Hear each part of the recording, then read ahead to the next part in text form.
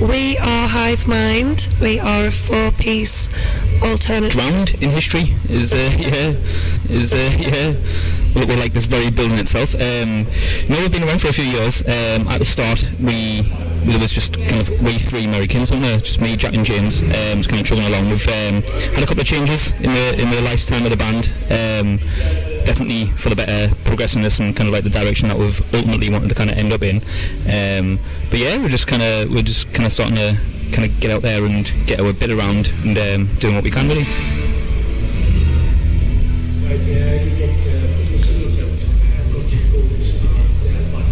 Yeah, that's right.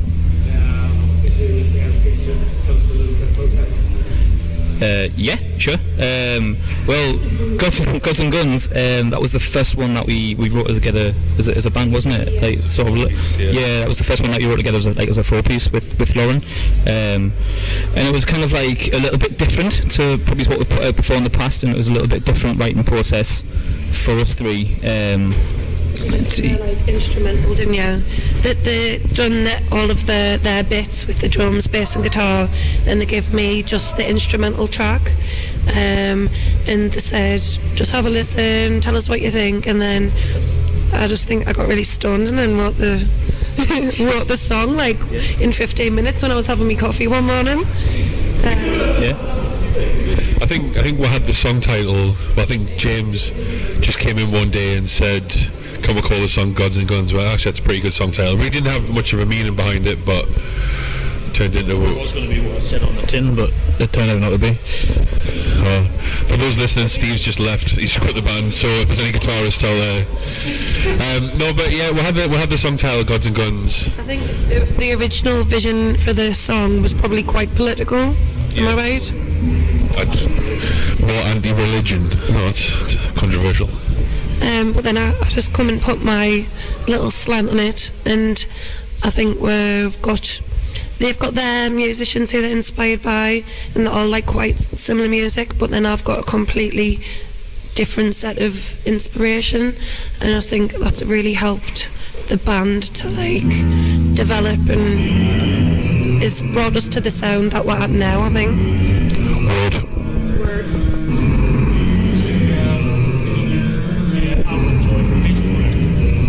Well, the album's fully recorded and mixed and everything. Goodness gracious, that's loud. The album's fully. I'm sounding like I'm doing a stand-up set here. So the album's fully mixed and everything. We've got it. We're just trying to find the right place to release it in what form and what way.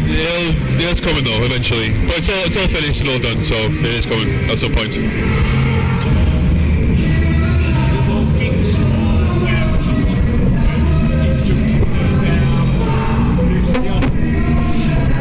We're in the mining institutes in Newcastle, so you can probably hear a band on at the moment, people called Honeymoon Killers or something like that. We're supporting Queensley now, but there's no more gigs announced at the moment, but keep an eye out on our channels for more information. I think our main focus is on the run-up to the album being launched. We want to do a video for Sweet 16 as well, because when we released that as like the demo, it got really good reviews. It was chosen for Demo of the Month by Knock Magazine, and really, I think it was getting played on Spark FM throughout the month. It was on BBC Introducing as well, which is good. Yes, it was on BBC Introducing, and it got a really good reception. So we want to do a few videos and focus on getting like promo and more material for the album launch. I think then when we've got a clear date for the album launch, we'll look to get more gigs around that.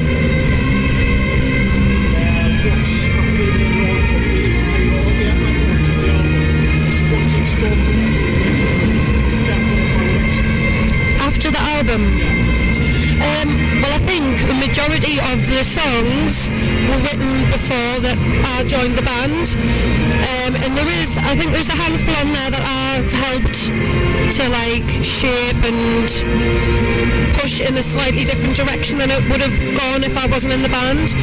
But we do have a lot of material that hasn't made the album, but it's like, I think if we can get this out we've got amazing material for a second album, which will just be gonna get me worse. It'll be, I don't know, just a more definitive sound, because I think with this first album, quite finding our feet with the new lineup. But I think the second album will be even greater, if that's possible. Show your shit, Lauren. No, well, yeah, like Lauren says, a lot. Well, I'd say over half of the songs that are on the first album were written before Lauren joined the band. In terms of the music, I mean, some of the lyrics have been rewritten or whatever. So the next album, if we'll be together as a band, as like a proper band, so we'll be able to focus more on how we're going to sound going forward and stuff like that. Any advice for musicians? Oh my God! Don't waste your time. You're just gonna crush your dreams right now. Don't waste your time. Keep your money and probably sleep now. What was the last one? Yeah, no, don't take anything James says for true. Just, I don't want to sound too cheesy. It's not like we're playing the arena tonight. We are playing the Minded Institute. But don't forget why you started being a band in the first place. You can get in your own head sometimes when you go spend money to go in the studio or to spend money to go on tour and stuff like that. But at the end of the day, it's just about playing some songs with your friends, in front, and even if it's in front of people or in front of no one. Just play music, man. It's not rocket science. You got to play music in it. And I think as well, who gives a shit if you're not that good to begin with? You can, don't just treat it as being in the band. It's a hobby at the end of the day, and if you're not going to enjoy it, you don't do something that you don't enjoy. I would just say, just keep doing it for as long as it's fun, and as long as you're having fun, that's when the magic happens, I think, anyway. Thank you. Thanks. Oh, James has got one last word to add. If you're listening, show her the bandish in India.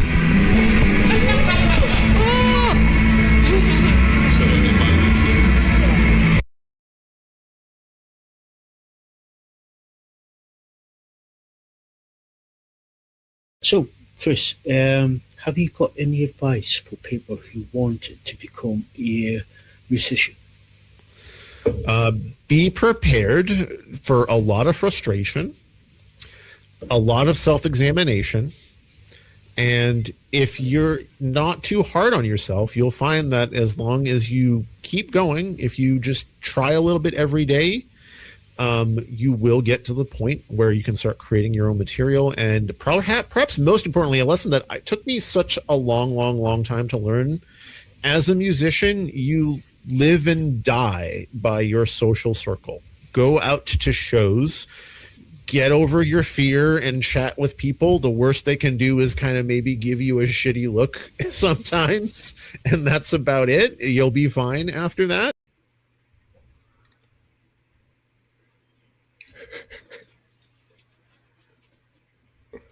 Hey guys, and welcome to Project Metal Music's YouTube channel with your host Elion, and we are here with Dan and Rich from Iron Tooth.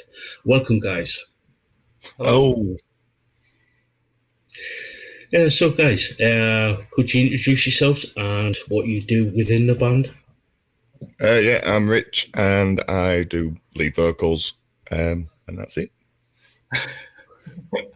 Mr. Vague. I'm Dan, drummer for the band. Beatbox extraordinaire. Cowbell. Cowbell. Where is my cowbell? Should have brought me cowbell, actually. That's bad. I'm not proper, apologise. Yeah, yeah, we need more cowbell. Always. Always. So let's dive into some questions. As kids, what were you listening to?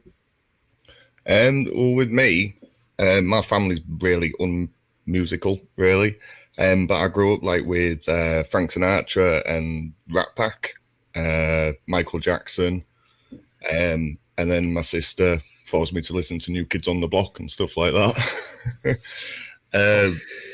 The first time like I had metal though was when I stole a tape off my sister's boyfriend. I had no idea what was on it. Put it on, and then years later realised I was listening to Pantera and stuff like that. As a kid, that's what I listened to. But I grew up mainly on Michael Jackson and still love Michael Jackson and stuff like that. On to you, Dan. You can tell that with your lyrical content, mate. That's it. My beautiful singing voice. For me, mate, it was it's a bit of a weird one, really. I've always had a bit of like my mother and father were always sort of an influence with me with my music and stuff. So I used to listen to a lot of like Elvis Costello and stuff with my dad, Supertramp, bands of that ilk, really. From my mum's side, though, it was like there was a lot of Ace of Base, sort of the early 80s kind of stuff. But as a kid, I had a right soft spot for I love my boy bands, so Boyzone, Westlife, New Kids on the Block, etc. Take that. Even now, I mean, my first gig that I ever went to was A1, and I'm not even ashamed to admit that. So, and I still listen to all that kind of stuff today. You can tell. Oh. Great times. Yeah. So, who actually got you into music? Was it a family member or a friend, or was it somebody completely different, or was it yourself getting into it? For me, it was like I wasn't that much into it when I was real young, but when I got to like 12, 13, I started skating and stuff, and we used to listen to NoFX and Rage Against the Machine and stuff like that. And my friend was properly into music who played guitar, so that's how I started my first band as well through that. Because a friend of ours got leukemia and they did a charity gig, so we started a band just because of that. And that was it. And then I just started a band when I was 15, I think, and I've never not been in a band since then. So it was friends more than family or anything like that for me. Cool. Dan? My mother and father really was the ones that sort of started it off for me, really. In terms of like metal and stuff like that, though, it was my brother. He kind of pushed me down that route. And sort of the first sort of bands alternate bands I started listening to was sort of your Green Days, your Blink-182s, and all that kind of stuff. And after that, started sort of getting introduced to the heavier stuff. I used to mock my brother for liking Napalm Death actually back in the day, because it just used to listen to it, and obviously it's just this raw sort of aggressive, the vocal range of Barney was just like I just couldn't, it didn't compute with me at that point. I was like, oh, this is insane. I was like, you only like stuff that's like whoa, I was like, where's the melody? Where's the clean vocals and stuff like that? And like over time, obviously more exposure to it, the different kind of bands. Rich mentioned earlier about Pantera. They're probably one of my favourites. Like just the groove and the rawness, really. Just my brother was a big sort of push into this sort of genre for me, really. So I do thank him for that. Something is good. Something One good. good Thing. One good thing, yeah. It's a good egg, really. So, who inspired you to become a musician? Well, with me, like I said, I started doing it because of a charity gig. I grew up in a small town called Driffield. There was a band called Overground there who we were friends with, and they were amazing. So I suppose that kind of inspired me to do it. And that was it, really. And then when I moved to Hull, I met a guy called Andy, who now is a blues guitarist who does a thing called Half Death Clutch, which is amazing. So if anyone's watching, you should check that out. But he was in a band called Bulletproof, and I just worshipped the ground they walked on, kind of thing. And then I had the opportunity to have him in a band with me, and we were in a band together for like 10 years. And he broadened my knowledge of music and things like that. So I would say he inspired me to do it, really, to take it more seriously, to be fair. I would say. Face of Scars. Face of Scars, yeah. Many a good gig, mate. Many a good gig. Yeah. Fantastic. Yeah, for me it was that I had a bit of envy from me brother and my stepbrother. So they formed a band. I'm the youngest of the three of them, and they formed a band and used to practice in our loft back at our house in Hull. And I was always a bit envious of it, because they were all playing guitars, drums, bass, etc. And I was there. I was like, oh, I quite fancy this. I want a piece of this pie. Do you know what I mean? And like, unfortunately, I've been dealt a hand where I've got tiny lady hands. So I wasn't able to play guitar or anything because I just couldn't reach the frets or anything. So, it was just I've been hindered by these for quite some time. So 35 years. Make you feel good though. Yeah, well, yeah, this is it. But actually, the natural thing for me to pick up was some drumsticks, and that's what kind of pushed me into getting into the music. But once we formed like our first band up in our loft and stuff, it was it was all go really. But it was just my brothers, seeing them do what they were doing, making noise in there. Being sort of 15 years old, I was like, yeah, this is for me. Like, I want a piece of this. Yeah. Right. Somebody asked in the chat. This is from Chris Hardy. He asks Dan about Cliff Richard. Sir Cliff Richard, if you don't mind, Chris. Sir Cliff Richard. I've got a bit of an obsession with Cliff Richard, and here we go. Here's my coaster. I've got several blouses upstairs with Sir Cliff on. Got a couple of vinyls here with him on, I think, somewhere. I've got a bit of a collection. We do love Cliff. Couple of Cliff vinyls. He's just the original Bachelor Boy, isn't he? Yeah, he is, yes. The original Bachelor Boy. I mean, my mum used to get me his annual calendar every year, and unfortunately they went into... they were decommissioned a few years back.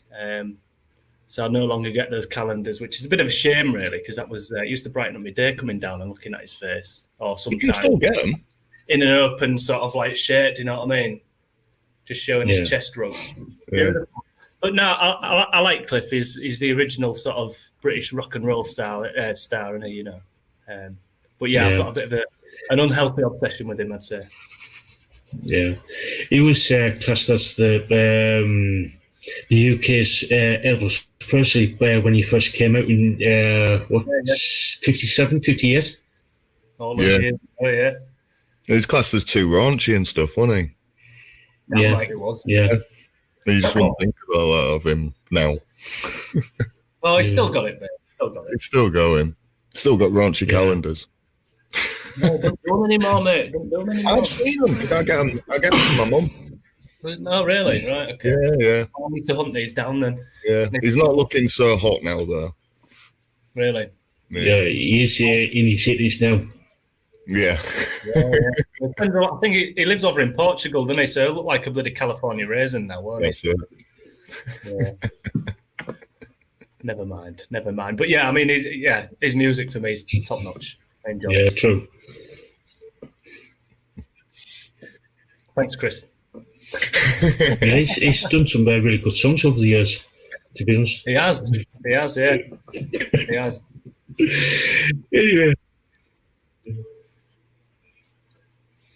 Anyway, let's get back into some more questions. So, you've mentioned, Rich, you've been in a couple of bands, but could you tell us any other bands that you've been in? Yeah. Well, the first band that I ever did was called Jim's Gun. It was just 15-year-olds playing like punk kind of stuff. Then I did one for a bit called Parasite, but that's whatever. And then the main band that I did when I moved to Hull was called Face of Scars. I think we did that for about 8 years. But it was, I mean, it's so weird thinking about it now because we didn't have Facebook and we didn't have Instagram and things like that. So we literally played Hull and that was it. We didn't play anywhere else. And then we did Face Towards Enemy, so Face again. That was with Dan's bro, and I had if you know Battalions, we had the guitarists from Battalions in them as well. And then Iron Tooth now, I think. Or was there another one? No, and that's Iron Tooth, I think, in Hull. So yeah, I think as I said, I think I had like 2 years off where I wasn't in a band.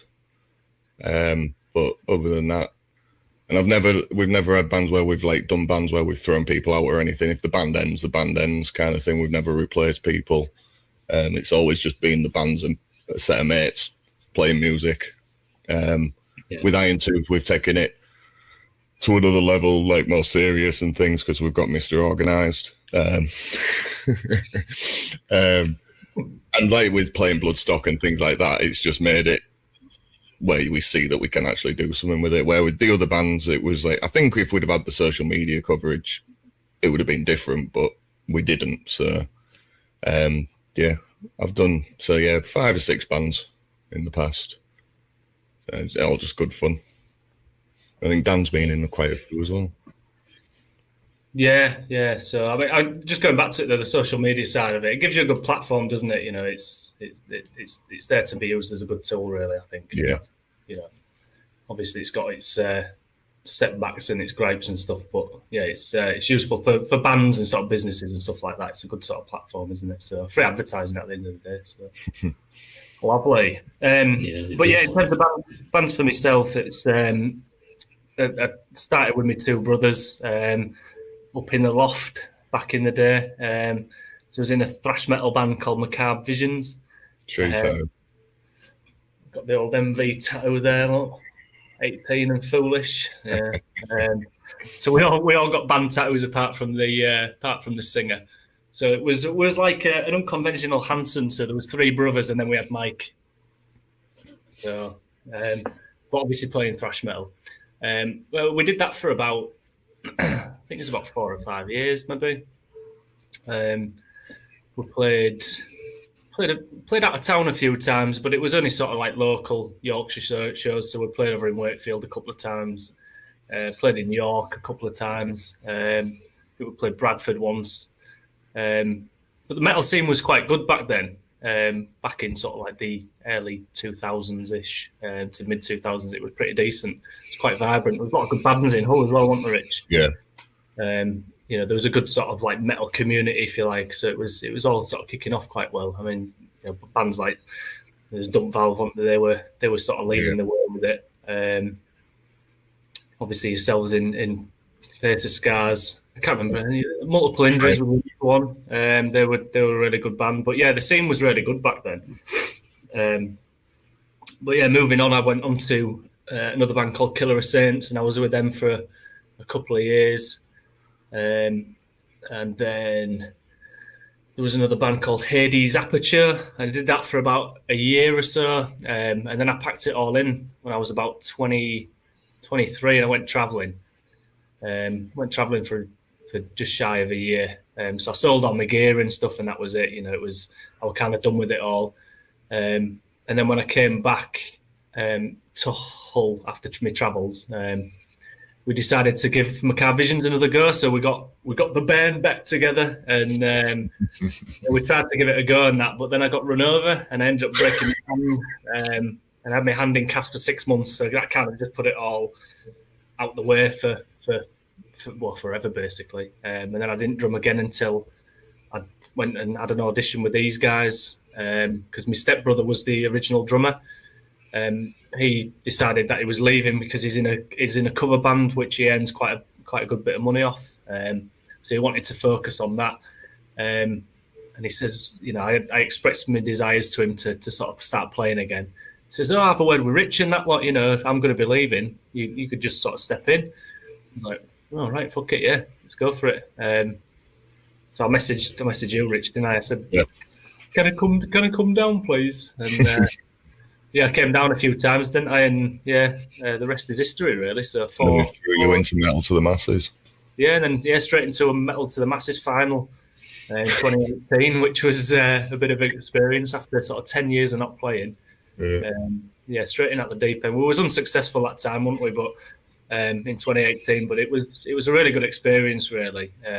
But yeah, like since then, it's been sort of Iron Tooth for 4 years ish now. I think. We don't count lockdown, so it's 2 years, 3 years. Yeah.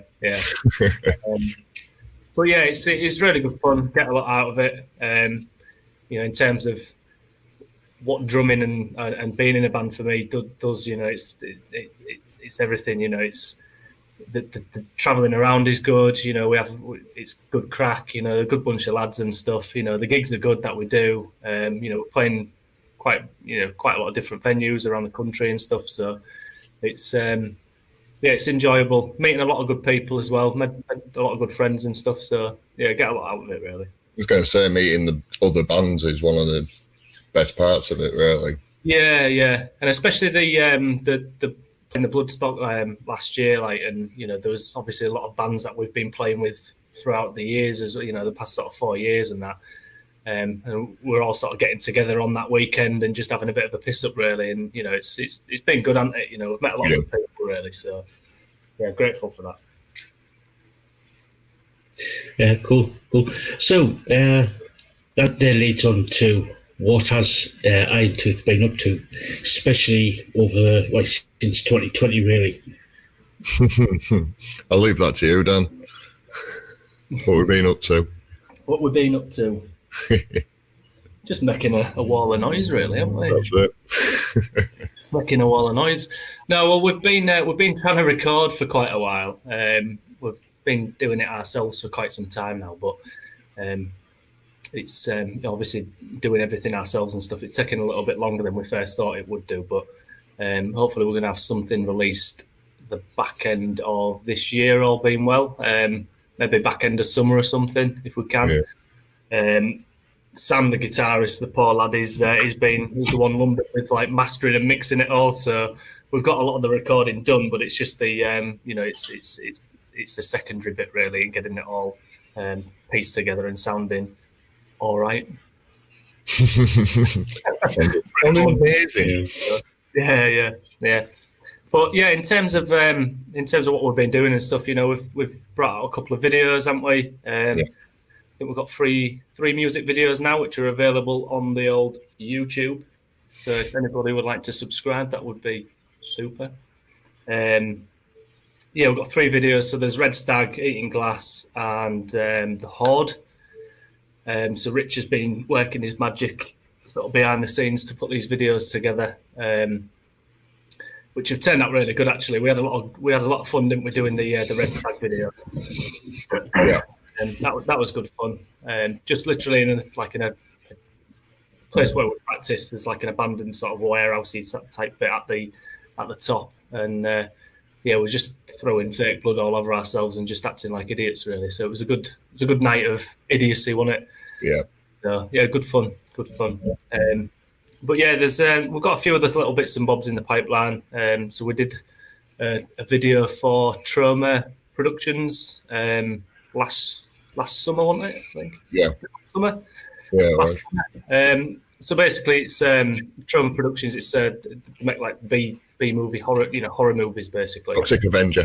So if you've heard of the Toxic Avenger films, it's the guys behind that, basically. So the producer of that, called Joe, he asked us along, and we ended up doing an evening of filming with them and the crew and the cast and stuff. Put together this music video for us as well, and we got a little bit of a sort of cameo in the film, didn't we? Got a load of guns pointed at us and fake blood chucked all over us and stuff. So that was good fun. So we've done some sort of interesting things, really, over the past couple of years, which has been good. And we're going to be in the next one. Say again, mate? We're going to be in the next film as well. Yeah. So in July, they've asked us back again. So we're going to be doing another video. They've asked us to write a song for the new film. And like I said, they're going to do another video with us, and again, we'll hopefully get another cameo in there. We got a bigger cameo this time. Then we're going to actually maybe have lines and stuff like that, which will be funny. Yeah, so there might be like a bit of a blooper reel at the end as well, so watch out for that one. Yeah. And lots of boobs. Lots of boobs, yeah. Boobs and blood, which is just drama. So. So you mentioned that you're going to be releasing some material later on in the year. Could you tell us a little bit about that? Well, we've got how many songs have we got recorded, Rich? Is it between 8 and 10? I think is it? I think it's 8. We're adding this Trauma, the new one, the Trauma. Right. One. Okay. Yeah. So we've got 8 or 9 tracks that we're going to be putting together, and this will be sort of our first album release, if you like. We have been a bit slow with the whole sort of writing process because we've been inundated with gigs, really, haven't we? I mean, we built up some good momentum throughout 2018 and 19, and the live sets were coming along pretty nicely, weren't they? Yeah. And then obviously all that carnage with lockdowns and COVID and all this that kind of put the blockers on, really. And I think in terms of sort of like writing new material, we weren't able to get together and stuff, and I think it was we kind of focused more on putting our live performance back to the standard where we wanted it to be, as opposed to sort of writing new stuff, wasn't it, really? We had a good sort of batch of gigs sort of lined up throughout 2020. We had quite a lot of cancellations as well, obviously.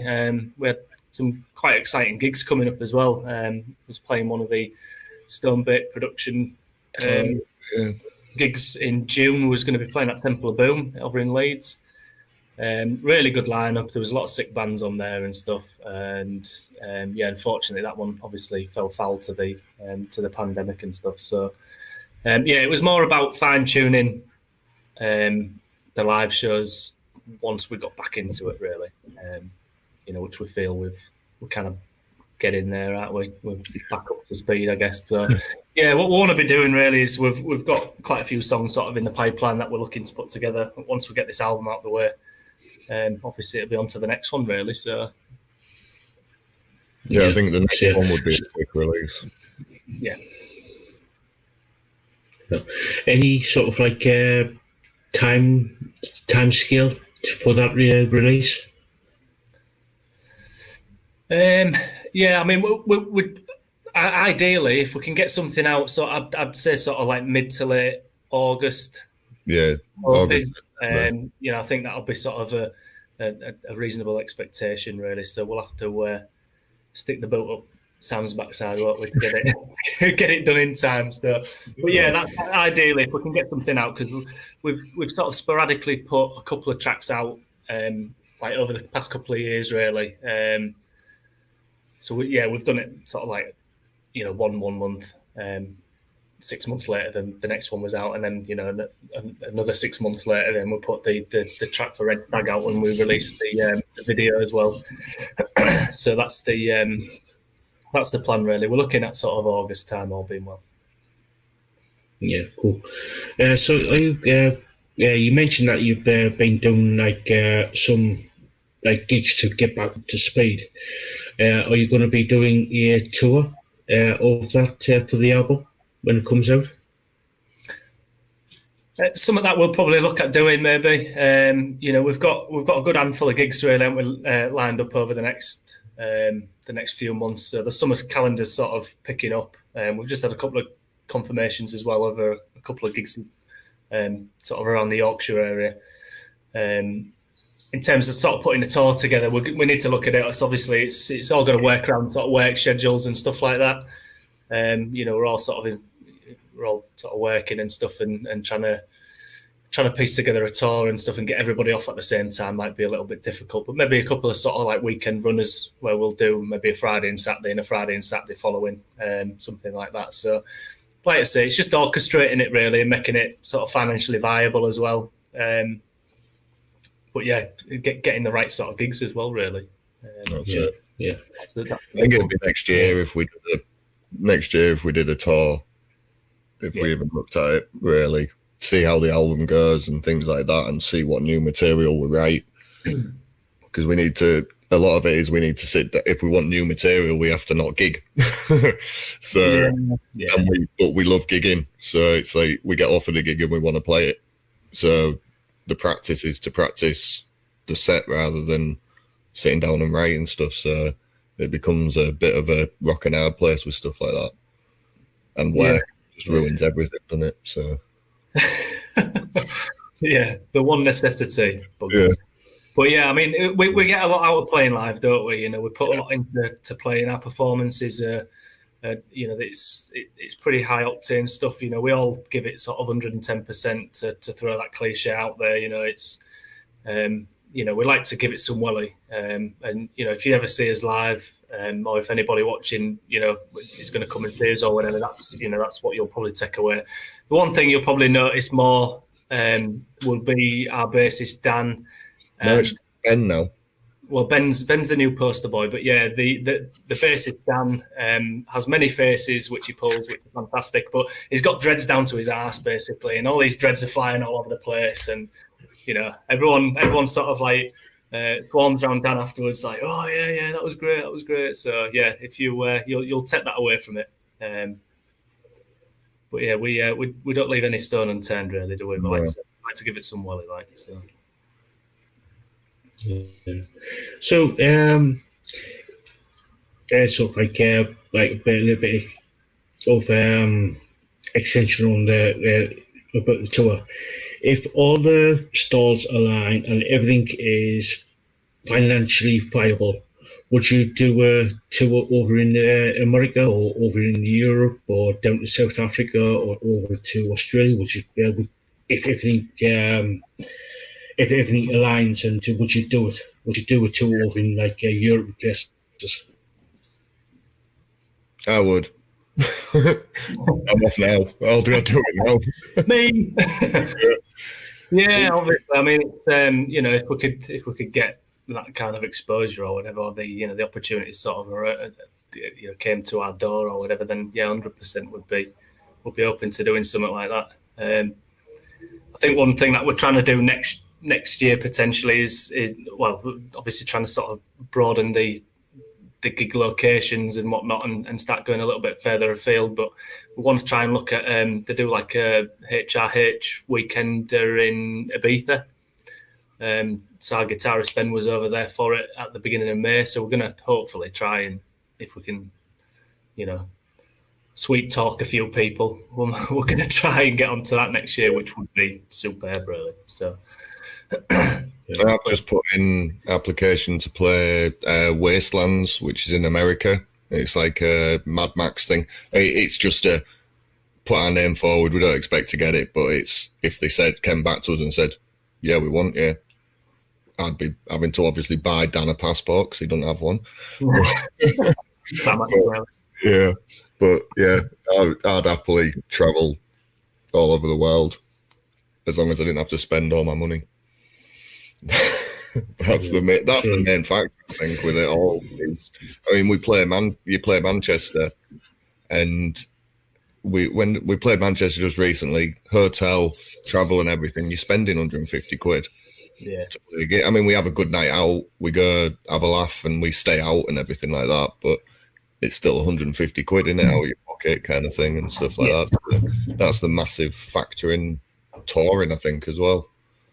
If you know you're going to be able to sell merch and stuff, then you're all right because you can cover costs with merch quite well. So that'd be a big thing as well, really, I think. Yeah. So, if anybody wants to ask any question, please feel free, and I will ask Dan and Rich the question. So, if you want to get your questions in now, please do.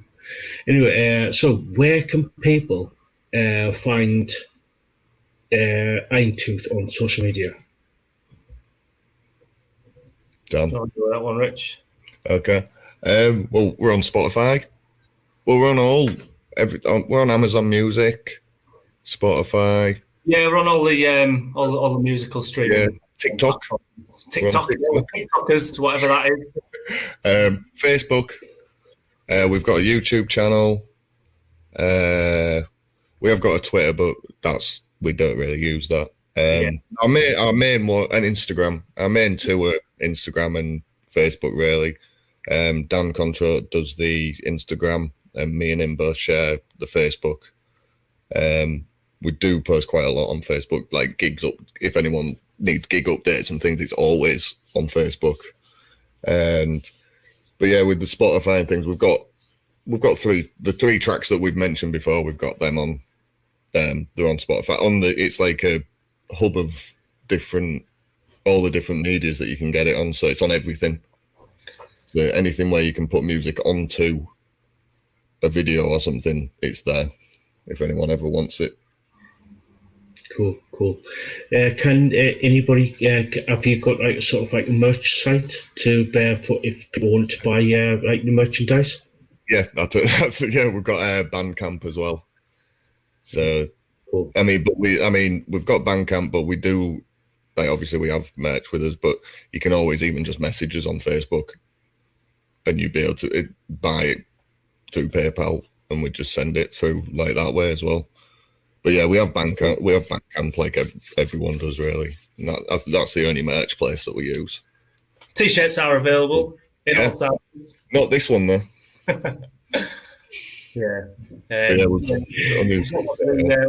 One for the Red Stag video. So we got a T-shirt design from Ben, our guitarist. His girlfriend designed the Red Stag T-shirt design for us, and did a really good job with it. So we got a load of them printed, as you can see by Rich. Rich has put in there. Hang it up, Rich, on the fairy lights. It'll rip them down. So yeah, we've got plenty of those available in various sizes. So if anybody would like to have a quick skeg at that, they are available. Cool. So this will be my last question for you. Any advice for people who want to become a musician? It's a shit business. I like this. I would say personally, if you want to do a band, do it for fun at first, and don't ever take it too serious. Myself, it's like because I'm an old man now. I'm 40, and it's like I've been doing it for 20 years, and it's like I've never not had a laugh with it. I've never got stressed with it and things like that. That's what I would do. If you're going into it thinking we're going to be famous, we're going to make money, we're going to do this, do it because you work. If you go into it thinking you're going to have fun, you're more likely to progress because you're not going to take it and just have a laugh with your mates. Don't be in a band with people you don't like. yeah, that's probably the best bit of advice right there. Yeah. You got to go get pissed with them, and you don't want to get pissed with people you don't like, do you? So very true indeed, mate. Very true. Yeah. I think the social aspect of it is very good. If you are that way inclined, obviously, and you enjoy that, then certainly doing a band and stuff, it is good. But like Rich said, like he alluded to, it's enjoy it because it is fun. You can have a lot of fun with it. With these guys now, I've been playing with these for 4.5 years. And we have we have a right scream when we're at practice and stuff. It's always a good laugh. Even driving to the gigs where you're 2.5-3 hours on the road or whatever. It's all good, light-hearted fun. I get a lot out of it. It's a lot of travel for me. Like I live over in West Yorkshire, so I'm sort of an hour and a bit away. So for me to practice, it's a good sort of 2 hours drive or whatever. But it's worthwhile. I've been doing it for four and a bit years, and I get a lot of fun out of it, get a lot of enjoyment out of it, and I just get to hit shit. So it's a win-win for me, really. That's it. Yeah. Right. Anyway, guys, thank you so much for coming on. It's been an absolute pleasure. It's been a brilliant talking to you. No, thank you. Yeah, you too. Thanks for having us on. Much appreciated. Right. I've just got a question through. From ST. Yeah. He said. ST says. Quick question. Three most influential bands. For me, Pantera, definitely like one of my all-time favorite bands. Of all, like, just I don't know any bad song by them. And as much as you shouldn't like Phil Anselmo, I do. So I love his voice. That's it. Yeah. I would say, because I don't want to put them all in, but all of Phil's bands, any band that Phil's in. So, and then Clutch. They were my favourite band in the world, but I can't sing like him, like Neil. So I want him to influence me, but he just doesn't I can't sing like him. And then just because it's from what I used to listen to with Michael Jackson, just his showmanship and things like that. As weird as it might sound, but I obviously one day will throw some moves like Michael on stage. I really hope so, mate. I really hope so. Yeah, do a bit of moonwalking. But yeah, I think they're my three most influential, really, within music, especially Clutch and Pantera. They're the bands that like the sound and the rawness of everything like that. Daniel? Yeah, for me, I mean, obviously Mimic Rich, but I mean, Pantera is probably one of the ones that are up there for me. But I'm a big sort of Mastodon fan. I really like how they've sort of progressed over the years, and how sort of progressive they are now from what their original sound was. I think every album sort of sounds different. Amazing band. I think they're probably one of, or if not my favourite, to be fair. Other bands that would influence. Cliff Richard. Well, I obviously say Cliff, but it goes without saying. Raging Speed On for me is another one. The rawness of them, the ballsy, they're aggressive. Really good band. I get a lot out of listening to them, so I'd probably say they're in my top three. And I think I like a lot of my old sort of thrash metal stuff. So I like Slayer, as you can see in the corner there. Yeah, I was going to. I noticed it. Slayer and stuff like that, mate. So my old school thrash, your Anthraxes. Anthrax are probably one of my other favourites as well, to be fair. But I just like the speed and the rawness of thrash metal. Anything thrashy, really. Havoc, Municipal Waste, that kind of stuff. Thrash all the way for me. Yeah. Speaking of Slayer and Pantera, I've seen both bands on the same bill about 24 years ago on the same bill down at Milton Keynes. Us Fest 98. Oh, okay, yeah. Nice. I was meant to go to Ozfest and never did, and I wish I had, because I would have seen Pantera, because I never got to see them. I've seen Down, which was amazing. Yeah. But yeah, it's not the same level, is it? No. I've seen all of Pantera, but all in different bands, but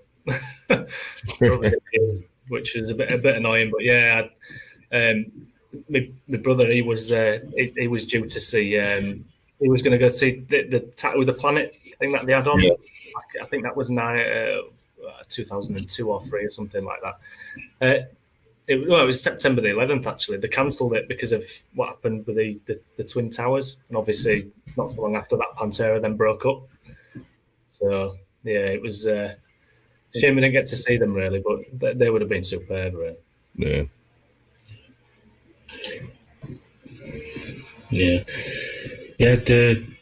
With Slayer and Pantera at Ozfest 98 was absolutely brilliant, because you had the Foo Fighters, the Black Sabbath, Ozzy Osbourne, a lot of the big names at the time who were actually on the same bill. Absolutely brilliant.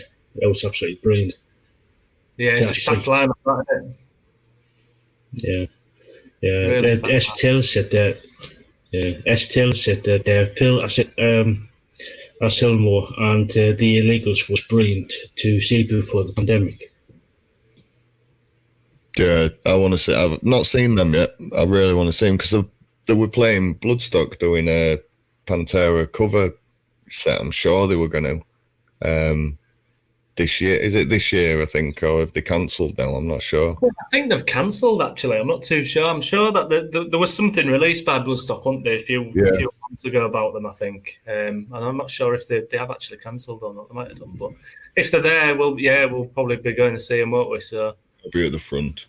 yes, especially if they're doing a couple of Pantera tunes, that'll be good. Yeah, I think because I'm sure they were supposed to play last year and they cancelled, and then they moved it to this year, and then they might have cancelled again, and you never know because of it being Phil. Yeah, well, I know like over in America and stuff, they're still struggling to get visas and stuff, aren't they? Because Hatebreed pulled out not so long since. Oh, have they pulled out now? Yeah, they pulled out about a month or two ago.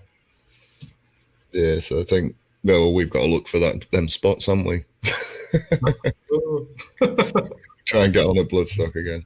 Yeah, if only. Yeah. Nice. Right, guys. Like I said, thank you so much for coming on, and it's been an absolute pleasure. So thank you so much for coming on. Thank you. No, thanks for your time, Earl. Appreciate it, and thanks for the people for checking us out and stuff. That's much appreciated. Like, can I just plug a couple of gigs that we've got? Is that all right? Yeah, by all means. Sorry. So we'll be playing over in Wakefield a week on Saturday, so that's the 28th of May. And then we'll be heading over to Cottingham, just on the outskirts of Hull for Springboard Festival. That is on Saturday the 4th of June. Saturday the 18th of June, we'll be playing in Barnsley. And then we've got Halifax on the 2nd of July and Hull on the 8th of July. But all our gigs and stuff, they're all listed on our social media sites, so your Facebooks and Instagrams and all that kind of shit. So, yeah. Thank you. Yeah, no worries. And like I said, thank you so much for coming on. Yeah, thanks for having us out. Thank you, mate.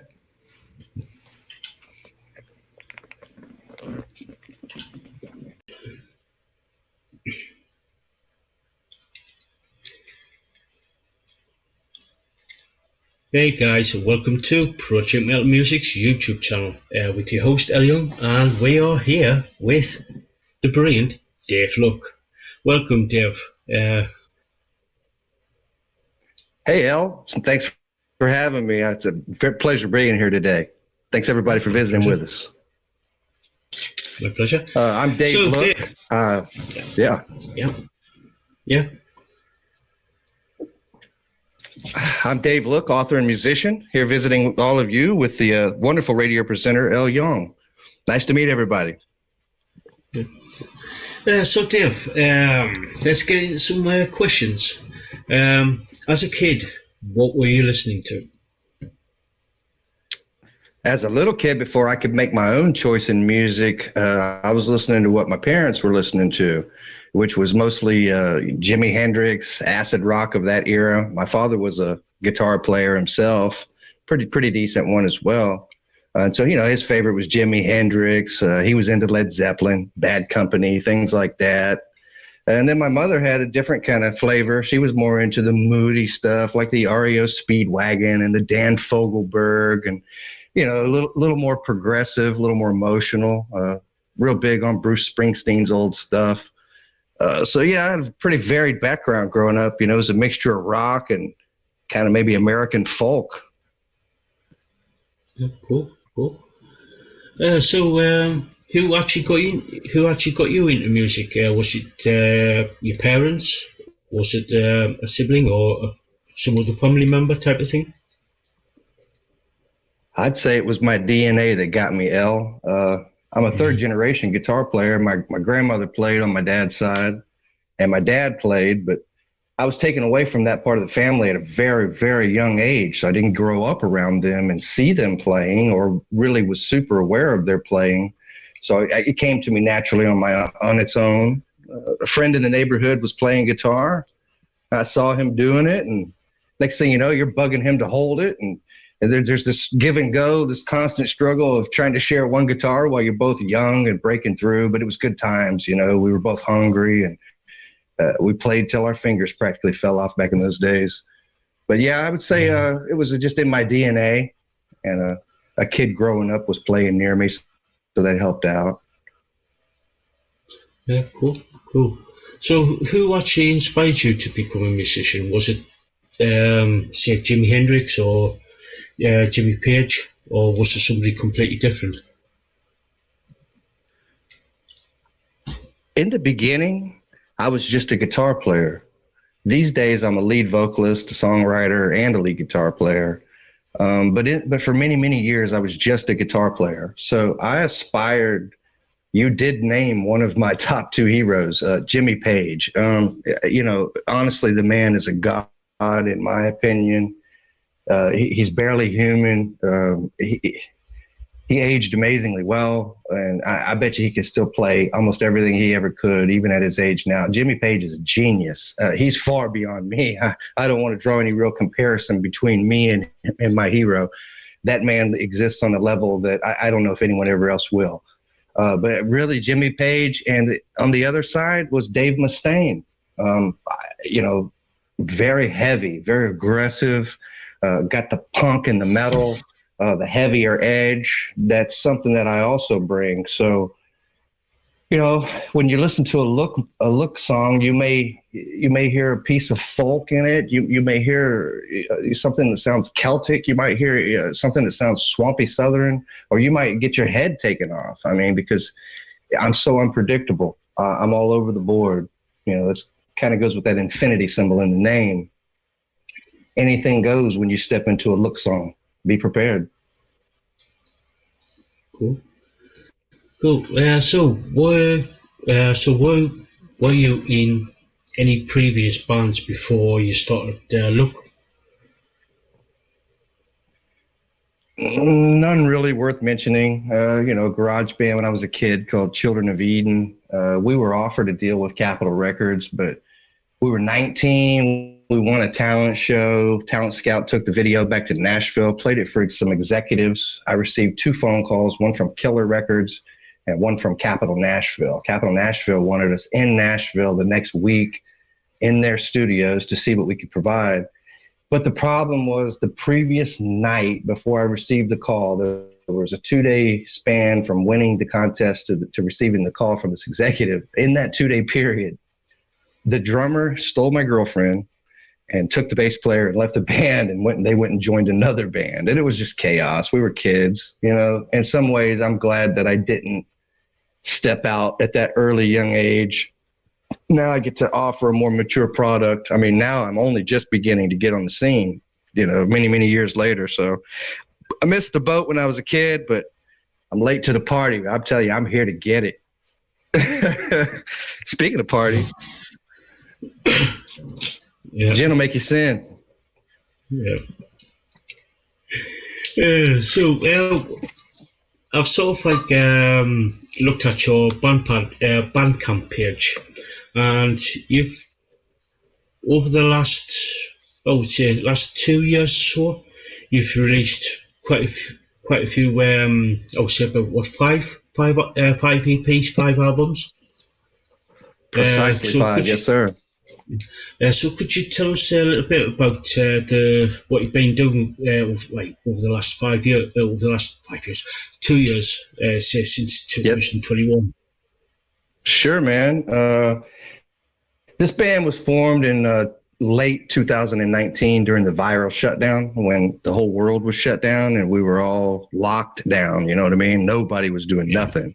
So the guys in my band, they're pretty famous, man. They're already famous in a melodic black metal group that called the Noctambulant. So they were sitting home. They just come off tour from Europe, and I met them online and kind of convinced them to work with me in the beginning. It was tenuous at first, but it was decent. You know, we had a lot of failures in the beginning. You know, at one point, I think we almost just fell apart because we really were just strangers, you know, just putting something together on the side. But then it started to become magical. And then it honestly became gelling, and those guys found themselves truly enjoying the side project of Look. So, because it's an escape from what they do. I mean, those guys are so heavy. They wear this crazy metal makeup stuff. They look like dead people on stage. So, you know, and they're very heavy. You know what I mean? They're way heavier than anything I do. Even though I can get pretty heavy, but that's a different kind of heavy. So they love working with me, and that's how it began. We've been very active. We put out 4 records together. One of those records on the Bandcamp channel is a solo record from me that's more in the vein of a hip-hop, R&B, maybe a Barry White type record called Infinite Love. I did it for Valentine's Day of this year. It's a collection of hip hop beats with me like singing hip hop type songs. So it's not really a Look record, but there are 4 rock and roll records over there. And 2 of them have come out this year. Unbreakable came out March 28th. So it's honestly still very new and worth talking about in this interview. Killer record. I've been getting airplay around the world on a lot of internet stations with the song Unbreakable. You know, it didn't quite go where I wanted it to go. So I was like, okay, I think the people are ready for a happy, feel good record. You know, I kind of thought about it. I actually consciously thought about it. I'm like, I just dropped a really heavy record called Unbreakable. It's full of angst, social issues, breakup songs, this kind of stuff, right? Which is cool. That's really what I mostly am. But I thought about it and I was like, you know, hair metal's kind of coming back. I mean, people are showing me that, you know, Poison's out doing well. Rat's out. It's my friend Stephen Piercy's out touring on the world doing well. A lot of these guys are doing well from that era of rock and roll. And it's a different flavor of rock and roll. It's a lighter, happier vibe. So I was like, well, what can I do? Well, so I said, let's do the party record. Let's just write a collection of songs that are just feel good party tracks. You could throw it on at a party. Every single song could play because they're all just great, you know, feel good kind of songs, in my opinion. And that's what we did. And I love this record. You know, I think it's our best record. Yeah. I really do. I do. I've heard that from some other people already too, that we've shown growth on each release. And so that's a good way of saying it. I mean, you know, instead of bashing what we did previously, you just say, hey man, you're getting better each time. But I got to work with a 6-time Grammy award-winning producer on one of the songs. I'd like to mention that. I've never worked with anybody that big, you know, multi-platinum producer. I paid him a bunch of money, and more than I want to say. But no, Magic Reed came on the team, and he mixed and mastered Cast Your Spell, which is the main lead-off single. And I'm very happy that we got a real professional, high-grade sound with that one. Thanks for having me. I want to go through like the party record, if you don't mind. Right, basically, when is it going to be released? Has it been released, or are you planning on releasing it in the next, say, a week or 2? It's currently released on that Bandcamp site. But that's the only place that I release my music right now. I have a YouTube channel with a few videos or whatever. But yeah, the Bandcamp site, you could purchase that if you'd like to. I have a deal on the table with MC1 Sony, but I'm not financially able to take the deal. It's a distribution deal that I have to self-finance, and I'm not willing to go to Kickstarter and beg for money and all this kind of jazz from people. I've never been one to do that. If I can come up with about $6,000, though, I can distribute through Sony and take a real big swing at them. But I ain't there yet with my personal finances. I've spent 20 grand on those records, man. It's been a lot of money, bud. But it's been a lot of fun too, man. You know, you don't look at what you spend and what you make. I've lost almost all that money. It doesn't matter. I do this for the love of the music, for the fun of making it. I'm about to go make another really heavy record, and that makes sense. You know, I'm hungry to make something that is real heavy, down-tuned guitars, double bass beats, just real heavy, guttural growls, spooky singing, some keyboard in there maybe. I'm gonna go crazy on the next one. They asked me to be nice on this one, and I was. No, there's some good tracks on there, man. Yeah. So can we go through? I guess I think it's how many songs? I did write them down. 1, 2, 3, 4, 5. There's 6 songs on Party Record. There can is. We go right through? Can we go through one by one? See what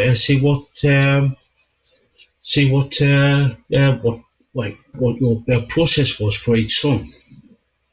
Yeah, man. There's actually was an interesting process to this one that was unique from the other records. The running order that you see is the order that they were recorded in. So as you're experiencing each song come through, it's exactly how I experienced it, creating it. I write all the songs, all the lyrics, all the music, everything. I do all that. But I cannot take credit for the sound of Look. Without those other 2 guys, we would not have this unique sound. That bass player, he is college educated. He is an extremely versatile musician. My bassist is ridiculously talented. So when you listen to the record, you check him out, you're really getting some stuff that sound like Flea Visited from Red Hot Chili Peppers, or Geezer Butler Visited or something, really good stuff, tasty stuff. But no, the process, the first song was the first song. The second one came along. It was kind of neat. I found the drum beat first, and it's a Motown beat. That's actually a Motown beat, So here I am borrowing from Motown, and so I decided I'm from the same city as James Brown. I actually met him before. We opened up for James Brown, his final performance in Augusta, Georgia, before he died. I had some R&B artists that I managed at the time. They opened up for James. So I got a little connection to him, did some work at his house, kind of caught his vibe, a little bit. So I tried to go James Brown on track 2. When you listen to the opening scream, I'm just channeling James Brown. I mean, it's the same city. He believed that Augusta had a unique magic. I've heard him say it, there's a certain spell over this city that he'd been all over the world. And, our city held a particular magic to him, and a unique magic, and I'm here. So I tell people I'm infected with the same spirit as James Brown was. I can get funky with it, man.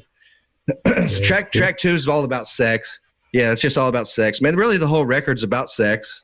Honestly, I mean, if you just want to pretty much be honest, even Black Pantherist is about sex. But no, we'll go through to see. Track 3 is "Fuck at the Beach," if I'm allowed to say that. Sorry. Okay, my bad. It's all right. But no, it's basically really simple punk rock track. I mean, just straight, kind of shows you this is some of what I do. I can get real punk with it. I just don't give a fuck sometimes, and it comes across.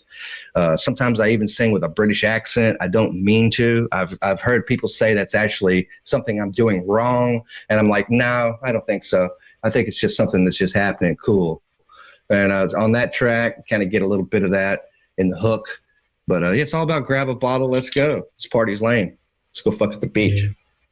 The fourth song is the fourth song is which is the lead single, as you said, which is "Cast Your Spell." Could you? Absolutely, it's a sweet one, man.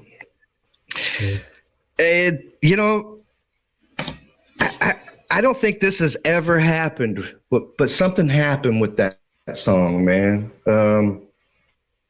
I sat down with the drum beat here in this same very room that I'm doing this interview with you in, and I got good and high that day on some really good marijuana. And I sat down, I heard the beat once, and I was like, oh, I like that beat. So it turned me on, I was real excited. I rewound the beat. I fretted the chord of A minor. I hit that beat again, and I swear to God, anybody that's listening, I'm not lying to you. Something eerie happened that day. It's never happened in any other song I've ever written. I just started to just play it. exactly the same exact way as you hear it on that recording. It never changed. It never grew or morphed or was edited or any of that, molested in any way. That song that you hear recorded is the exact same way that it came out of me from beginning to end the very first time. Musically, the lyrics, they were worked on a little bit, but not really the vocal line itself. I'm telling you, that song is like I already knew how to play the damn thing and just sat down and just did it one day, just float, and I knew how to do it perfect after that. It's just amazing, man. That's a story for real. That is the story of the record. The way that thing was birthed. It's, and I'm also an author, and I learned a term from Stephen King called rapid transcendental composition. And Stephen King says he is not skilled at rapid transcendental composition, which the words, if you really listen to them, they tell you what that means. It means that you can go somewhere else and you can go see what you need to see, grab what you need to grab from the creative world, and come back and rapidly spit it out, and it's there. I mean, really there, and it's solid. So that's how I write in my author. I have a book coming out in September also called The Orange Tree, but that's a different world. But I mean, I'm more than just a musician. I write things. I got a shot at Hollywood coming up with a screenplay I'm doing right now called Survive a Shooting. Keanu Reeves is going to be reading it. So I mean, I make moves, I just stay real busy, El. I don't know. I'm driven by demons or something, man. They push me, make me work hard. Yeah, it's all right. All demons aren't bad, man, if you're working hard to get away from them. After that is track 5. Check this out, man. Track 5 is currently my favorite song on the record, right? But there's a little story behind that too. I was running out of time to finish this thing. Okay, I said the other guys they're headed for tour on Europe. As a matter of fact, they're there right now. This is their first day in Europe to do a tour with a major big death metal band. So they're climbing up big time fast, and so I was running out of time with them to finish the record. So I was like, damn, I was feeling the pressure. You know what I mean? Here I am. I set out to specifically write a fun record. I can't just go grab some other song I had laying around. They're all heavy angst-driven tracks or whatever. So I was kind of tight, right? I only had one song developed at that point that I even thought was halfway cool, and it was called I Play the Game. But here's the thing.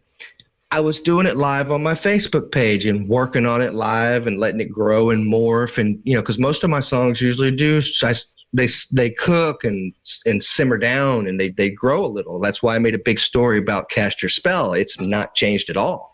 It's like the old dinosaur that's still out there, hasn't changed a bit. So this song's out there developing, and the fans just kept loading it down with hearts, like an unusual amount of hearts. So I recognized that. I was like, well, all right, maybe I should do this. And so I committed to it for that. So I took it in, I got it down, I sent it down to Florida where the other guys live. And what they did to the song, especially the bass player on that track, man, you guys got to really focus on track 5's bass. It's ridiculous. It blew me away, dude. So here I go from barely in love with a song, reluctantly putting it on the record in a way because I'm out of time. Even though the fans are telling me it's great, and I respected that choice. That's why I did it. But these guys down there, they just knocked my dick in the fucking dirt with that, man. And so now it's my favorite song. And I'm like, oh, hell yeah, I went from kind of not loving it to captured by it, So that's a cool one, man. And the last track, Black Pantheress, quick story on that one. That's actually off of our first record, Attrition, the very first record we ever did as a band. It's a re-release from that record because I love that song so much. It doesn't quite fit the party vibe, but it's the last song, so it can stand off to its own. But it kind of leads you into, this is something else we do. It's an advertisement for the heavier stuff. But I thought about it. The storyline is a party record storyline. It's about a insatiable, beautiful black female who sets her sights on a, what would you call him? unknowing white guy, and she will not be deterred until she gets her sexual fill from this gentleman. Starts at a party, obviously, something like that, you could say, and that's the storyline. And if you watch the video on YouTube, I paid some good money to have it animated by a cartoon designer. Kind of tells the story. So it's why it's on there. It fit, and it shows off something else. And I love the track. It's great. And those are backward vocals at the beginning. Don't try to figure out what I'm saying. It's backwards. Yeah. I have. So there's the rundown on all the songs. Yeah, I have posted your YouTube link, link to your YouTube channel in the chat. So if you want to check out Dave's most gracious brother videos, go check them out. Yeah. So yeah, cool. Please, y'all subscribe. Yeah, I have as well. Yeah, I have subscribed as well. So yeah, go check them out. Oh, thank you, Al. Thank you, brother. Yeah, no, my pleasure. So now that you've released the album Party Record, are you writing any new material, or are you taking a break from it, or are you just thinking in the background if something comes up in your mind, are you writing stuff down? The things that are on my quick upcoming future, the boys are on tour for 8 weeks in Europe, so they'll be completely knocked out of the loop till probably close to Christmas. So I say around the first of the year, we'll be able to regroup on a new record, and we will, because that's just how and what we do. We never know how much time we have, El. You know what I mean? Yeah. You, me, anybody listening to this, you never know how much time. And I'm not trying to be a naysayer or doomsday preacher or anything, man. I'm just saying, if you focus on that fact, you get a little more busy if you really are into this. So we're going to stay busy. We're going to put out a really heavy record, super heavy record next, maybe called Broken Dreams. That's the title that I'm toying with. I'm also in the middle of my first audio book. I've done cast a whole bunch of people, and I've got all these people read their lines and stuff. And we were assembling that audio book when the inspiration for the Party Record, I wanted to get it out for summer. So we put that to the side. I want to finish my audio book. It's called Crushing in Cancun. It's about 2 young lesbians who get married and go to Cancun, Mexico on holiday. They have an accident, flip over a cliff, land in the ocean. The stronger of the pair of lesbians lands on the beach, unable to save the other one that's inside. A gentleman saves her, and the white knight syndrome kicks in, and the lesbian falls in love with the guy who saved her. And this is a big problem in Mexico on their honeymoon. So stay tuned for that. It ends in tragedy, as you might imagine. All my stories end in tragedy, man. It's just something I do. Call me Shakespeare. His stuff ended in tragedy too, man. I like tragedies. A lot of my songs are tragic too, man, but not all of them. I like to offer hope as well. It's a hard life, but it goes on forever and ever, man. And in all honesty, there's a lot of hope when you think about life goes on forever, even once you leave the flesh. So yeah, man. Let's get it on. It's time to party, everybody. Go jam on the record. Grab a woman, bet her down to it. Have fun. So when the guys, thanks for having me.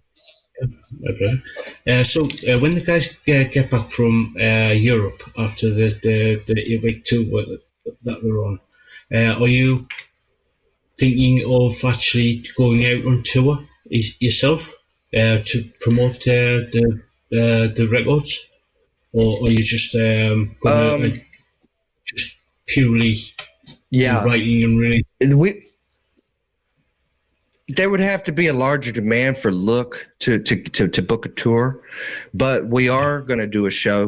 We've talked about doing one in their hometown of Jacksonville down there, where they're very well connected with a pretty good crowd, and and they know the club people and stuff. So they could easily grab us a night, and we've discussed doing that so we could get a live movie filmed of it. There's terms in this industry, L, and one of the terms, you probably are aware of this being in the industry, is there's a term called the studio band. And I don't want to be a studio band, but right now, Mr. Young, that's what we are. We're a studio band. I mean, you guys heard how we were formed. I'm a side project to a band that's already successful, out touring the world. It's very difficult for them to, just stop what they're doing and come jump in the trenches with Look. But they do give me their all on the records. We in the photo opportunities, they've been in interviews with me previously, so they do help support. I mean, they are involved, and if we can ever get a show, we could record it. Everybody could visit the recording, and those that could be there would be great. And if we could ever break through, yes, we would tour, and they would tour with me. But it's going to require a breakthrough to pull them away from a larger situation. Yeah. And I understand. Yeah.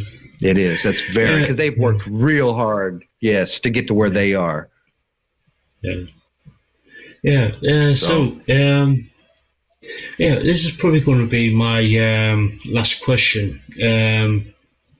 Is there any advice that you can give to people who want to become a musician?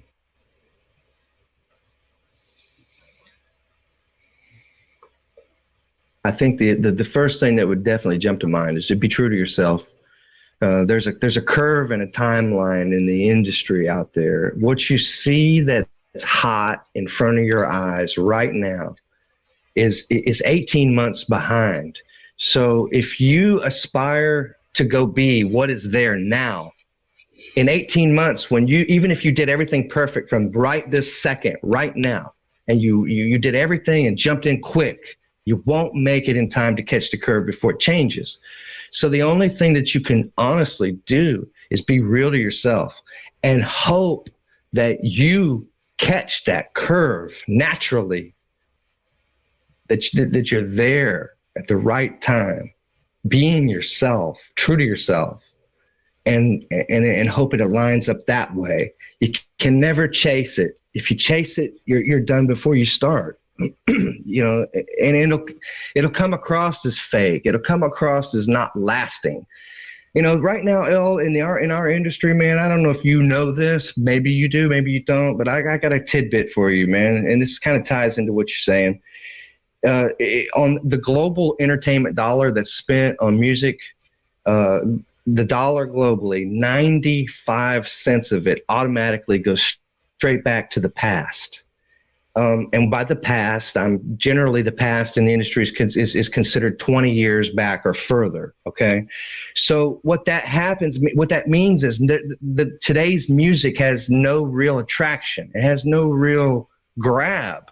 It leaves the rest of all new creative artists, including all your Hot 100, everything that you see making money, scrambling to fight for that nickel. 5% of the global entertainment dollar that is spent goes to the current music. 3 years ago, it was 10%. They think the virus and just everything, the way it's going on, cut it again in half in the last 3 years. It went from, we used to get a dime, it used to be 90 cents, went to the past. This is why you are seeing the big companies spending $300 million and buying the entire catalog of older artists, because there's something missing, man, in today's music. The human spirit. It's something's wrong, man, and it comes out through the art. I know there's all kinds of people making music now that are going to hate me for saying this, man, but the facts and the stats are there. We're not drawing the money from the past. The past is taking up all the cash. So that, and that means it's taking up the attention too. I mean, it's not, so it is what it is, man. Just stay true to yourself. It's hard to make it now. 95 cents on the dollar goes to the past, and we ain't in the past. You're up here fighting for a nickel. You're fighting for your little tiny sliver of a nickel. and you're up against the biggest names in the world. You're up against the biggest companies that already run the game. It's very difficult to get in. If you have money and you have talent and you have real dedication and a little bit of luck, you can still make it, man. I mean, there's people who do it, there's people who blow up on the internet and get their own following without any real help. That's my goal. That is what I need. I need to make it on my own terms. And that would be good. The labels have heard me, man. Nobody wants to take really a bite. I mean, I've got MC1 Sony offering a distribution deal. But other than that, I've got nobody taking a bite. Nobody can even understand. I'm almost like Frank Zappa. I lose them. In some ways, I feel like I need to grow your ear a little bit just to get with me. That's why I simplified the party record some. I almost bent down a little bit, but I think that's part of feeling good. You don't want to have to listen too hard. So, all right, man. I love y'all so much. I see my battery's almost dead. Go get the party record. Yeah. So I'll make this quick. Where can people find you? Are you on I know you're on Facebook. Are you on Twitter? Are you on Instagram? And I know you're on Bandcamp on YouTube. So go check them out on their Bandcamp on YouTube. Are you any other pages? Like social media? Just the three that you mentioned. I have an Instagram page that some girl runs. I don't even know nothing about it. I don't know. I wouldn't suggest that to anybody. It's out there somewhere. But now, if you want to connect to me directly, anybody sees this interview. I've got plenty of room on my friend list. I'm very peculiar who I accept. There's plenty of room over there. Come send me a friend request. Come follow my professional page on Facebook. Subscribe to my YouTube channel so you keep up with me there as well.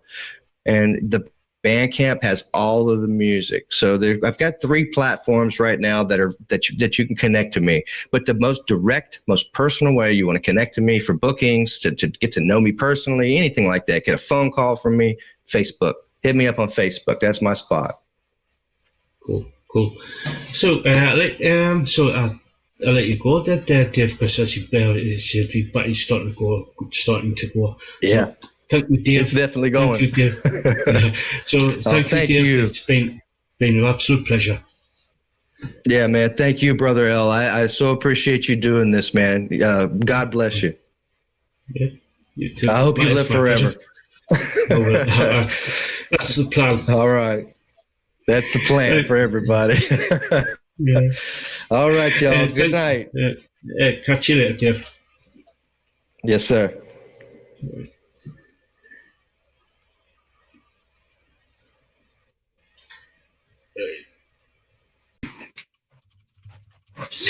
Hey guys, welcome to Project Metal Music YouTube channel with your host Elio, and we are here with the absolutely amazing Steph the Old Nerd. Hey up everyone, how y'all doing? Oh God, I've been waiting for this. Yeah, same here. I'm so glad I've got you on. I've been wanting to get you on for quite a while now. Yeah. It's been a long time coming, but we got there in the end. We're here. Oh, Merry yes. Christmas, everyone. Yeah, Merry Christmas, everyone. So, for those people who don't know who you are, introduce yourself. I am your nerdy alternative to royal gossip and news, largely on the misadventures of the gruesome twosome, otherwise known as Hazza and Megzi, and for the uninitiated, Prince Harry and Meghan Markle. And so, yeah, that's what I do on the Steph the Alter Nerd channel. We are expanding the Alter Nerd universe, and I'm going to be launching 2 new channels shortly called Fitness Nerds and Political Nerds. With Political Nerds, I'm your nerdy alternative guide from Washington, D.C. to Westminster. I have a degree in international relations and security studies. A lot of that was on politics and conflict resolution. And so I thought I might as well put my degree to good use. So Political Nerds is coming. And Fitness Nerds, say hello to a new you through nutrition, exercise, and well-being. I've been on a bit of a fitness kick the last couple of years, and I thought, you know what? I might as well pass on everything that I've learned to you guys. And I do have a partner who's a qualified fitness instructor, so I might as well use him in the mix as well. So yeah, that's who I am. Hey up everyone, let's have some fun. Yeah. Oh yeah, let's have some fun. Yeah. Yeah. So, hey, up, Mr. Pucks, how you doing there, dude? He's doing all right. He's just downstairs at the moment, chilling out, watching some TV. Cool. Yeah. So, Steph, got you on to talk about your not only your favourite band, Alter Bridge, talk about music in general. So could you tell us? Let me see. Could you tell us about the history of how your channel came about and the name?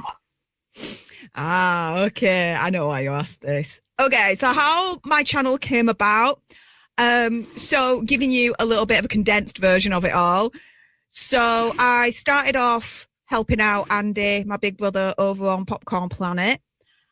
And less than a year in, I was teaching myself all about YouTube, how it all works. So titles, thumbnails, descriptions, learning about things like SEO, so that's search engine optimization, and other bits of jargon as well. We won't get into, I won't bore you with details. And then the next up, I thought, you know what? I want to apply that myself to a YouTube channel so I can learn even more through it. So through me learning on a practical sense, I could be more useful then to Andy. And so alongside two other mates, we created the Planet of Nerds. Again, won't bore you with details, but a few months after that, I decided to go out on my own and created Steph the Alter Nerd. Now, where Steph the Alter Nerd came from was when myself and my two friends were creating this joint channel. We were thinking of names to call ourselves, like internet names, right? Rather than using our real names. And for me, I didn't know what it would be, right? I didn't really have a clue. But we all knew that my favourite band was Alter Bridge and still is.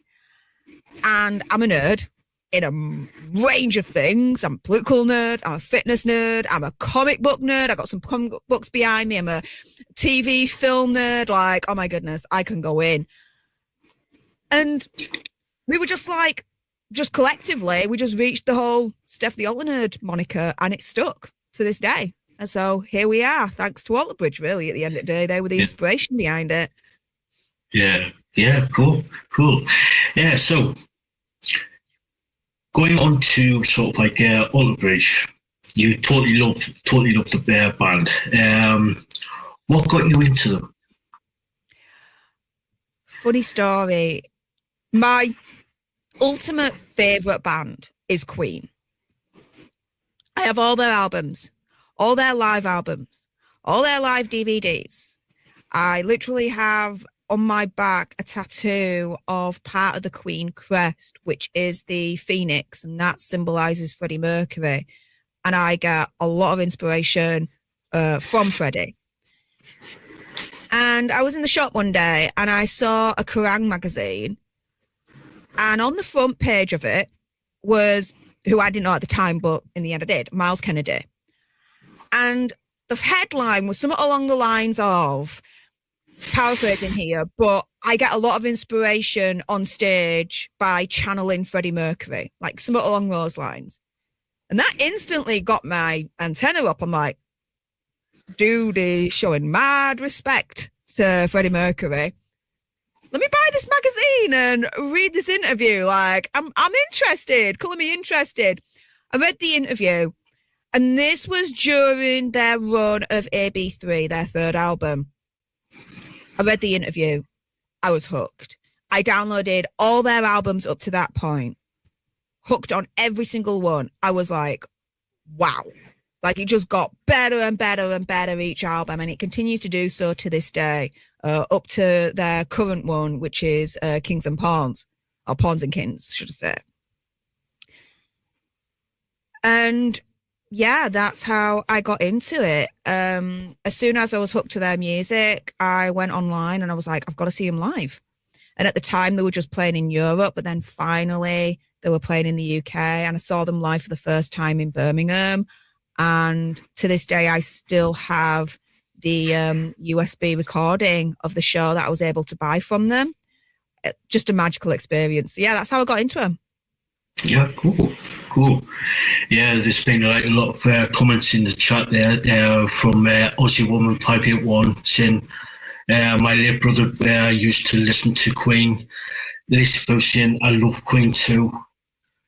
So, yeah, a lot of people here, myself included, say love Queen. Yeah, so, yeah. Out of all the Alter Bridge albums, what is your favourite? Oh, dude. It chops and changes a lot, I have to admit. What would be my favourite?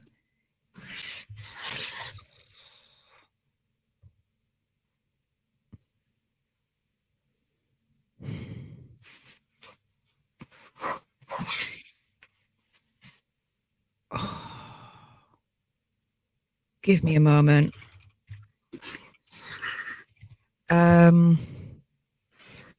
That's a really hard question because I love them all. That's the problem. Do you know what? If I was on a desert island and if I had to pick one, that's how I'm going to approach this question. I think for me, it would probably be Walk the Sky. The reason being is because it's a much more like positive album from Alter Bridge. I mean, you can go to any of their albums and you're going to get positive tracks from them. But this one really stood out. Walking on the Sky in particular, that track, there's a part in there towards the end that just brings me to tears because the way that it's all composed sonically, it just gives me that feeling, that overwhelming feeling of just freedom and serenity. And so, yeah, Walk the Sky would be my Alter Bridge Desert Island disc if I had to choose one. Cool. I'll have to check that one out. So, I know you've been to several of the Alter Bridge gigs. Yeah. What was your... and you've actually got to meet them a couple of times from what I remember.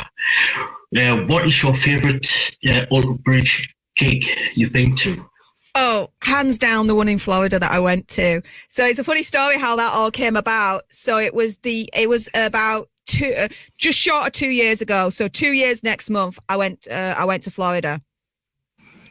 And the way that all came about was I saw them a couple of months prior in Manchester.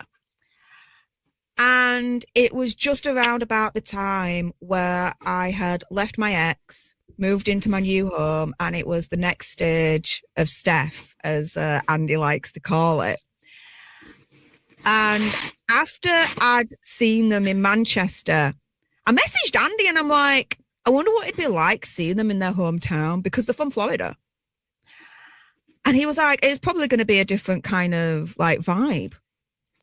Like, all right. A couple of days later, I've literally booked my flight tickets, booked the concert ticket to go see them in Florida, Tampa. I think it was the Hard Rock Hotel in Tampa, if I'm not mistaken.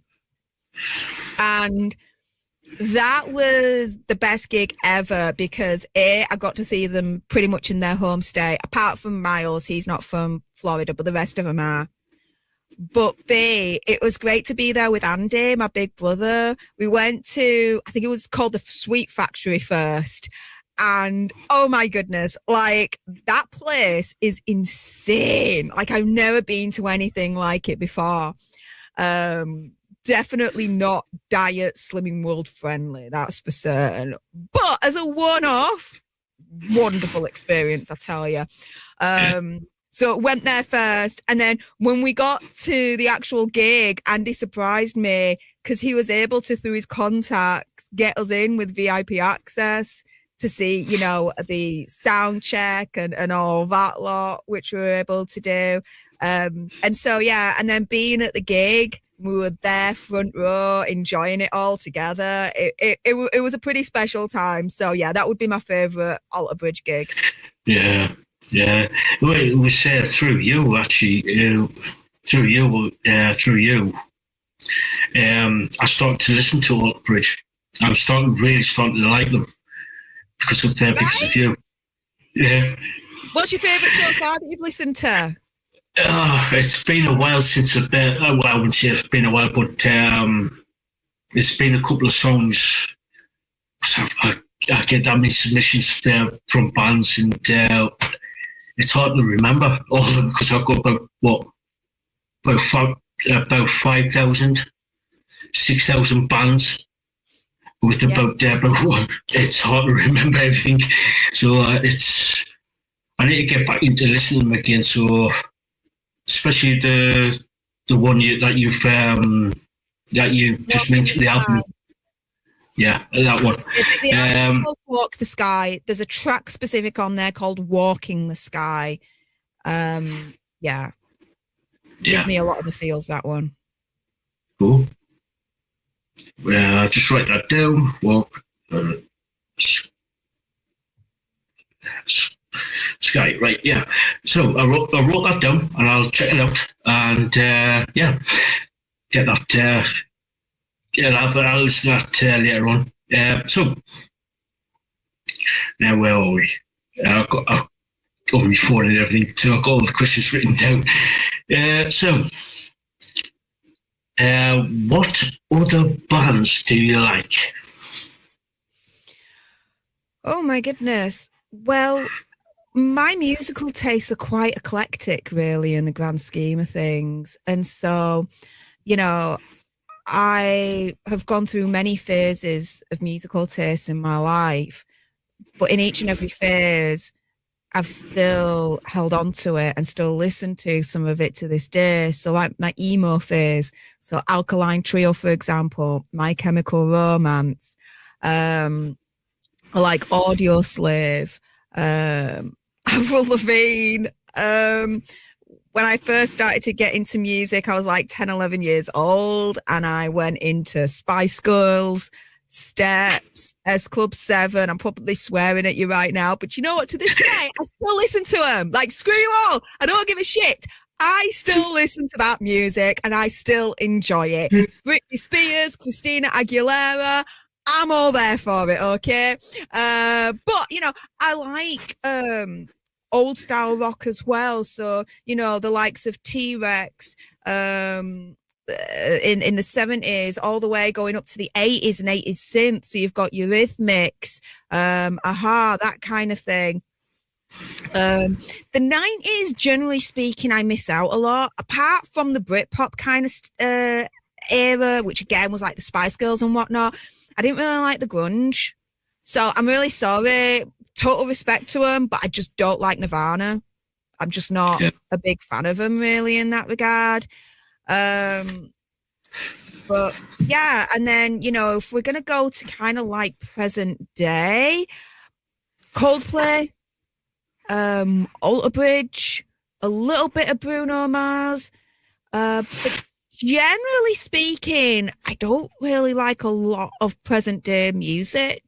The only one, if you're really going to go into it, is Taylor Swift.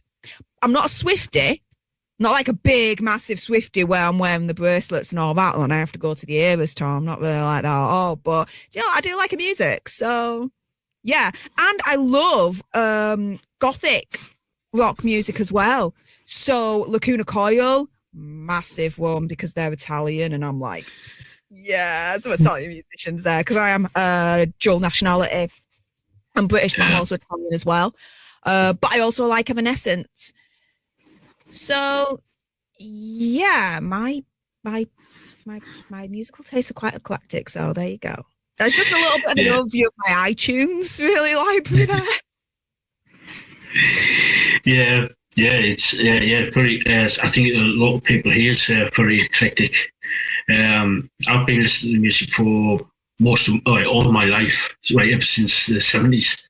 And and Lacuna Coil is one of my favourite bands of all time. So I know exactly where you come from with Lacuna Coil. Managed to get him see them 5 times, and twice in 2 days. Dude, you're able to get any more tickets? Sort me out. I'll try. I know they could. Yeah, I'll try. I know they're doing the tour next year.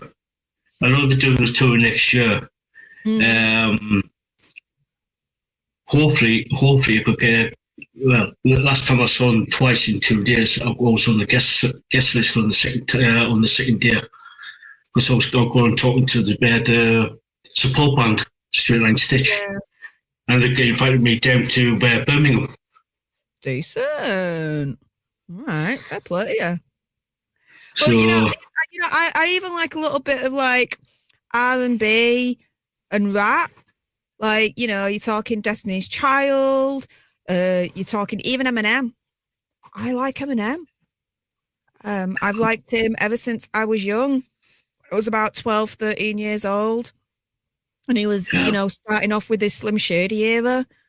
Like, I remember coming home I went to HMV after school, and I came home with the Marshall Mathers LP. And I felt so good. I kind of felt a little bit naughty as well because of the parental advisory sticker on there and everything, right? And my mum was like, "Oh, what album you got?" I'm like, "Oh, it's just Eminem." She didn't know what I was at the time. And my brother, being my brother, was like, okay. He literally played the first couple of seconds. The first part of the LP, which is literally goes, guys, can I swear on here or not? Yeah. Okay. Yeah, you can. If you don't like my shit, then you can suck my dick. 'Cause I was high when I wrote this, so suck my dick. It literally starts off with that. And my mum obviously listened to that, and she didn't need to listen to any more, and she forced me to send it back to HMV and get a refund. And so I then was able to skirt around that by somehow being able to get the Eminem singles. And so the first single I got was The Way I Am. And I would listen to that nonstop to school and back. And so, yeah. Yeah. When she was younger. Oh, well. Yeah, that's nothing that compared to where my mother. I don't know if you know the band Sepultura. No. Anyway, Sepultura, a little brief story. Sepultura is a Brazilian thrash metal band, and they came out with an album called Roots. I bought the single Roots, Bloody Roots. It basically sings about the slave trade in Brazil. And Max Calavera actually sings about the injustices of the people. When I was playing it, my mother turned around and says, "Bloody hell, that's satanic! That is." He was really like guttural, really singing guttural, like a growl. I was like, "Ma, do you know what the story's about?" I was like, I still don't care. It's satanic, even though it's supposed to be a thrash, even though it's like a thrash band.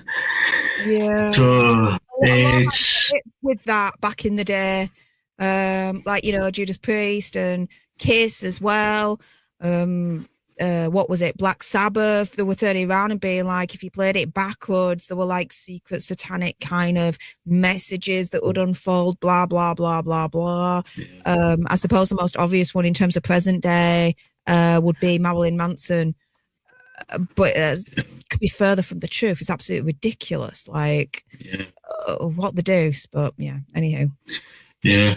With Black Sabbath, that was more from personal experience. Because if you listen to Geezer Butler, who was the primary songwriter for Black Sabbath, as in one of the songs says, I think one of the songs, I can't remember which one, but it's like, he says, what is, when Ozzy sings, what is this that stands before me? It was a geezer who had a ghost appear to him at the bottom of his bed. So it all goes down to personal experiences. True. So is it okay to ask you a question from the chat? Of course. Jane, where's it gone? Oh, yeah, here you go.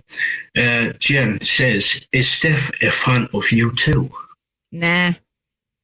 Can't stand Bono and his preachy shit. Like, what he's trying to stand for, I get. Like, of course, fair play, but he comes across all wrong. I'm just not. No thanks. Goodbye. Move on. Yeah, I can't. Don't get us wrong. I like some of the music, but I'm like with you. Can't stand Bono. Can't stand him. I'm okay if it's like a one-off. Like if you're gonna do like a one-off political album, right? Like Alter Bridge did, with their I think it was like their fourth or fifth album, The Last Hero. Or you do a one-off song, whatever, and you want to make it political and whatnot. Okay, fair enough. But to me, it just feels like Bono is doing it in every single song, in every single album. Whenever there's an excuse to do it, he's going to do it. And it just bores the heck out of me. Yeah. Well, I never particularly Bono ever since the Live Aid album. Not the Live Aid, the Band Aid album. So, yeah, especially with... The bit that really, though, turned me off to them was, if you remember a couple of years ago, U2 had released an album, but they did this deal with Apple Music whereby it would automatically be downloaded to every single iPhone. And I was like, dude, no. That's just way beyond the line. If I want music on my phone, I will download it myself. Don't try and force feed me this music. Yeah. Get fucked. Yeah. You can. Most certainly can. Yeah. So yeah, you got no arguments from me. Yeah. So we've got another question from Lisaboo.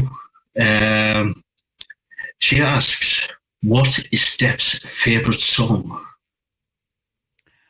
My favourite song is by Queen, Bohemian Rhapsody. But a lot of people always pretty much choose that song anyway. And so if I was to choose another favourite song, then it would be by Alter Bridge. And it would be, oh my goodness, what's it called now? Calm the Fire, which is from their Fortress album back in 2013, which was their fourth album that they released. The reason being is because right at the beginning, Miles enters into the track with this insane falsetto. It's unreal. Like, it's amazing. I've never been lucky enough to hear that live at all. And if I do, my life on earth would be complete. Yeah. Cool. Yeah, thank you, Lisaboo. Where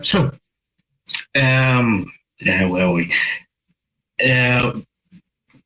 What gigs are you looking to, have you been to, I should say?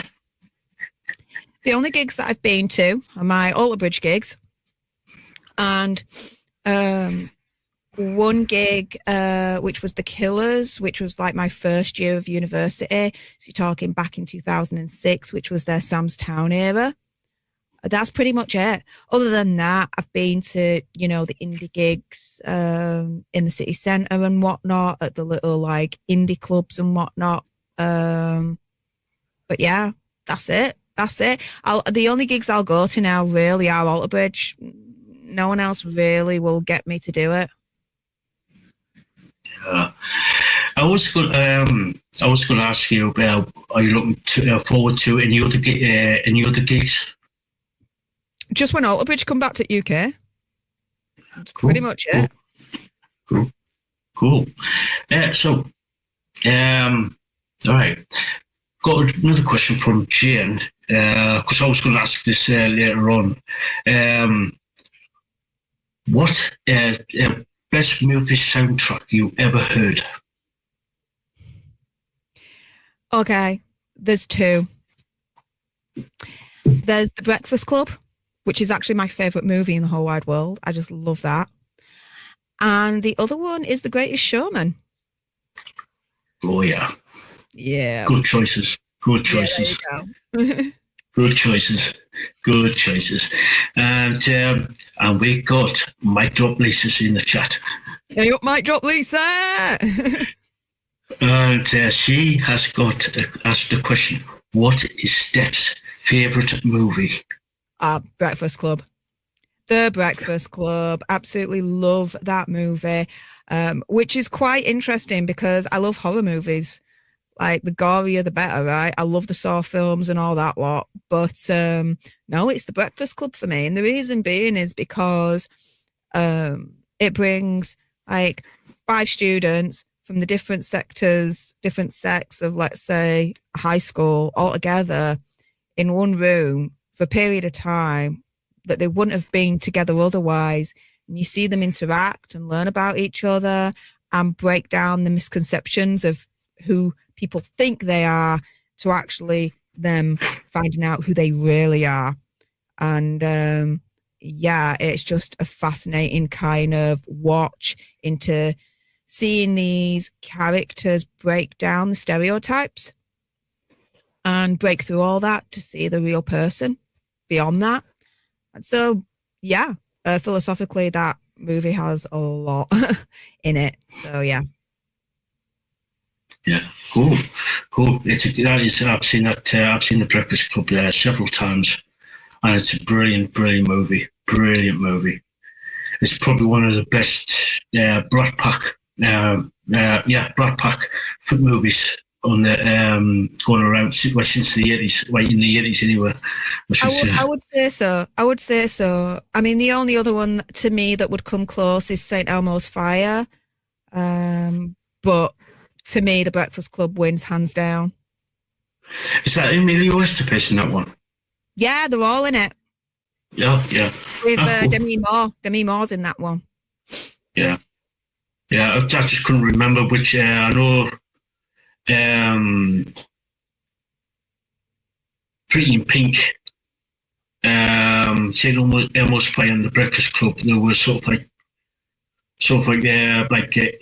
Demi Moore, Charlie Sheen. Or not? Was Charlie Sheen in them? I know his brother Emilio was in there. Oh, yeah. I'm dying. Going off a tangent. Yeah. So anyway, So I've got to ask. I've literally got to ask.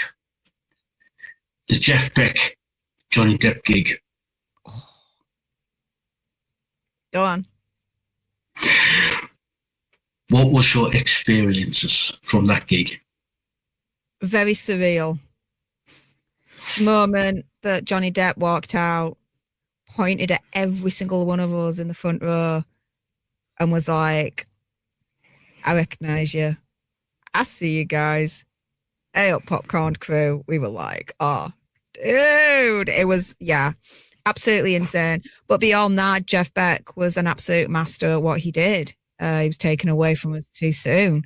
I was absolutely impressed with his, playing, and oh my goodness, the bass player that he chose for the gig, she was fucking incredible. And it was insane because Jeff Beck, he gave them all their own moment to shine and kind of riff and do a solo. That bass player in particular, she'll always stick out for me because it was just insane. Yeah. Yeah, I've seen some of the footage. I think Andy released it. Yeah. I think Andy released it, and yeah, they're all Jeff Beck, Johnny Depp, the backing musicians. Everything about that gig was absolutely perfect. Absolutely perfect in that in the grand scheme of things. All the stars aligned. It was absolutely insanely amazing.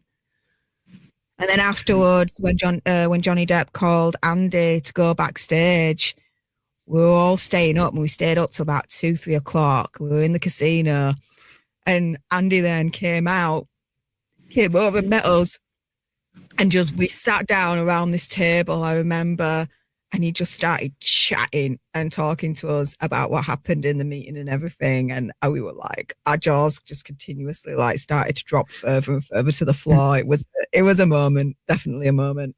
Yeah. Now, Andy asked Johnny about that message to you. Yeah. Yeah, I actually got a message from Johnny Depp. He was like, "Hey up, love." I'm like, "Oh, dude, he knows a bit of Yorkshire." I'm like, "Yes." It was like, "Yeah, that'll do for me." Like that, my life's complete then at that point. But yeah, he was like, "Hey up, love." So you couldn't make it with us now, but hopefully next time and all that lot. And I'm like, "Do you know what? It don't matter. This little personal message from you is everything to me. Like I'm fine with that. He knows of my existence. I'm okay. I'm all right." If Johnny Depp played in the UK, whether it be with Hollywood Vampires or like a solo tour, would you go and see him? I did actually see them last year, Hollywood Vampires. The reason why I didn't really mention it earlier on is because it upsets me because it was the night that Corey passed. Yeah. Just before they came on, I saw online that he had passed away, and it just completely put a cloud over it all. And when Johnny Depp came out onto stage, I could tell he obviously knew, he'd obviously known, and it just won. Yeah. Yeah. So it was sad about Corey. He was one cool dude.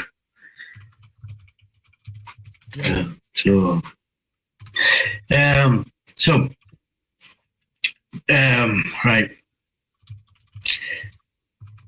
Have you got any other bands that you would definitely recommend to people?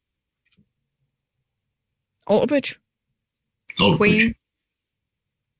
Yeah. Whenever anyone says what band would you recommend, I instantly go to Walter Bridge. I'm very loyal that way. Yeah. We did as well. Yeah. So, before we start wrapping things up, what is coming up in the new year for you? I know you've got like your main channel, but you've also got the politics nerd channel and the fitness channel. Could you tell us a little bit about that? Yeah, sure. So Political Nerds, that's the first channel that's going to be, well, it's already launched, but new content coming soon. So I have a degree in international relations and security studies. That essentially is all about politics, conflict resolution, the art of negotiation, sociology. My dissertation was in the ethics and philosophy of international terrorism. And I initially did that degree because I wanted to get into the police force, do my 2 years probation, and then from there get fast-tracked into the counter-terrorism unit and analyse the intelligence coming through. Fortunately, life had another kind of path for me. And I say unfortunately because around about that point, I got hit by pancreatitis, which I still suffer from to this day. What that means is that, unfortunately, I can't get into the police force because I wouldn't be able to pass the physical. And the counter-terrorism unit only recruit from within. They don't recruit from outside. So I've had to find another path and another way and purpose in life for me to work kind of situation. And this whole YouTube situation just kind of fell into my lap.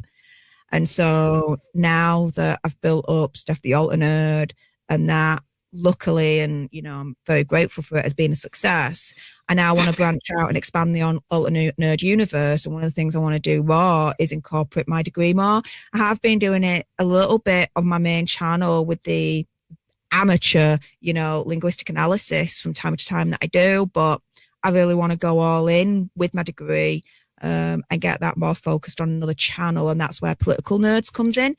Fitness Nerds is more of I've been on a fitness kick for the last couple of years, and I just want to kind of go in and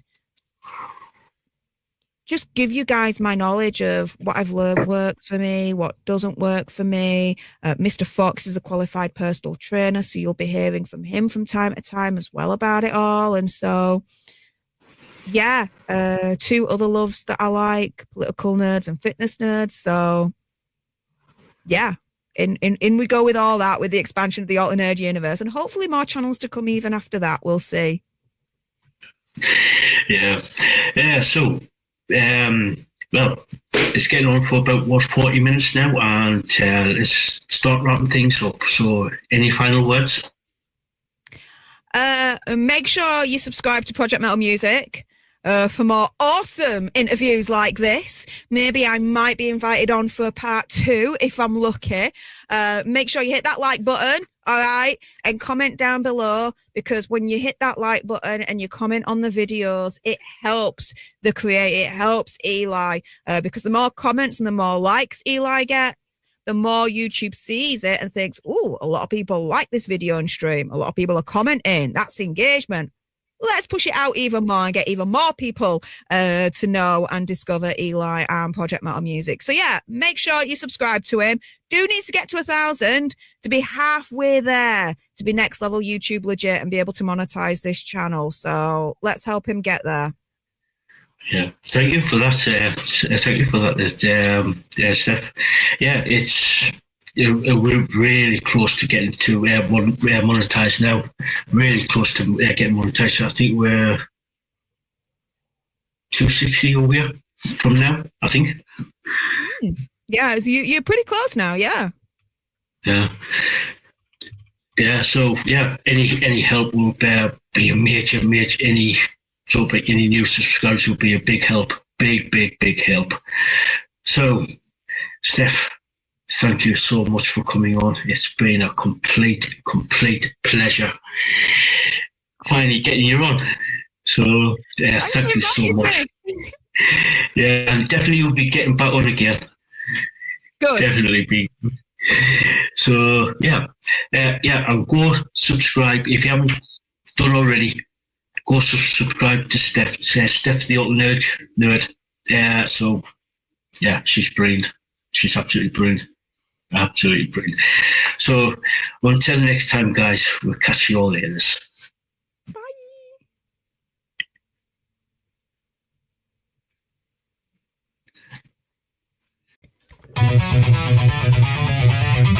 Welcome to Project Metal Music. Join the fun. Get with the bands. Ask them questions, chill out and relax.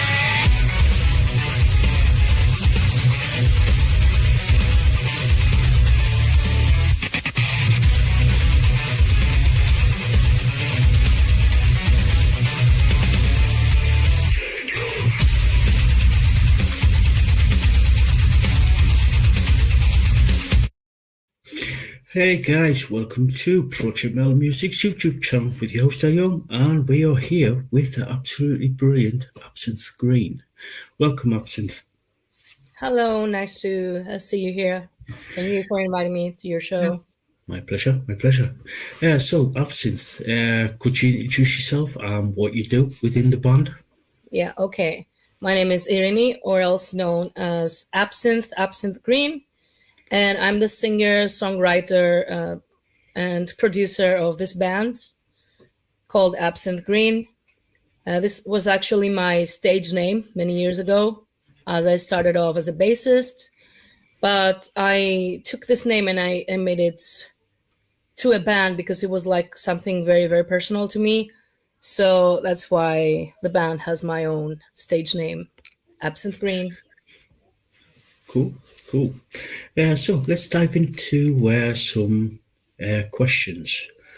So, as a child, what were you listening to? It's funny because I grew up in a very musical home, a very musical household, because my parents would listen to everything from classical music to jazz, blues, and a lot of rock and metal. Actually, it's my dad's fault that I started, you know, with a hard sound, because he was a very big hard rock and metal fan. So he introduced me to metal by exposing me to Black Sabbath and also different other bands, but I think like Black Sabbath, The Damned, and all these other kind of like darker sound and aesthetics band that are the most important and the kind of the basis upon which I started building my own aesthetic and sound as a musician, and as a fan as well. Yeah. Cool, cool. Apart from your parents getting you into listening to music, was there anybody else who actually say, "Oh, listen to this band," or "Oh, listen to that band"? Who have you got any other people, or was it like a journey of self-discovery after that? It was mostly self-discovery, actually. I was lucky enough to live in this day and age where we didn't have the internet and all the streaming platforms. So I was really just getting my pocket money, and I was waiting, to get some money out of my allowance so that I can go to the record shop and just look at the records, and just judging mostly because of the artwork and all that, to just make the discovery. Sometimes it was amazing, sometimes it was something that was not my cup of tea. But as you may also know, it was very important and crucial to discovering new sounds at that time, back then. Cool, cool. So, out of all the music and bands that you've listened to over the years, who was your main influence to say, "I want to become a bassist, I want to become a singer, I want to become a musician in general"? This is a very cool but also difficult question, because I started wanting to become a musician at a very early age. Like when I was 4 years old, I was already in a music school because I started playing music as a little kid. So I started like at 3 years old with keyboards, with piano, and then I just jumped to guitar, to actually classical guitar. But I was very much exposed to bands like Deep Purple, like The Doors, like Janis Joplin and all that. And this kind of feeling, the chemistry, the way they would express themselves was something that I was always admiring. And I was like, how the hell, they're giving me goosebumps. This is exactly what I want to do. This is exactly the feeling that I want to give to the other people and to share with the audience. So maybe it was like one of these kind of starting figures, also David Bowie. But this was very, I think, subconscious and kind of, not so straightforward at that time of my life. Yeah. But these continue to be my idols and the idols of so many other people nowadays. Yeah, cool, cool. So, were you, before you started Absinthe Green, were you in any other bands prior to that? Actually, I originally come from Greece, but I was living in Germany for many years. And I've been in a couple of bands there. And then I started doing session work as a musician and producer, and mostly as a bassist. So I've been part of different acts in Germany, but this was mostly session work. Of course, I loved playing with other bands, but it was about time at some point to just do the thing with my signature called Absinthe Green. Cool, cool. So, what have you been up to, especially over say the last 12 months?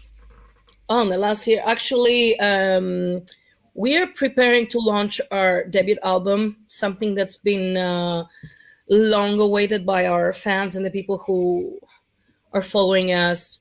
But we had the unlucky situation of falling into a very bad contract, which we came out of. And we can luckily say that finally on December, we're going to have our debut album out. Until then, we have shows ready to happen, different releases.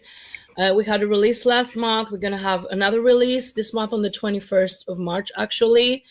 And we've been actually touring and gigging nonstop, preparing a lot of cool material and audio visuals to our tracks, because that's something that I like to do. I always like giving an image to the sound. So that's what we've been doing in the last months, and that's what we will be doing building up to September when our album will be finally released. Cool, cool. Yeah, so could you tell us a little bit about the new album? How many tracks is there on the album? What about the tracks, sorry?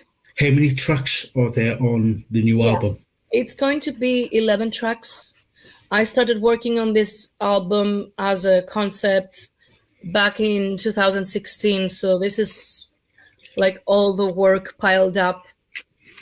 Back in 2020, I came back to Greece and I came together with the band, took a couple of changes in the band members' front, but we're solid as we are right now. And we did the production together with Hili Hilesmak, which is one of my favorite people to work together with.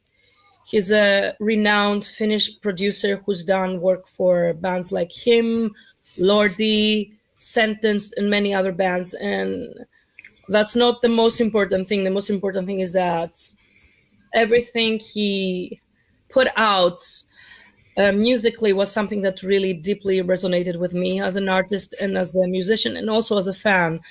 So when we communicated and I've seen how easy it was to work with him, it was like very refreshing and very amazing how flowing it was, how natural it came. So I can't wait for the people to listen to this work. Some of the songs are already out of the album because we've released already a few singles, but I can't wait for the people to experience this as a whole body of work as it was intended from beginning to end. Cool.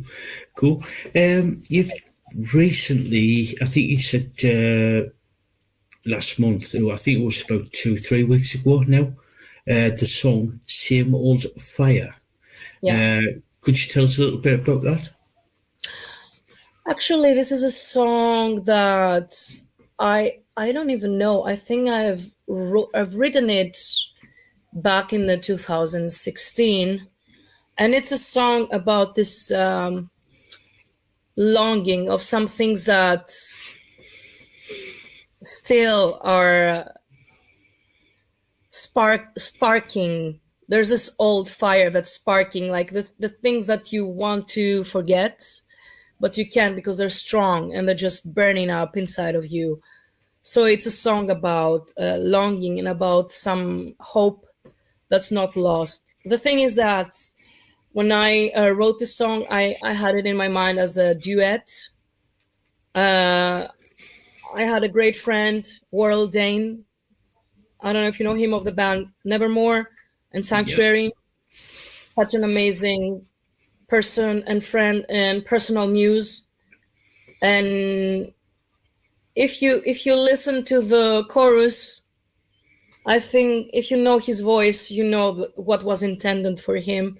But unfortunately, we couldn't make it. Unfortunately, he passed, and we were not able to do it together. And this song, like, in the end, came out to be such a meaningful song that's underlining his absence in a way. But it's really that, like, the same old fire that will never burn out. And that's also like my thoughts on my friend, because he is so important to me, and he will always burn brightly in my heart. And I don't think that anyone will ever forget him. So in the end, this song is a homage to him. Yeah. So, have you sort of like writing any new material to like do a follow-up album? The thing is, I have a lot of material that's in a very primary state. I have material for 2 more albums, and Healy, the producer that we worked with, he really was eager. After we finished this album, he already asked me to do an EP coming after that. And this will all come in time, because right now I'm so busy doing shows. Last month we were also in Finland and Sweden. We went there to do a couple of shows. They were amazing shows, such an amazing, warm audience that we played to for the first time. And Finland is like one of my most favorite places to play at. It was a dream come true, because I really love this country. Sweden as well. Sweden was an unexpected, amazing audience experience. I really couldn't fathom how warm and amazing these people would be, and how well they would receive our album.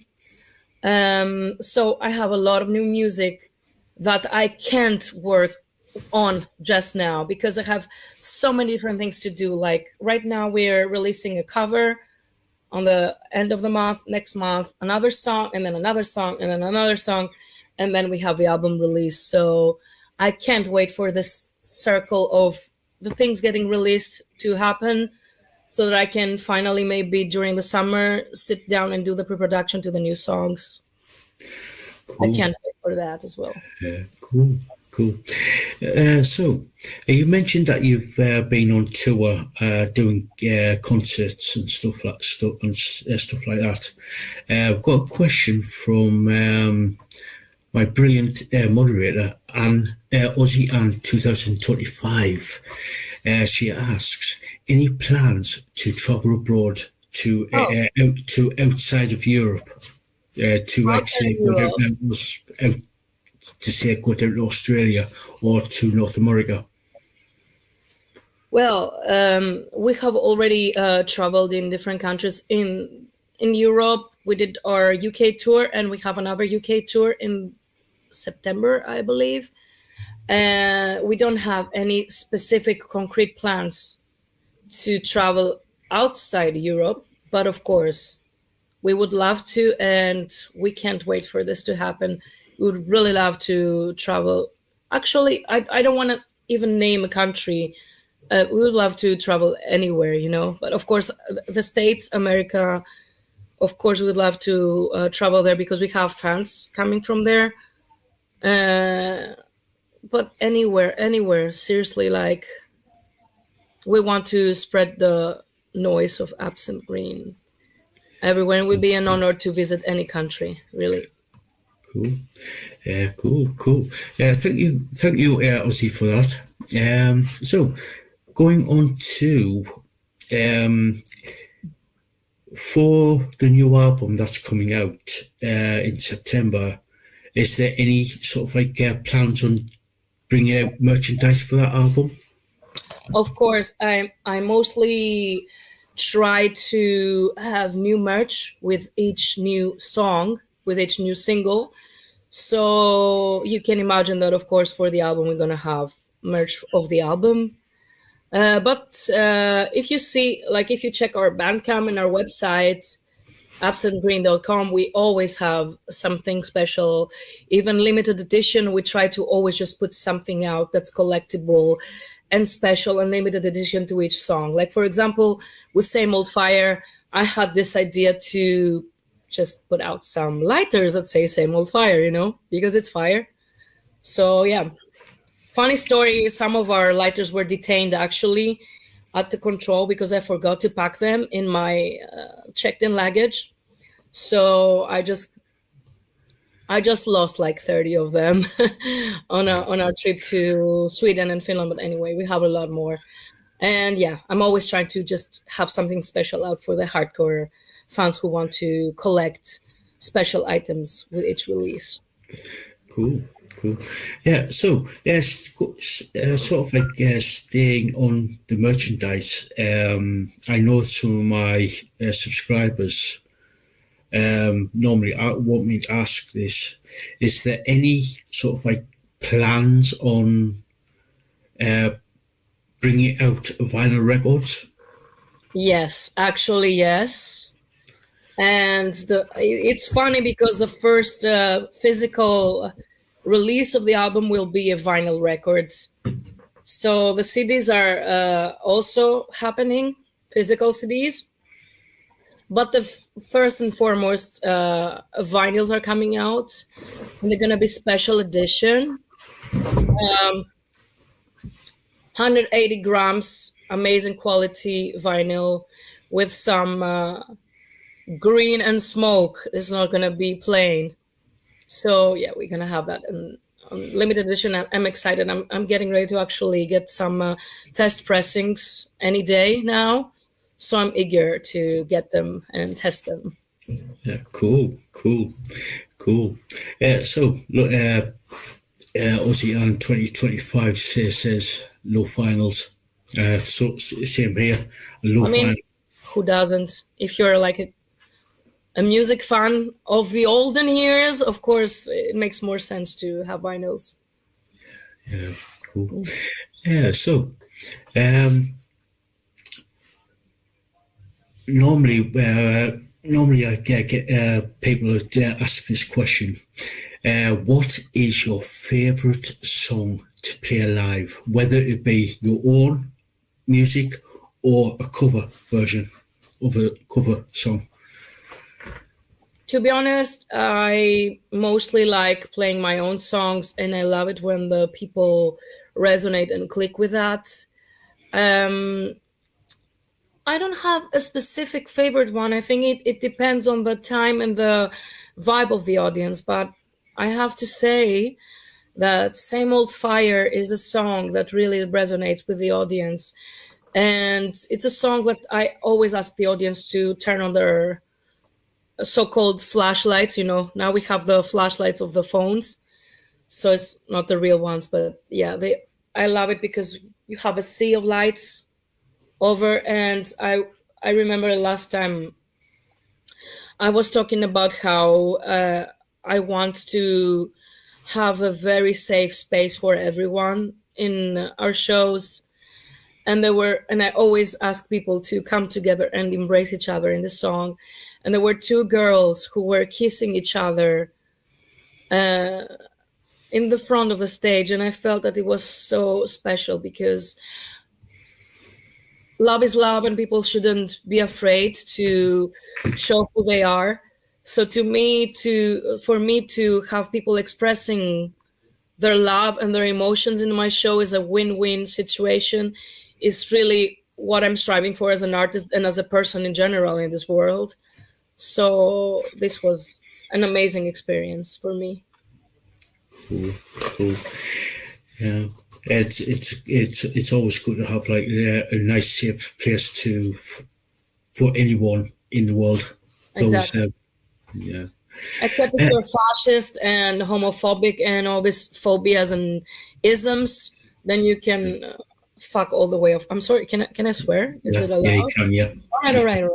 Perfect. But you catch my drift, right? Yeah. Yeah.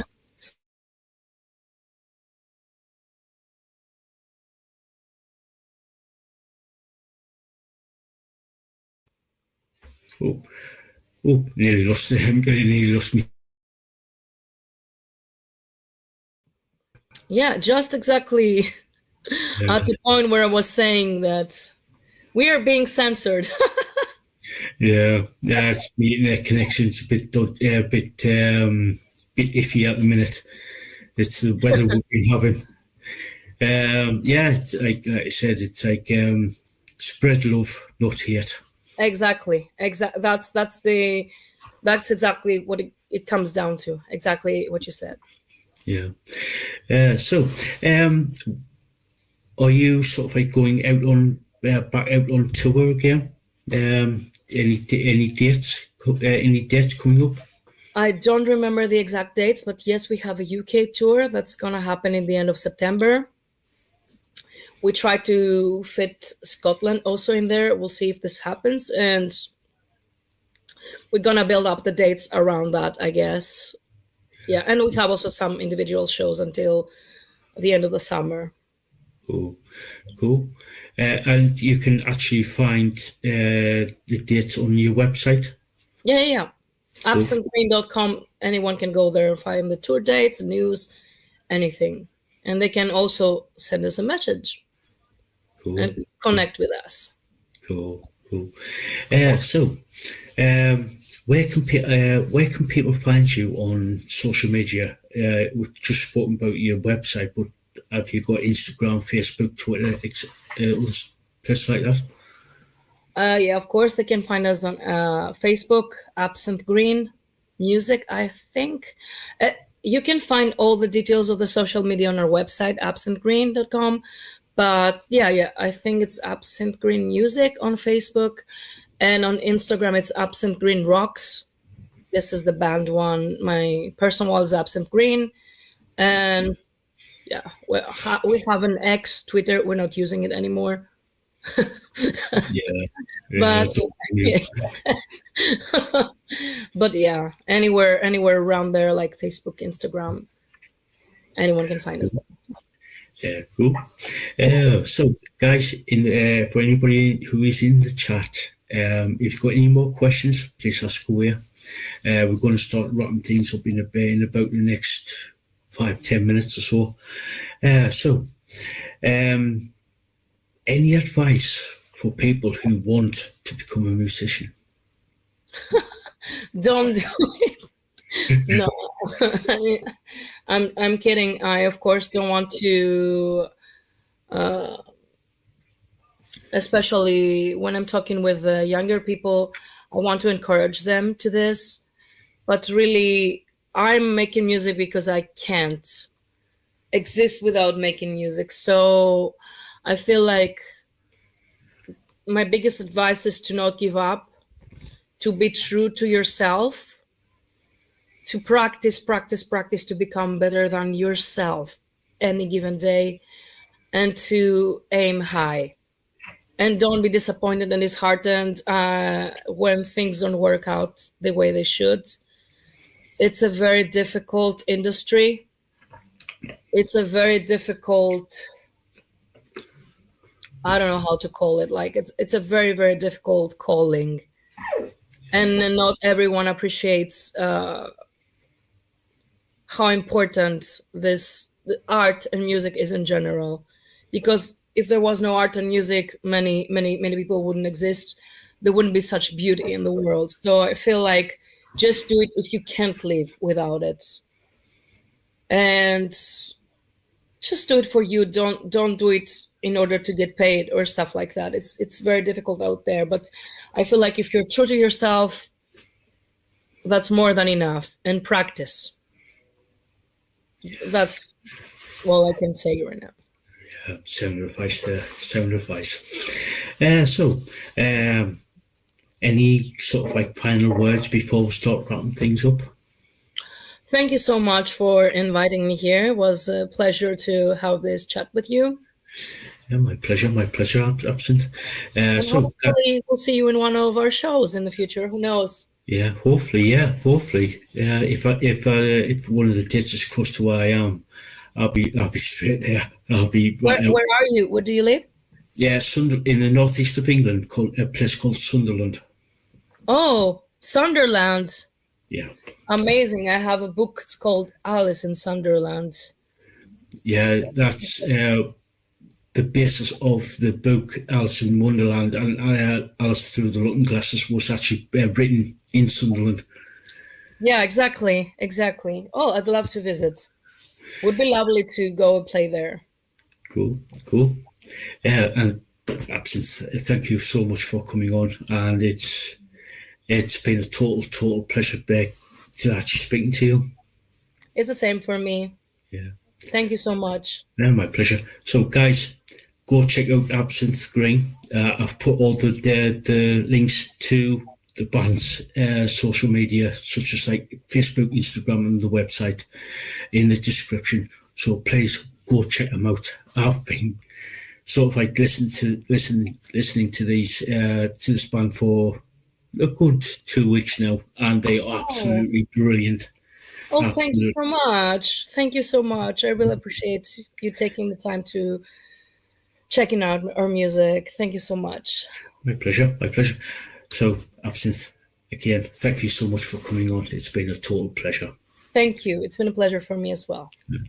Have a great night. You too. So, guys, until next time, we'll catch you all later. Hey guys, welcome to Project Metal Music's YouTube channel with your host Elion, and we are here with the brilliant Carlos from Afterdome. Welcome, Carlos. Thank you. Thanks for having me in this podcast. Yeah, my pleasure. So, Carlos, could you tell us what you do within the band? So, this is a solo, one-man project. Until now. I started it in 2023. I started playing all the instruments, singing, playing bass, guitar, and also configuring and creating all the drums. The main cause that I did this because I didn't have my musical background, and my friends and my circle of musicians, of friend musicians, do not include metal musicians from the past. So no one was really interested in playing metal, and I lost the track and lost the train long ago regarding having friends that are in the metal scene here in Portugal. So I started doing it alone. I had this dream of doing my own album. I thought I had to do it with other musicians, but nowadays with the evolution of technology in music, I think we can do it alone with a lot of quality from your own studio at home. So I started working on my songs, creating them from scratch. Started learning to play guitar 2 years ago because I was a professional bassist all my life and mostly on my first 20 years as a musician, and only played different kinds of music, not metal. But I was always in love with metal, so I had to do something about metal in my life. Because I played a lot of styles since I was a kid, and I had a band right at the beginning when I was 13 years old with my father and my brother. So we played all kinds of venues that you can think of. And we are now living, traveling across the country, playing in all kind of places, bars, weddings, all that you can think. And it was a really nice way to earn a living here. Very hard because we played every day, almost every day. I remember in 2001 of playing 74 days unstopped. we were very tired. We played two sets a day, 74 days. It was brutal at the time, but gave us a lot of musical background. And I was always in love with metal. I never stopped hearing metal right from the beginning. I started hearing metal around 10, 11 years old. And my greatest influence, of course, was on one of the mainstream bands. Not so mainstream at the time, it was Metallica. So it was my greatest influence at the time. I wanted to play. We kind of played some music in our band, including Metallica songs, but they were kind of a surprise or a gift for some audience that liked that. So the main audience didn't want to hear metal here in Portugal, so they wanted to hear everything else: Brazilian music, Portuguese music, and some kind of rock also, but hard rock at the most. So metal was always put aside as a way of making a living here. You could not play metal and make a living here. If you see the most famous Portuguese band in the scene is Moonspell. I don't know if you ever heard about them. Yeah, I have, yeah. And they became famous in Germany with their dark metal. So here in Portugal, they didn't have a chance to earn a living doing music. So I did that for 20 years almost, and then I stopped and I concluded my studies in my actual profession. I'm a lawyer, and at a certain point, when I achieved 23 years as a lawyer, I thought I have to do something about music. I have to put out all the creativity that I feel I have inside me, and the ability to create music structures, guitar riffs, and all that were in my head, and I wanted to put them out there. And then I recorded the first song as a test that I will re-record for this EP. And I thought, this kind of works. I'm not playing that bad. I'm learning. I'm starting using the plectrum. I don't know if you know what the plectrum is. Plectrum, of course, you know. So I started using the plectrum because I never played with the plectrum. I always used my fingers. But at the guitar, that doesn't work very well with metal. There's a guitar out there that is called Mancuso, Italian, that plays with your fingers, but it's a very odd thing. And in metal, it doesn't work because you have to do a lot of crispy sounds, and you have to do a lot of percussion sounds on the guitar, on your riffs. So I started playing with the plectrum, and I started playing guitar. I was not a bad bassist, and I used to have a lot of things that were unusual here in Portugal. I always used the 6-string bass. I also did a lot of lead solos. I inclusively used distortion on my bass in my band because we didn't have a guitar. So I used to do some parts in the bass that sounded like a guitar. So I always had the feeling of playing guitar inside me, but I never thought that I could embrace it. So at the beginning of my project, I was creating the guitar riffs, and then I was searching for a guitar player that could fulfill and do all the solos and all that much better than me. At a certain point, I grew tired of searching for someone that was interested in my ideas, and I started doing the solos myself and creating them. So, and I did them. So I think I'm very pleased with them. They are not very ambitious. They are very simple, but they kind of fit the song. That's the most important thing for me. And I used all my influences and started studying a little bit on my free time guitar in order to improve my abilities. So the songs are really evolving from the first song, because I started launching by launching 3 songs, but then I put them down because my label also told me that I should create a very more quality project, and I started searching for a studio that could improve my sound, because I'm recording everything by myself. Didn't have any studio experience before, so I learned all these things by myself, using a DAW, recording the instruments one by one, calibrating, using a sound platform for the guitars, for the bass, using and creating the drums with the software. I never did that until two years ago. So I started in August 2023, and I already launched 2 songs by now, and have 4 or 6 more to launch. 2 of them this year. So I think I came from a long way to acknowledge that I have this ability. It was on the drawer. I can say that it was on a shelf.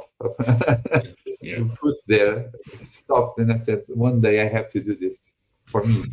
I have to put my music out there, and I think things got interested when I started showing my music on Groover. I don't know if you know that platform. Groover is a kind of platform where I have some guys that are called curators, and they hear your music and give you some advice and try to connect you with the labels and other musicians, and they give you appreciation of your music. You pay for that, of course. If you want a counsel from a curator, it costs a certain amount. You pay that, and they give you a feedback about your song.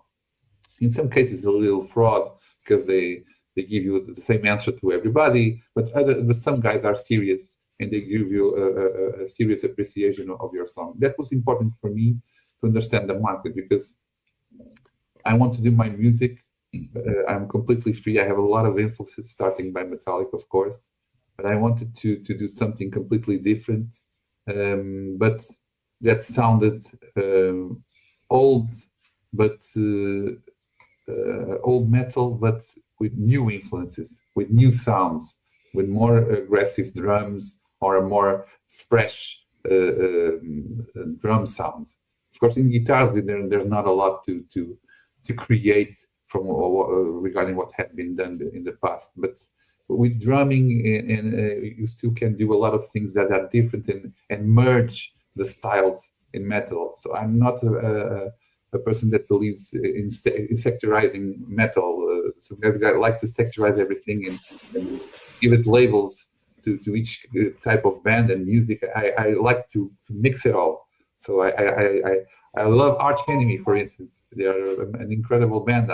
I was in Paris last year seeing them live. I was also last year in Malmo seeing them live. I learned a lot seeing them live. I love Michael Ednett. He's an incredible guitarist. Incredible. And they give a great show live. I also love Metallica. I've seen a lot of concerts of them. Love Megadeth. Love the old school bands from the 90s, because it was my youth back in the 90s. And I think metal, you still can do in 2025. I think you can do good metal with the thrash influences, new metal influences, black metal influences. You can merge it all. You don't have to label it. I'm not a big fan of guttural voice. I have to say that. Arch Enemy is an exception. There are some bands that I cannot hear. I cannot stand guttural voice. But them I can stand it, because I don't know why. I love Alicia's voice and how they perform live. And the songs are great because they are Swedish and the metal is very melodic. So I come to understand that I have a lot of influences from them, because creating the structure of the music, the pre-chorus are very accentuated, the breathing parts of the song before the solos, the constructions in the part of the solo. So the songs are getting big. I understand that's not very commercial. My first music has 6 minutes, and the second one has 6-7 minutes. I could cut it off. I could take a lot of parts of it, but it would go against my nature and what I'm creating, because it's art. So I should be doing freely. Doing it freely, and I think I am. So since the song has to have 7 minutes, it has 7 minutes, because it makes no sense if it does not have 7 minutes. I created like that, and that structure has a point. Has a point regarding the theme of the song, Soul Elevation, for instance, my second song. It starts growing, explain the hardships. Then you enter the chorus. Then you enter in the phase of transitions with solos. The first solo and the second solo with the explosion, and you get back to the chorus, and it's the end. So it's not that complicated, but somehow the music got 7 minutes. So I'm still learning how to do this, reducing the time of the songs. It's a great challenge for me at this time. and I think I have in my next songs I may try to improve that for them to be radio fit or radio usable, as my label say, because they say long songs are not played on radio, on mainstream radios. Let's see. I have a lot of hope regarding concerning my new songs. They are somehow I think they are commercial songs. It's not a very extreme metal. No, I'm not on that wave. For me, I love Metallica. I think they have the sound that I love. The music that they create is absolutely great from the beginning. And I think more than that, for me, it's kind of exaggerated. And even Arch Enemy, for some persons, is very hard or considered hard metal. I don't think so, because if you hear the song with a lot of attention, sometimes I hear Eurovision on their songs, believe me, because they are Swedish. And the melodies that Michael Emmett creates, if you strip them out of the distortion of the guttural voices, you'll hear the melodies, and they're classical melodies, completely classical. Some of them could be pop music in some parts of his music. So it's the ambience that he creates that gives that kind of black metal, but this music is very commercial, as you could say.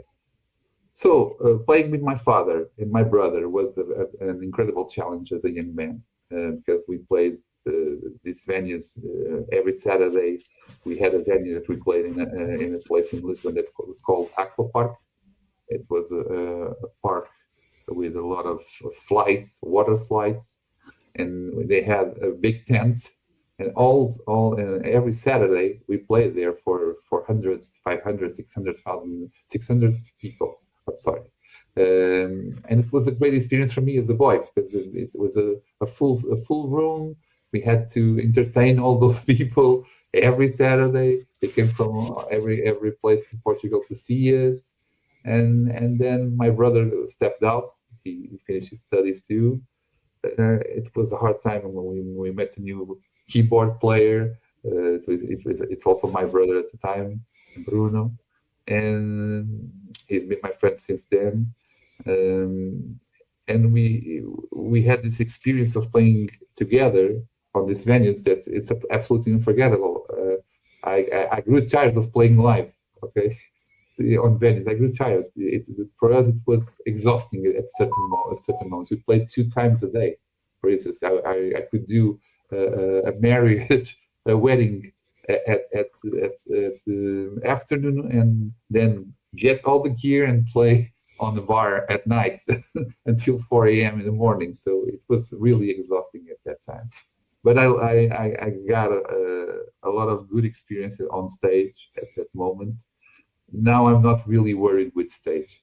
I think stage could be the next step on my project when the EP is finished, and it will have 4 more songs. I think they are interesting. They are pointing on different influences. I think one of them is probably can be in certain parts considered grunge or grungy. Because I think I also have that in me. I love Fight No More, for instance, and bands from the 90s that kind of influences in grunge. And you can feel them if you really hear Raise Your Soul. You at certain parts they have certain moments that are grungy with the voice. I'm mixing everything. I mix everything that I love. Some songs will sound more grungy than metal, and I'm betting on that. I want this album to be heterogeneous. I don't want it to be only strictly metal from the beginning to the end with a hammer on your head. No. So the first song I wanted to give a strong idea with Overload. I don't know if you have heard it. Overload is a strong song with a strong theme that concerns my life. I have some health problems regarding work stress. So that song's theme is about that. It's warning everybody not to give up to work stress. Just try to free yourself from work stress, to live your life more. And that the main idea of the song, not be working all the time as I was and still am, but now I with more calm. And raise your soul is the second step. You try to elevate your soul together and receive the best and put your life within the light. Receive the good ideas, receive the good feelings. And this song is all about this, and this project is all about this transformation or inner transformation that I want to pass to the other person, because this is a very serious problem at this moment. We have to do better for ourselves every day, and I think I was not doing that, and I believe there are a lot of people that are not doing that. These songs have this purpose, this theme. I know this is not very usual in metal.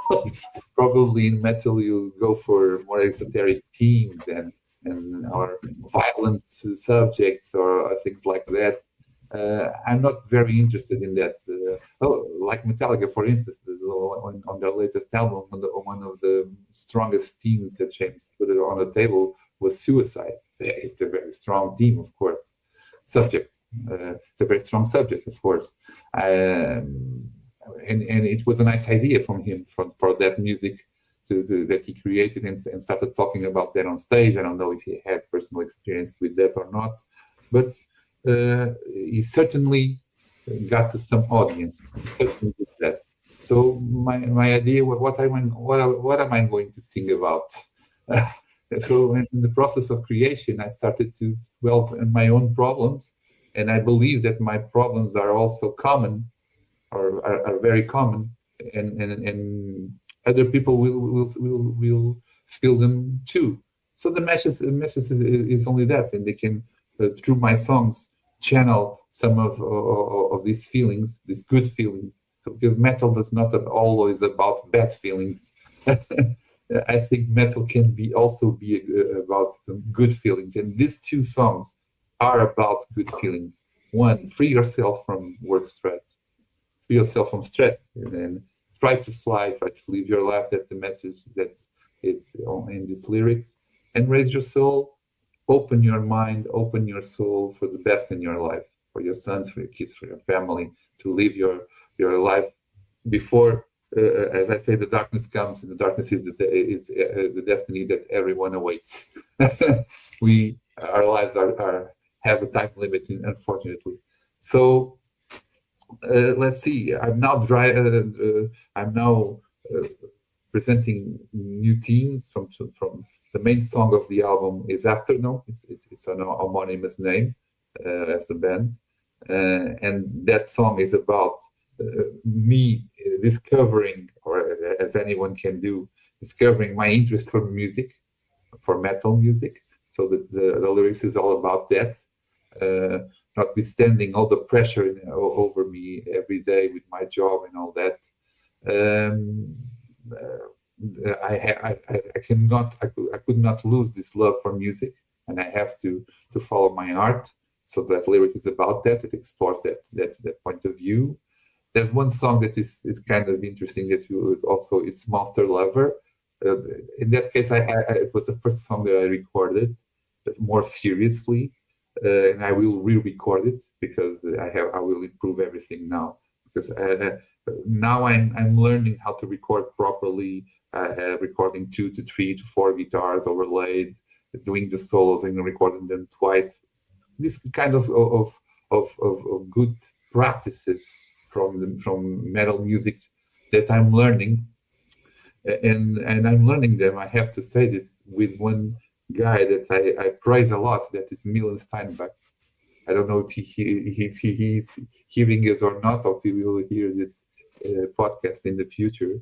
I praise him a lot because he's teaching me all these kind of techniques regarding recording that really improve your sound. Milan Stadtwerk at Point Break Recordings is a German studio at Cologne, and he was the one that mastered and mixed and mastered my songs and did a really great job. Because I hear my recording and I hear what he has done with the recordings, and I think that's a really good job with the voices and all that. Also created 2 video clips that are now on YouTube with a guy, Extra Cut Productions is the studio that helped me with that. Hassan Bai, it's the person that is creating these videos. He's a very talented young man, and I love what he does, because he absorbs these ideas that I'm talking about and put them in video.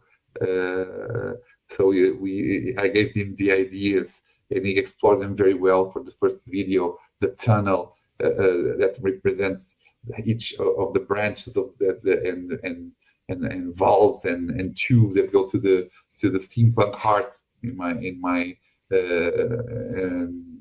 the design that I use for this song. And then we go out to the nature, like an eagle flying over the mountains and all that. He explored very well those ideas. And in the second video, we thought about precisely the angels that are raising their arms for the sky, embracing the sky. So we used that kind of images that went very well on these 2 videos. I'm very pleased with them. They are lyric videos, of course. I'm not appearing on them because I don't feel yet comfortable as a solo artist to do that on metal. I think it passes a very better message if the videos are only lyric videos at this moment. But my dream, I have to say, if you want to talk about that, is to do this all live. Every musician's dream, every creator's is to show his art. So of course I would love this to do this all live. Believe me, I'm creating these songs thinking about playing them live. How would they work live? How many guitars would that require? How many musicians? How many voices? And I have most of that figured out. As I'm creating, I never wanted to create a project and a song that was not playable live. I see that happening a lot nowadays. A lot of bands that you hear them, incredible, I do that with synthesizers and all that, and probably using backing tracks and things like that. I don't know if they use them live, but certainly they use things like that on a recording. And I wanted a raw sound, like Metallica does.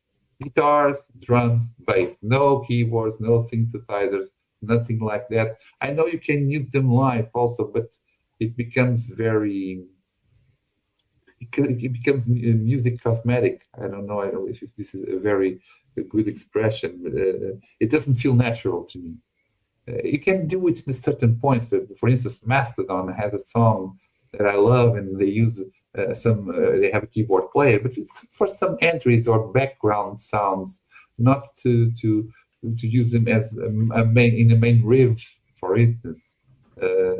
So I wanted to do a raw sound, and I'm thinking about these songs to play them live.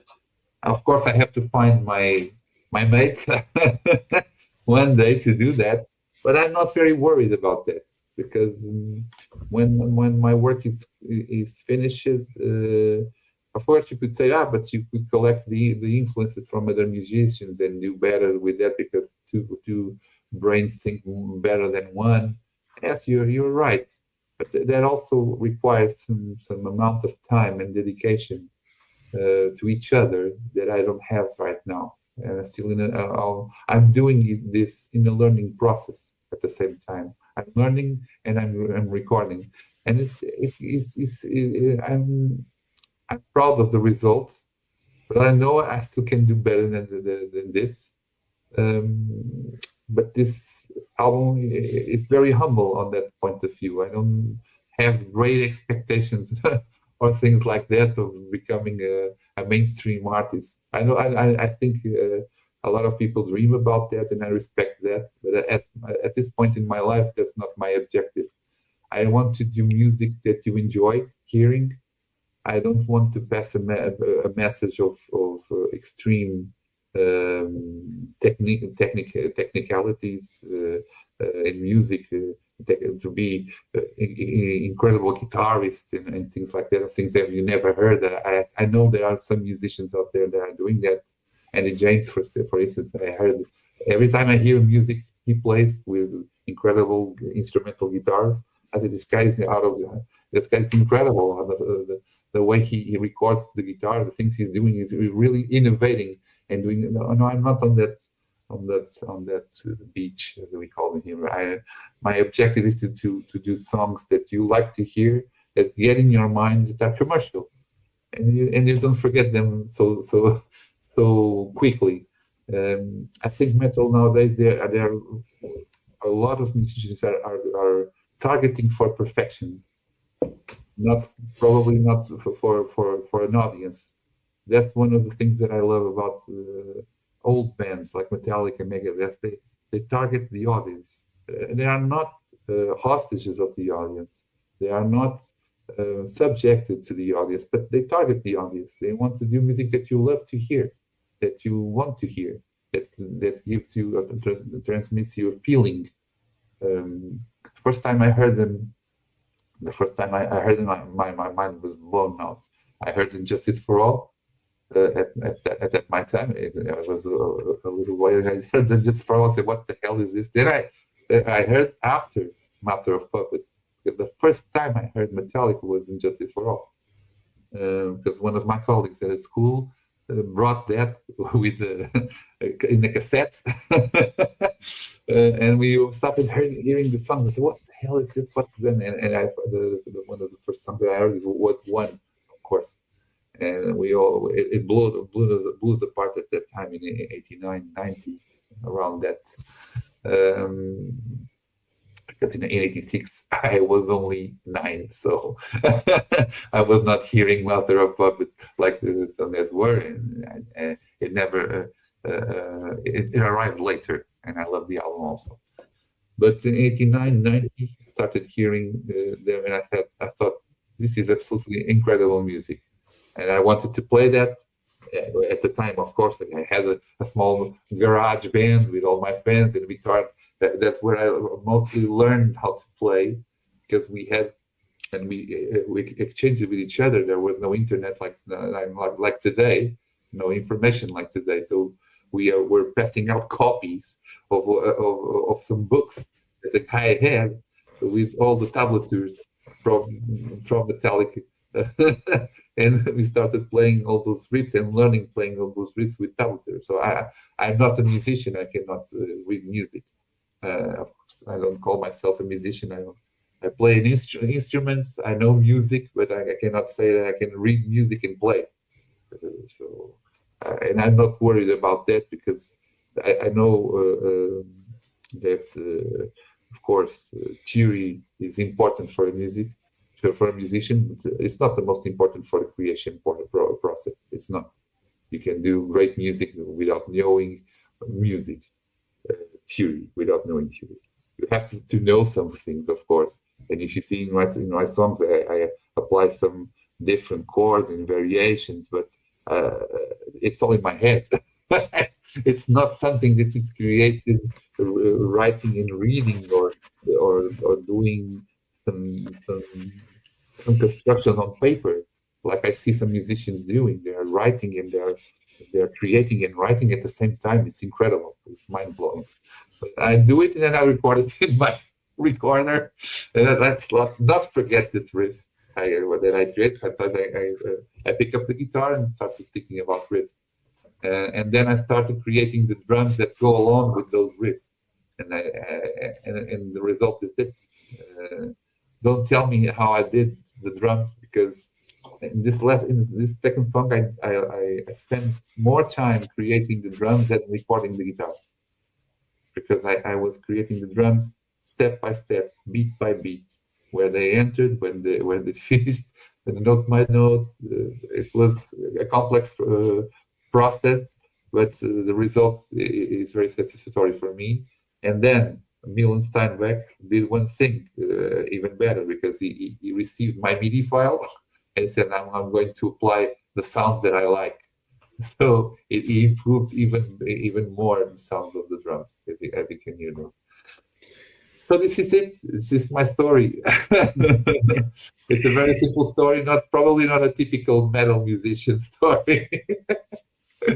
Probably not. But I'm a metalhead, that's for sure. Yeah, cool. Yes, we've got a couple of questions from the live chat. From one of my moderators, she asks, Ocean 2025, do you have any plans to do tours? And if so, where? Obviously, you've got to get a band together to actually do a tour. As I said, I have a lot of plans. That's my main goal, to play live. I would love to go to Canada and to the United States to play my music, because it's being well received there, I know. But I still have to finish the EP. That's the main objective right now, because to put on a show, you have to have 1 hour, one and a half hour of show of music. So 5 to 6, 7 songs, it will be the basis of this EP. It will also have a slower song that my son absolutely loves. I will insert it in this album, because he absolutely loves it. He asked me, because it's not quite metal, but let's see, if you hear Planet Caravan, for instance, in Pantera's version, they finished their album, one of their albums with that song. It's not quite metal, and I love to hear that song. It soothes me a lot when I hear it, and that version specifically. So it's kind of on that mood. I wanted to finish my album with that song, and I'm using probably some percussion in that song, inclusively, not only hard drums. So it will be interesting. So answering the question, if everything goes well, who knows? In 2026, I can start touring, because in this process, I'm sure I'm going to find my mates. I'm sure, because things are starting to get serious. It's not only one song; it's 2. The label called me, and when the label called me, I said, I only released 1 song, and they already called me. They put me in a contract to sign. I'm signing an international contract right now. It was a surprise for me, as you can understand. A lot of my friends said, "What? You are kidding? You're not signing with a label with 1 song." I am. I have this contract with them, and I have to record my songs. So it will. It even backed a little more my will to do this until the end. So 2 songs will be released also, one in May and the other in August this year. And let's see until the end of the year what can I do, because I'm working at the same time with a very demanding profession that exhausts me every day. But I have to find the time to record this and to put these songs out there. And I think I'm going to do it with 2 more songs, certainly, because they are created. I only have to re-record some parts, because most of the parts are already recorded, and put them out. So in May and August, I will do that. Then I will have 4 songs until the end of the year. So if I can launch 2 more, I will have 6. And I think I will be ready for touring. Then I will have to start thinking about this part of my career. And why not? And my songs are not too much intricate for musicians to play and to have them sharing with me this experience, and even improving my songs if they want. I'm completely open-hearted, and I almost put an ad on my Instagram saying, "Who wants to cooperate with me on my songs and creation?" But I didn't do that, because I know I have to give those persons my dedication, my time. I have to be consistent with that. If I do not do that, I'm being unfair to them. So at this moment, let's see. I'm going to do it by myself, because this is not will not be my first album, my only album, of course. I will do it again, and in this process, I am certain I'm going to evolve. Notwithstanding my age, I'm not a young man, of course, at this time, but I think age is not a limit in music.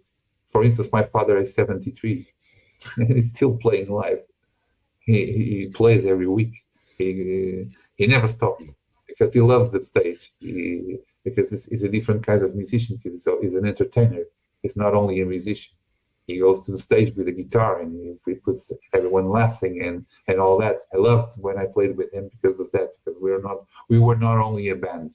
We were entertainers. We went to the stage to put everyone laughing and do the interaction with the public and all that. It was a different kind of show, not only music. But now I'm only focusing on music, and I'm starting to fulfill a little bit of my dreams. The first time I launched a song, I couldn't believe that I did that, because 2 years ago it was only an idea in my head. I didn't have one single song written, a lyric written. Nothing was done. So I'm starting to materialize that day by day. I hope so. To 2026 would be an incredible objective to start doing. Cool.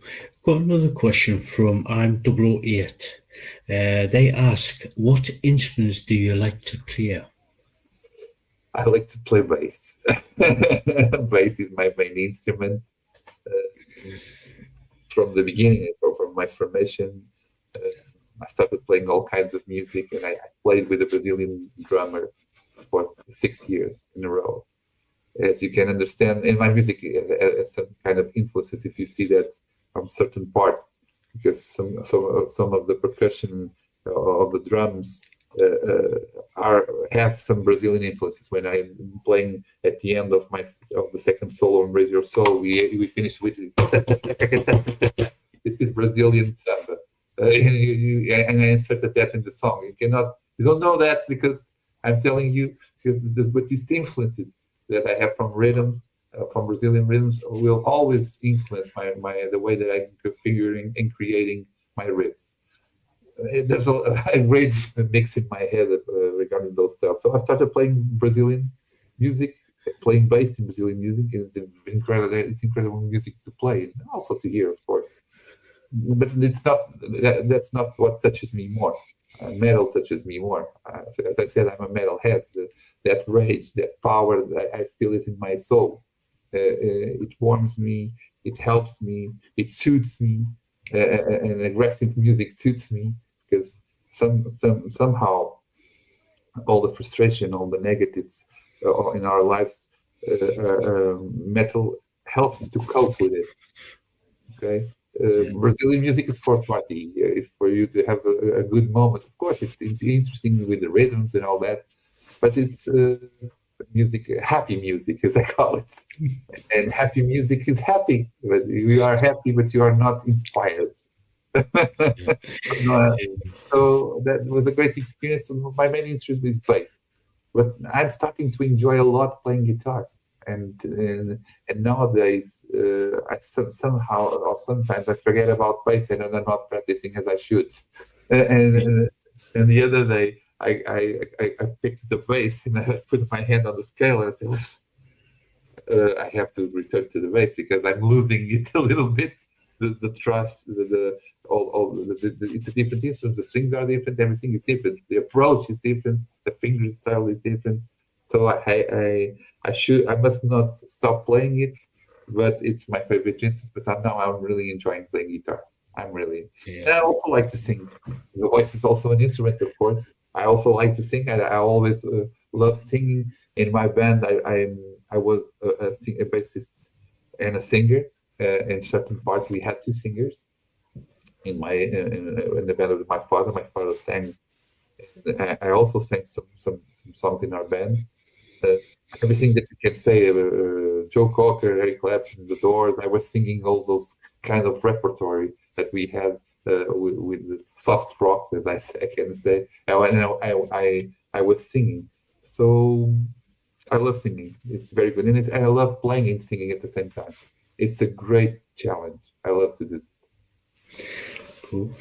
So, when you going to be releasing the new songs, are you going to be releasing merchandise such as like T-shirts, or are you going to wait until the launch of the EP? That's a very interesting question. I started thinking about merchandise weeks ago.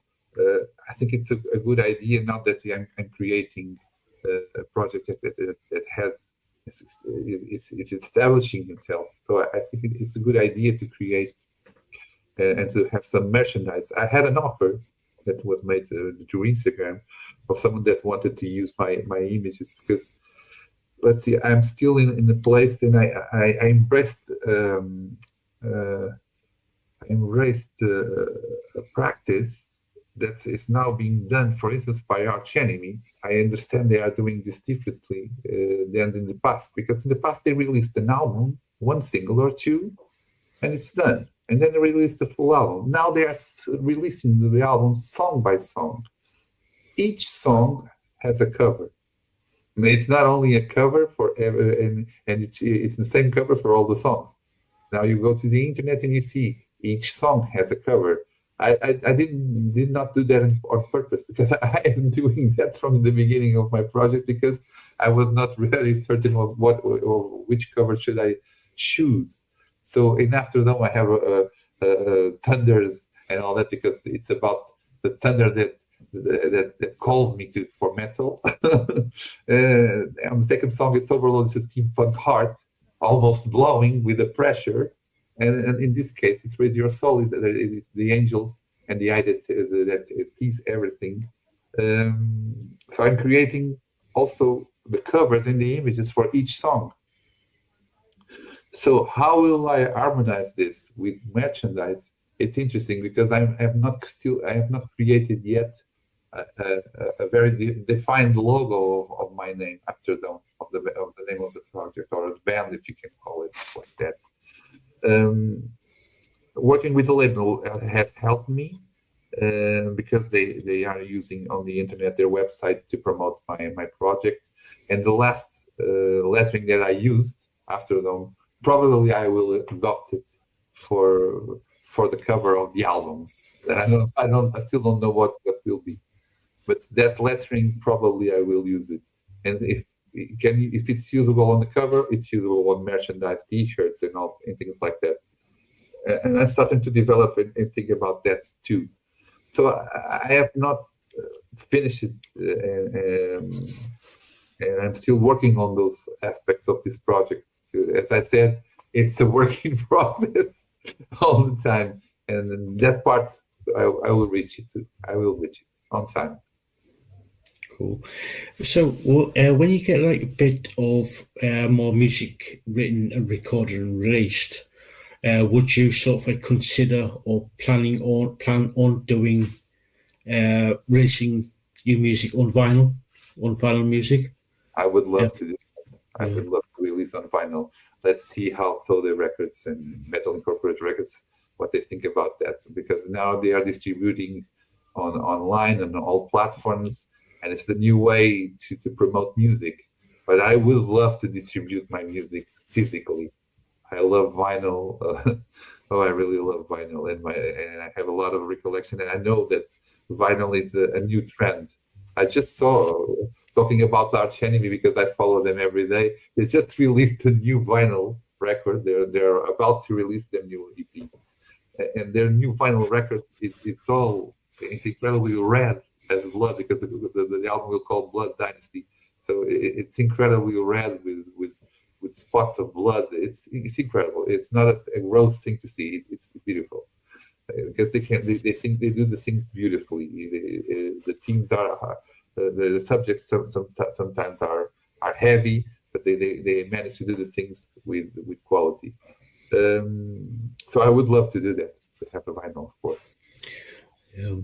We've got another question from chat.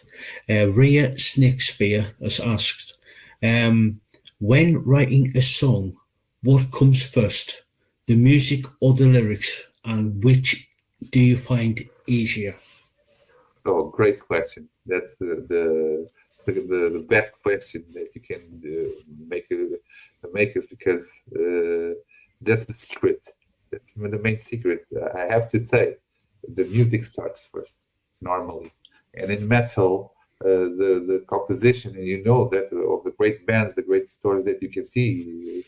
Again, I have to speak about Metallica when they composed the Enter Sandman song. They started with the riff, and then the drummer corrected the riff, and the riff was contagious, and they built a song from the riff.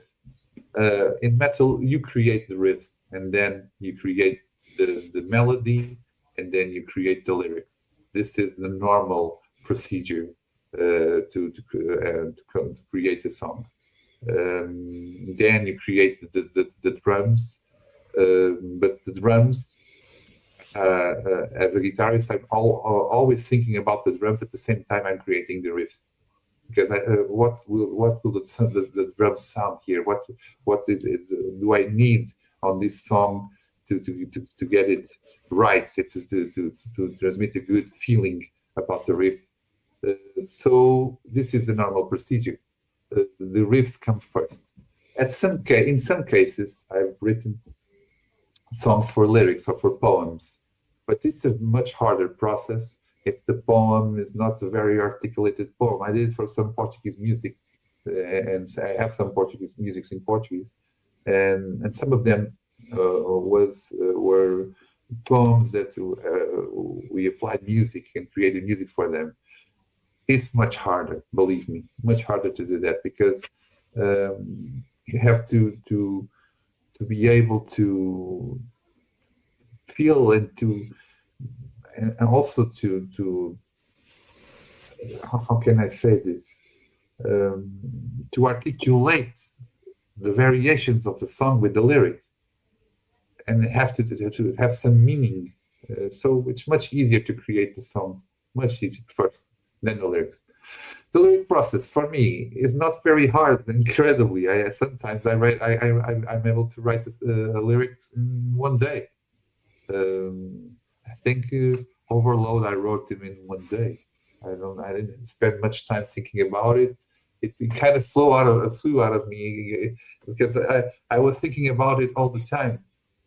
I work like I'm a lab rat. I'm always closing my office. I work like a dog.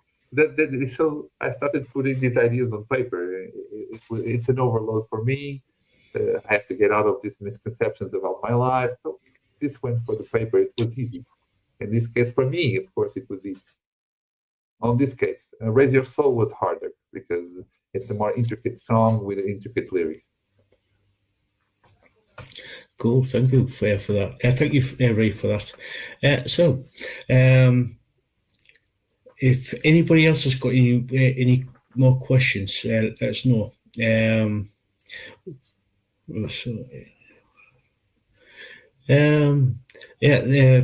Ray has said that thank you. It's always interesting to know how musicians go about creating the music. I think it's always interesting to know how musicians go about creating music. Okay. Yes, it's very interesting. It's very interesting. Yeah. Any more questions? Please put it in the chat there. Where can people find you on social media? Where you can find me on social media? Yeah. You can find me on Instagram with my name, Carlos R, and also Afternoon. If you will write it on search, you will find him right away. You can find me on the page of Solar Records and Metal Incorporated. They are from Canada, so it's www.solar.ca from Canada, and you'll find a link there for my project. It's my main web page at this time, and I'm not thinking about creating one on my own, because I'm working with them, and I'm pleased with all the images that and the time they are investing in me, and really humble about the fact they are betting on my project as a one man project. So you can find me also on Facebook, as you did. My page in Facebook is not so developed like in Instagram, because I bet a lot on Instagram at the beginning. I thought it was the platform that could give me, that I used more, and it could give, and it was more specific for this case, because in here we were thinking about that Facebook was getting a little bit out of fashion. So I didn't bet so much on Facebook, but in Instagram you can see that I have all the posts there, and using it more to get more followers and if possible some fans. Cool. Yeah. So this is probably going to be my last sort of like question. Any advice for people who want to become a musician? I don't want to go to a common place, of course, or like follow your dreams or things like that.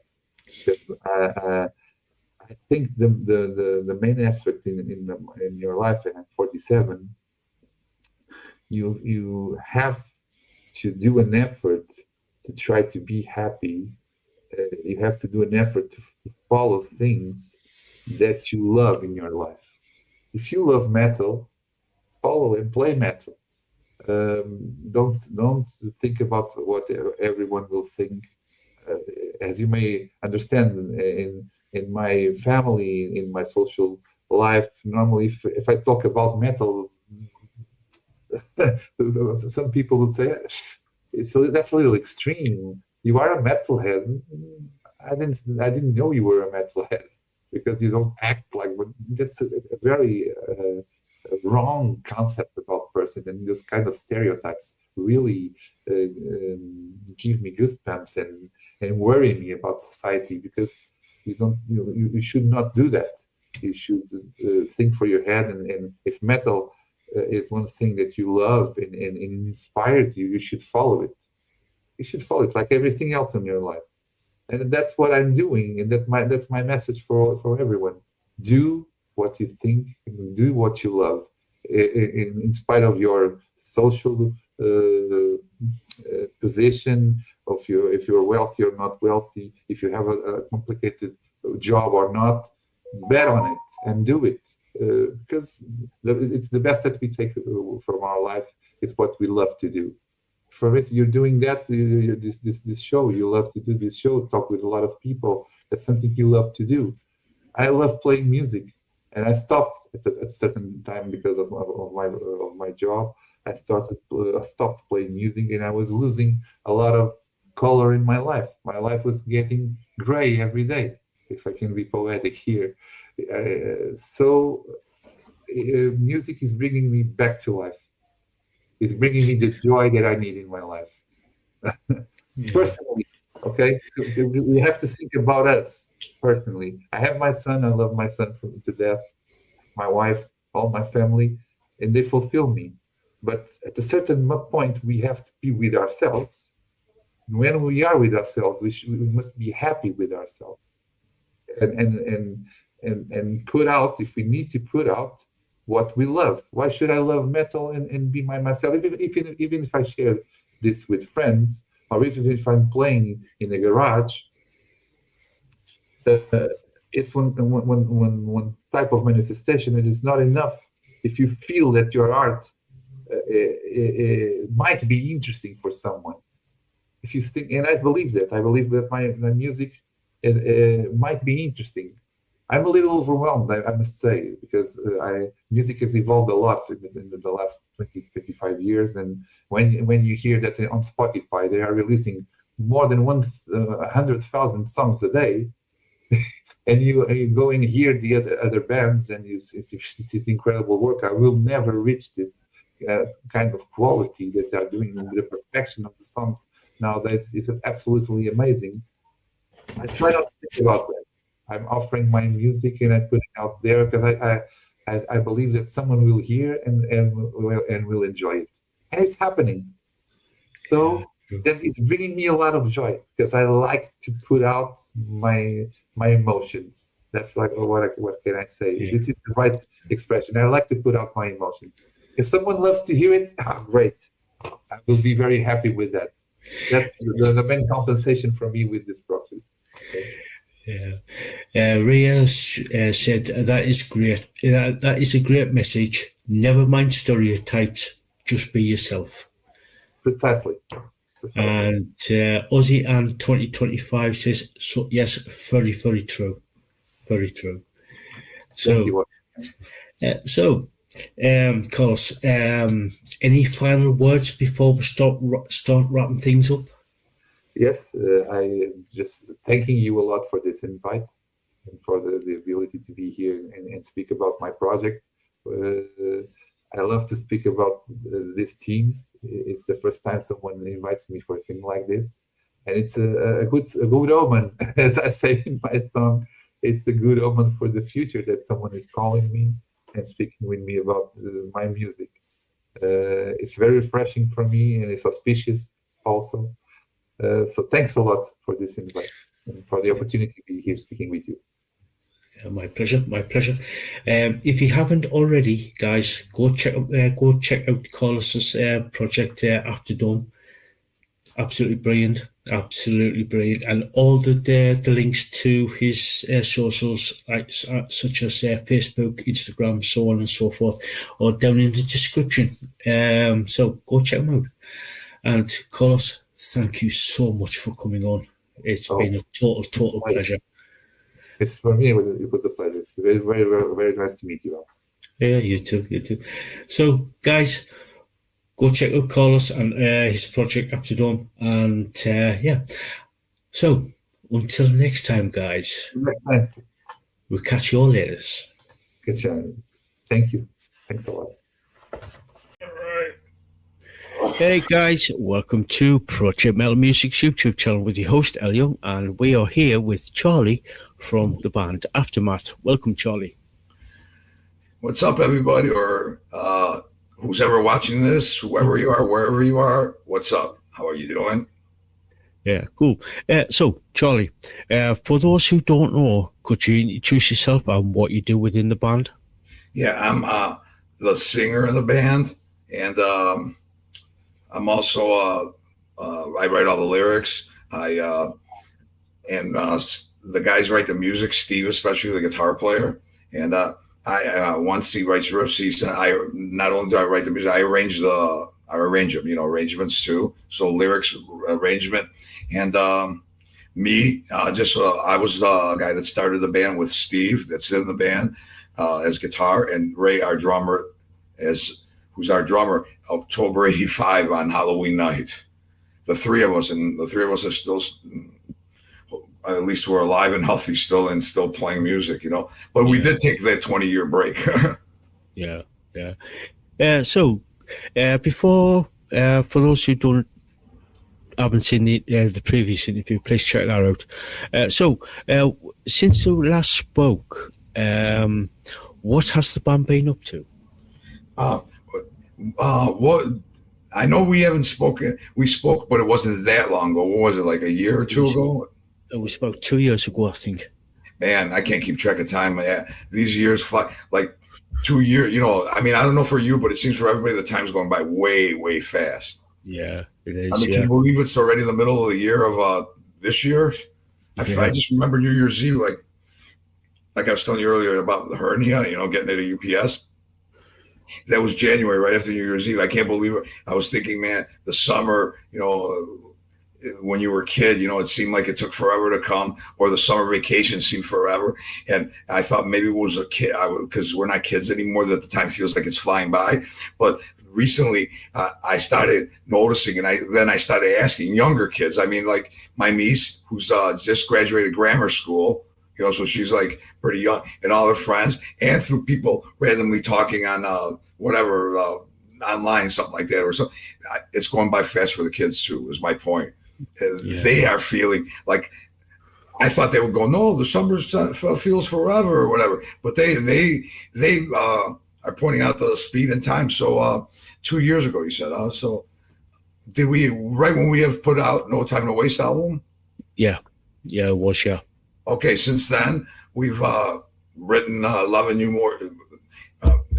songs, and right now we've been recording them, and we're done with all the.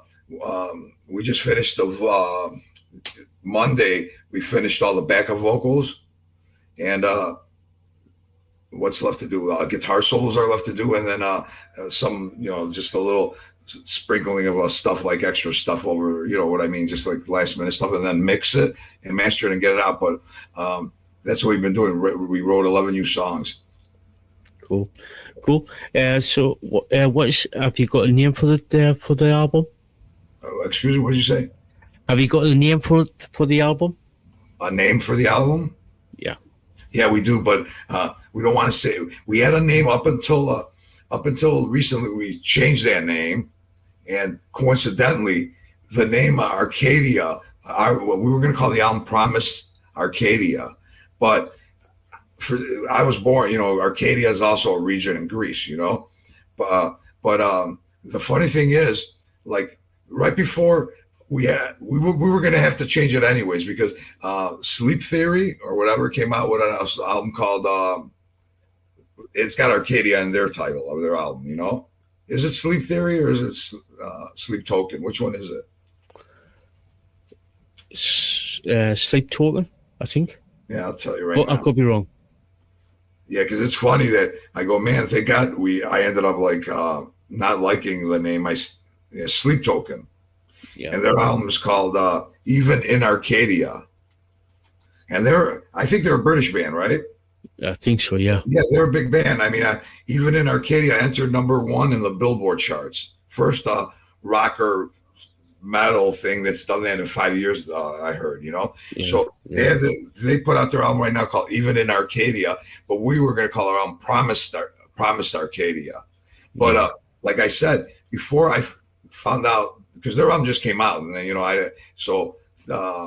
before they announced their album title and coming out, like maybe a month before or something like that, I came up with a new album title that out of nowhere I go, man, that's the way I liked it. Whatever it is, it's the title that I came up with after that would really, because it made more sense in how I feel about it makes more sense with the lyrics and everything. It's not a concept album or anything like that, but it shows you how the attitude that these songs, it describes the attitude of the music more, and it'll make sense once you hear the title. But I don't want to say yet because it's still the release could be a while. You know what I mean? It could be like late summer or something like that. But isn't that funny though that they had the same idea for Arcadia on their title out of all the names in the world, Yeah. So, you did sort of like mention that you might have a sort of like a release date for the album. Have you got any firm dates, or are you going to wait until like later in the year, like around about October, November? Yeah, it's see, the album was supposed to be out this year, no matter what, right? But the funny thing is, the only thing that's delayed, because the songs we could, after No Time to Waste, we had pretty much written the songs pretty quickly, and we don't rehearse like we do it the old-fashioned way in a room together, Like I was listening to some other band yesterday talking on their interview, Cattle Decapitation, extreme death metal, and they actually wrote their songs in the same room, but they live in different parts of the world, so it's kind of hard to get all in the same room. But they go, we did it the old-fashioned way. We like it. We in one, all of us in a room, and that's the old-fashioned way. Barely any band does it that way now. I go, man, that's like, because we wrote the songs right away, but we only rehearse maybe, if we were lucky, once a week, 4 times a month, but if we had more time, the little amount of time that we do rehearse all together, man, those are magical moments, because that's when the songs really bring on the life. Even if you write on your own and let's say you give it to your band members as a complete song, it's better to bring it in and have, when the musicians are great and the band's a great unit, it's better to be in a room together to develop the song. Yeah, have the basic blueprint of it, verse, chord, where you want that, and it's written, but leave enough space to have the band jam on it for a while, maybe change little things or, whatever, and it just blows my mind that basically all the metal music that's coming out now, not just metal, anything, is not people in a room together writing it. It's like individuals with behind a laptop sending it to all the other band members, and then they meet in the once they learn it, then they just meet in the studio, never rehearsing it together in a room, and then record it. It's crazy. Yeah, cool. It doesn't seem the natural way to do it at all. Yeah. So, is there any singles coming off the album? Any what? Any singles? Oh yeah. The fun thing I'll say is, like, every song, they're gonna have a tough time, the record company, like which single they're gonna put out first, because they're all, I mean, they ended up just being all with major choruses that they're the kind of songs that when you sing along, I mean, when you listen, I if you're into it and you actually listen, you'll sing along to it. You know what I mean? And I never thought of our music like that, because we were always like a progressive band, technical and stuff. So it wasn't like we didn't write music for people to sing along to. We wanted them to sit down and just like not anything like it, but like Tool, you know. I don't think they want their fans like singing along, you know. You know what I mean? So it's funny that this album is it's got that, but then it's got all the stuff that a good progressive band has, where you don't know what, you know, like a rhythm change comes next, and all of a sudden you go, wow, man, that's pretty creative how they you don't even tell, like that would be hard to transition from that riff to that riff, and they make it smooth, you know. Yeah. So all 11 songs are pretty single worthy. So we'll see. We don't know yet. Yeah, cool. Now, is there any sort of like plans on bringing out merchandise, whether it be T-shirts or caps or stuff like that? Yeah, we'll have all that stuff. Yeah, like but we're waiting on the artwork for the cover. Yeah, because No Time to Wait, like this one, or the last album cover, I got a little button here, you know, like that, like that. I was really this. Did you get any merchandise from the No Time to Waste? Did they send you anything? Yeah, I think so. Yeah. So you'll definitely. But again, like it's the same artist that did our debut album, Eyes of Tomorrow, back in '90, early, you know, our debut album. And basically, I should say he's done all our album covers so far, you know. Cool. Now, is there going to be any sort of like, when the album's ready, is there any sort of like plans on doing any tours? Not tours, but we're open to do shows like well, you know, you fly out like we did when we reunited, flew out to Germany and did Headbangers Open Air Festival, and like we, you know, like short mini tours and stuff like that. But long tours, not only them, it's just like, we wouldn't be able to do long tours. Well, it'd have to be worth it financially to do a tour like that long, you know. Especially, you know, we're old. We're not young kids. You know what I mean? Like, we should have been doing that in the '80s. So if the money was there and everything was aligned, you got the financial backing, would you sort of like tour the US or Canada or get over to Europe? Or down to Australia? Yeah, we toured anyway if they pick, because, you know, I don't have a wife and kids, you know. But the other guys, well, our bass player's got 3 or 4, you know, he's got kids, you know, that are still in schools, you know, pre-high school and high school.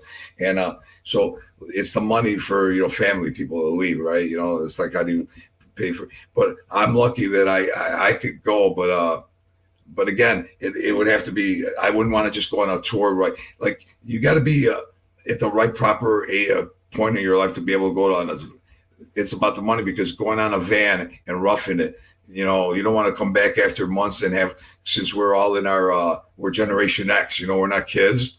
And we come back after a long, grueling tour in a van and we're all broken down, you know, sleeping in vans or like, so, because they're still doing it, bands. And, you know, again, I listen to what new bands are doing, and, you know, there a lot of them are on the road for months, and it's rough out there. You know what I mean?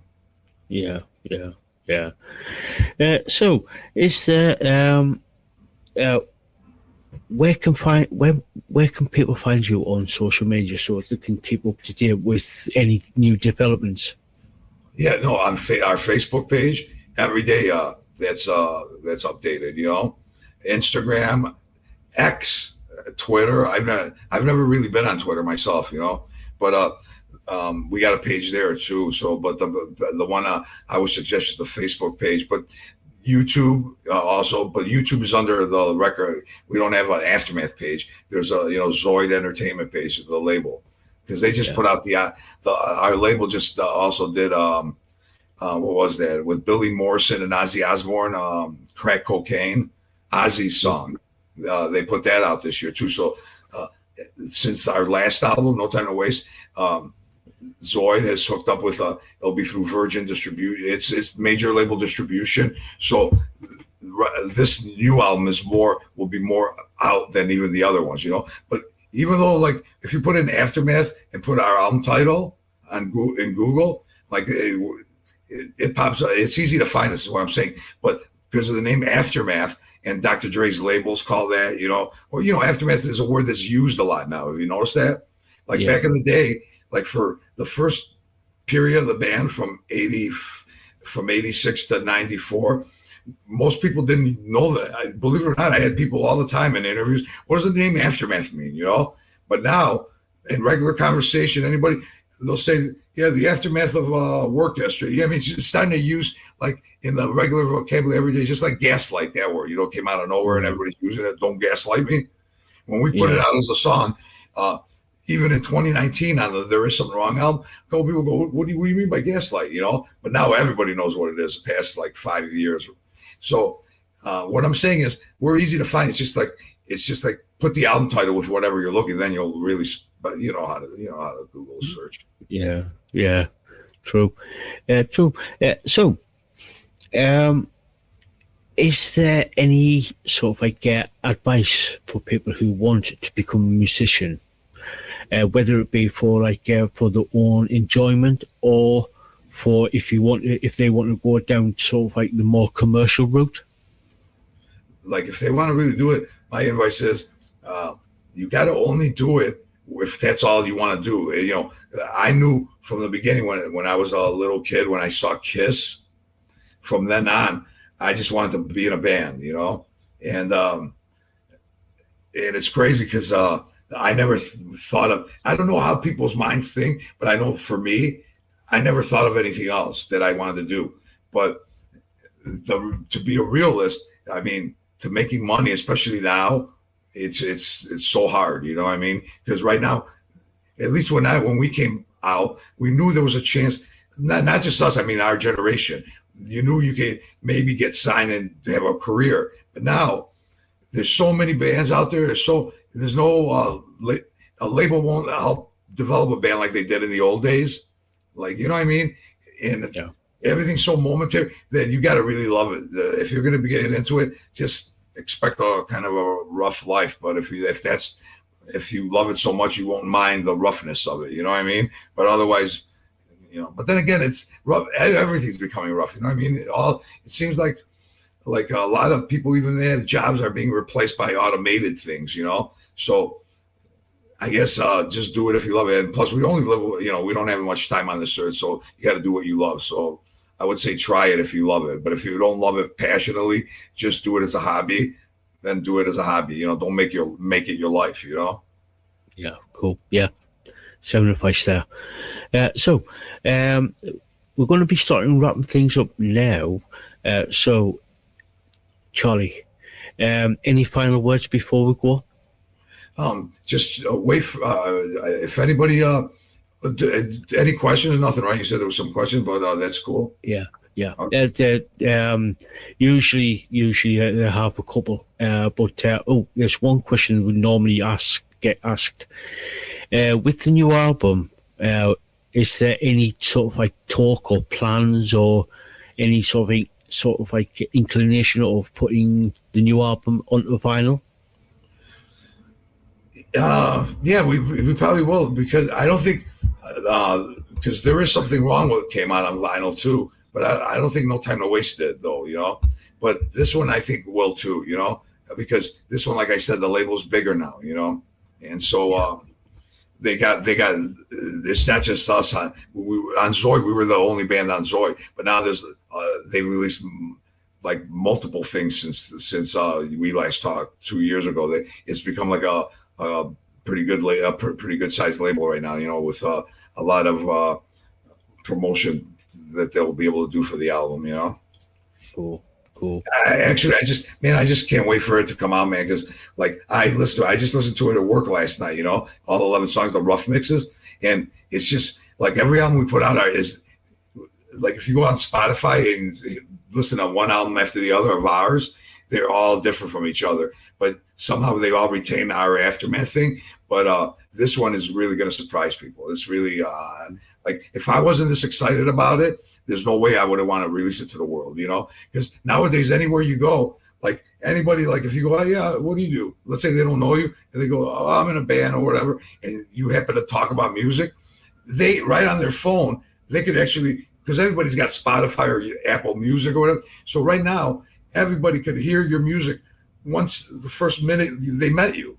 Back in the day, no matter what, even though the music industry was bigger then, you know what I mean? The labels had power and everything. You still, if you met somebody in that minute, they still had to go to a record store and buy a CD, or you had to give them one there. You couldn't listen to it wherever you were. You use it, you know, instantly. But what I'm saying is, it's so everywhere that it better be good, because otherwise people are going to go, "What the hell is this guy wasting his time putting out this garbage?" You know what I'm saying? Because it could be. It wasn't like that before. So it's, in a way, it's crazier now with so much stuff up. But then again, it's right there and everybody's hand, because Spotify, like, it has our whole catalog. Yeah. What do you listen to music on, like online? Usually Bandcamp, Spotify. Those are the two main ones. But I try and tend to listen to Bandcamp. More than anything. You know, a lot of people do just YouTube, believe it or not. Yeah. It seems like people that YouTube, it seems to be people that aren't fanatical about music. You know what I mean? You know, because like if I meet a girl or somebody that's like not a metalhead or whatever, I go, "What do you listen to music on?" I'm always interested. Those kind of people always say YouTube, you know. But again, though, Spotify, I don't know if you can tell in here. There's like about over there. I mean. Yeah, CDs everywhere. Like there's 5,000 CDs in this room where I'm talking right now.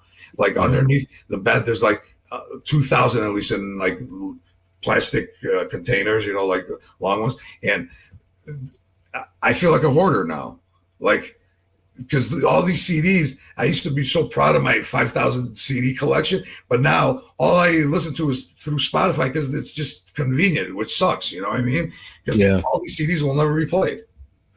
Yeah. True. And new cars don't even have CD players in it. My car, I bought a new one right when the pandemic started. And when I went to the dealer, I go, "Can I get it with a CD player?" He goes, "No, they don't put CD players in cars anymore." He goes, "You could get one, but you have to pay a lot more extra, you know?" Yeah. In your car, do you have a CD player? Yeah, I don't have a car, but I have got a CD player. Yeah, because it's unfortunate. Because anyways, the point is, I can't wait for people to hear this album. Yeah, true. Yeah, good. So, I'm going to start wrapping things up. And any final words before we go? No, thanks for the interview. It was great catching up with you again. And then when the album's out again, let's talk again. And then after you got a copy, and then last question I got to ask you: out of our music, I know you know "No Time to Waste," right? That's the one we've talked. On the last interview, have you listened to any of our other stuff? I haven't had a chance yet. Because I'm listening to a lot of other music and doing, plus my day job as well. I haven't got time to actually. One time when you have time, if you're on Spotify, because it's all there, just listen to something off of Eyes of Tomorrow, our first album, and listen to No Time to Waste. You'll see how different things are and how. So when I said everything's different, but you know what I mean? Yeah. So I will do. So Charlie, thank you so much for coming on, and thank you for having me. Absolute pleasure. I know you got a busy day today, and I'm going to let you get off. And guys, if you haven't heard, if you haven't checked out Aftermath, please do. These guys are absolutely amazing from what I've heard. So until next time, guys, we'll catch you all later. Thank you, man. Cheers.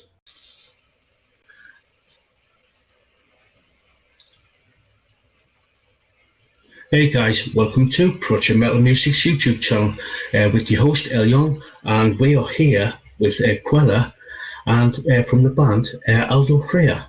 So welcome there, Quella. Thank you very much. Very happy to be here. Looking forward to having a chat. Yeah, so Quella, could you introduce yourself and what you do within the band Aldo Freya? So Aldo Freya, I'm the vocalist, the bassist, and the songwriter for Aldo Freya. Been doing that for the past sort of 2 years now. Handling everything like production, things like that. It started out as my own project, and then we've got like a couple of others on board now, and going forward, going strong. Yeah. So how could the band Aldo Freya, how would you describe the band? In terms of the style, things like that, it's very much it's kind of moved on from a more traditional sort of black metal sound. It's got a bit more intricate, if you like, there's sort of past releases and beyond. But yeah, it's basically it's black metal music based on a lot of English history, particularly sort of Old England period, medieval, that kind of thing. Just delving into a bit of our own history, really. There's a sort of a lot of black metal out there that covers a lot of European kind of history, and which we do ourselves as well here and there. But basically a lot of just cool medieval kind of whether it's fiction or not. Just basically covering those kind of things. Yeah, cool. Yeah, so let's dive into some questions. As a kid, what were you listening to? I was a 90s child anyway, so you were kind of the 90s, as you probably know. I know obviously you had like the era of grunge and things like that, but on a more sort of, if you're a child on a sort of more mainstream level, you're looking at your Spice Girls, you're looking at your Wet Wet Wets and your things like that. It was that kind of, the 90s was that kind of period where you couldn't move for like a boy band or anything like that. But I think sort of even from an early age, again, being the sort of the era that I grew up in, a lot of the sort of early heavier bands would have been your likes of, your Limp Bizkit, Korn, Slipknot, those very sort of late 90s, early 2000s, Drowning Pool, things like that.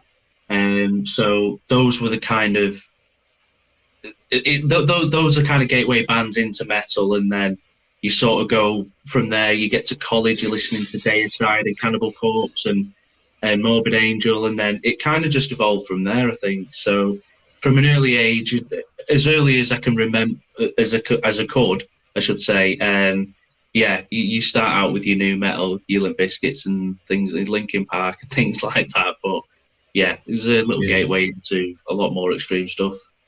Yeah. Who actually got you into listening to music?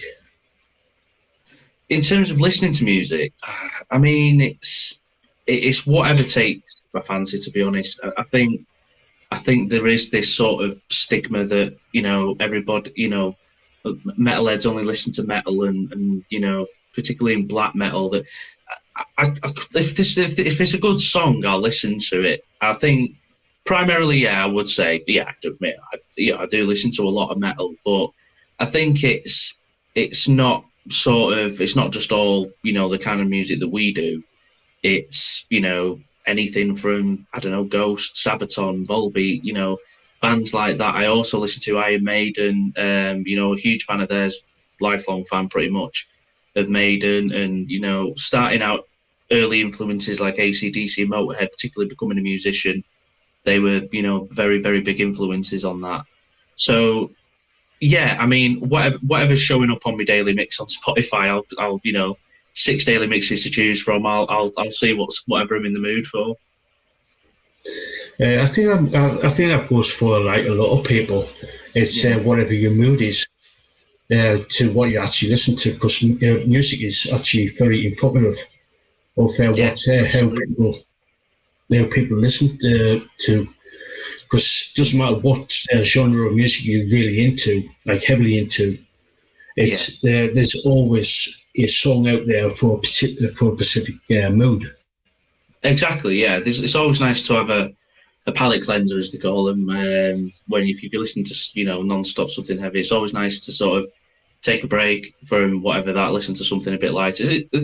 Variety is the spice of life, especially with music. It's a great thing. Oh yeah. So, who actually inspired you to become a musician? Was it a family member? Was it a friend, or was it somebody from AC/DC or Iron Maiden or Motorhead, or was it something completely different? I think when it probably started around college sort of years, I think starting to being, broadening my horizons from those sort of bands I was listening through high school to, you're exposed to a lot more as you get older in terms of music, new platforms come out. So I think, I don't know if there's anyone in particular that did it, but it was just the fact that there was so much more of a variety of music. It made me kind of want to do that myself or just give it a go. And that's when I sort of started playing bass in college, and it kind of just snowballed from there. I'd say, there is very influential, frontmen and, band members that have influenced me, absolutely. Lemmy's a big one, of course. Bruce Dickinson, things like that. Yeah, I did sort of grow up, really, admiring these kind of talents, and not that you want to, not to replicate it, but to just do something in your own style, I think those would be probably my earliest influences to go into music for sure. Yeah, cool. So, were you in any bands prior to Aldo Freya? Yeah, I mean, I was in it was basically a group of friends, really. We were in a sort of a hardcore punk, hard rock band called Target Renegades. I think we had that going for about 10 years, something maybe a bit less, I think. But it was more of a friend, just you meeting up with your mates once a week and you're rehearsing for half an hour, chatting for another 2 sort of thing. So it was never really, it was only once we played our last show, it sort of lockdown happened. So COVID-19 kicked in. And it was during that, I quit music for about a year, just didn't really want to do anything. And then it was just a bit of a light bulb moment that I thought, well, while we're in lockdown, I've got my bass here, and this day and age, you can record from a laptop, if you've got the right equipment, it's just so accessible. So this is literally my first foray into black metal, and it's just kind of gone from strength to strength ever since. And yeah, no signs of slowing down, and just really enjoying it. Yeah, cool. So what has the band been up to, especially over the last couple of years since you basically first started? Since we started, yeah, we've gone through. Today, funnily enough, I was doing an Instagram video earlier just for it's the 1 year anniversary today of our first album, Thy Kingdom Cold, which came out a year ago today. So that's been absolutely brilliant. The response to that was wonderful. So we also announced today that we will be releasing a new album, a second full-length album in the next couple of months.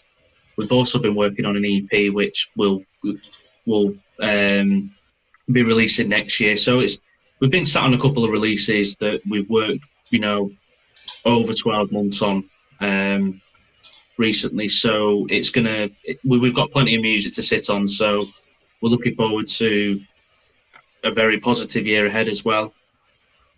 Yeah, cool. So you mentioned about a year ago you released your first album. Could Could you tell us a little bit about that?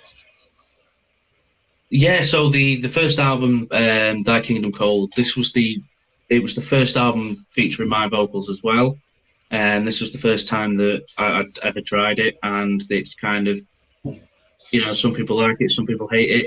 It's one of those. It's the same with any band, I suppose. But yeah, that album was, the first full length album that we'd done.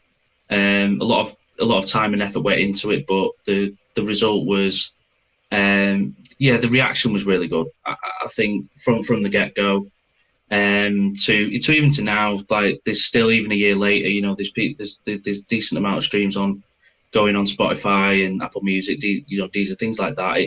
It's doing really well, and we're hoping to sort of. But it has also been a year. We've done a single, Magna Pestilencia, which we released a few months ago, which was a bit more of a sort of a black and roll kind of song, something a bit different. That's why it was a standalone single. We covered Bathory's Necromancy as well. So that was just sort of a bit of a bridge the gap to what we've got coming up next, which will be a new album. Yeah. Going on to the new album, if you can, could you tell us a little bit about it? Yeah, absolutely. So the new album is, as I say, we're looking to hopefully have this out sometime around Halloween, based on time frame and things like that. It's the longest album we've ever done, and also we've only done one full length before, but this is significantly longer than the first album, a couple of tracks longer, and we've got some cool ideas planned in the pipeline for the physical release for it as well. We just need to see if we can, get that to come to fruition, because I know a lot of people do like the, physical copies and things like that. So it'll be, it's going to be something special, I believe. Particularly it's an evolution from the last album. I think it's a massive evolution from the last album, and I'm really excited for people to hear it. Yeah, cool. So you mentioned you got something else in the pipeline. Could you tell us a little bit about that? Yeah, so we've also been writing a new EP, which is a little bit different again. I think every release that we do is always going to be, it's still very much Alda Freya, but there's going to be a few tweaks and a bit of experimentation going on there. So we've been working with a new sort of a bit of a change lineup. We've got a new drummer, Bob Knight, he's currently working on the drums for that EP. But we've got a few time constraints for that, the people's schedules, things like that. So it makes sense for us to sort of shift the EP maybe into sort of like mid next year, and we can now release, now that the second album's fully finished. It's been finished since May, so we're going to release that first, and then we'll have another release set up for sort of mid next year, and then by that point, knowing me, there'll be something else written, so it'll be time to release something again, and so on. Yeah, I was going to ask, is there any sort of new material that you're working on, for something else or something for Alda Freya? Nothing. I have got some other things in the pipeline that I've not really ironed out yet. What I'm trying to do is I'm trying to sort of slow things down a little bit, because we've literally just finished, a few months ago we finished an album. We're 80% through an EP, so after that, I'm not too sure what I'll probably pull the trigger on next. It might just be a case of we would just write another album, or we might be able to someday, maybe play some live shows. If the stars align, that's something that we could definitely, hopefully look into.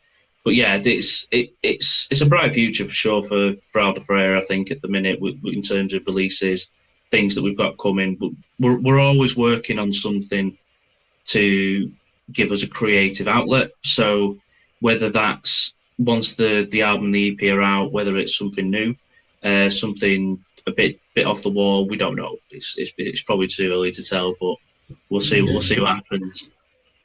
Yeah, I was going to ask, you mentioned you wanted to do some live shows.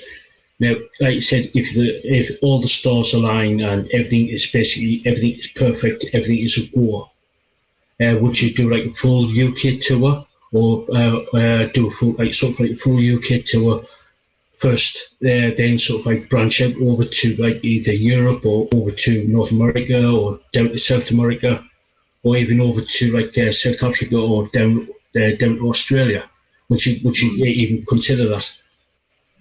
I think in terms of booking, well, in terms of shows, I think it would probably start off. I'd be happy to just do the odd show. I think just to sort of gauge, because it's arranging to get live members off at the same time and free to do these things.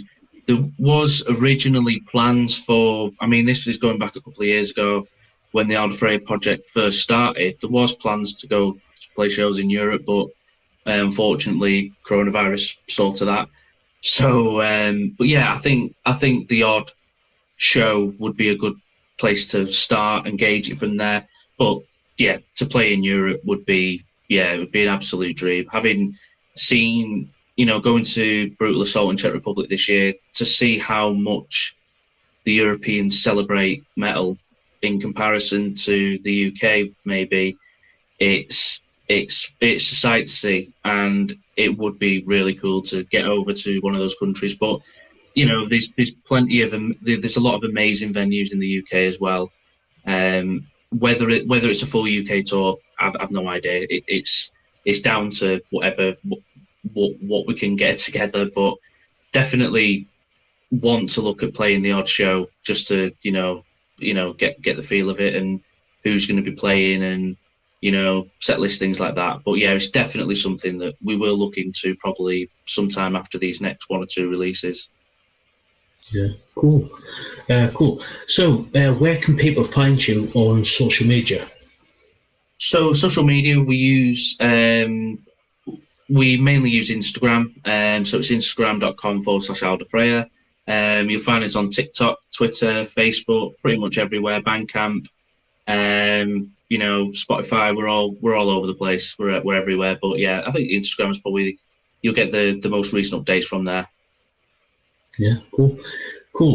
So with being you on with the band being on Bandcamp, have you got any sort of like physical releases for the first album?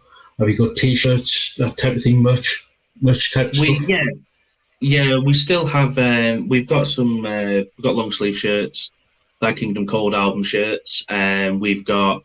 I think we've still got tapes, CDs, that kind of thing. So yeah, you can pick them all up from either our Bandcamp, or if you go to Matriarch Records, they also sell a lot of our merch, all of our merch. So yeah, pick yourself up anything, physical release, patch, shirt, whatever you like. It's all there for you.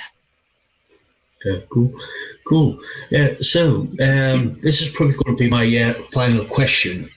Any advice for people who want to become a musician?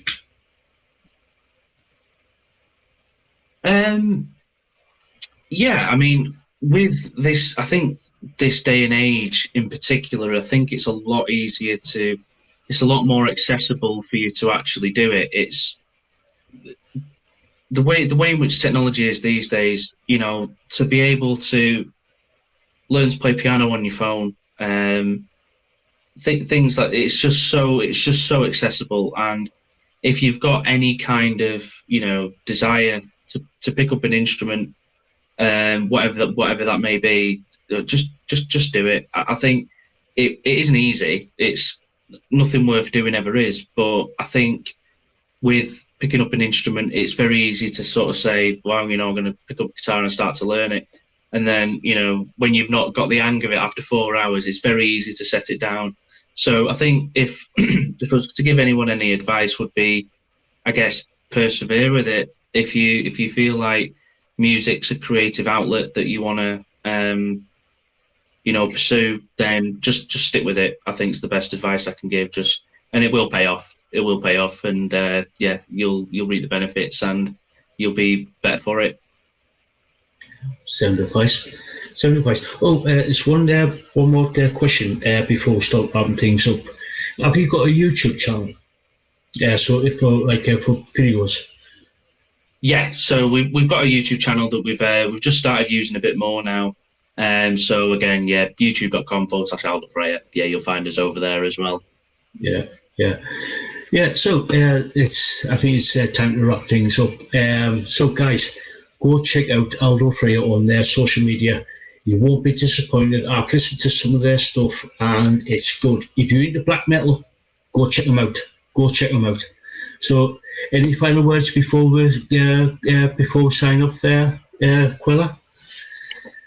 No, just yeah. Thanks very much for having me. It's been nice to have a chat with you, and hopefully we'll speak again. Oh yeah. It's more than just hit me up on social media, and we'll sort something out. Yeah, absolutely, mate. Yeah. I'll speak to you soon. Right. Thank you again, Quilla. It's been an absolute pleasure. Thank you very much. Bye for now. Bye for now.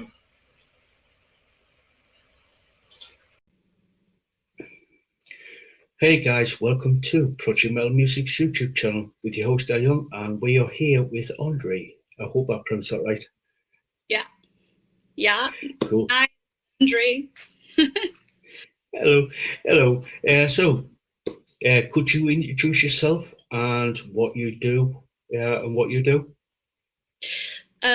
I'm a musician, a singer, songwriter, lyricist. Basically, more of like a one-woman band, meaning like creating artistically things from songs to video clips to outfits to mostly everything, and from even showing my own clothes. So I'm an artist. So I come from Greece. And I play metal, rock, blues, sometimes pop, but basically I'm most known for metal. Cool. Yeah, so you sort of like well-rounded artist in many aspects. Yeah. Yeah, so let's sort of like dive into some questions. As a child, what were you listening to? Actually, that's a very interesting question because I always love answering that question. When I was 4, I turned on the TV and I watched the Power Rangers riff, and it was all metal. So the moment that I heard this riff from me, fa, I was like, this is what I want to do in my life from now on. So I dedicated basically my life into this genre because this is the kind of music that really gets me on, and actually describes my soul and who I am internally. And what really makes me happy is that I got to meet the guy who wrote the songs, and I'm going to meet Ron. If you hear me, you know that I always talk about you. Wherever you are in LA, I get your back always. So I'm really happy that I got appreciated by my inspiration, which was this guy who wrote those songs, and I owe a lot to him. Cool. Was he your main inspiration in getting into the rock and metal scene? Main inspiration, I guess, a few singers like Ronnie James Dio, for example, that I think that his spirit lives on and on and on and on, as he used to say. He's like my godfather. I feel sometimes that some of my techniques are very similar by nature with him. And of course, it's something totally relevant that I am a fan of Christina Aguilera and her techniques, her vocal techniques. So I'm studying a lot of what she does. And I feel like I'm a type of combination of the two of them vocally, to be honest. But I have my own character and my own nuance and color. And of course, the way that I use my voice is who I am, you know, like it's the personality trait. Before you started what you're doing right now, were you in any other sort of like bands or or doing other stuff prior to what you're doing now? The thing is that I jumped into professional band right away. I've never had like a childhood band or to play with people around. And I dived into the deep waters right away. I was working. Basically, when I was 16, I got hired by a famous classic rock band here in Greece. And I started getting paid. So that's all I know. I know how to do music professionally.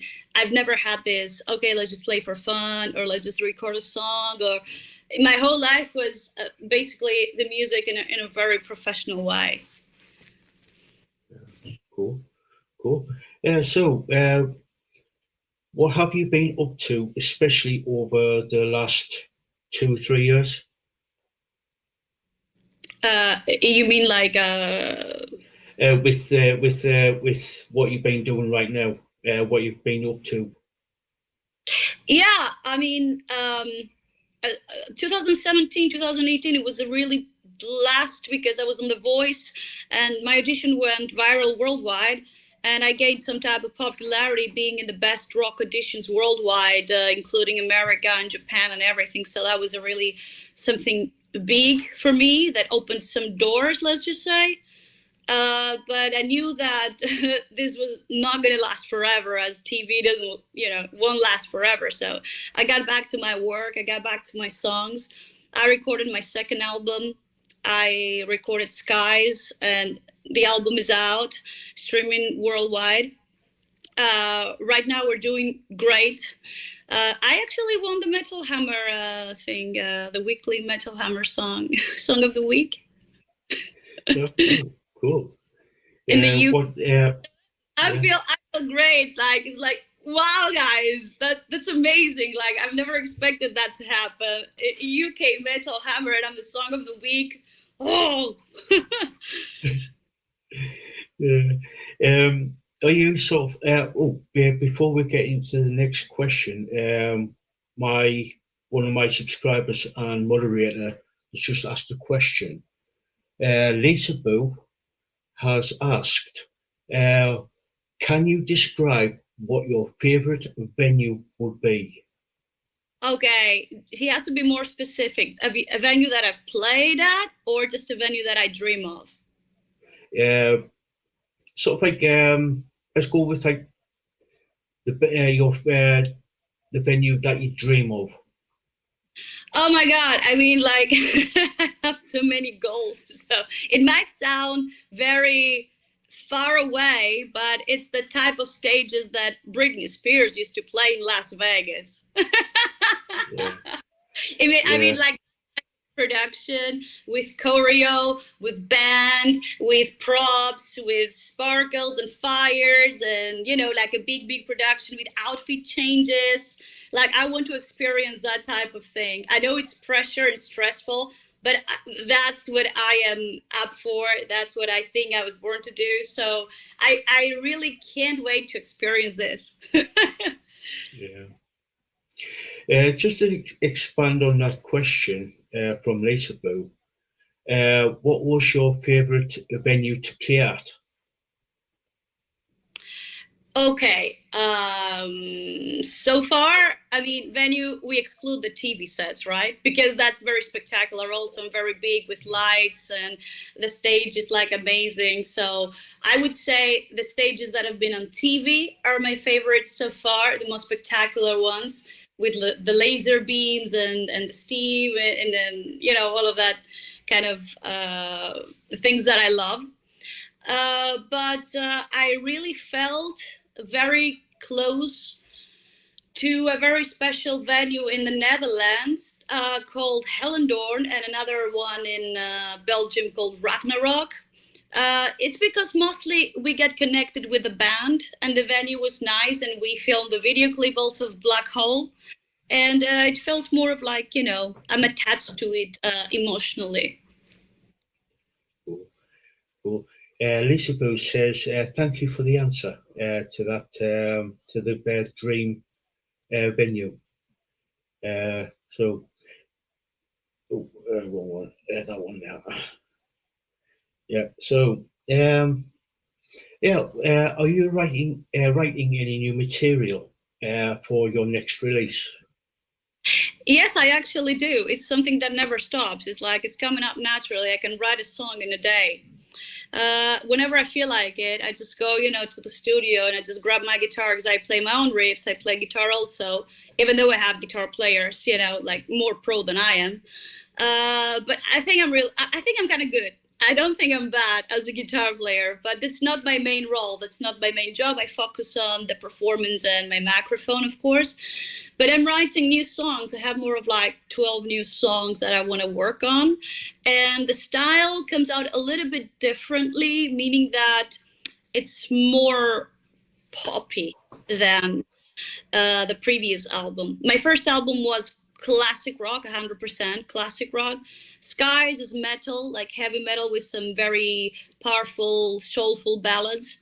This particular one is more energetic, more of like funky metal, if I can describe it. Are you sort of like in the process of writing that, or are you sort of like near the end of that process? I just released my second album, so I'm not thinking about it that much. I'm thinking about touring and promoting this album. But I think I have finished the pre-production. It's basically ready, and it's half orchestrated. And it's not such a big deal for me when the instruments go all together, and it's an easy job to do afterwards. Well, when you have a whole song, you can transcribe it easily. Yeah, cool. Now you mentioned you're promoting your second album. Could you tell us a little bit about that? Yeah, sure. Skies is called, and I don't know if you've seen the artwork. It's like me with a sword and my snake. I actually own that pet because a lot of people ask me why a white snake. It's because I actually own a white snake. That's why.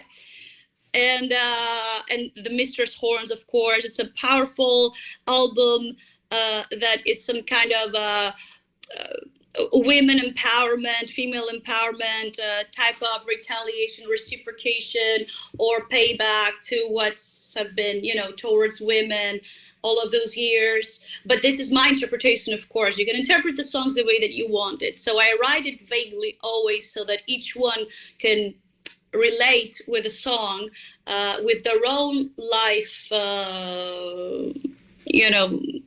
stuff that has happened. So. And for me, it's always about the female empowerment, even though I don't always agree with what some women do. I'm trying to show to people that yes, there is a woman, that she's not just the singer, that she has to be paid equally, that she is working like a motherfucker nonstop. So, and I don't have to be discriminated just because I look like this.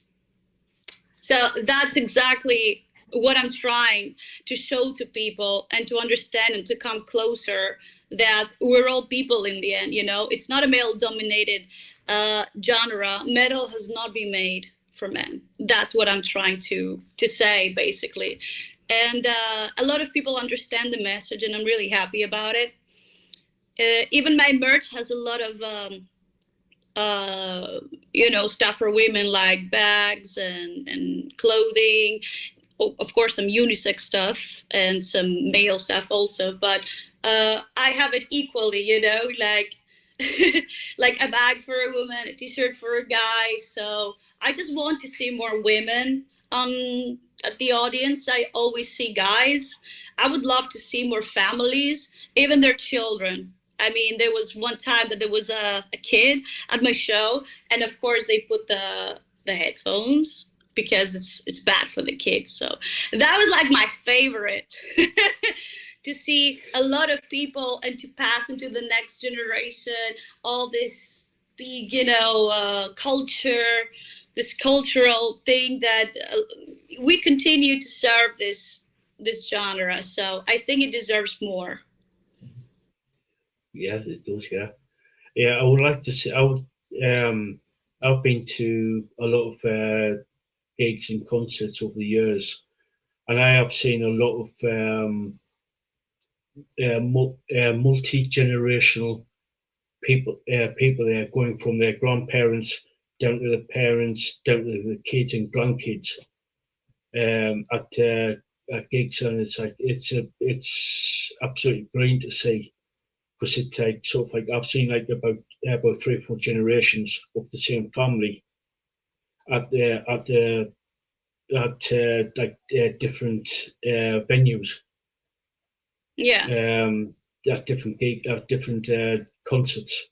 So because obviously the grandparents passed it, got into a band in the late 70s, early 80s. They passed it down to their kids.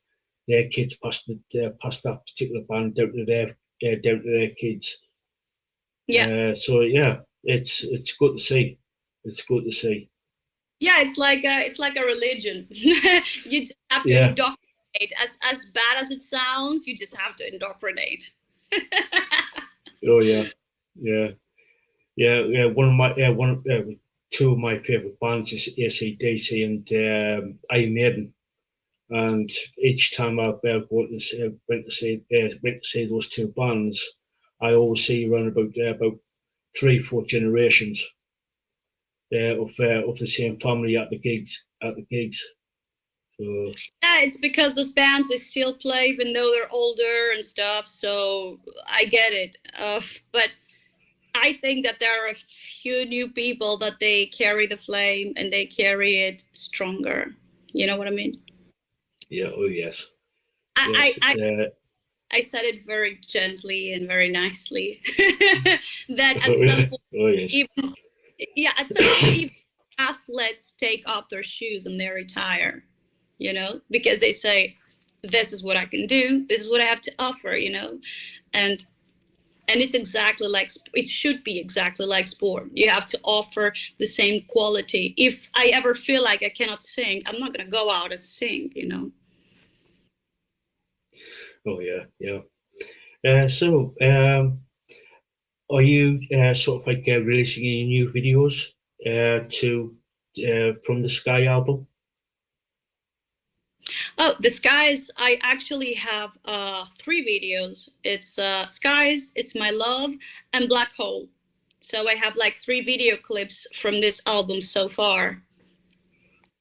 But all of them, they have different meaning. I mean, Black Hole is basically filmed with a band while we were on tour. So this has a different let's just say direction, because normally at my video clips I make it more of like mini movie films, but then of course I was on tour, I didn't have the time to do all that type of work and go to different locations and film, but it turned out to be nice. I like the outcome of the band playing and us performing. That's great, because the other ones are more theatrical, let's just say.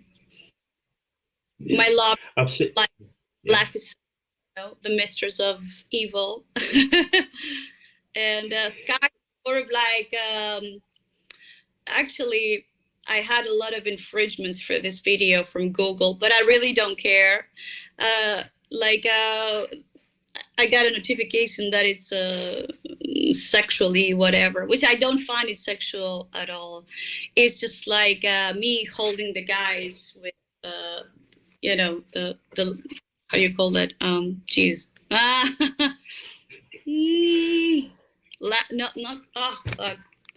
can find the word. It's like a mini whip, and I'm holding them and Anyway, but it's a little bit BDSM, someone would say. What I can't say, I show. Yeah. If you want to watch Andre's videos, Lisaboo, a brilliant Lisaboo, a top moderator, has shared the link Andre's YouTube channel. So go over to and watch the videos. Yeah. Please. we don't bite at the live gigs. It's like, this is people are sometimes, oh my god, I'm not gonna bite you, it's like why there's some people that are very, very fearful of what, oh my god, she's this, she's that, and I'm like, well, this is my persona, and this is something that I cannot publicly say, so I prefer to show it. So that's different, and I prefer to be extreme so that people understand how much of an impact it has.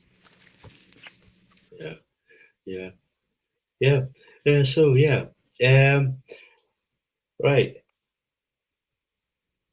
Where can people find your merch? Have you got a merch store? Merchandise store? You can go to my official website, which is mies-andre.com. And there we go. I will bring Lisaboo there. Shared the merch store for Andrea. So if you want to get any merch, or you can do an email if the platform is not ready yet, because we're building the platform right now. But you can send an email, and anything that you like, it can be sent to you right away. No problem. Cool. Now you mentioned before we went live that you're going to be doing some touring. Could you tell us a little bit about that? Oh, I'd love to, but it's not announced yet. I mean, isn't it? I'll be happy to announce that. I'm not going to say with whom, but I'll be touring in the UK. And we're going to have in total 8 shows, and it's going to be UK, Scotland, and Ireland. So, cool. Stay tuned. Oh yes, you're more than welcome to get back to come back on and talk a little bit more about it when you can. Yeah, of course. I mean, when it's fully promoted and it's out there, I'll be glad to talk about it. Sure. Cool. Are you doing any sort of tours in and around Greece or into Europe? Okay, I'm going to announce that because it's going to be announced anyway, sooner or later. I'm going to be in LA in May for Rock Ferroni for the second year, subsequent second year, and I'm really happy to do that again because it's for a good cause, and because I'm going to be playing with my favorite people, Jay's there, my mixing engineer from Anthrax, and Corey Taylor, my publicist, Neil Turbin, the ex-Anthrax singer also. It's like we're all like a big family that I miss them so much, and we play for a good cause.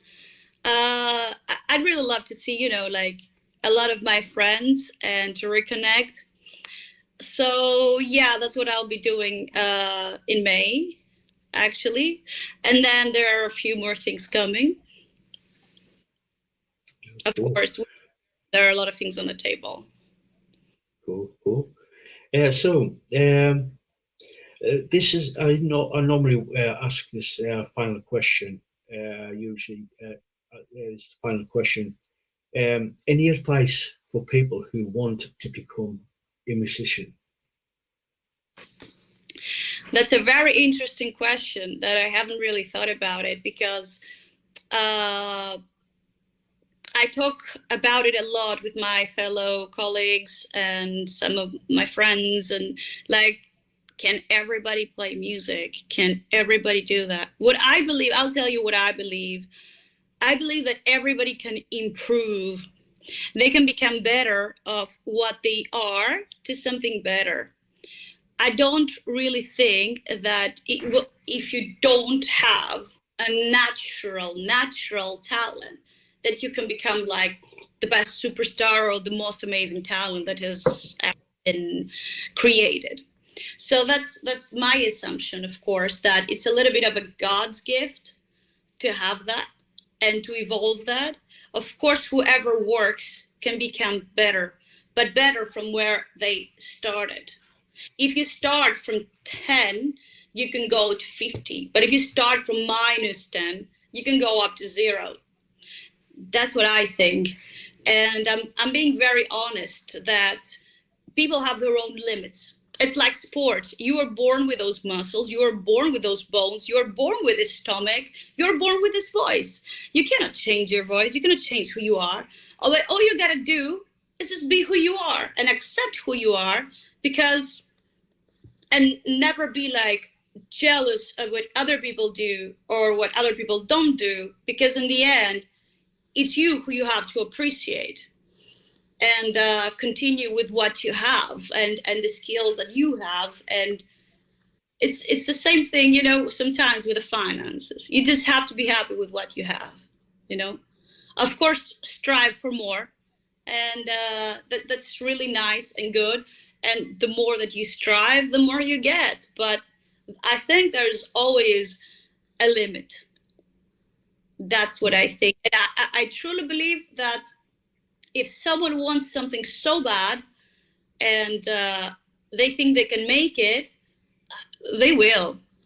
I have been patient for so long, like for many years, and I never gave up, where I really wanted to give up because I had nothing in my hands. I had no shows in Greece. This genre is almost extinct.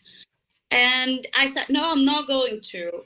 There were a lot of people telling me, Andre, you chose the hard path. You chose the hard path. Yeah, I chose the hard path and I win still, you know, and I do not accept defeat. And that's what they should tell themselves also for encouragement, to not be defeated by anyone, or don't ever listen to any words that your parents say, that your friends say, that you have to just focus on your own goal and to put your thoughts into little boxes and open one box each time and complete the task.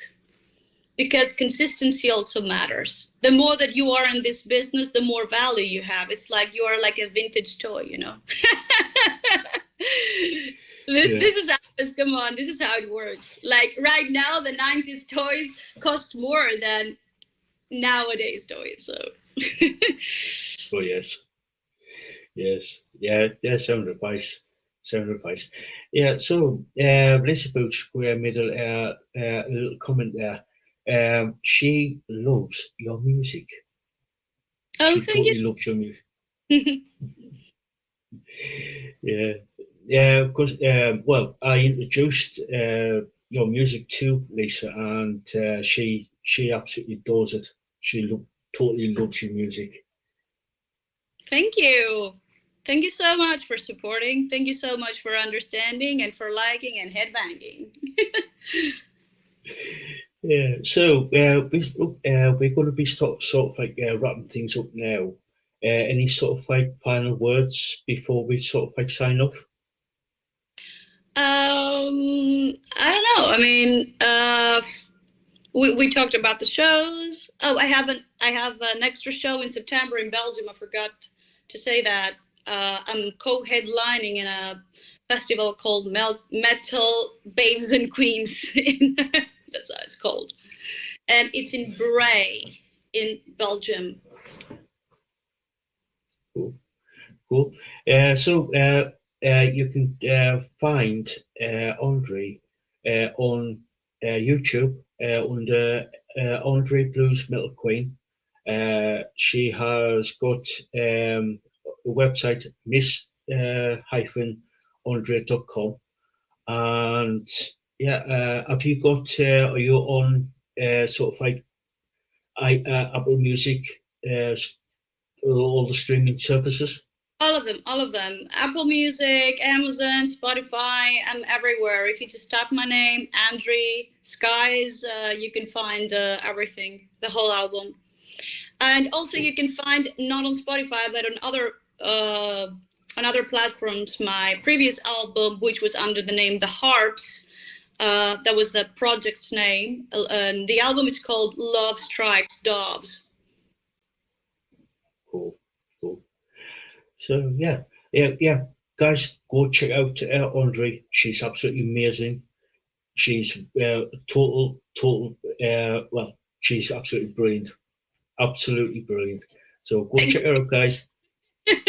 And and Andre, thank you so much for coming on and doing this little interview. It's been an absolute pleasure. Thank you so much. Thank you for having me. Hope you have a metal day or metal night, and never forget to be yourselves. Yeah, thank you. Right, catch you all later, guys.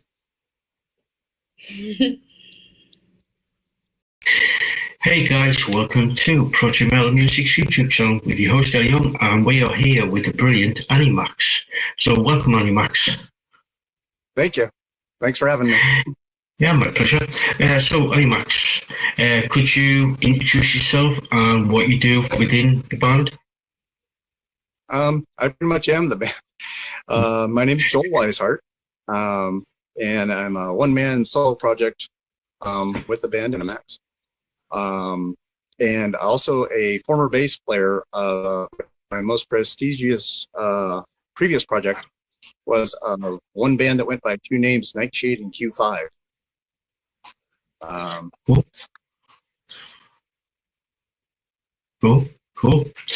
So yes, yep. And when I was in Nightshade Q5, I was only the bass player. And in about 2008, I had left that band, and I decided to put together a solo project where basically I'm doing all the guitars, all the drums, all the bass, all the vocals, all by myself, all laid down on a multi-track recorder. Yeah, cool. So, Joel, let's type in some questions. And so as a kid, what were you listening to? Well, I grew up basically in the 70s and 80s. So I started off with a lot of, I was able to hear a lot of the different classic bands, Black Sabbath, Deep Purple, Aerosmith. Yeah, cool.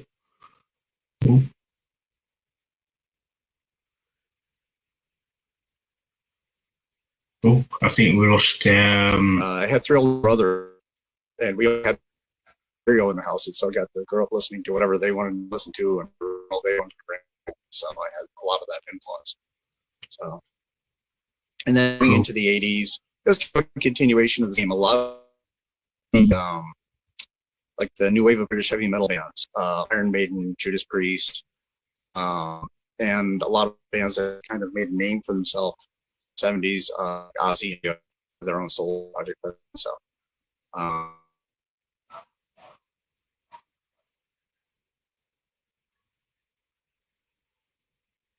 Well, I think we've lost Joel with his signal. Bear with us, guys. Bear with us.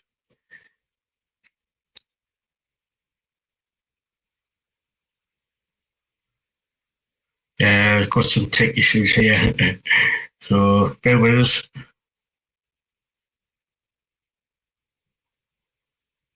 Oh, yeah. Sorry about this, guys. It looks like he's lost his signal.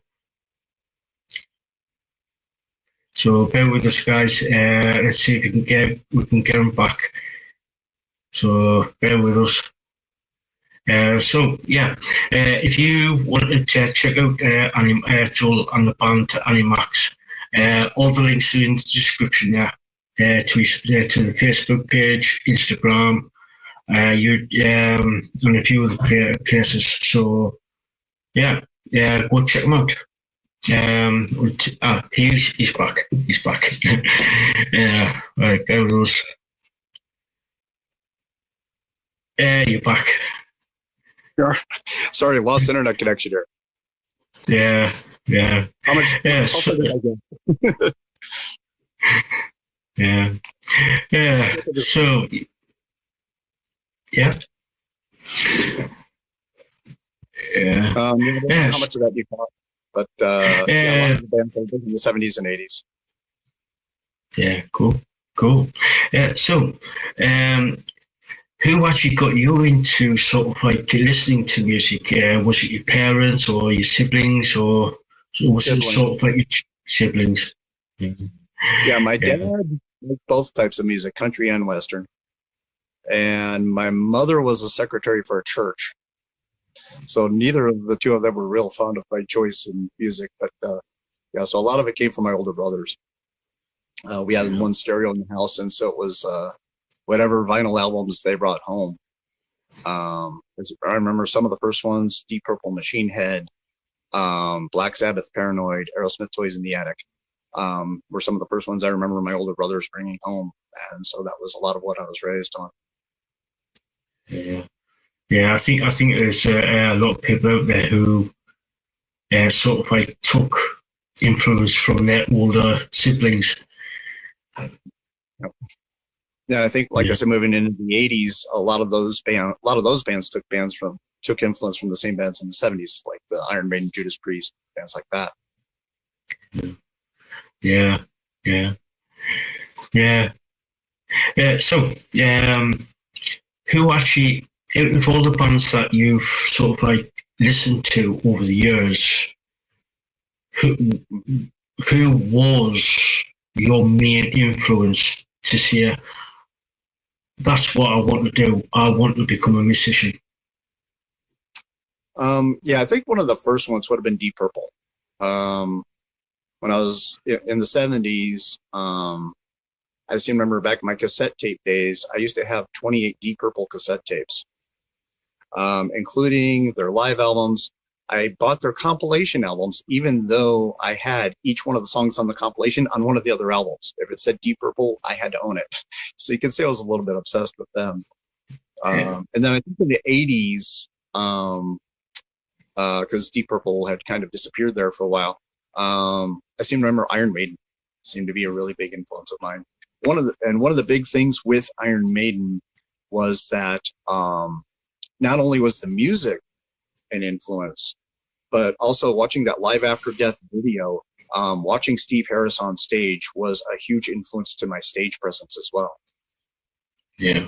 I was going to say that Steve Harris and Iron Maiden, especially with the Life After Death video, he influenced a lot of people with his not only his stage presence, but his bass playing as well. Yeah, I wish I could have seen that live. I didn't, but I do remember they used to have that movie playing at a local movie theater. So it was the closest you could come to seeing it like on the big screen with the big, huge theater sound system was like, I guess, the second best you could come to it. Yeah, I did finally see Iron Maiden live, but it wasn't until their seventh tour of a seventh tour. So. Yeah. Excuse me. We've got a question from my head moderator, Lisaboo. She asks, what is your favourite song to play, either your own or from another artist? My favourite song for what? Sorry? Your favourite song to play.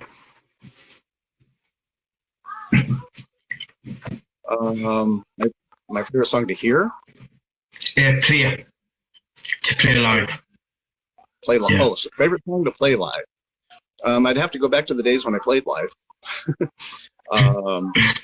One of the things with Animax, I had some unfortunate circumstances that arose to where now I'm kind of stuck at home. One guy, so I can play all the instruments, but I can't play them at the same time, so I can't do live shows.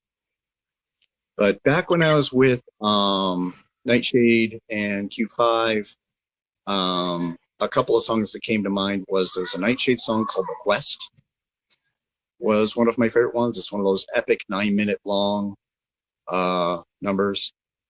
And also I used to really get into doing a Q5 Missing in Action, because we always used to do Q5 songs on our set as well. And Missing Action is a lot of fun to play on stage. Yeah. Cool. Is there any other songs, whether it be from say Iron Maiden, do you like piano? Sorry, what was the question again? Is there sort of like another song from, say, Iron Maiden or Deep Purple that you like playing? Oh, geez. Kind of hard to pick one because it's like I learned so many of them. Especially because those were the bands, I bought my very first bass guitar in 1981. And so those were the bands I started learning songs from. I would say my favorite Deep Purple song to play probably would have been Highway Star. Love that song because I love all Deep Purple, but in particular the Mark II lineup with Ian Gillan, Roger Glover, and also for Iron Maiden, geez, maybe Aces High comes to mind as one of my favorite ones. Flight of Icarus. They had a bunch of them because Steve Harris is such an amazing bass player. A lot of his bass lines are fun to play. Cool. Thank you, Lisaboo, for that. Right. You've mentioned a couple of bands there. Was there any other bands that you were in before you started Animax? A number of them. I always mention Nightshade Q5 because that was the most prestigious previous band I was in. Before that, I was in a band called Excalibur that wasn't quite as famous, but was had been playing the same type of clubs in the Seattle area at the time. Been on the radio stations there and such. Prior to that, I had actually spent 6 years in the United States Navy. That's where I was in the late 80s. And I was actually in bands on board the USS Nimitz, where we had actually done shows on the flight deck of the ship in the middle of the Indian Ocean. So not very many bands that could add the middle of the Indian Ocean to the list of venues that they've played. But yeah, cool. One of the other things too is up until that point, when I was all the way up through my Navy years, I was in a lot of different cover bands. When I got out of the Navy, that was when I kind of decided, I'm not going to get anywhere playing somebody else's music, and so I had decided to start going with just bands that did their own music after that. Cool. I was in a couple of short projects that just might have been together for like a month or two before they fell apart and didn't do much to mention. So yeah. So going back to playing on the when you were in the Navy, that couple of gigs in the middle of the Indian Ocean must have been a surreal experience. Yeah, I think the biggest, most surreal experience I had was we did Nightshade Q5 got to open for a number of major acts during my tenure. The only one we did was we opened for Quiet Riot once, and we were actually playing. This is in '94. A club called Jimmy Z's in Everett, Washington, and we'd played that club before and had plenty of people there. But this time the place was literally just packed like sardines. Really great crowd to play in front of. So the only time we ever had to set up around somebody else's drum kit. I remember that about it. So yeah. I remember also being kind of blown away by how tall Kevin Dubrow was. I had no idea. It's like, you see pictures of him with the band, he looks normal. Saw him on stage, he's like 6'4". I'm like 6'1". I'm looking at him, I'm thinking, wow, he's really tall. Yeah. God, yeah. You must have met a few people who were thinking. Yeah, it's one of the other things that happened too. That I just remembered. Actually, this came up a lot recently. Oh, we lost them again. The internet's just gone out, so bear with us, guys. See if we can get them back. Like I said, guys, like I said earlier, if you want to check out Animax, all the links are down in the description. And go like and subscribe to his socials, whether it be Facebook, YouTube, Instagram, stuff like that. So yeah, go check them out. And and if you can, there's a pin coming at the top of the screen there with my Linktree. You will find all the socials like X, Twitter, Instagram, website.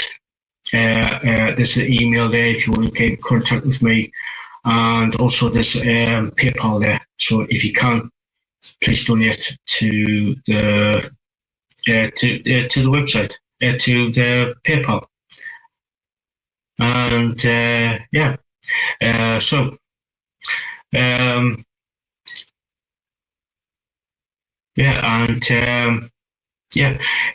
later on at 9 p.m. UK time, myself and Lisaboo will be doing the Saturday night podcast, number 31. So stay tuned for that. Which is coming up in around about just over an hour's time. So yeah, let's see if we can get Joel back. He's been having problems with his internet at the minute, so yeah. Bear with us. Bear with me. See if we can get him back.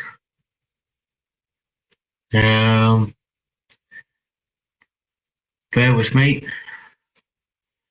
Yeah. Oh, and coming up, we'll go into more detail when myself and Lisaboo will do the Saturday night podcast. But tell you what's coming up on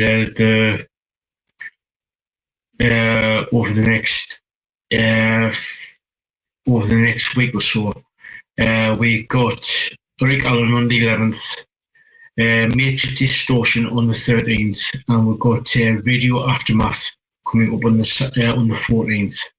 So yeah, stay tuned for that, and that's what's coming up. And I'm hoping to get a couple more bands on, so stay tuned for that. So as we are waiting for Joe to come back, like I said, please go to check out Animax on the socials. They are an amazing band. So yeah, just waiting for, like I said, just like, share, and comment, like Lisaboo said there. So yeah, it does help the channel in a big way.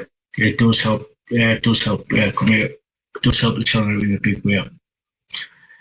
So bear with me. Just quickly messaging Animax. Oh, here we go. He's back. So sorry, you did it again. So what was it? What question were we on? I'm sorry. You was saying you go to when you opened up for Quiet Riot. Oh yeah, opening for Quiet Riot. And yeah, that was a huge crowd to play in front of. It was a lot of fun. We did a great show. They did a great show. In fact, they liked us so much that at one point in time they had offered us a little mini tour of playing shows on the West Coast. We unfortunately had to turn it down because one of the shows conflicted with my wedding day.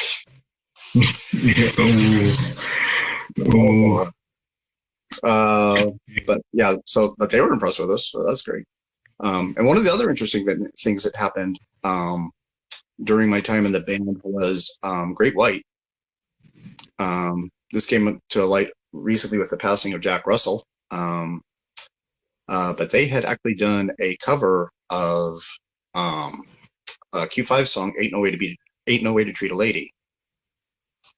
During '96, it's on their Let It Roll album. It's actually a cover of a song from Q5 Steal the Light in '84. So cool. Kind of a tribute to how big of a song how big of an album Steal the Light was. A lot of people it seems like there's people I talk to who you tell them that you're in Q5 and they hear the album Steal the Light, and like they treat you like a celebrity, and other people like, what are you talking about? So a lot of people have heard of them, a lot of them haven't. They seem to have been big over in Europe, from what I understand too. Yeah, they were. So what have you been up to, especially over in the last couple of years? Well, what happened when I left Nightshade? I had unfortunate circumstances that arose that precluded me from touring. And so I left the band so they could find someone who could. In fact, the guy who replaced me was Evan Sheely, who was actually the original bass player of Q5. And I was friends with him too. So it was really cool. You know, you hear a lot of bands breaking up over squabbling over artistic differences or money or something like that. So it's really cool to be able to leave the band on good terms. And I'm still good friends with those guys to this day. And for a while there, I thought that was it. I thought I was done. And at one point in time, I'd even sold off all of my gear and I was going to be done. Got the itch to play back, bought all the gear back. And rather than focusing on what I can't do, I started focusing on what I can. I can still make music. Get a multi-track recorder, and I go through and record the drums, go back to record the bass, go back through add the guitar, go back through add the vocals. So by the time it's done, it sounds like a whole band, but it's really just me doing the whole thing.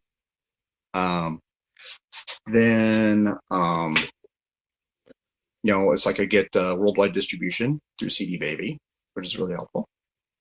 Back in the day, you used to have to try to negotiate deals with a record label to get in rotation on MTV or VH1. Today, slap something up on YouTube and you're good to go, right? And also getting exposure through there's been a lot of, turns out, radio stations that have been really supportive of it. So. Is that mainly through the internet radio stations or just like the regular FM stations or both? That was actually a big surprise to me. When I was getting into this, I originally thought that I knew that commercial stations weren't going to touch it, but I thought I was thinking it was going to be terrestrial based FM stations. I was wrong. I have been through a couple of those. Thank you, KFOK and KLX and WAKT. That I have been on a few of those, but predominantly, like I've been on dozens and dozens of internet-based radio stations all over the world. So, and a lot of those are thanks to the first one I found was one called Metal Devastation Radio. In particular, there's a DJ there named Vicky Grandy, who lives in Winnipeg, Canada. Oh, okay, you know Vicky, great. Yeah, she was the first one I met. And she started playing my stuff on every show. She introduced me to all the other DJs there. So now my stuff's being played all the time there.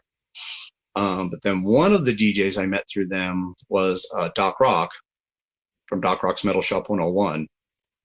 And he and I hit it up because, we're roughly the same age. And so we grew up with all the same influences and such. And he's on like 50 different radio stations in like 8 different countries and everything. So being on his show was like really, really helpful. And then through Doc Rock, I started meeting some of the people at some of these other radio stations as well, like Hot Headed Radio that started up recently. Dark Paradise Radio has been really helpful as well. Long Island Nightlight they call them LINL, Lionel Radio. Those 3 in particular have been like really helpful. So. Cool. So have you sort of like been writing and recording new music, especially over the last couple of months?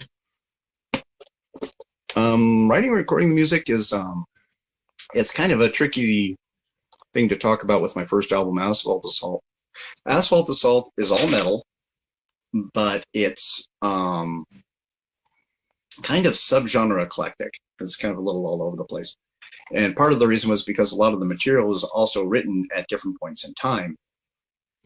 Some of the songs were written, like probably the oldest song on there's a song called Waiting for the Reaper, which was about somebody I broke up with back in 1987. It took me until 2023 to get the song on an album. So while to the rest of the world, it's a brand new song, to me, it's 36 years old.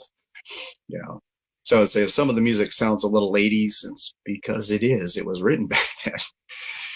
And then I've got some of the songs I've written more recently, where I've got, became a better musician, became a better songwriter. And so a lot of that influence is all kind of all over the place. As far as having any sort of like message behind my music, for the most part, I'm just kind of a storyteller. I tell the stories of my life, only I put it to, rhyme and meter and rhythm and music, and I throw it to the masses and say, does anybody else feel the same way? And the ones that come back and respond become my fans. So I like doing it that way too. It's like, I'm not out there trying to make the next hit. I'm not out there trying to think, what song do I think I could write that Justin Timberlake would sound great, performing or something like that. I like doing it this way because it's more genuine. I'm just being me. I'm sharing that with the fans, and the fans are sharing it back with me. It's very cool. Yeah. Is there any sort of like new material coming out? Yeah. A lot of the first album was actually getting older stuff out of my system. Like I said, some of these songs are like 30 years old. So, of course, this next album will be stuff that's been written more recently, and it's a little bit more modern. Some of my more modern influences, we talked about what I grew up with as a little kid. More recently, I got into more bands like Shadows Fall, Lamb of God, Avenged Sevenfold. So you start to see Pantera, really big influence from Dimebag, because I'd read a whole book full of his tutorials that he left us. Thank God for that. Not only was he a great player, but he was also a phenomenal teacher. So thank God he left us that. And you start to see a little bit more of that harder, heavier influence starting to creep into my more modern stuff. Right now I'm working on, I've got a whole bunch of tracks for a second album, kind of half built.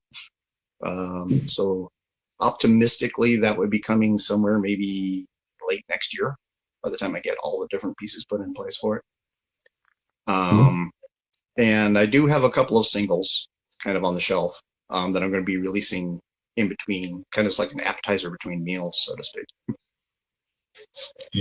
Yeah. I was going to ask, have you got anything ready to be released, whether it be single or like little EP? Well, my next one will probably be a full length album. After that, we'll see where we go from there, because one of the strategies I've seen other bands do is just basically starting to release everything as a single. I've seen a lot of bands doing that now. When you think about it, when you think about how the music industry and how the media has progressed through the years, a lot of the reason albums exist was you're distributing a vinyl LP, and this is how many songs we can fit on an LP. Move forward to the CD, this is how many songs we can fit on a CD. With the advent of streaming, there's nothing holding you back from just releasing one song at a time now. So a lot of bands are switching to that type of strategy. I haven't made up my mind as to whether after this next album I'm going to switch to that strategy or not, but I'm leaving that as a possibility. I might start doing it that way. Yeah, I was going to say over the last coming up to 4 years now, there's a lot of bands have been every 6 to 8 weeks to release a song.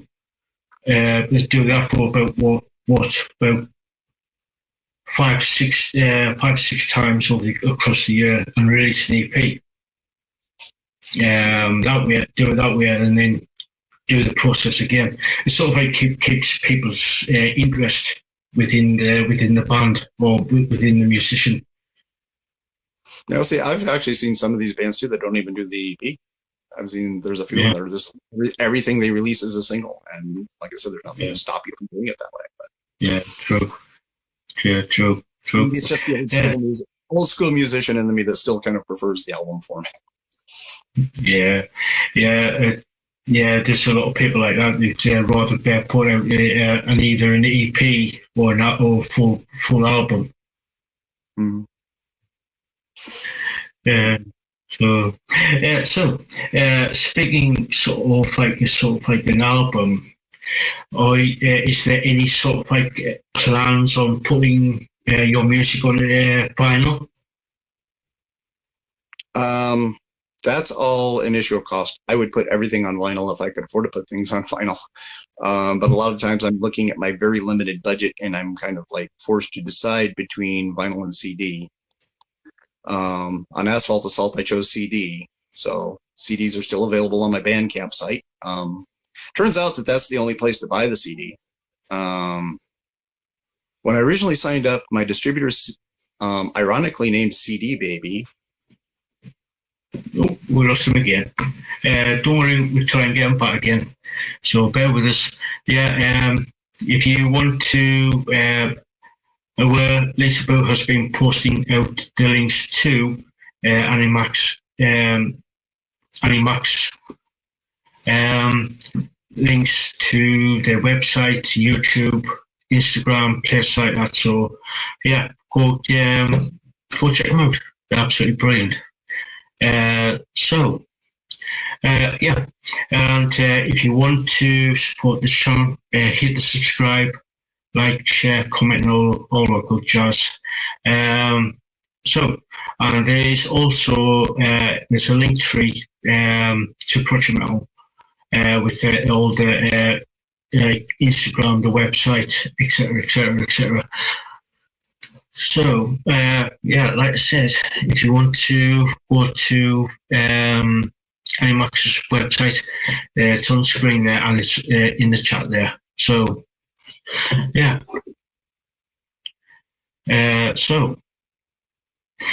We'll wait for a few minutes before we get for Animax to come back, for Joel to come back. So bear with us.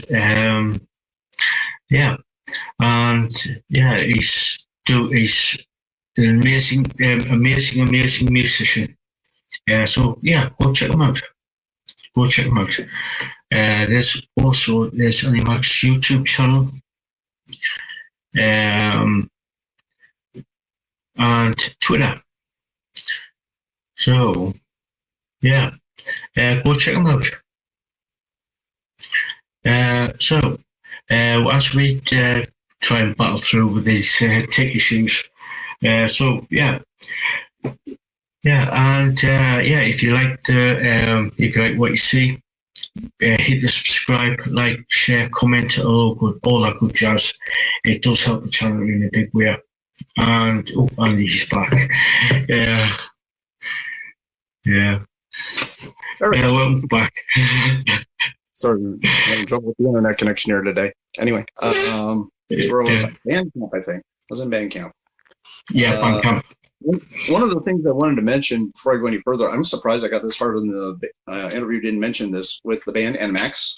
It's with two N's, ANNIMAX.com. If you look up Animax with one N, it's some Roblox thing. Yeah. So definitely want to get the Animax with two N's. But go to, just search for Animax on Bandcamp. It's the only place to get the physical CD. Because what I was saying when the phone got off there, the distributor I had was CD Baby, ironically enough, and they've been selling CDs for a couple of decades. Literally 2 weeks before Asphalt Assault was released, they made this big announcement: we're shutting down CD distribution, going strictly digital. So prior to that, you could have found it on like Amazon.com or something like that, but that all got shut down like right before the album got released. So now the only place to get the physical CD is through my Bandcamp site. Although really cool, there's an option there when you check out whether you want it shrink wrapped or autographed. I autograph every copy, but I have to take the shrink wrap off to do it. So that's available to you. And this, again, it's an issue of cost, because it's like, how can I afford to do both a CD and a vinyl release? That's kind of what it comes down to. When I get to the point where I'm ready to release the next one, I've seen higher sales on vinyl, so I might switch to vinyl next time around. Cool. Cool. Is there any sort of like plans on doing more merchandise for Animax? Yeah. Actually, if you go to animax.com, nmax.com is my main website, and it's kind of like a central hub to everything. It has links to all my social media sites, all the streaming sites, and there's a separate tab for my merch site. I have a print on demand merch vendor that makes the t-shirts and such. So that's where to find all of that stuff at. Cool. Yeah, go check out Annie Max's website. All the links are there for if you want merchandise or CDs or whatever your taste is. So sort of like my next question will be, if you sort out get all the musicians to come in and play your music, would you sort of like at some point, with all the stars aligned, planets aligned, and you got the financial backing, would you go out touring again?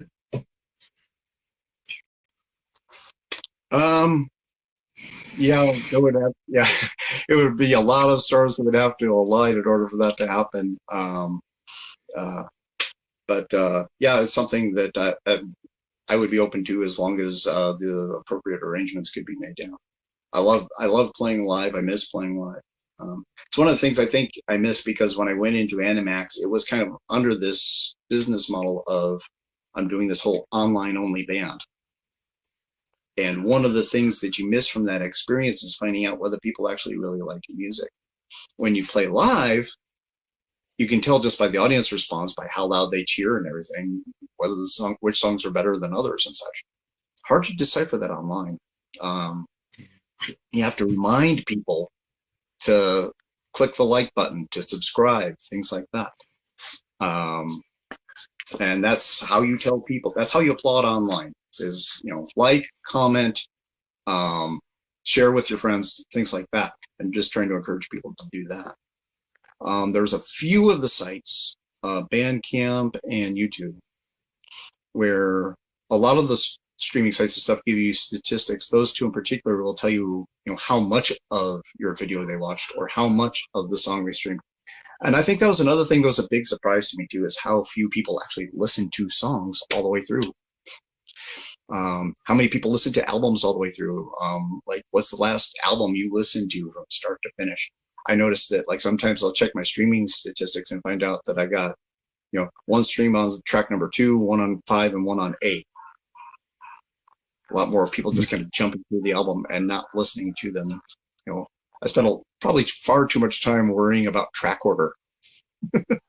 Because I was worried about the album having a nice flow to it, only to find out that a lot of people just don't even listen to albums start to finish. I've noticed that when I do interviews or do other stuff, sort of like skip different parts of the either interview or the podcast or other stuff I've done, and it does sometimes it can be disheartening. When it's just like skip from one track to another, one part of the video to another. So now, same thing with the songs. I'm a little worried about it, because there's like one of the tracks that's coming up on the next album. I won't give too many details about it. Don't want to spoil the story, but it's one of my favorite Animax songs, and it's my favorite because it does have a very strong, very powerful message. The problem is that strong, powerful message is in the third verse. So if you're only listening to the first 2 minutes of the song, you're not getting the message. And so I'm glad I did Asphalt Assault as kind of a learning experience. I can take that knowledge forward into the next release, thinking, when I release this song, I better have some sort of marketing strategy to try to encourage people to listen to that song all the way throughout. Not just send a link and say, here, listen to this, because they're not going to listen to the whole thing if you do that. You got try and find a way of actually trying to engage people to actually listen to the whole song. Sometimes it can be difficult. Mm-hmm. Sorry, what was that? I was saying that it could be like a bit difficult to actually trying to get people to listen to the whole song. without some sort of like marketing strategy. Yeah. So yeah, that's one of my favorite statistics on YouTube is I actually have one where it shows how much of the video people have watched, but then there's another metric that you can pull up that shows how much people have watched your video compared to other videos. There's one of my videos that was actually surprisingly successful. There's a bass solo on Asphalt Assault near the end called Till the Day I Pass Away. And that song was not designed to be for a radio listening audience for entertainment. It was actually more just like background music for a funeral. And there's no other instruments. It's just a 4-string bass solo. And part of me is thinking, I throw this on there for the fun of it, but I really don't think that many people are going to listen to it. Made a YouTube video for it. I was like, I might get a couple of dozen views. It turns out that it's had the second most views of any video that I've put out. And it's the one that I have where the view line is, above average compared to other videos all the way through the entire length of the video. I was like, wow. People like this morbid stuff more than I thought. Yeah. I know that I know some people actually put out videos where they do sort of like either like how to play a bass or how to play guitar or drums or whatever it is, and it's sort of like people like to especially if somebody wants to become a musician, they want to watch videos like that so they know where to place the fingers, how to do that type of thing. So a lot of the videos I've done are all, like I said, I'm not only a one-man band, I'm also become like a one-man producer, one-man video producer, one-man label. And I'm doing videos with nothing more than the phone on my cell phone camera with a blue screen set up in my kitchen. But at the same time, I wanted to do something that was, I'm releasing videos knowing that, yes, they're not 100% as good as it would be if it was released by a professional company. I do know that. But at the same time, I wanted something that was a little better than some of these other videos that you see. There's like a lot of just plain lyric videos or a lot of these like AI visualizers. I wanted to have something that was a little bit more than that. So I think my videos fall somewhere in between those two. Yeah. So where can people find you on social media? Your sort of like your best place to go to, so for people can find you on, is it your website or somewhere else? Well, the links to everything are on the website. As far as contacting with me on social media, I'm on Facebook, Instagram, and primarily Twitter. I spend most of my time on Twitter. I get kind of lost on Facebook. And the other problem I sometimes have on Facebook is I keep getting put in Facebook jail. Like I'll do 4 posts, and all of a sudden I get this, I'll be putting out a post that's just saying, "Hey, you rock" on somebody else's video. There's no hashtags, there's no tags, and yet I get this message from Facebook saying, "We can't send this out because you're spamming the community." I'm like, I'm spamming the community by making one plain text comment on one person's video. Yeah, they do that sometimes. And so the primary place I'm at is on Twitter. My handle on Twitter is a little different. I'm Crystal Crown PRD on Twitter because the name of my label is Crystal Crown Productions. I've actually made 2 Twitter handles. There's a Crystal Crown Productions and there is an Animax Metal handle there. I think what had happened was one time I accidentally did like a couple thousand posts and realized I was logged onto the wrong one. Yeah. And I started to realize how much hassle it would be to be constantly switching back and forth between the two. Because I originally intended Crystal Crown Productions as a label to be my more official business related posts. And then the Animax Metal one was the more friendly, personable, just connecting with fans sort of thing. But it ended up being too much hassle to maintain 2 different accounts. And so the Animax Metal account is largely abandoned. Crystal Crown PRD on Twitter is probably the best place to find me if you just want to chat and find out what's going on. Yeah, cool. So it's before we sort of start wrapping things up, are you still putting any new videos up on YouTube so people can watch your music videos?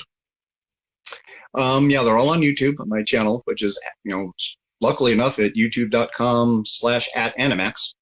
I did manage to grab the @Animax handle, which is very cool. I grabbed that when the YouTube very first came out with handles, so I was fortunate on that.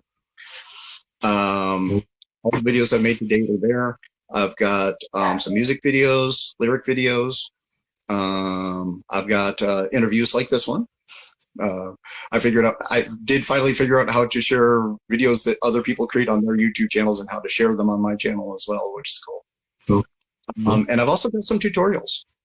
I love doing those because one of the things I've done with the tutorials is that there's a ton of tutorials that other people are already doing on things like theory and technique and things like that.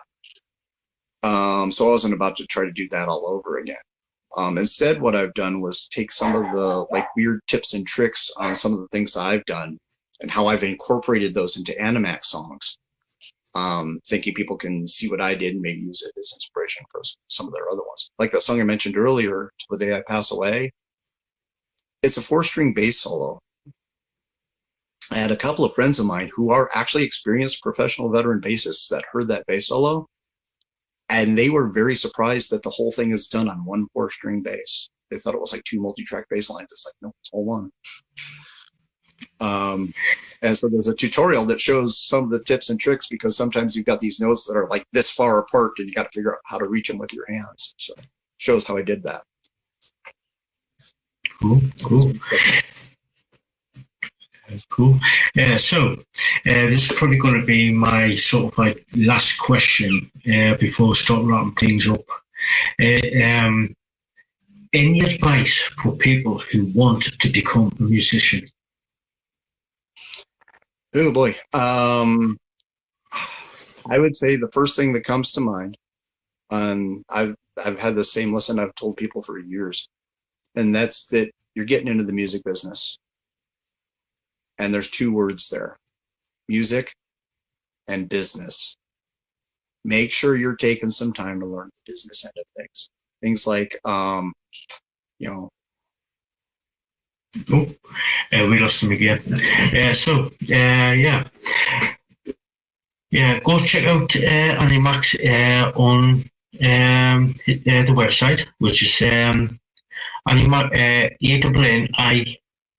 ANNIMAX.com for all the links there. And Bandcamp, merch stores, stuff like that. And if you want to talk to the tour, go to Crystal Crown POD, which is over on Twitter.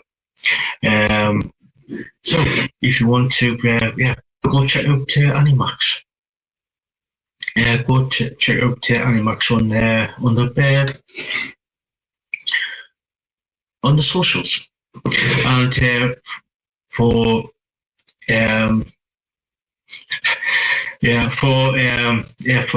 this channel, check out the link tree at the top of the screen there, the pinned comment, and it's also in the description.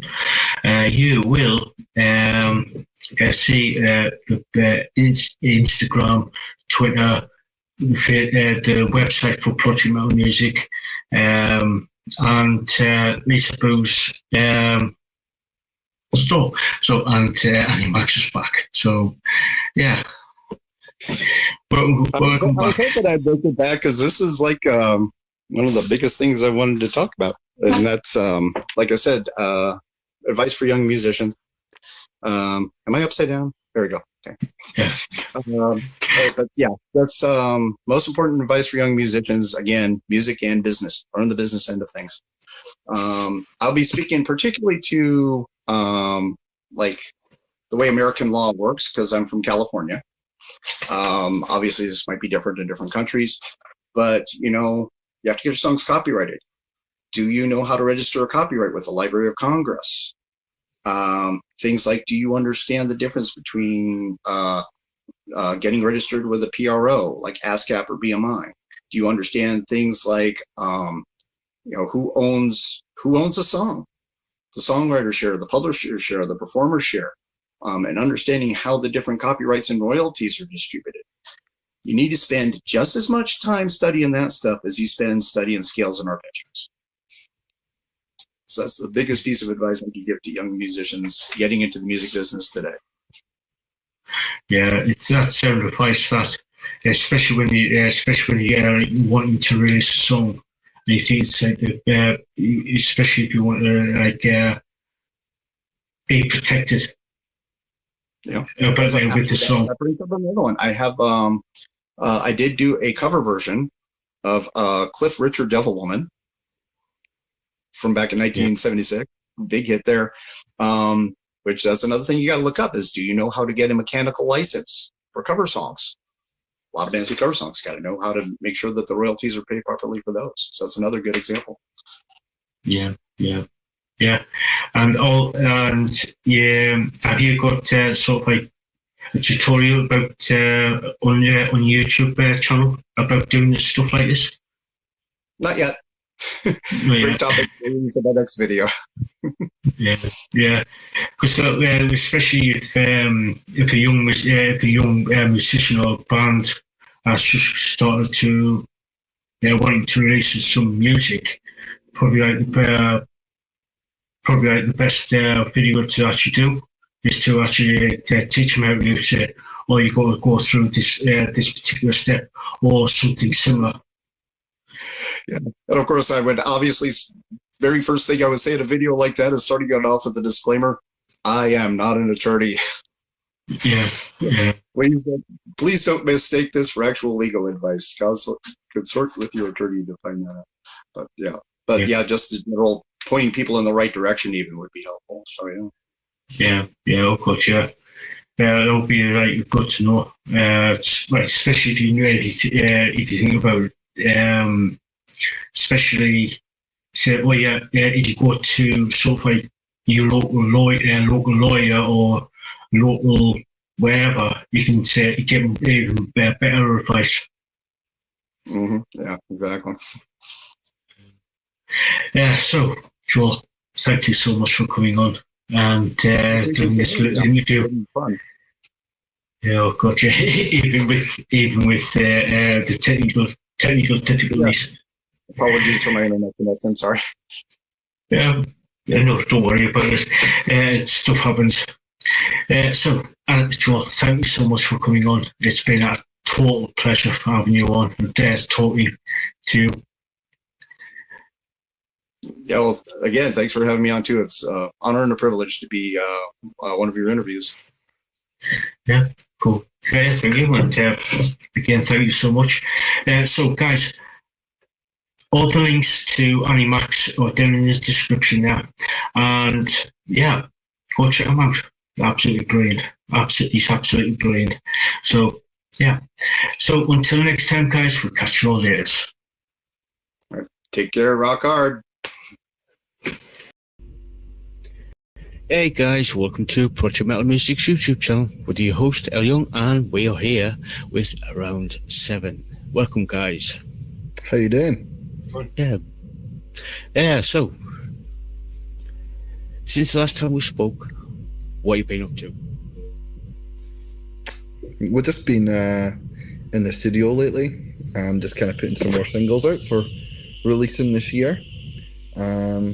Just kind of diving into some other kind of maybe genres, I guess you would say, and just kind of seeing what's just experimenting with some sort of new sounds, and kind of there's only so much you could do with 4 chords, so we thought we'd better change it up a little bit and see where we go.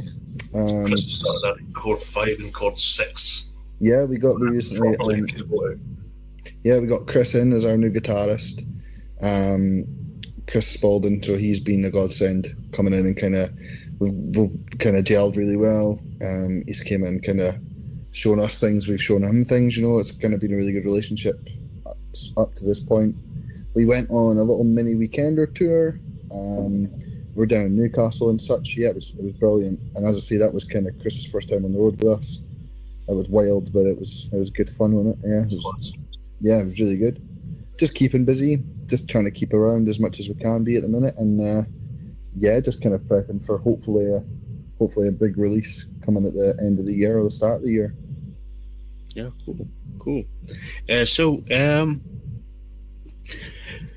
what sort of like when you've been in the studio or in the rehearsal rooms, what sort of like genres are you sort of like talking about here? So we've kind of stuck to our roots with a lot of the writing, where a lot of it's quite pop punk, 90s, 2000s punk rock. But each song we're doing, like as Ryan said earlier, like you can only stick to the same 4 chords, and it takes a bit to mix it up. So there's a bit of grunge influence in there, a bit of metal influence. We're adding a few more breakdowns in songs. We've been playing with a couple of more interesting time signatures, so it's not just 4/4 the whole way through. A few strange songs and that sort of thing. I think just restarting, isn't it? It's almost like, throw out the fundamentals of what we know and let's try something bizarre and let's see how it turns out. So, absolutely. Yeah, it's been good fun, definitely. Cool. So, when you've been in the studio, have you sort of like recorded any songs with the new guitarist? Yeah, Secrets obviously our most recent release. That was actually with Chris. Chris came on, that was his first track released with us. And obviously we have another single, Your Demise, coming out on the 27th, which you can all check out and get it pre-saved. And obviously this will be a second one in the studio with us. And as I say, Chris is now a permanent member of the band, so I mean everything we're kind of doing, we're all doing together. But as I say, he's kind of bringing this new sound, this kind of this underlying guitar tone, and he's adding a lot of these different ideas, and we're quite big on our gang vocals in most of our songs. So even hearing his voice in the back, and it's just adding a bit of power, a bit of range, really, and so we can bring those sort of songs in the studio to the live stage and make it sound just as full and just as big, Cool. Is Chris sort of like adding to the writing, sort of like, or is he bringing like sort of like ideas to the table as in writing? I mean, to start with, obviously Chris had a lot to catch up with, like all of our previous release stuff. So when it comes to, I mean, the basic point is usually I kind of come up with a riff or a chorus or whatever it may be, and kind of have an idea for a song in my head. But things have just been like so crazy busy and stuff just now. So sometimes it has just been me and kind of laughing, throwing something together and being like, right, Chris, what do you think? And Chris will add his piece here and there. But usually, Chris he's quite an easygoing guy. And as I say, when he came in, he loved the music that we'd already written and the stuff that we had on the back burner. So it was quite easy for him to just be like, you know what, I'm really enjoying the stuff we're doing. So let's just keep doing it. But can we add this or can I try that? So it's been good. Cool. So is there any sort of like, you've got you've just released a song and you're going to be releasing a song at the end of this month. Yep. Is there any more plans on sort of like getting back into the studio and recording and releasing some new material? Absolutely. We can't say too much, but throughout the year there'll be a handful more releases, and hopefully it'll be sooner rather than later. And as Ryan had said, even for a bigger release towards the end of the year or early next year. Cool. Would that be an EP or an album? That'll be a full-length album. Cool. Yeah. Have you got any ideas on sort of like the length of the album? Not plainly, yeah. We've written a handful of songs, like between me and Ryan over the past 14 years. We've probably got about 40 songs sat there that we've not finished or are kind of half done or weren't quite good enough. So we've got a tendency to like strip back some of them, take bits and pieces from others, and I guess it'll sort of we'll see when we're recording it how many tracks we've got. But there's nothing set in stone about it's going to be 8 songs, it's going to be this long. Yeah, we've done that in the studio before. Even went in and planned on doing an album, but something maybe internally, even like we've just thought, it's not enough. Like I don't feel like this one's made it. I don't feel like this one's good enough, and we've ended up dropping it back, and it's went, oh crap, we've only got an EP here. We've not got an album. but as I say, those songs always stay with you and they're always workable. So yeah, so we're kind of planning a full length album. Yeah. Cool. Is there any plans on sort of like releasing T-shirts as you go along, releasing singles? We're always up for new designs. Don't we always kind of brainstorm and think, oh, what would be cool this time? What would be, but as I say, we do have quite a few T-shirt designs, and we always do kind of try to keep it fresh, like every sort of 6 months. But as I say, as singles and stuff come out, like we've toyed with the idea of getting like, T-shirts with singles on them and T-shirts with albums. But it's one of these things. Obviously, these things for a grassroots band, they cost a pretty penny sort of thing to make. So we need to make sure that we're going to do it. We're going to, would we wear it? Who would walk down the street repping our merch? So, but no, absolutely, yeah. There'll definitely be some new designs coming in the next 6 months to a year. Yeah, cool. Yeah. So, is there any sort of like chances of? Obviously, it all depends down to finances and the time off work and stuff like that.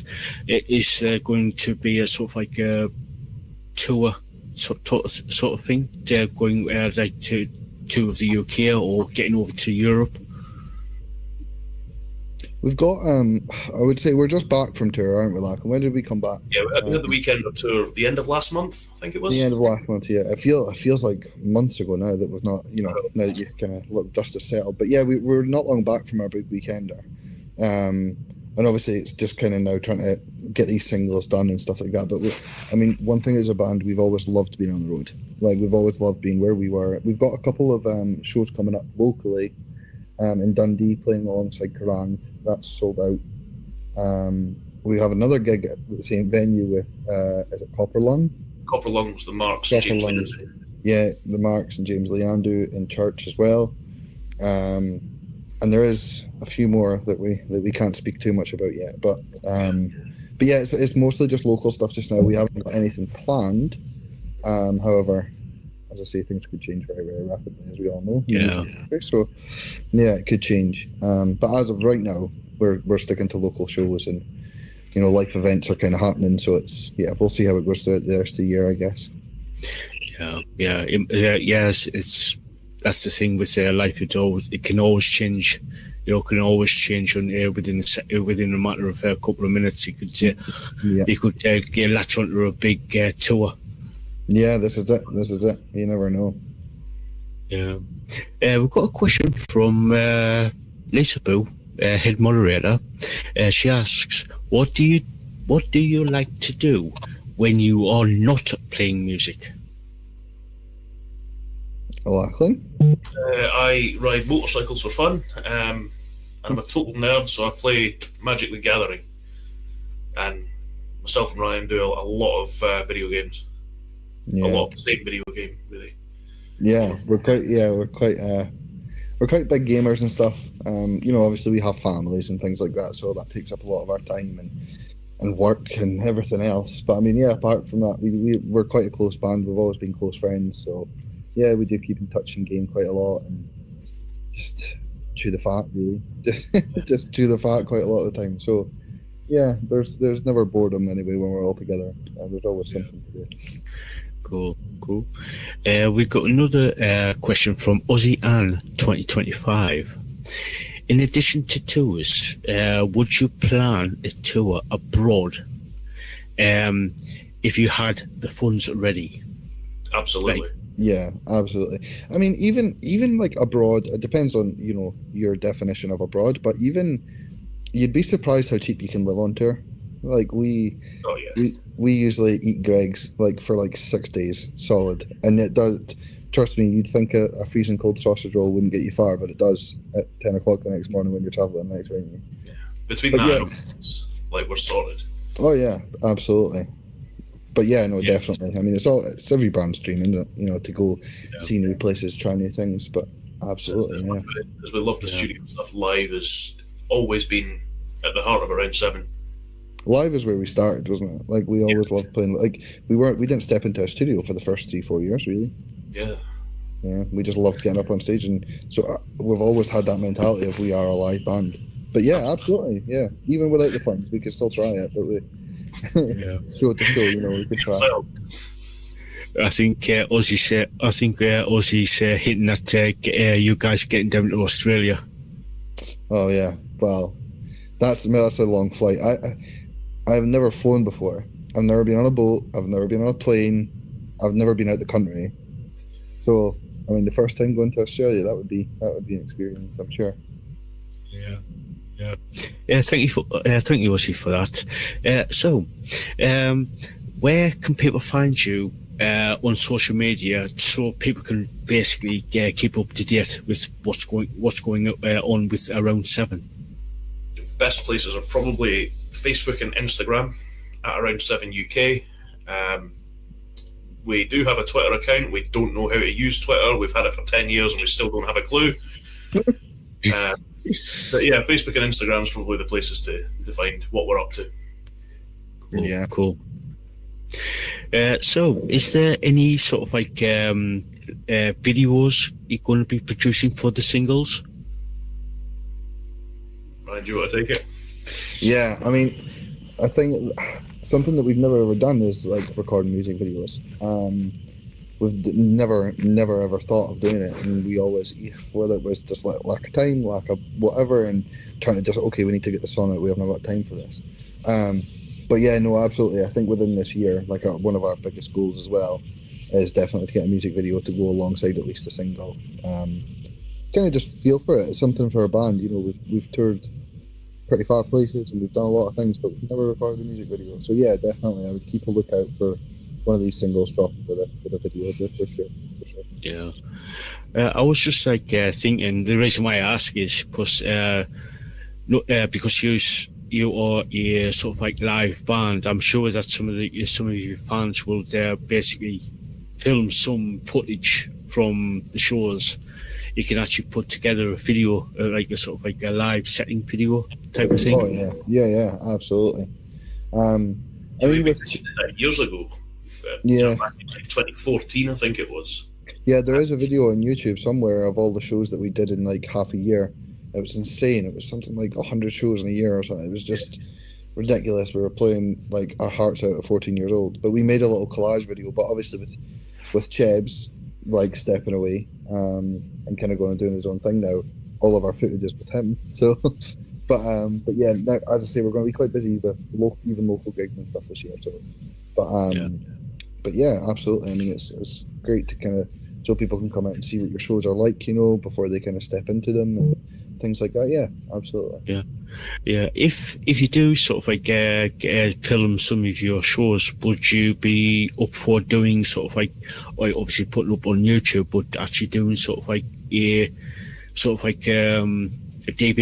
compilation DVD or sort of that type of thing?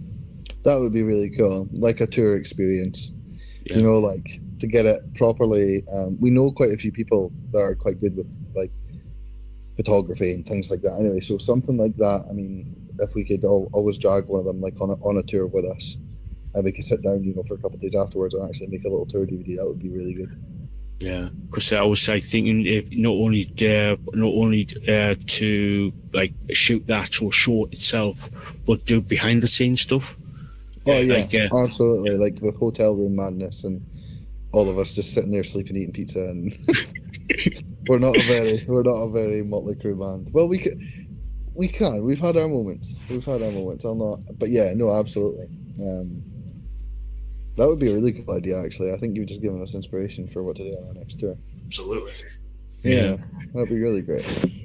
Yeah, because I know there's been a lot of bands out there who sort of knows a good friend or knows somebody who would love to go on tour with you with the band and then record not only the actual shows yourself but doing the behind the scenes stuff. And there's put a little series of playlist on YouTube of what we got up to on this particular tour type of thing. Yeah, no, that would be really cool. Even as a keepsake or a memoir, and we've got quite a lot of loyal fans that turn up to most of our shows, and I'm sure if we put them out on the merch table, people would snap them up, all the people that are Yeah, that would be so fun. That would be so fun. Yeah, cool. I know I've asked this question before, but I know some of the people who have. This is the first time seeing you guys on the channel. So I know there's some people out there who wanted to learn an instrument or do some form of music. What advice would you give them to say, I want to become a musician, I want to just for myself, or sort of like pursuing run into like doing live shows? Become a drummer. Drummers are like hen's teeth nowadays. Become a drummer, and you will be in 7 bands, and you will be so sought after. You'll get paid so much money. Tell me, guitar and bass, even being a singer is just not worth it anymore. Drums, be a drummer. Since Tebs has left, we have had such an experience trying to find a drummer, and when we have, there's like 2 of them in the whole of Scotland. It feels like it's just bizarre, isn't it? So become a drummer, keep the music scene alive. That's what I can say. Lachlan, what's your opinion? No, I think that's perfect advice. Usually I'd give something about, play with your friends and, start off simple, learn the music that you love. But I think becoming a drummer is just the way forwards at this point. Yeah. Everyone will love you. It'll be great. Yeah. As you said, you'll be in 20,000 bands. You'll have the most fans out of everyone in the band. That's it, yeah. Drummer. Yeah, that's it. Yeah, I totally agree there. Because I know a few bands that is still looking for bands, and it's been a couple of years since they've been looking for them, and it's like trying to find a decent drummer. Oh, hen's teeth. Yeah. Teeth, yeah. So, guys, we're going to start wrapping things up. So, any final words before we leave? Before we score? No, I would just say keep an eye on socials. Check out our new single, Your Demise, on the 27th. It's a bop. It's a summer banger. And Please save that on all your major streaming services and all that. That's the one.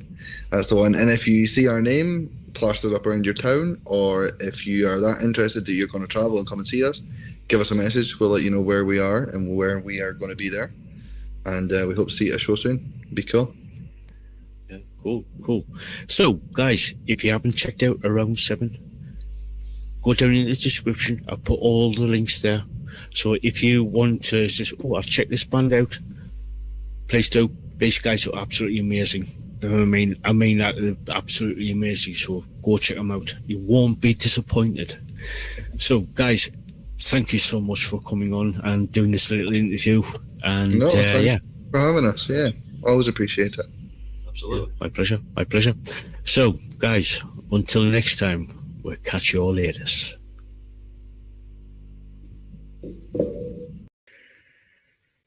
Hey guys, welcome to Project Metal Music's YouTube channel with your host El Young, and we are here with Lachlan and Ryan.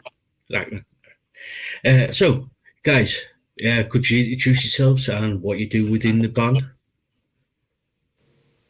I'm Lachlan. I play bass, do a bit of backing vocals. Yeah, I'm Ryan. I do vocals and guitar in the band. Cool. So let's dive into some questions. As kids, what were you listening to? Lachlan, you go first with that, man. You've got a lot more background than I do. Yeah, I was listening to a lot of classic rock and heavy metal. So a lot of Iron Maiden, bits of AC/DC, Rush, that sort of stuff.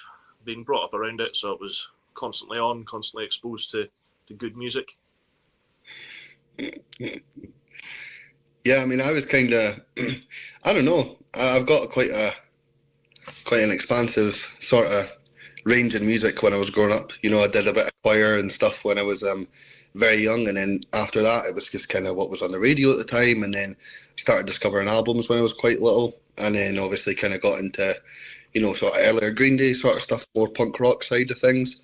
And yeah, that sort of stuff just, you know, and from there it's just blown up into everything and anything you can listen to, you know. Yeah. Cool. So, who actually got you into listening to music? Was it a family member, a friend, or was it a journey of self-discovery? Well, for me, Lachlan, sorry, man. Oh, well, for me, it was I actually met Lachlan when we were around 10 or 11 years old, and he played bass, obviously, at the time, and I didn't really have a Scooby about playing instruments or anything at the time, but Lachlan told me, you can hold a note and stuff, so you should try singing. I did play drums for a bit beforehand, and we had a little side project that was just like some covers and things.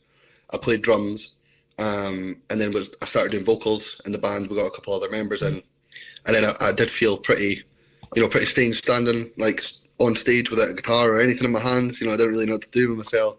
And Lachlan showed me a couple of kind of root notes on bass, and ever since then, just tried to dig my head in and picked up guitar. Yeah, that was really it for me. Yeah, for me it was mainly my parents. They had a good taste in music. One was big into like Zeppelin and the Beatles, and my dad was into Maiden, Rush, the likes. So I've always been around music. I don't remember a time before I was listening to music. It's always been there. Cool. So, who was your main influence from all the bands that you've listened to? Who was your main influence to say, I want to become a musician? Mine was definitely Billy Joel. Billy Joel, singer and guitarist in Green Day. And then it kind of drifted, even like Simon Neil from Biffy and things like that. Like, I remember like me and Lachlan watched Bullet in a Bible, like Green Day's live album from 2005, like religiously every day and every night, and that was kind of what we focused on, what we wanted to be. And we were like, can you imagine one day, like having that, but yeah, I'd say definitely that's my biggest influence. Yeah. Yeah, and a bit of a contrast. Mine was absolutely Steve Harris. I listened to Maiden all the time. It was, there was nobody else that I was listening to that could make a bass sound like that, and it was like, whoa, this is something new. This is once I started paying attention to it, and with a lot of the songwriting he was doing, throughout the entirety of Maiden's career. As soon as I started taking a bit more of a dive into it, it was like, no, he's a fantastic songwriter. So it was like, I want to do something like that. And as Ryan said, we'd listened to a lot of Green Day when we first started the band. So it kind of drifted a bit to Mike Dirnt and Pete Wentz and all that sort of stuff. The pop punk rock side of it. But yeah, Steve Harris has always been solidly main influence. Cool. Side question for Lachlan.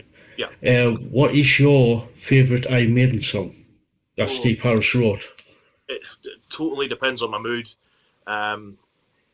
Flash of the Blade is up there. Love a bit of Power Slave. Favourite album though would be A Matter of Life and Death. So a big fan of like The Longest Day and Reincarnation of Benjamin Breek. Cool. Ryan, what is your favourite Green Day song and album?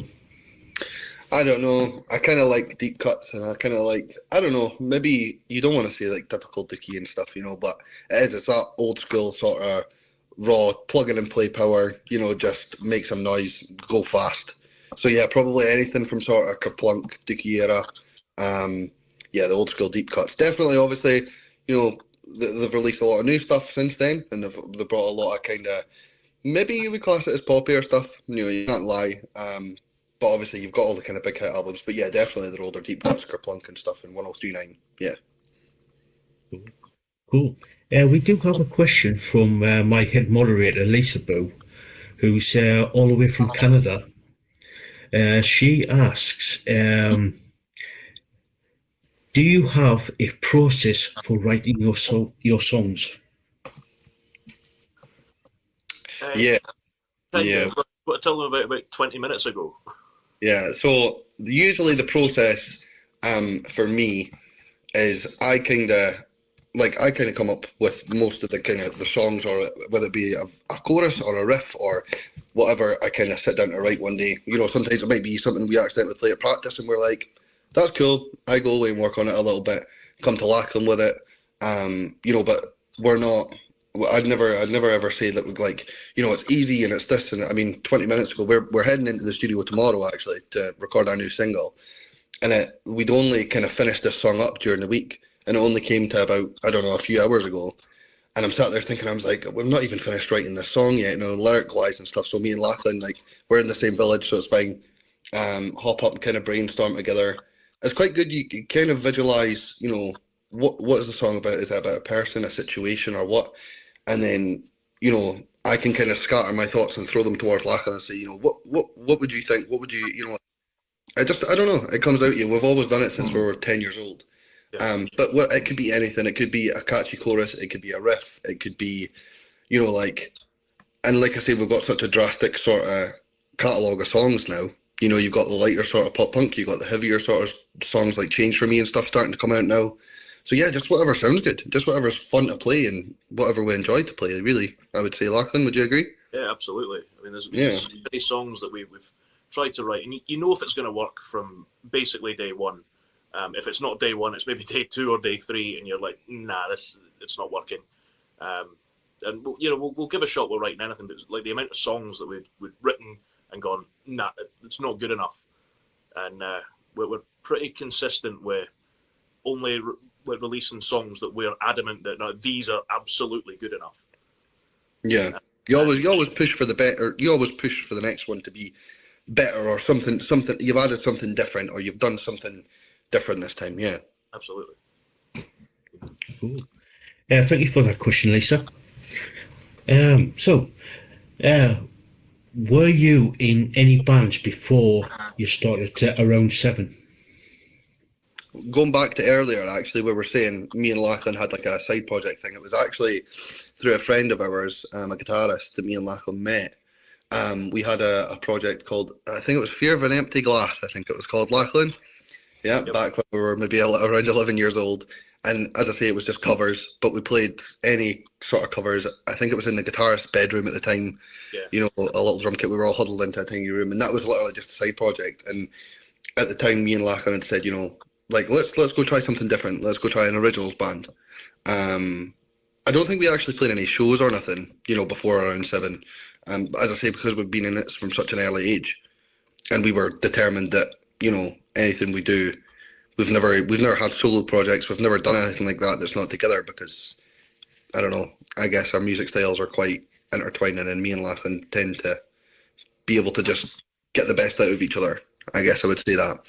So yeah, we kicked that off, as I say, a long time ago now. But I don't know if you were playing anything else, Lachlan, beforehand, or No, I was just in that same band. I've had a couple of projects that I'd done sort of on the side, you know, cover bands, and was in a thrash metal band for a wee bit when we were on a hiatus. But other than that, you know, nothing pre-Around 7, because we started at such a young age. I mean, that was what, we were 14 or something like that. Yeah, it was around 2011 we started, wasn't it? 2011, which is crazy to think about now, but yeah. So I mean, that's Yeah, we've got a question from a good friend of the channel. I know we've just covered it. Grumpy Sapper says, "Who were your influence growing up musically?" Lachlan, you go ahead with that, man. I'll give you. Steve Harris, absolutely. You know, I loved Iron Maiden. Still do. Yeah, I mean, we touch on a lot of other. Obviously, I don't know. You'll probably hear it in singles that are still to be released and stuff coming up this year, and even our like past recorded things as well. There is touches of things. We've had fans afterwards coming up being like, you know, that vocal melody, or you've taken that from this. It seems like, and I'm feeling a little bit of Blink from this. I'm feeling a little bit like heavier than this. This is a little 2-step breakdown. Where's this came from? But it's literally just expanding and expanding. But I don't know. It's kind of went from one to the other. Obviously, you've got all the big classic, like punk rock bands and metal bands and all these sort of things that everyone hears of. But yeah, for me, Billy was definitely one. Tom DeLonge, just for like, I don't know, it was like the ratty sort of not caring, having fun. He was genuinely just enjoying himself doing what he was doing. Simon Neil, who's an absolutely fantastic songwriter. He's got a way with words that I could never have, which I'm quite jealous of and I envy. But yeah. But even Dave Grohl from Foo Fighters, it's the way that as a front man they have a crowd, and you see they have a crowd when they just go up and they do what they do, and it's their own. They make everything their own, and the confidence comes out in the songs and the back and forward with the crowd. I think that's why I gravitate so much towards Billy, because he's always been such a good frontman. He's always known what he was doing from day dot, and just he was able to get a crowd going, But yeah, no other kind of just my main influences are I would say about that. I think You got it? on stage as well. What's that? Sorry. You can definitely tell it when you're on stage as well, like the way that Yeah. you play with the crowd, and we always perform better when we've got a bigger crowd in front of us. Yeah, and I know a lot of people will say that, but Dave Cole stuff or Billy Joe stuff. And yeah, I know a lot of people say that. We'd play better if we played Wembley. It's one of them, but it's not always about that. It's about I like intimate gigs and things like that. Like even small, like 30, 40 capacity shows and things. But yeah, I just really, really enjoy kind of having that back and forward and kind of I don't know. So definitely Billy for that. Yeah, he's done well from that throughout the years. Cool. So, what has the band been up to, especially over the last 12 months? Well, we've been on a bit of a winding road for the last 12 months. We our long-term drummer Chebs, he stepped back from the band, decided he wanted to be an adult and do the whole I want to get a real job thing. But he was, as I say, he's been with us since we started in 2011. He's ended up away down in Edinburgh now, studying. So he stepped back. So it's kind of been a bit different. He's still there in the background. He's still helping us out, which will be revealed in the next couple of singles. He's still there. He's still helping us record and stuff. Where we're from in Scotland, it's kind of few and far between, even people, never mind musicians.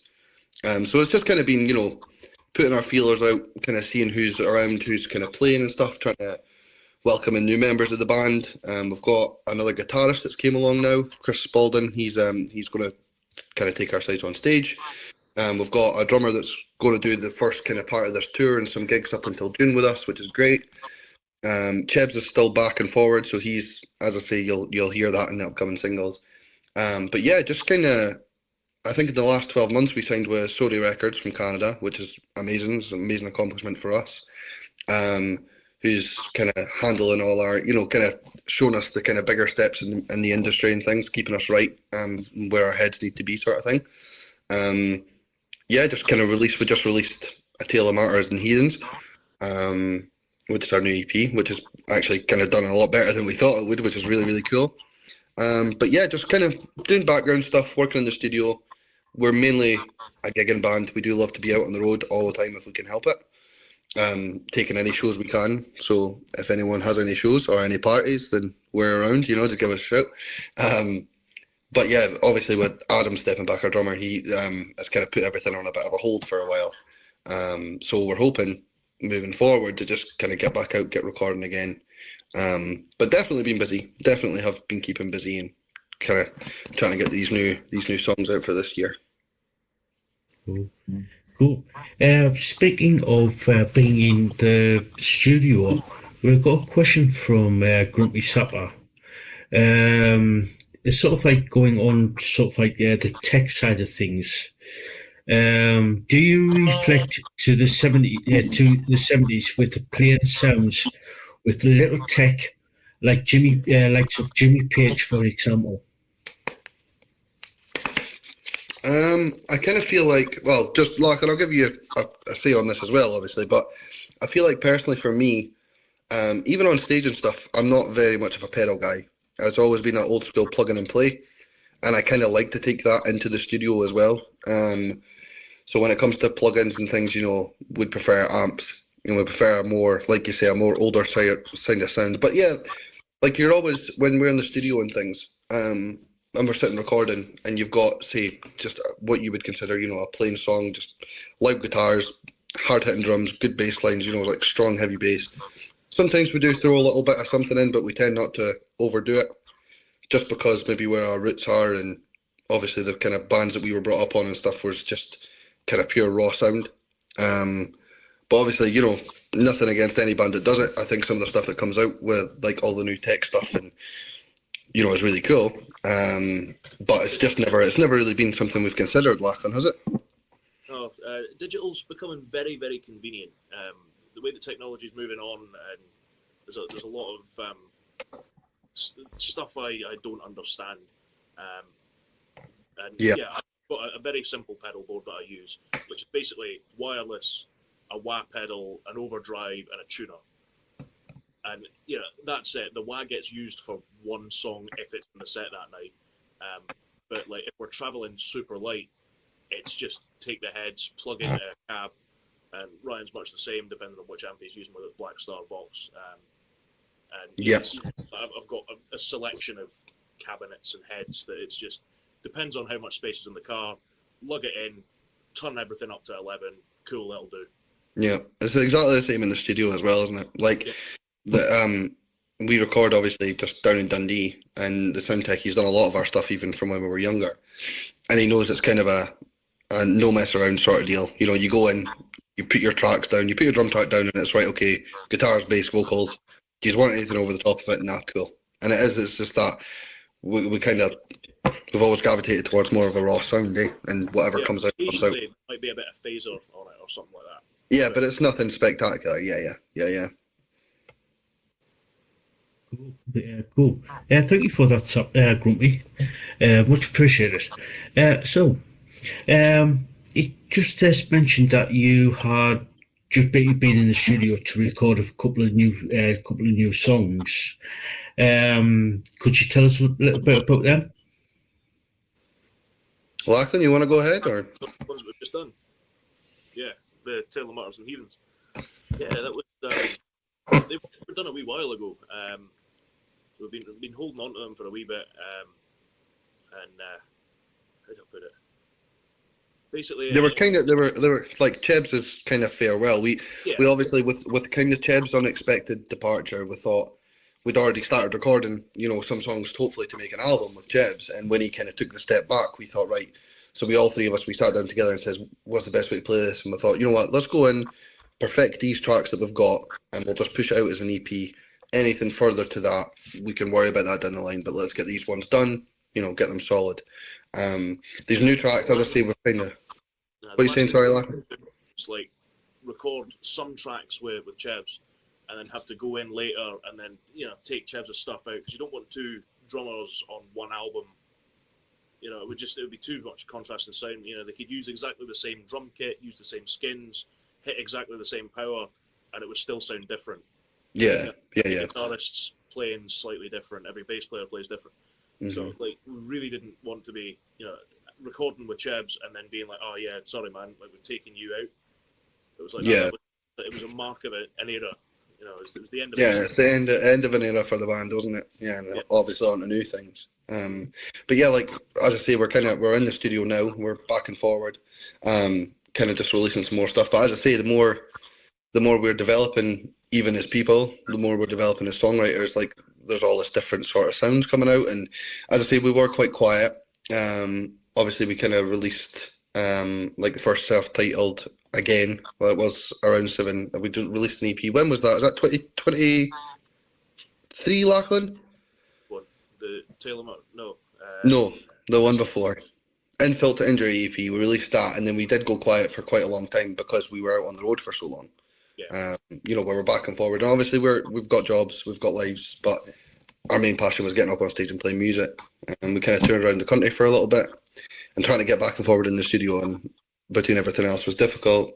But we went quite quiet. Then we've just released a Taylor Martyrs and Heathens, so we're hoping this year to just kind of keep a good flow, keep some tracks coming out so that when people are coming to shows, there's all these new singles coming out at the same time, and you've got this opportunity to fill a set with, what do you think people are going to want to hear and stuff this time around, rather than, so can't wait for that. I don't want it to be the same set list at every show.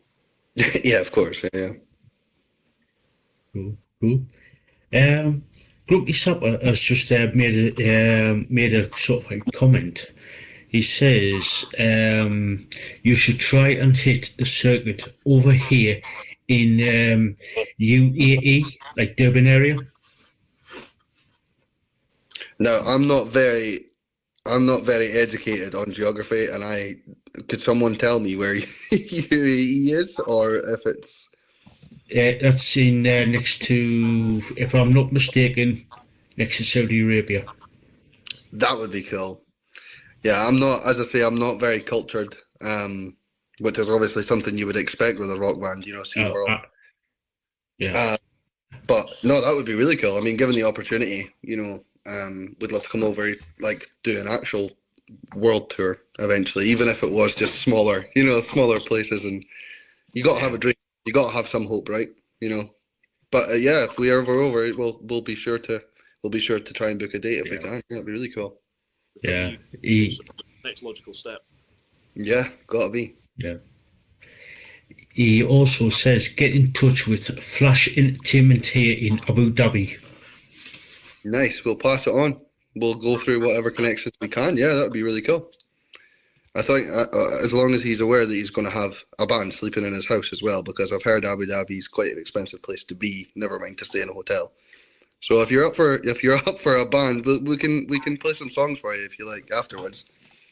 You can get your own intimate show if you're going to put us up in a hotel. That'd be bro. Yeah, cool. Yeah, thank you for that, Grumpy. He's got another question from Lisaboo. She asks, do you have a favourite venue, and do you have a dream venue to play at? Lachlan, on you go. Oh, favourite venue. I'm assuming that's one that we've played. Do you know what? Dublin Castle was class down in Camden. Yeah, down London. Yeah, that was a great kind of trip through history, wasn't it? That. Yeah. Yeah. We watched the night before we'd played there, and I was like walking in and seeing, just looking at the stage, going, "Madness is played here." This is insane. Like the amount of artists that have played in that venue, it was phenomenal. Yeah. Then again, I do like a good hometown show like Church or Beat Generator. Mm-hmm. My favourite venue probably at the moment that we've played so far, and it's nothing to do with people, it's nothing to do with, it's more the sort of eerie feeling of it, is Banshee Labyrinth in Edinburgh. Only because we played in the basement, and it's so small and so intimate that 20 people can make that place like bounce, and it was crazy. We played there for a pop punk night a while back, and yeah, it was really, really good. But obviously it's got a lot of history to it. It's meant to be, I think, is it the most haunted venue in the UK, Lachlan? Yeah, I think so. But they've got cinemas, they've got amazing bar staff, like the friendliest people in the world. They have amazing drinks and concoctions that could keep you there for hours. Yeah, they also serve Trooper, which we're a fan of. In terms of places to play, we don't really know venues out with Scotland. I mean, there's that many of them.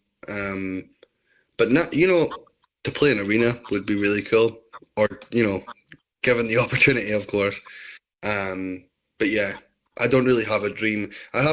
We want to come over to the States. We've kind of been talking about that, like if we got the opportunity for the States or even Japan, like just go out, be cultured, go see places, see different venues, kind of just do everything we can.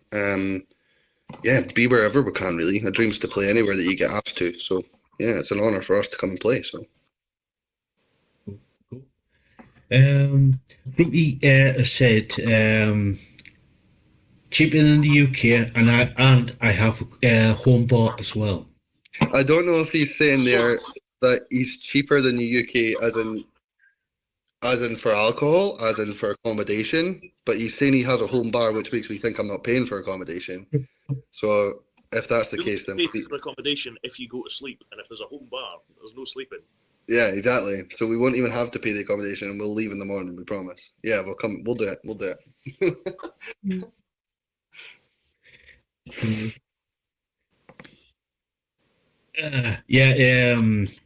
Grumpy says there's a huge metal and rock following in Abu Dhabi. That's good to hear. Yeah, it's really good to hear. We're kind of, the thing is in Scotland, I mean, things are changing over here.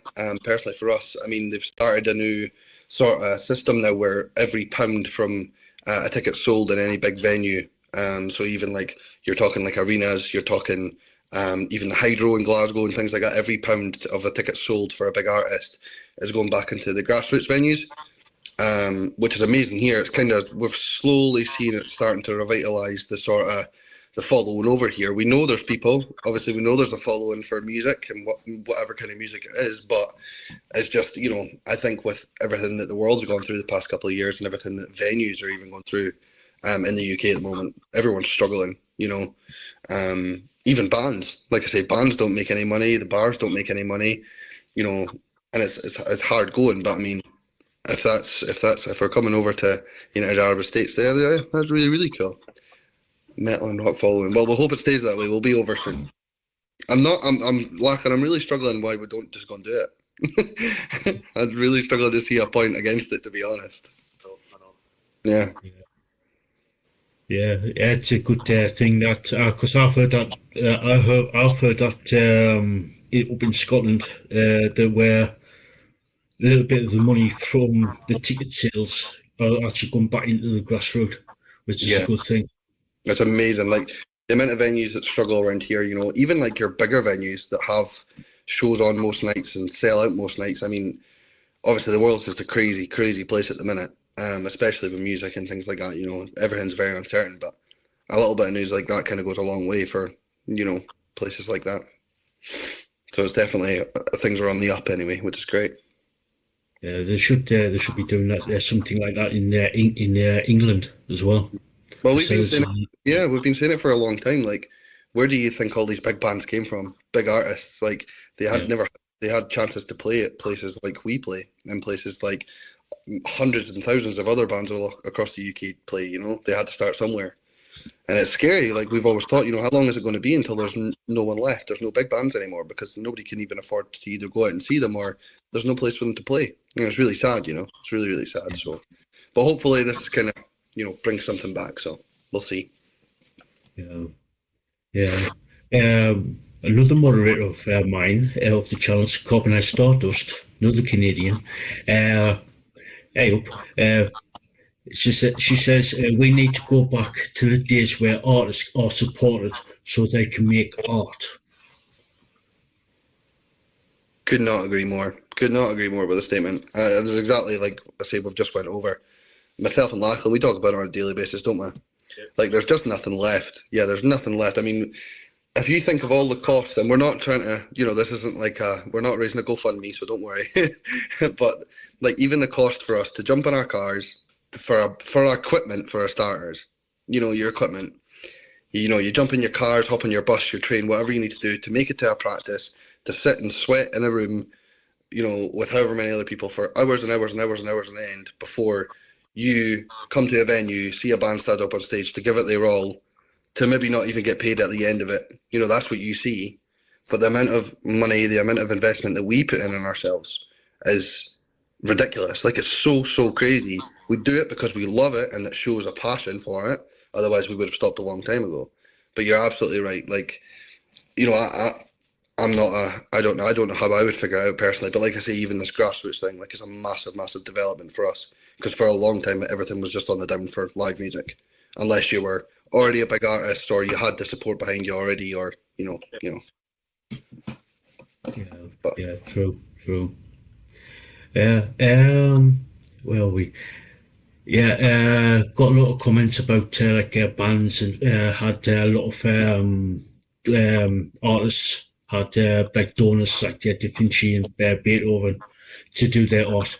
And Grumpy said here, Ticketmaster has been banned here as it's greedy. Guns N' Roses tickets were 10 quid. That's a great price nowadays. That's phenomenal for Guns N' Roses. That's crazy. I mean, our like, you know, that's what I'm saying. Like, you know, you pay £7. It's just great. Like, you know, you hear all these massive world tours from all these massive artists, and the money that you pay to go and see them, and the money that people think, you know, their hotel fees, their travel fees, their ticket fees, and we get it. Like, we understand we have our big bands and we have all these massive people we'd love to go and see as well. And we do, to be fair. But even like Sum 41, for example, like quite a big band, we went and seen them. I can't remember, I think the tickets were like £40 or something. something like that. And me and Lachlan and a couple of us went down not long ago to see them, and that was a reasonable price gig because they put on an amazing show, and obviously you always wanted to see them. But then when you can see someone paying like £250 for a ticket for a venue, but then you've got, and like I say, you've got venues around here that are struggling to even open the doors and turn the lights on. There's something wrong. There is something wrong there. But as I say, we do it all the time as much as we can. Just encourage people to go out and give it a go. Go out and see the next live show instead of sitting in the house in front of Netflix. And yeah, okay, it might be a bit cozier. Yeah, okay, you might have to buy a beer or two. You might have to wear earplugs even. But you should definitely go out and give it a go because, like I say, how do you think all this happened for big bands in the first place? Big musicians, it had to come from some. You go out to your local venue and find your new favourite band, and you wouldn't Yeah. know. Yeah, honest to God, yeah, that's crazy. So we'll always promote stuff like that, And we've got another question, another thing from Grumpy. He says, I have worked in event VIP close protection here for years. A lot of the bands overlook the Middle East. It's a great place. You know what? It sounds like we've got somewhere to stay. We have a home bar. Apparently the money's quite good over there. Everyone's able to go and see because the tickets are reasonably priced. And we've got VIP close protection. Then, yeah, we'll come. We promise. This is a promise. You can quote me on this one. We'll come over at some point.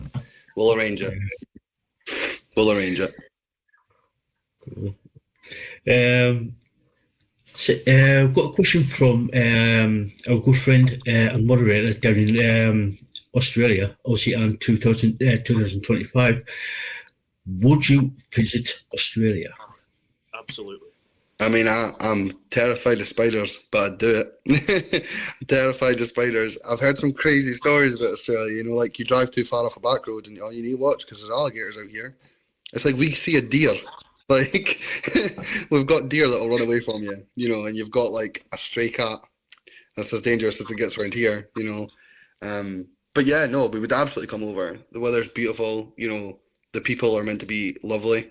And I guess you guys would go pretty nuts for live music over there too, with enough alcohol and a good time. Yeah, we'd definitely come over this year. Australia's doing pretty well for the new EP. So that's yeah. Cool. Yeah, our EP seems to be kind of top 5 cities are in Australia. Yeah, our top 5 cities for people listening to our music right now is two actual towns in Australia. I think one's Melbourne, to be fair. Yeah, one's Melbourne. Yeah, so absolutely. Like I say, we try and push ourselves all the time. And if we need to fly to the other end of the world to see, then to play some live music, then we'll absolutely do that. Yeah, even if we drive, we'll drive out. Drive into Australia. Why not? We'll make a road trip. We'll just stop everywhere. Yeah, we'll make our own tour this time. Yeah. Yeah. So, get back into some of the questions. So, what have you been? Obviously, you've been in the studio writing a couple of new, getting everything sorted for the EP and songs put out. Is there any new material coming out? Are you writing new material, should say? I can go ahead, man. Yeah. Right.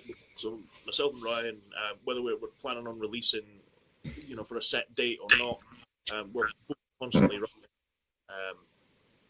We'll occasionally call each other at 9 o'clock at night. Oh, here, man, I've got this song. I'll be sitting on the Xbox. Oh, well, listen to this, or I'll get sent, voice messages on WhatsApp or something. It's a constant, so we're always writing. Mm-hmm. I'm trying to get a lot more music out because, as Ryan said earlier, last year it was sort of a bit dead on the release front.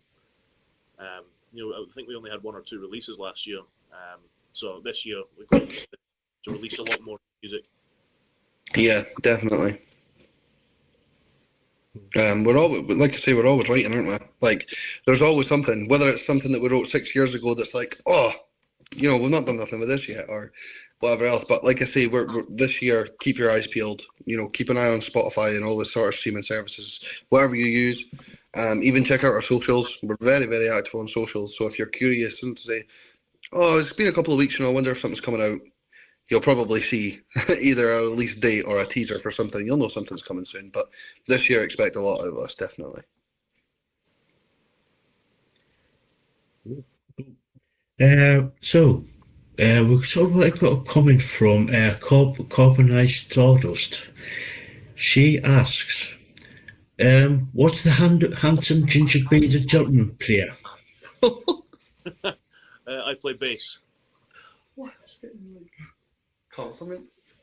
Let me tell you something, okay? Anybody that's watching this right now, right? No, I'm going to say this.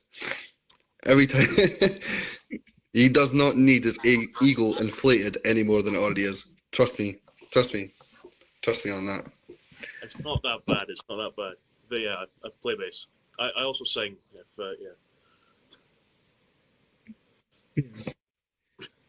There you go. Yeah. Oh. I've got a funny story about this because I can't remember when it was. I think it was last year at some point, and we were in our local supermarket, and we're just shopping for some food, and this guy came up. I saw him walking down the aisle towards me in Lachlan, and this guy walked around me, kind of barged past me a little bit. Was like, "Oh, sorry." Went over to Lachlan and was like, "Oh, how are you doing? How's the band?" So I just kind of stood there. I was like, "Oh, okay, cool." And he turned around to me and he's like, "Here, I don't know. Have you ever seen this guy's band play?" And I'm looking at him "Yeah, I'm the singer," But there's just something about, I don't know. There's just something about it. I don't know. But I always just end up getting pushed to the side, even when it's involving me. The band, It's happened twice. Somebody else came up and was like, "Oh, you're in around 7. Can I get a photo with you?" And gave me the phone to take a photo of him and Lachlan. And I'm like, oh, I just get ignored for it. It's great, fantastic. I must just have a plain face. Frontman more than the bass player. Yeah. We're always forgotten, but no. Apparently not. Yeah, apparently not. Take it as a compliment. Take it as a compliment. Yeah. Yep, absolutely. Yeah. I've been getting told off here by Carbonized. Sorry, Carbonized. Carbonized said, bass, okay. He's so he gets all the ladies. All the ladies, yeah. All of them. Whole lot. Every show. Yeah, cool. Yeah, cool.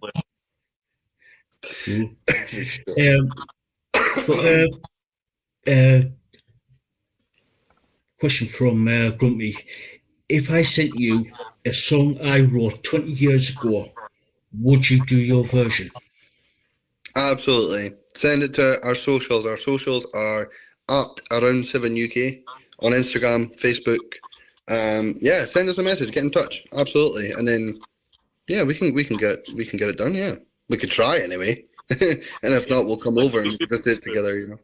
Yeah, but absolutely. I'm always up for hearing. A couple of people have sent me versions of my song before, and believe it or not, I was like, why didn't I do it that way? That's a much more beautiful version. That's a much better version of the way I did that song. So yeah, absolutely. Send it over, and as I say, get in touch on Instagram or Facebook or something. Definitely have a look at them and check out. And follow up on the tour. Follow up on the tour as well. Cool. What is your latest single going to be? Well, we just released Anything From You as our main single from the EP, Taylor Martyrs and Heathens, which has gone across really, really well. And as I say, it is literally just plug in and play old school pop punk rock. But our newest single, we haven't actually announced anything yet. I don't quite think we're in the position to. It should just be kind of finishing up tomorrow, as I've said. But we reckon it'll be out, did we call it March time, Lachlan? Something like that, yeah. Well, it'll be around about March time, we're reckoning for it, so keep your eyes peeled for stuff like that. But as I say, it might be something moving more towards metal, it could be pop punk, it could just be anything, you never know. It's a massive contrast. But like I say, we're trying to get stuff out as fast as we can as well, with the help of Sody Records, who are, they're really taking care of us, they're really helping us out, keeping us right, But I'm sure we've agreed. So we're going to hope anyway. I won't hold my breath on it, but I'm definitely thinking March time will be kind of when we've planned to start kind of going out and knocking out releases again. But while you're waiting, obviously go check out A Tale of Martyrs and Heathens. Check out any singles that came before it off the Insult to Injury EP for more of our older stuff. Funny thing about Insult to Injury, that stuff was actually written back near 2011, 2012 time. And it's only just a couple of years back we got around to properly recording it and finishing some of the songs off. Yeah. So, but yeah, keep your eyes peeled for in March time. Yeah, cool. Grumpy Sapper has just said, I just sent you a message over on Instagram, and the song is called Echoes of Regret. Nice. Love it. We will check out when we get off this call, man, and we'll give you a message and we'll follow up on it. So, going on to sort of like merchandise, I've got your YouTube channel up on the screen there. So, if anybody wants to check out any of the any Around Sevens music, please go over to Instagram. Over on YouTube, you can find the music there. So, going on to merchandise. Is there any new merchandise coming out? So we try to release a T-shirt every year, or some sort of new patch or bits and pieces. I think because we were so quiet for the last half of last year, and we've not been doing many shows, we've basically got last year's stuff that will more than likely at some point be or some point soon be another run of T-shirts, and we'll come up with a new design. We've not got anything that's for the new EP yet. I was just about to bring that up, Lachlan. Yeah, we're always open to ideas. We're always open to kind of designing our own sort of stuff and kind of just seeing where inspiration draws from at the time we're making T-shirts and things and merch. And as I say, we're kind of, we do all the funding and stuff ourselves, so we're always trying to come up with something new that's either like more kind of money friendly for people at gigs and stuff. You're already paying for tickets and stuff, so totally get it. We've given a lot of stuff away for free just because it's like, the amount of memorabilia you'll have even going to see bands and stuff, it's a little keepsake, it's this, it's that. But yeah, we do a lot of patches. We've got patches, badges. We do also have our stuff online. If you're interested in any T-shirts and stuff, we have a whole world tour T-shirt of the UK, our world tour that we did. We have Melvin, who's our sock monkey. He's our latest design on one of our T-shirts. Lachlan, do you have the details of where people can find online orders and stuff? I think it's on our Bandcamp, which on Bandcamp. Yeah, I can't remember the address. Yeah, so if you hit up our Linktree on Instagram, you'll have a link to it there, and you can go and see all our merch and stuff there. Hopefully, we'll get more stuff out as the year progresses, and obviously with Tale of Martyrs and Heathens just coming out, hopefully we'll have more designs and stuff coming soon. But yeah. Now, my life won't be worth living if I didn't ask this question. Is there any plans on putting your music onto vinyl? I would love to. I would love to make a vinyl. Like, I've seen so many how it's made videos on how to make a vinyl, and like some of the designs and some of the stuff you can get, like you could do with a vinyl. Absolutely. I mean, if it was requested enough, like we'd love to do it. Obviously, we might have to save for a little while. I know it can be pretty pricey nowadays to get them done because they're not in mass production anymore. But yeah, I mean, absolutely. If we were able to, we were thinking about doing something like that this year anyway, weren't we? Yeah. Kind of just, even if it's just singles or even if it's an EP or if someone's wanting something like that, then absolutely get in touch and we'll see what we can sort out, for stuff like that. That would be really cool. It would be really cool if we got the order to do it. Yeah, would love to. Yeah. Playing vinyl sounds so much better than everything else. It does, doesn't it? Yeah. Like there's so much choice nowadays. See, like if you go on whatever streaming service or YouTube and you try and think of a song and you're like, okay, cool, I've played a song by that band, and you're like, oh well, I don't know what next, like I don't know what next. But see, like CDs and vinyls, you stick a vinyl on, you clean the house, you go out for a run, you do whatever you need to do, and it's just there's no ask. It's just play, and oh yeah, I like this song. Oh, I've only heard the song a couple of times. I'll leave it on, and you get what I mean. It's totally different, isn't it? It's totally different sound as well. Always been a sucker for a physical copy of something. You know, Yeah. CD or the record. Yeah, I'd love to do it. So yeah, definitely. Hopefully, anyway, we can get something sorted like that this year. We can source the right sort of people and the right company to do it for us. Maybe that would be really cool. Cool. Right. You said that you are getting ready to release an EP. You've been in the studio, you've been doing a lot of writing. Is there any sort of like plans on doing a tour of say Scotland or coming down into England or into Wales to do tours? Lachlan, you know dates. You're better where you're. Yeah, absolutely. So we're playing a couple of times next month. There's 2 Glasgow shows, 7th and the 25th of February. There's another show that's not been announced yet, so I don't know if I can talk about it in February, which will be a little bit further north than Glasgow. And March sort of time, we've got a show down in Edinburgh with a couple of other bands, and I think we're down in Berwick the next day, and we're trying to sort something out for heading a little bit further south. But after playing Camden last year, we love the English crowds, so heading back would absolutely out. It would be really cool if we got like the opportunity, even like for a festival or something this year. That's something we've kind of not ventured into either.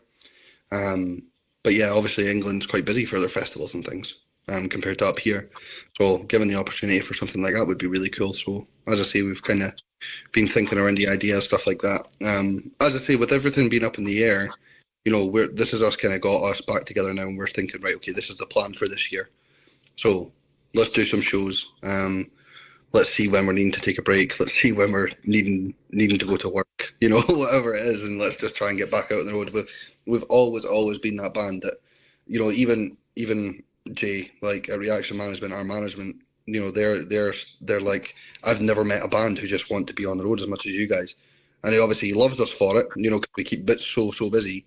But he's like, you guys just have this burning passion to just get in a van and go. And we're like, yeah, absolutely. Because it is that old school way of going out, meeting people, meeting bands, you know, kind of getting the name out, having fun, you know, sleeping wherever in the world you can find. You know, you can just find somewhere to sleep. Cool, move on to the next one. Let's do it again. You know, you come home absolutely burnt out, but it's so worth it. And the memories you make as well. You know, the amount of people you meet, the bands you meet. We're still in contact with, I think, almost every other band that we've ever met. We always keep in contact with people like that and other musicians. So it's really, yeah. So hopefully, as Lachlan was saying, we'll get down past the border this year. Definitely come down and play a couple of shows in England. That'd be really cool. And maybe even a festival if we get the chance. That would be cool. Cool. Would you, obviously you mentioned earlier, you would love to go over to sort of like the US. Would you, if you got the opportunity, would you actually go over to the US and Canada? Yeah, absolutely. Oh, I'd love to. Yeah. It's one of these things. I think we said it the other day that all American bands want to come across to the UK and all British bands want to go across to the States. Yeah, it's like it's kind of like each other know we've made it, you know, like we'll wave to each other on the plane and go, oh cool, we'll do a gig swap, you know, like. But yeah, it's definitely one of those things. I think in Canada especially, you know, a lot of people have branded us with, oh, you're a pop punk band, or you're a pop band, or you're this or that, and now obviously things are, you know, we don't consider ourselves anything. We're just an alt rock band. We'll just go on and we can play with metal bands. We can play with pop punk bands. We don't mind. We don't care. We've got quite a big category wise. We don't categorize ourselves. But over in Canada, especially, I think the pop punk scene's really quite big over there. And obviously in America, you know, kind of all types of music will have their home and have their place over there. So yeah, absolutely. Just to go over and see what the crowds are like, just to kind of see what the differences are from, you know, little villages and towns in Scotland compared to, you know, some of the bigger places in the world. It'd be really, really cool, yeah. That's it. The first tour, second tour that we did, the UK one, that was amazing just seeing the contrast between Scotland and England. Mm-hmm. Yep. So, like, going to a different continent. Yeah. Even like I think we played Dublin Castle in London on a Tuesday night, and there were still like 70 people just out for a drink, but still came and seen bands. I mean, up here you would need to get like quite a big act to get 50 people even out on a Tuesday night, to come out. So it's, yeah, and obviously there is like the same amount of people in London as there is in Scotland. We understand that, but it's but yeah, it's just I don't know, the contrast of people. Yeah, definitely. Cool. You definitely got a couple of people saying, Carbonite saying, come to Canada. Lisaboo says, would love to have you in Canada.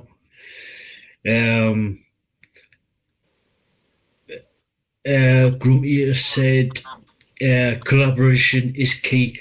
Get you to get you pushed out there. So yeah, definitely is. We were we met actually just on that. We would love to come to Canada, by the way. We would, as was just said, we would love it. It'd be really cool. But there's always plans for the future. You never know what the next thing for us is going to be. But yeah, definitely the plan is be everywhere. Be everywhere and anywhere that we can be. That's exactly what you want to do with music, But as it comes for collaboration, our last kind of busy period with gigs and stuff, we met bands from Ireland and things, and they were like, it would be really cool if we came over and did a couple of dates with you, and you came over to Ireland with us and did a couple of dates over here. And it's exactly that sort of thing that sometimes helps. I mean, most bands, newer sort of bands rather than the old kind of classic bands that everybody knows now, they all came from touring with another band or speaking to another band and going playing with them, and they got their crowd. And so definitely it's whether it's small scale or big scale, it's definitely the way to go. And like I say, support local music, support other bands, like it's an amazing thing to do. So yeah, absolutely. Yeah, I've had that. I've seen that, and I've actually witnessed it, where there's a couple of bands that I've known personally have basically hit up other bands. They've actually said, "Oh, come down to London," and they said, "Oh, brilliant! That's a brilliant opportunity." Then they played London a couple of times, and those bands, they said, "Come up to Sunderland," and say, "We can we do some do like massive collaboration between the bands." Yeah, it definitely works, doesn't it? Like that's you then open the door for, say, like you were saying about that band coming from here to there. That opens doors for that band there, and other venues around here about them. Definitely. Yeah, definitely. It's the best way to do it. Best way to get your head around it. Yeah. Grumpy has said, I don't know. I think you've been a bit too young for the reference. I wanted to share with you something funny. I went to school with the son of Dave D. Do you know the 60s band from Dave D? It's like all the guys' names in the band. Did a couple of songs in the 60s. He also says, spoke to him the other day and asked if he would, if his dad, would join me on the live stream. But his dad died in 2009. So unfortunately, he was going to get him on, but yeah. Jeez, it's amazing, like the people that you know, and then like it's just crazy. Yeah, the people that some people know, like they've met and they've got all these fantastic stories. Like we're in obviously Kerrymuir in Scotland, and just if we're doing story time, and obviously the lead singer from AC/DC, Bon Scott, he was born here before he went to Australia, and every year they throw local Bon Fest, which they get like AC/DC tribute bands. People come from all over the world. Like there's thousands of people in this tiny little village. And, it's amazing for the economy. Like the economy of Kerry is, and everyone's just so happy. They're drunk. It doesn't matter. Everyone's just buzzing about it. But there was one year we went and we were down at the main sort of tent at the festival. And just standing off to the side was this guy, and I'm not joking, he looked a double of Bon Scott. And I'm looking at him thinking, he's standing there all on his own. So like I went over with a beer and I was like, "Oh, would you like a beer?" And he's like, "Oh yeah." And the Australian twang came out. And I'm like, "Oh, you came all the way from Australia?" He's like, "Yeah, yeah." And I was like, oh, cool. And we sat and chatted for a bit. And then I can't remember how we got onto it, but eventually he came away with, oh, yeah, like, that's my dad. And I was like, who's your dad, sorry? He says, oh, Bon Scott. I'm Bon Scott's son. And I was like, oh, yeah, okay. Cool. You're Bon Scott's son.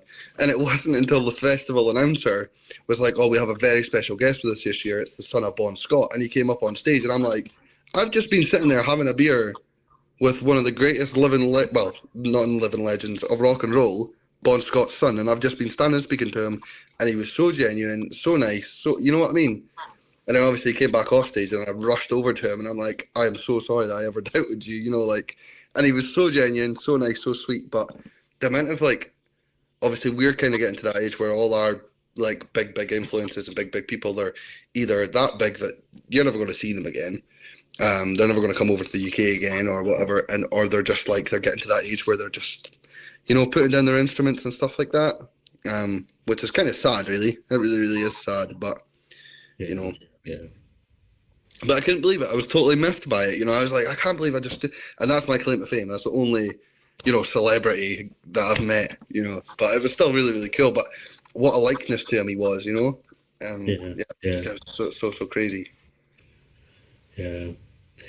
Grumpy said, Bon Scott is my hero. There you go. Yeah, he's very, very. We've got a statue actually, like a big bronze statue of him that got erected. I think it was last year, or the year before, right in the center. Yeah, right in the center of our town.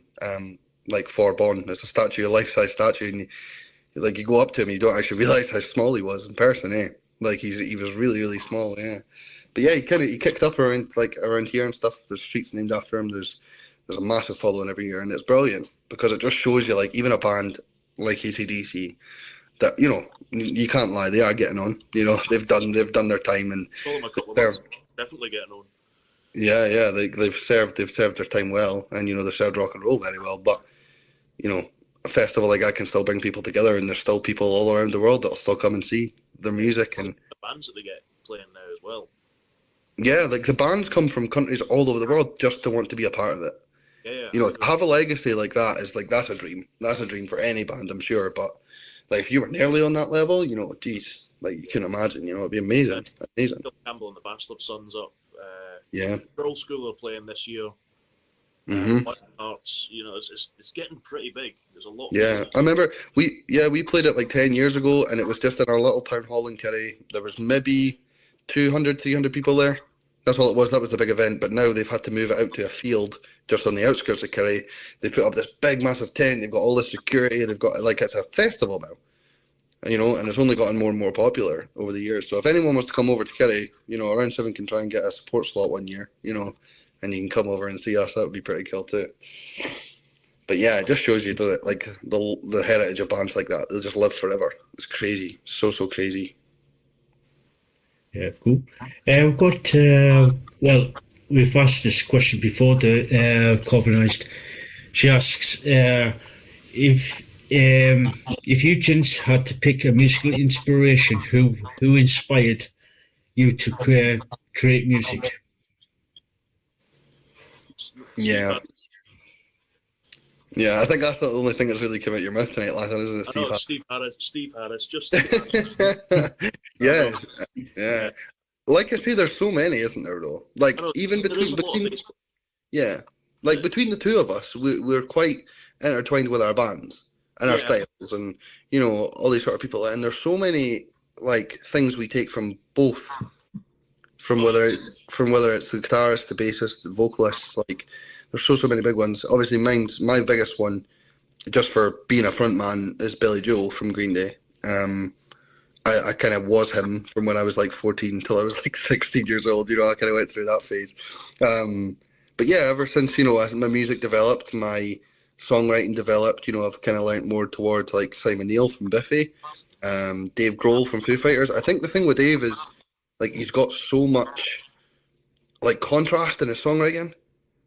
They're one of them bands as well that have never been okay, we play hard rock, let's play hard rock. Okay, we play kind of lighter sort of radio rock, you've had such a contrast, and they don't care. Foo Fighters just do their own thing, release what sounds good, and that's them. And obviously with being a drummer beforehand, like I was, and then picking up a guitar and singing, you know, it's kind of, I can relate to it quite well. So yeah, songwriting wise, kind of just the mix of our influences really lacking, isn't it?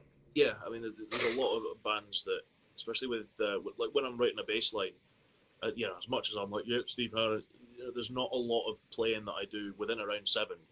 Mm-hmm. Is barely similar. You know, I use a pick a lot of the time. He obviously didn't. There's a lot of like faster playing and, you know, a lot of octaves jumping around, whereas it's a lot more pop punk. So yeah, your Green Day, Fall Out Boy. Recently, it's like with the likes of Change for Me, it's been getting a bit heavier. So I've been probably getting more of a Johnny Christ from Avenged Sevenfold, that sort of like dirty growl. Yeah.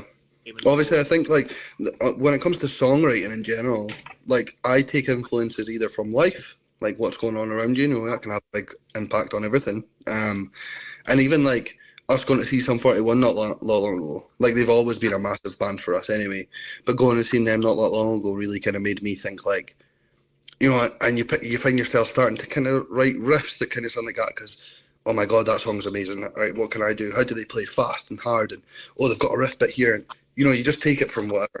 You know, so our inspiration-wise, it could go on and on and on. You know, and that's the amazing thing about music. It's so good. I mean, I could say Johnny Cash was an influence. You know, like it's crazy. Like it's honestly crazy the amount of inspiration that draws you into the musician you are. It's crazy. Like, I mean, the only people I've mentioned so far are just bass players. I mean, there's plenty of other guitarists that, you know, have inspired me to play guitar more. And, you know, it doesn't have to be just the instrument that you play. You can be inspired by anyone creating any sort of music or a band as a whole. You know, it's a wonderful thing. Cool. Corbin said, kudos to you guys. I love music and I can sing, but writing music is a talent beyond me. Pat yourselves on the back.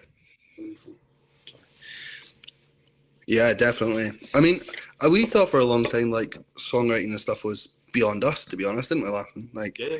I remember like the first song we ever written was absolute garbage. Like even we play it now and we laugh at ourselves. We still laugh at ourselves for some of the stuff we write and some of the stuff that comes out in practice. But that's the best thing to do. Don't you know, you can't sit there and think to yourself, right, okay, this is how the band I want to be like, this is the sound I want to have, this is, just pull it in from wherever it comes from, write about what you want to write from. If you think it sounds cheesy, maybe it is cheesy, but there's a lot of cheesy successful artists out there, you know? Or you think that, oh no, nobody's going to like that, it's too depressing. It doesn't matter. If it's how you feel, write music for yourself. That's the way we've always done it. We literally said that tonight, isn't it? Yeah, I think, you know what, it's amazing. It's as amazing as fulfilling it is that people enjoy your music. And they're like, you guys are really well, and we're picking up a following with what we're releasing and stuff. Like, just write your music for yourself. Give it a go one day. You know, you should definitely sit down. If you could sing, if you could play guitar, give it a go. Use what you know and go for it and just try it, you know. Like, that's what we did. We were like 13, 14 years old, didn't have a Scooby about life really yet, and here we are still trying to make it happen. You know, it's one of them. Lisaboo has said, I write songs and put it together with AI. Now, Grumpy has brought the question a couple of weeks ago. What are your thoughts about AI, it being in music? It's going to take over the world. No, I don't know, Larkin. Do you have any thoughts on it? Because I mean, we've never touched on it. Like, we've never thought about it. I'm not a massive fan of the concept. However, it can be a fantastic tool. If you're struggling with a certain thing, then yeah, but a lot of, especially what we write, will come from experiences and it'll come from the heart. And we don't use AI, and we never have. I doubt we will. But you never say never. But personally, for what we write, I would use AI. I mean, I completely get it from a standpoint of, you know, if people use drum machines, that's common.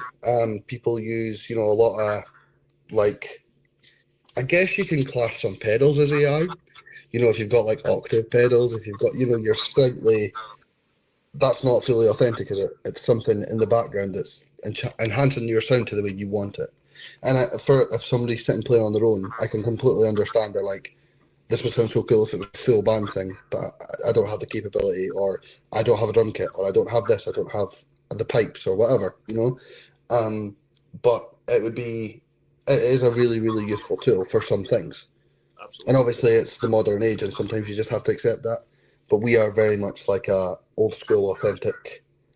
We play what we play, and if we can't play it, then we'll try and play something else. Do you get what I mean? Like, it's never, we've never ever, we've always went into the studio with the same thing in our heads. If we can't do it live, and it sounds authentic, we're not going to do it. So I think, you know, for AI, it's going to be a hard thing because we don't travel with a lot when we're gigging. We tend to keep everything natural as we possibly can. But like I say, absolutely nothing against it. The same as you, Lachlan. Like, it's a great tool, and it can be a great tool for a lot of things. You know, you hear a lot of doing covers with people who might not be here anymore, and, you know, different artists singing different songs and stuff. That's sometimes cool. Yeah, it's fine.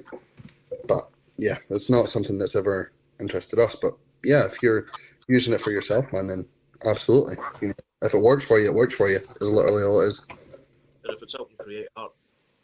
Yeah, that's it. I mean, we've drawn ideas from it.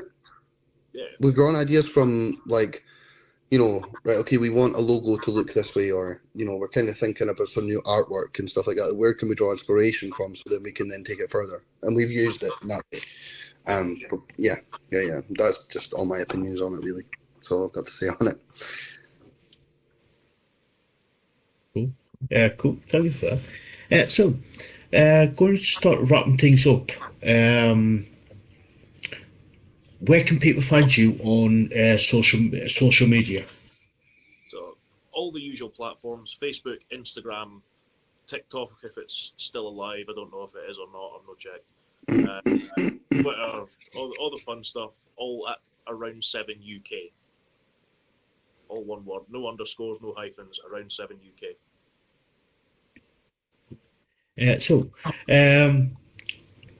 I know you we sort of like touched upon about sort of like any advice for people, but have you sort of like, can you expand on like any advice for people who want to become a musician? I'm gonna go with Van Halen here, and just play. Just play and play and play and play and play and play. I mean, if you're into music, if you're into one type of music, great. If you're into another type of music, great. Find what you want to do. You know, like for me, I used to sing along to the radio all the time, and I loved it. It just gives you a sense of euphoric sort of fun, innit? It's what you'll enjoy doing. You might be like Lachlan and love metal music and love these bands and think, I'm going to do that. I'm going to work hard until I can do that, you know? You know, everyone that says like talent is natural, I don't believe it. Like, I genuinely don't. Even some of the biggest artists in the world will tell you the same. Like, you've got to work at it, and it's hard. But if you want to do it, if it's what you really, really want to do, then just do it. Doesn't matter. Like, it's literally just, you need to just do it, don't you, Lachlan? Like, yeah. For me, for guitar, I never ever thought I'd be a guitarist, ever. You know, when I first started out, and I thought this is too difficult. My fingers aren't big enough. This, that, all the usual excuses. But if you have a love for it, if you really want to do it, I mean, if you know other people that do it, great. Go talk to them, get advice from them. You find people like your friends, when your friends are a great start. That, like, if you're playing with other people that have the same musical interest and the same sort of drive to get somewhere, then you know you're gonna go far. What is it they say? 10,000 hours, isn't it? 10,000 hours. Yeah. Or become a jazz musician, because jazz musicians are ridiculous. Like, study jazz music. There you go. That's all I can advise. But yeah, just play and play and play. It's literally it. Take anything you can. Any show or anything. Yeah. We played in our first couple of years. I mean, we'd done about 200 shows before we were 16, 17, something like that. Yeah. I remember our first ever show was at our guitarist's mum's birthday party in our living room. Like, you know, everyone's got their start. Everyone's got to make a start somehow. and it was embarrassing, and you'll get nervous. But I've always thought that if you get nervous and if you get scared or if you get embarrassed, that usually means that you love what you're doing that much that you're nervous that people tell you not to do it anymore. So it can sometimes use that as fuel. But yeah, just pick up a guitar, pick up a bass, hit some sticks on some worktops, do whatever you need to do. If it's what you want to do, just do it. Sound advice there. Sound advice. Right, we're going to be starting to wrap things up. And any final words before we go? Not really for me. Just keep an eye out on whatever you use to access your music nowadays. I'm sure you'll see our faces in the next kind of couple of weeks. If we're out and about and you want to come and see us play live and you want to come and say hi, or even just want to come for a beer, give us a shout. We're going to try and now go plan a tour to Canada and a tour to UAE, and yeah, so it should be fun. But hopefully we'll see you all this year at some point, if not at some point. Yeah, that's all from me, really. Remember to check out the new EP, Taylor Martyrs and Heathens. 4 tracks, all available on all major streaming platforms. Support local music. Support local music. That's what I will say. Yes. So, Lachlan, Ryan, thank you so much for coming on and doing this. It's been a total pleasure. Total pleasure. Much the same. Thank you very much for having us. It's been great. Cool. So until next time, guys. Oh, and don't forget, all the links are down in the description. So please go check out Around 7. They're an amazing band. And yeah, guys, thank you again for brilliant interview. So, thank you very much. Right. Until next time, guys, we'll catch you on the next one. Cheers, man. Take care. Bye.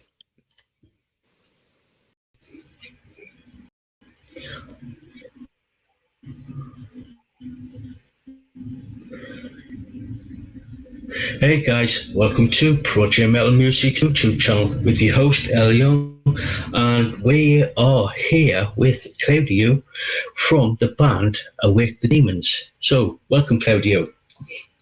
Greetings everyone, greetings. Now, just before we get into the interview, if anybody's got a question for Claudio, please ask away. So yeah, right, Claudio. Let's dive in. Before we start dive into some questions, could you introduce yourself and what you do within Awake the Demons? Sure. So, once again, hello everyone. My name is Claudio. I'm the singer, the lyricist, and the composer of Awake the Demons. Started this band back in 2016 as a solo project. Had a bit of help. This band has a bit of history behind it. And now I'm super happy and hyped to have released our first EP called Trials.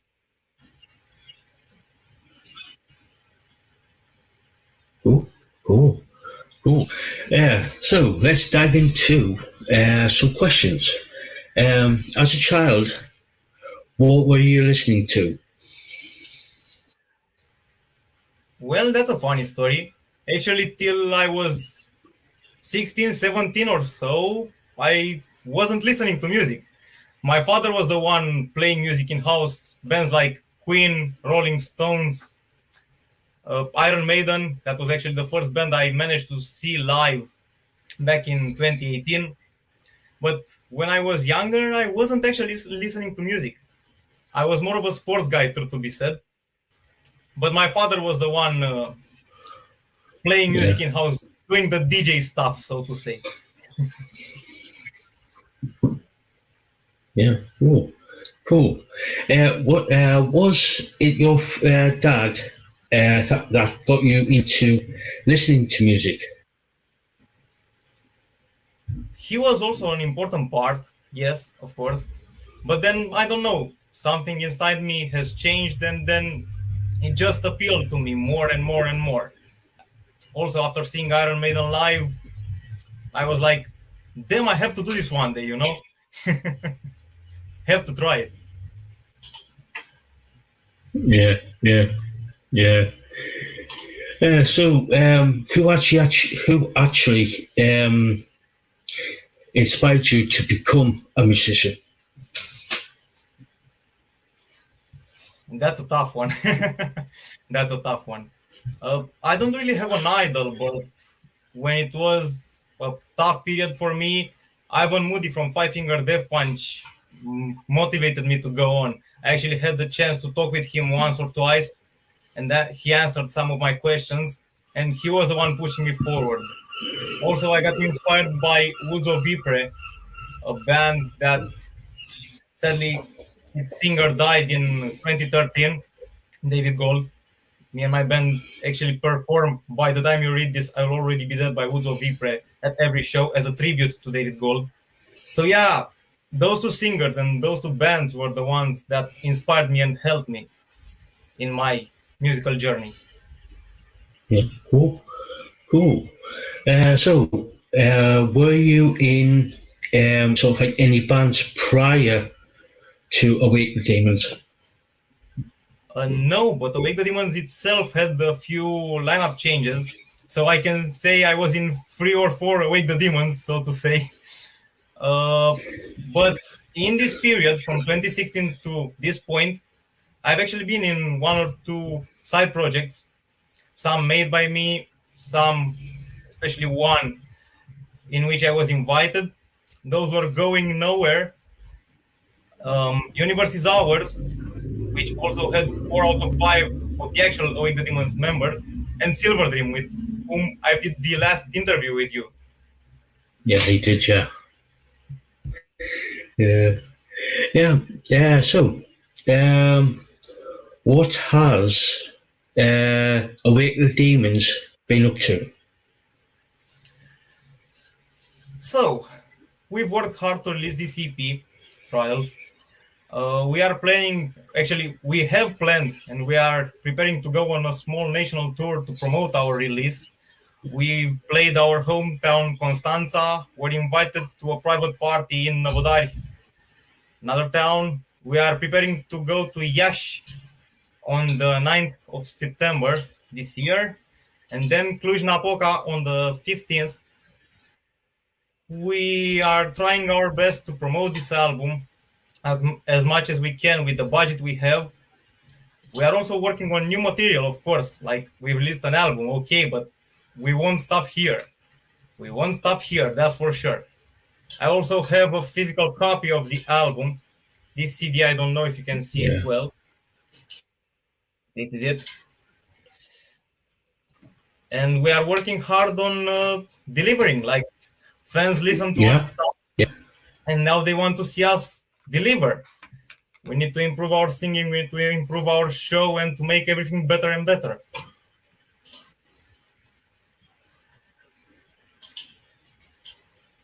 Could you tell us a little bit about the EP Trials? What any songs are there on on the EP? That type of thing. So the EP itself has a nice story. Like, we had to make a choice between wasting a year because 3 of our members had exams to take and prepare for those, and had to prepare for those exams.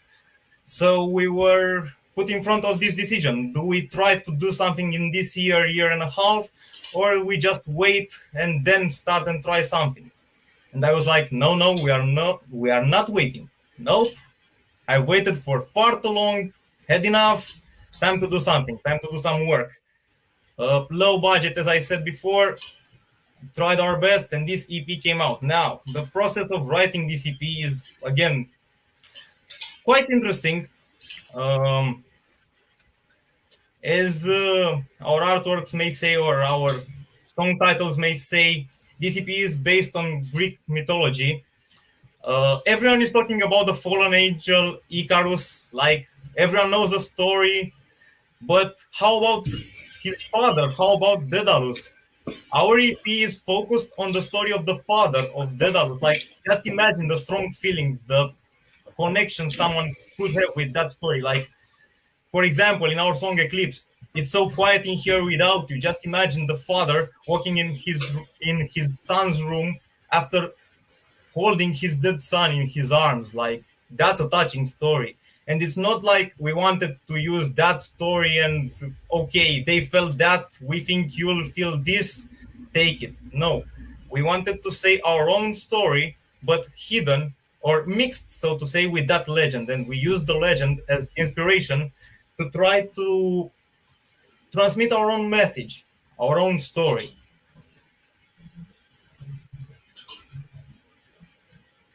Yeah, cool. So,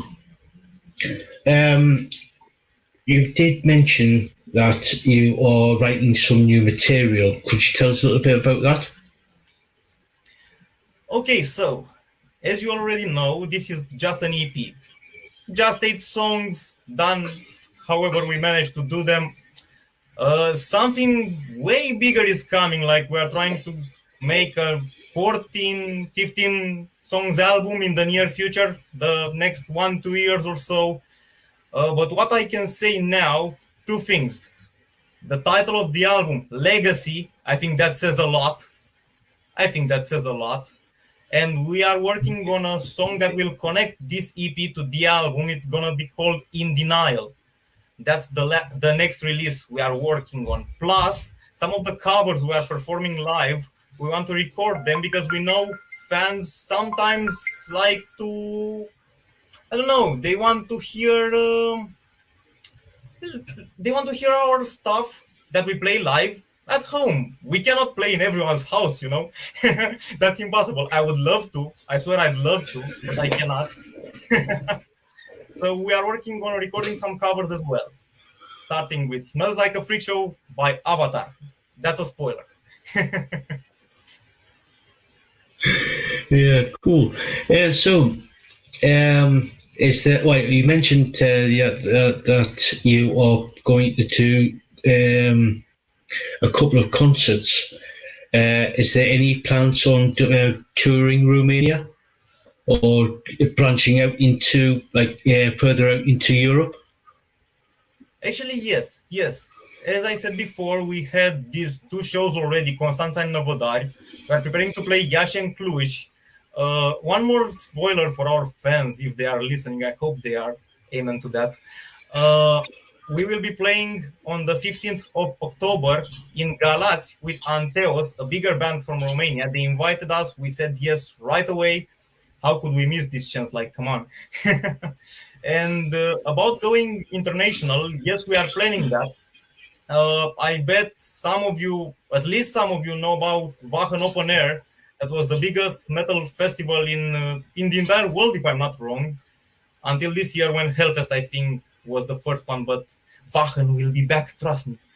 And we are planning to go to the metal battle in Romania and maybe in some foreign countries as well. As I spoke to the Wachen officials as myself, and they told me that we can participate in any country we choose, and more than one country. So we can go and try our luck in Bulgaria, in Serbia, in Hungary, I don't know. In Hungary, sorry. Told you my English was a little bit rusted. So yeah, we have to go beyond Romania. Don't worry.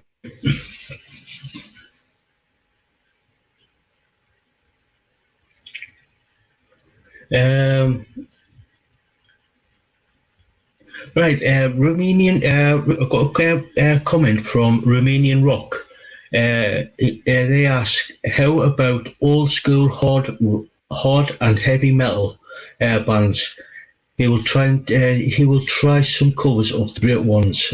So they ask, would you do sort of like some cover versions of hard and heavy metal bands songs, say Metallica's Enter Sandman or Black Sabbath's Paranoid, that type of thing? Would you be willing to do some covers? Well, of course we would. Like, we respect those guys. They opened the way for us and for every metal band group to be said. So we might do some covers. Right now, as I said, we are working on our own stuff as we want to create to expand our brand and create our own identity based on what they left for us. But we might. I cannot promise that we will, but we might.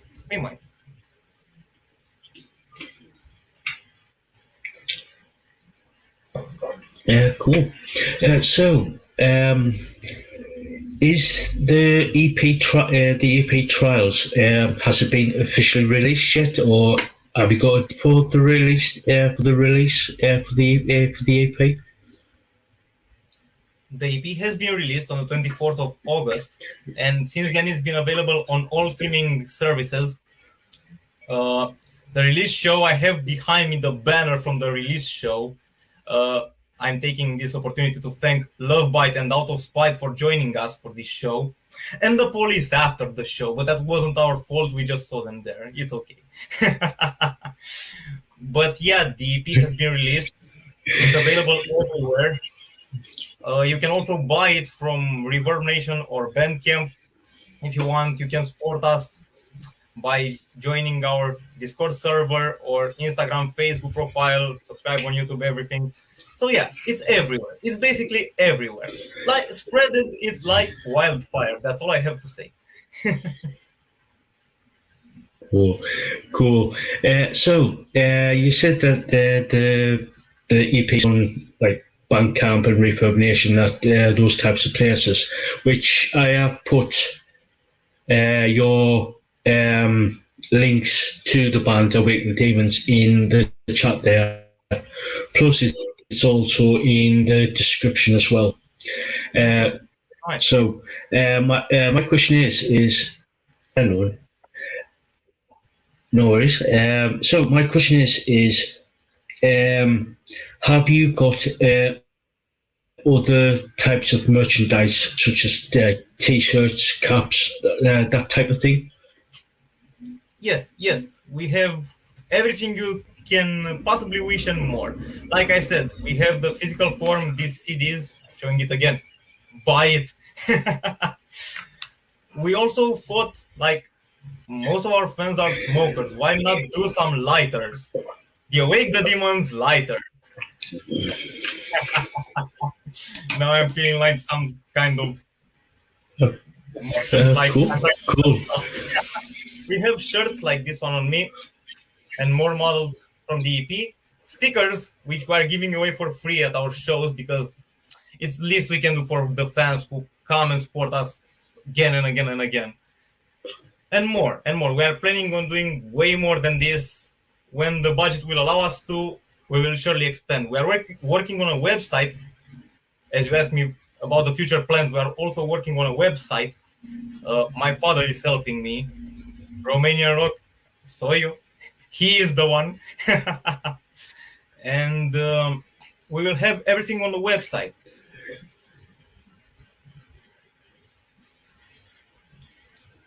Yeah, cool. This is probably going to be sort of like my last question. If anybody else wants to ask a question in the chat there, please do. But my last question is, any advice for people who want to become a musician? First of all, and I think I said that before in our last interview, I have the same vision, the same opinion, the same. Don't give up on your dream. Just don't. Like, this EP for me and for us a year ago was fantasy. We were like, no, that won't happen. It's going to take 2 or 3 years, lots of money and stuff. It took a lot of time, a lot of effort. And with this, I'm going to take a small break and send my thanks. And I'm speaking for my band right now. Thank you to each and every parent that supported us. Thank you very much to Crossover Sound Studio. Thank you very much, Radu Măzăreanu, Deadly Records. He was the one mixing and mastering this stuff. He did it for free. Without him, No EP for us. No. Thank you to my girlfriend, Elisa Trifon, for editing our stuff. Every thumbnail on YouTube, every artwork, everything you see, every photo we post on social media goes through her hands. So thank you. The artwork, she edited them. But Mihai Lupu from my ex-band, Abstract Grave, was the one designing them, again, for free. He's an amazing designer. He sells this stuff. But for us, he did them for free. This as well, this banner behind me was made by him. Elisa placed the logos and everything and edited, but Mihai was the one doing them for free. So thank you very much, Mihai. Thank you very much to Abstract Grave overall for supporting me and for believing in our vision. And last but not least, thank you ATD family, each and everyone buying something, coming to our shows. I don't know, supporting us in every way. Thank you. Thank you very much for doing that. It means the world to us and more. I cannot even start to express how exactly I'm feeling about this, but thank you. Thank you very much, and we'll try to deliver. We'll try to deliver each and every time. Now, about the question. As I said, never give up on your dream. It might seem impossible. People will tell you, nope, you have no talent, you cannot do it. They are haters. Don't trust them. Nope. This nope. Just follow your dream, do your best, and work hard. Okay, don't listen to the haters. Don't listen to them, but work hard and prove them wrong. That's the mentality I want to promote here.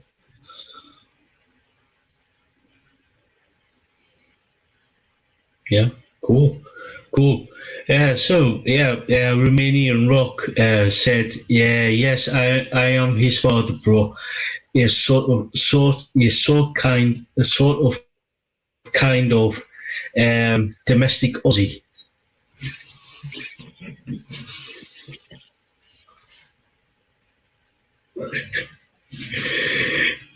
Yeah. I think that might be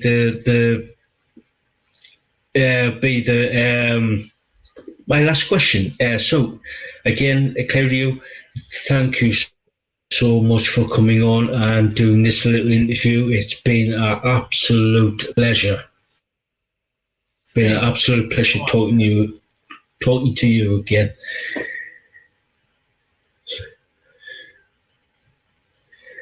Yeah. Guys, if you,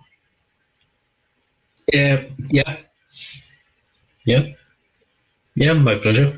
Guys, go check out Awake the Demons. I've been following this band for a couple of years now, and they are amazing. Really, truly amazing. So go check them out. Literally, go check them out. And like I said, I have put the links to Awake the Demons social media pages in the chat and in the description. So go check them out. They won't be disappointed. Literally, won't be disappointed. So, Claudio, any last words before before we sort of wrap things up? Once again, I want to thank you, El, for having me and for having the patience to talk slower for me. Thank you. I really appreciate that. And to the ATD family, first of all, hope to see you. First of all, hope to see upcoming shows. And then, El, hope to do this again soon. I'm really liking this. It's the second interview with you. I'd like to make this a tradition. So, oh, yes. You're more than welcome to come back on. It's like I said, it's been a pleasure. So, if you've got any more things you want to talk about, i.e., promoting any of your concerts, or you got any news on upcoming releases, just hit me up on a message and I'll sort something out. Sure thing. I'll let you know. As soon as we have something, I'll let you know. Yeah. So guys, until next time, catch you all later. See you again soon, ATD family.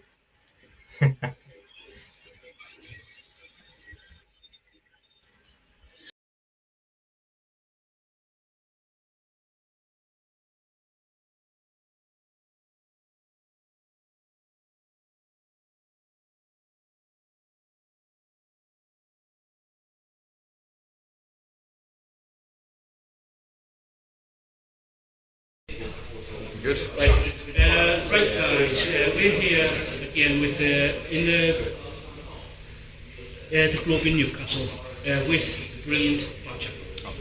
You're too kind. So yeah, we're Badger. We're a two-piece old pop spoken word in there, yeah. True. Spoken world. We kind of do sort of lo-fi experimental beats that are a little bit pop informed, but they're still kind of pretty out there and different if you kind of listen to them. And this gentleman here does the vocals, the words. So I mean, like, how would you say, what do you say your like sort of vocal style is, or like, you know, what? I suppose I try to look at things I've done earlier in my life, spoken word, performance poetry without music, and take that across to what we've done in previous sort of acts of beating together, making sort of pop-inspired beats, I suppose, and putting that together. But just a little bit different at the same time. Not trying not to be a sort of, I guess, your mainstream take on pop music or, you know, hip hop, where you're trying to avoid that kind of that label a little bit, because it gives us a bit more freedom. It's about 5 years worth of bedroom jams with some experiments done over the top of it, I think would be the best way to describe it. We used to share a house, so we had like a studio set up in the spare room, and we used to just jam when we were hungover, basically. So we've been out the night before. Kick me out of bed 9 in the morning, put the bass in my hands, and just be like, "Come on, let's write something." Yeah, we didn't really see it going anywhere. Well, we kind of did, I guess, but we had ideas. We had ideas, but we didn't really push it for about 5 years, and got 5 years worth of music put together, and then decided it was probably good enough to do something with. And that's Badger. That's where it came from. Yeah. Yeah, essentially. I mean, the name was a working title we had for the project when we met in sixth form about 10 years ago. Yeah, it goes back that far. Anything would work done that didn't have a name or a place just went as Badger, and it got the releasing the stuff and getting it towards being ready, and we're like, oh, it kind of couldn't be anything else at this point. Yeah, it just felt right. We were, we had this conversation just before we started, like, should it be Badger? Should we think of better names? Like, nah, man, it's us now, yeah. Yeah, it is, it's Badger. That's what it is, yeah. So, what's Yes, we do. Yep, so we've got a single in the pipeline for August. We're playing Northern Electric Festival. Which may be another sort of not single but new tune out around the same time as well. So. Yeah, we just write a lot of stuff, and we're like, we should schedule this properly and then we just kind of release it. So there'll be one in August at Northern Electric Festival, we're playing there, and there's another one. It's maybe going to come out beforehand, depends how long we can sit on it for, basically.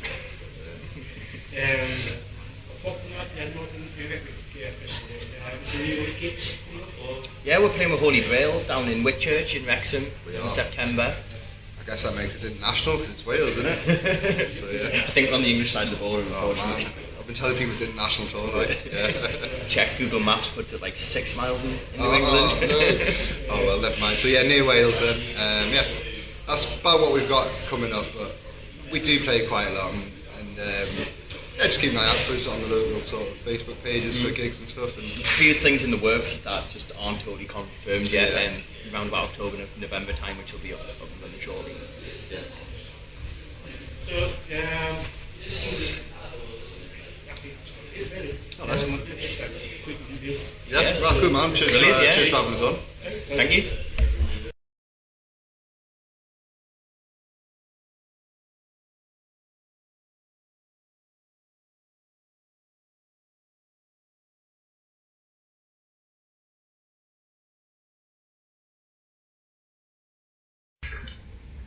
Right.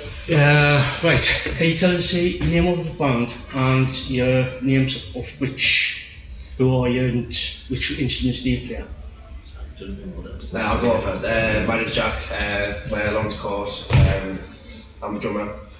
My name's Morgan. I play guitar. My name's Ryan. I play the bass. My name's Dylan and I sing songs. My name's Sam and I play guitar. Right. The first question is, could you tell me about the history of the band and how you all formed, how you met, etc., etc., etc.?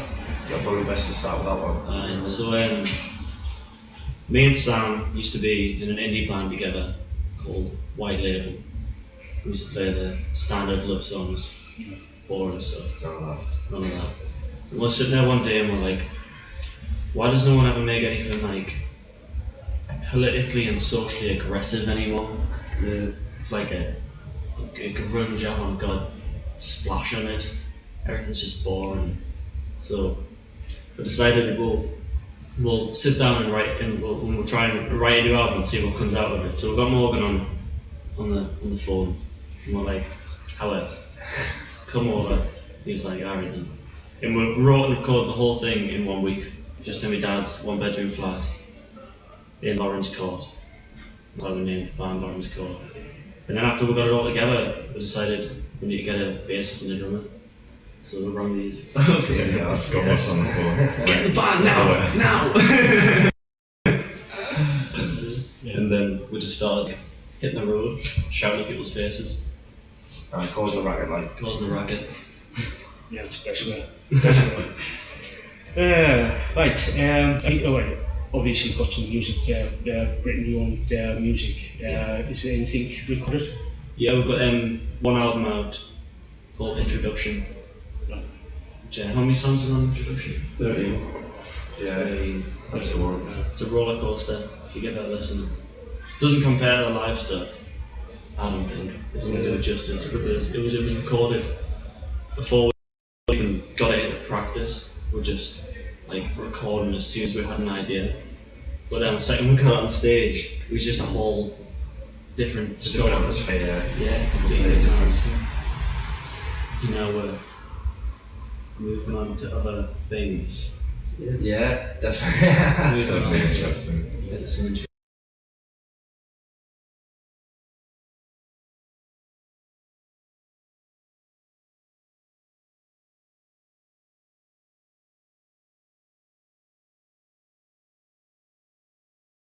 New stuff.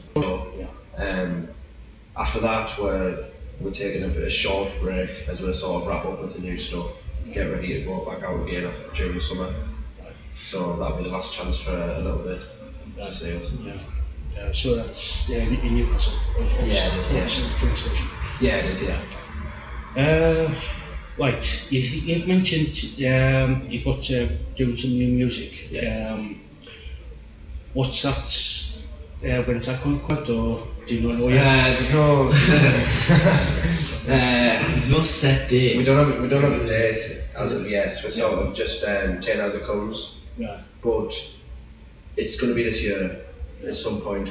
We don't even know exactly when, but when we sort of wrap it up and what. I'd say before August. Before August. I'm saying it's still right now, right here. Before August is when it's going to happen. With the new music that you're going to be coming out with, are you doing any tours or any gigs or? Again, nothing set in stone. But nothing's out of the question. Nothing's out of the question. But it's going to be pretty big, and it's going to be pretty amazing. It's going to be pretty amazing. Well, one final question. Any advice for aspiring musicians? Said this on the first interview that I was Spotlight. Just be you. Like, that sounds so cliche, but every single band has so much aspiration to sound like something they love. But the thing is, that thing that you love already exists. So do what you do. Even if you don't feel like it's as good, it's you, and it'll grow on you. It'll grow on everybody else as well. That's what I think. That's what we discovered. Yeah, it grew on me. I didn't even like the music when I joined the band. I think it grew on the audience as well. It's one of those things that we just didn't expect people to enjoy, and then we're just like, what are we doing? Is it even going to work? And people just loved it. One of those things that translates to the live shows as well. It's like whenever we start performing, it's like nobody knows what to expect. Nobody knows sort of what we're even about, but then they listen to us and they go, all right, okay. And as the gig goes on, it's sort of the same with the album. It's like, right, I understand what this band's about. I finally get what they're going for here. And I think it's probably a lot better to approach music as sort of something to open up people to your world, I suppose. Yeah, don't like just limit yourself to thinking, oh, I've got to be in this genre and I've got to create this sound and that's what I had in mind. Don't be so precious. If you feel like you're going towards one direction and that's where you're going, just go with it, and then just, you know what I mean? Just feel. I thought you were talking about One Direction. If you want to be One Direction. If you want to buy One Direction, there's 5 of us. It's not too late. Yeah. But yeah, just do whatever, as long as it sounds good to you. Even if one song's reggae and one song's metal. Well said, Dylan. Well said. Thank you. All right. Right, cheers, guys. Cheers. Thank you very much.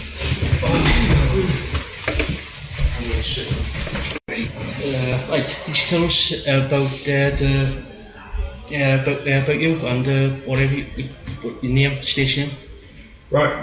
Well, full name's Joshua Hodgson. My stage name is pretty much Josh Hodgson. Yeah. And I'm currently a solo acoustic act. Yeah. Very soon, hoping to become a band with some people that I've put together. Yeah. What basically made you start to become an acoustic guitarist or acoustic act? Well, I'd say my primary inspirations for that are probably Newton Faulkner when he brought out his first album. Yeah. I mean, I think his main hit song off that was Dream Catch Me, but I listened to the entire album and it was like absolutely excellent. I really loved his like percussive style, but it was primarily his like just style of songwriting and his voice. It kind of like over the years, it kind of like just influenced me to make that decision where I would ultimately try and do this full time. Have you got any like sort of like recorded music, or are you looking to go into the studio to record music? My plans for recording music in the studio I very much want to come to fruition, because as soon as I finish my current music degree, I basically just want to get everything out there, you know, and get on the right path. But I have currently just got live covers and originals on my Facebook page, Music of Josh Hodgson. Have you got any upcoming gigs after this? Yes, there is I do cover gigs all the time, you know, just like in bars, pubs, restaurants, you know, as in the background. But I have one which I'm really pushing at the moment, and it's on the 5th of April at Port of Call in Park Lane in Sunderland. That's basically going to be my first full band headline gig, where I'm going to be doing all original stuff. Maybe 1 or 2 covers chucked in, but it is going to be extraordinary, I think. I hope. Cool. After you finished like since you've done a degree in music, what's apart from doing like a few, trying to get something recorded down? What else is in the future for you? I want to first of all establish myself on a local festival scene. In Newcastle, for example. If I were able to get a place at Hit the North Festival, where the likes of Jake Bug and the Mouse Outfit do their gigs, well, that would be absolutely fantastic. And then basically, I just want to carry on networking, carry on doing this full time. Cool. Right, one final question. Any advice for any aspiring musicians?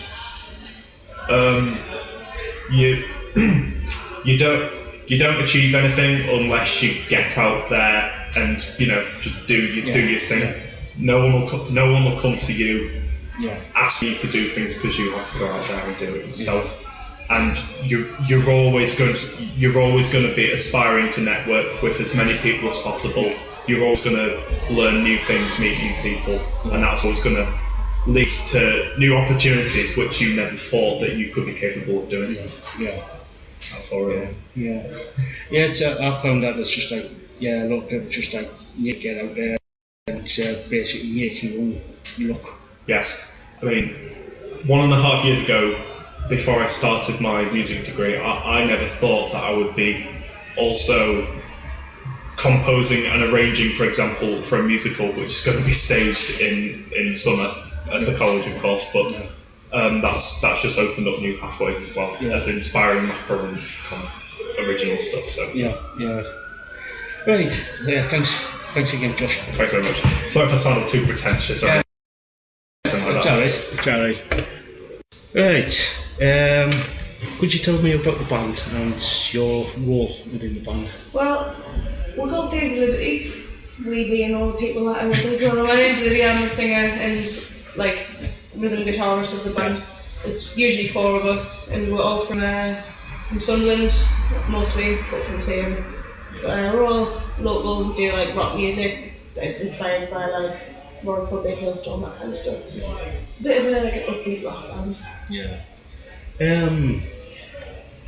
Since the last time I saw you, I think it was the Hiddleston up in Newcastle.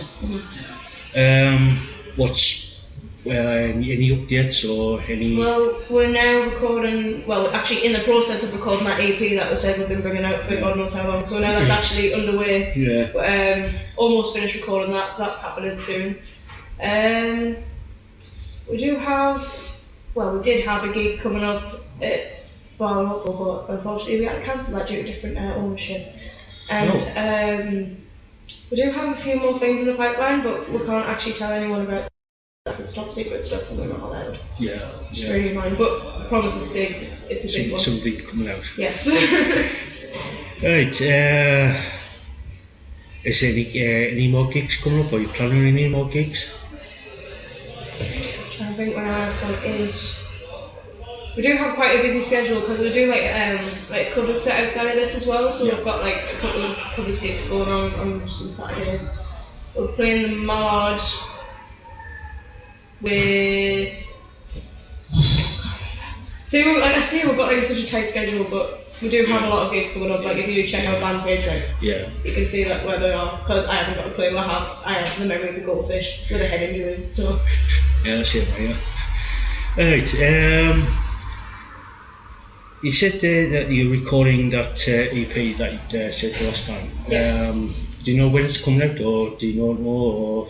Hopefully, we're going to try and get it done by the end of April at the latest. Yeah. But we'll have a habit of saying these things, and then something happens, and then it never actually like comes out on time. So we don't even like to put dates on anything. We just say coming soon, and that could be anywhere from like next week to like next year. So hopefully by the end of April, but hopefully maybe not. Yeah. I said this to you. I think I asked this the last time. Any advice for musicians, upcoming musicians?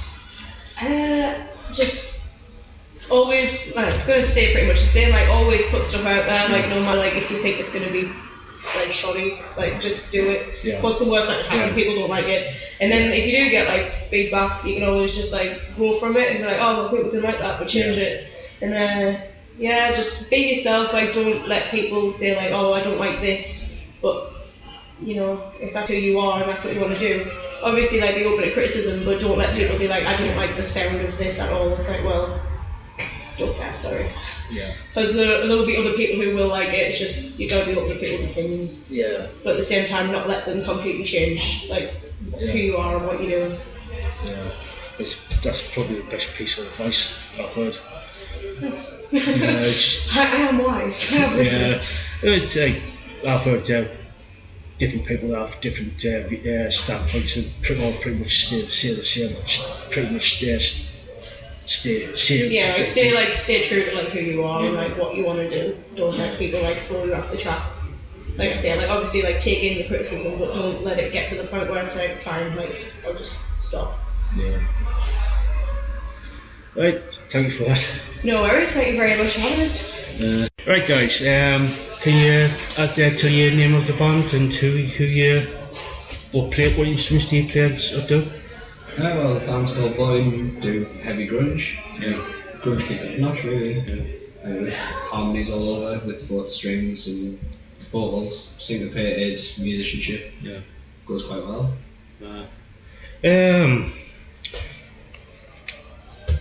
Have you recorded anything, any music, or planning on going into the studio? Very soon, definitely very soon. There's work in progress. We've got a few tracks ready to record. We've got a few shitty demos, but they're proper shit, so we don't put them anywhere. They're really full recordings, but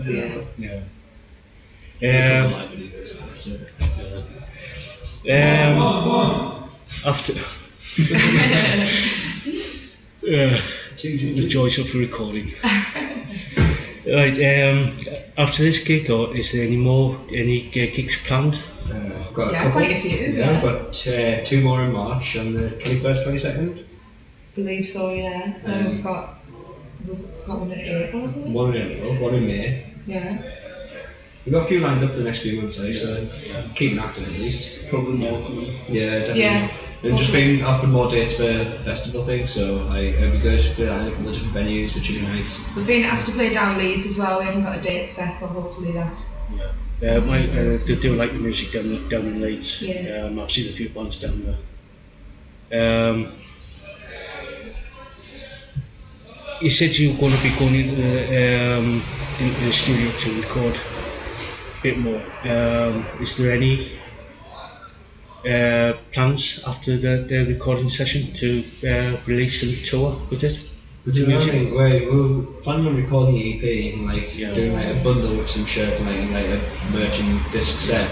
And then I don't know, maybe if we can get Probably do like an EP launch gig sort of thing. Yeah. If not followed by a couple of gigs around like Newcastle Sunderland area, if we can get further, we can get further. Yeah. Yeah. If we get offers, we'll definitely do it elsewhere. We All like the the gigs thing and good gigs, right? having the EP will sort of open up the floodgates. Yeah, definitely. Because when people know what we sound like, we won't have to give promises. We can give them facts. Yeah. It's not just word of mouth; it's actually some evidence. Yeah, I'll definitely play you guys on the radio and give them like 2 other DJs that to play on other stations as well. So you're going to get a really broad sense of listenerships. I'm going to be doing something with another DJ who's just getting 2 new stations to so you can broadcast them, and that's in 2 in Europe. So hopefully, plus I'll be doing something with him as well. So Yeah, that's really good. Awesome, yeah. Like, all exposure is good exposure, right? Definitely. Yeah, right.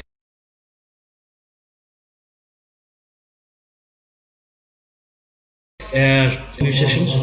Take the risk. Try. Yeah. Practice. People learn that Practice. as well, Practice. Practice. Like- Practice. Yeah, because I mean, Take any gig you get offered as well. Literally, a gig's a gig. Doesn't matter how big or small, just take it. yeah, You like never know who's going to be there. when me and Rich first started the band as well, we were just doing like shitty little covered record. And like, I never took music in school or college or nothing because I was like too shy, and I didn't ever think that would like perform like doing gigs and shit like that. But now we're really happy. Like I'm just being sick, but I'm still fucking doing it. But like it is fun, like it is good. You won't regret it. Like if you do decide to do that. And pretty important, I think it's all going to be up for sure, man. Yeah. Like, Oh, hell taking yeah. 3 gigs and taking half of people is great, but sometimes, people will see that you're willing to do stuff and just completely rip you for it. And don't trust everybody as well. They'll say that they'll do all this stuff for you, that like they're gonna get you far and all this, and half the time it's full of shit. Just do it yourself. I think Probably the best way. I think as well, just taking the chance for definite, because I mean, like, if you just live in life and you really want to do something, but you just don't have the confidence to do it and stuff, you'll just be miserable and just constantly be wondering whether or not you'll ever be able to do it. You know what I mean? Whereas if you just do it, then And even if it fucks up, it you'll be doesn't able to matter. tap It's your just toes. like an experience. It's just learning. Just go find a good time, don't you? Really? Yeah. That's what Life we doesn't do. If it goes tits up, just do it again. You know what I mean? It's like it's not the end of the world. I mean, everyone fucks up on stage. Yeah. Everyone. So we've got some listening on the bar. Sorry? What are you saying? Right, guys, can you tell me with what band you are, who's in the band, and what instruments you play? You can start with. Right, hi. So we're Dutch Elm. I'm Matty and I play guitar. I'm Cam, I play bass. I'm Liam, I'm drums. I'm Lewis, I play guitar myself. 4-piece. How did you guys meet and start the band? Well, me and Matty were we like played in like different bands prior, just like messing around crowbars and stuff. And Pretty pop punk band, yeah, yeah. pretty much. And then we started like trying to write stuff ourselves, just the two of us, but it didn't work out. And then we got Callum in, he played bass, and then I started playing drums. And then I had like a bit of a spell. It was a 3-piece. It was about 6 or 7 months, wasn't it? Yeah, so I had like a short stint, wrote a couple of tracks, and then Lewis joined to obviously as a guitarist, and then we've just been full about from there. Like, me and Mike played in a band like before Dutch Elm, for maybe a year or something. Bit longer. So we've all like played music roughly there or thereabouts. Yeah, before we got together. I've done something we actually enjoy. I mean, how long have we been going now? It's been like 3 years. Like 3 years. But we've had what? A lot of hiatuses. A 3-year hiatus. Have you got any recorded music, or are you planning on going into the studio to record music? Both. To be honest with you, yeah, we've got like a demo. We've got a couple of demos up on Bandcamp. Recorded at the garage in South Shields. Done the drums there, and then we recorded the rest of it. And that was like, it took ages for this day, and I don't want to go through that again. The home recording part. But it was mainly just to like try and get gigs and stuff, like just to show that I actually have something recorded and do it now.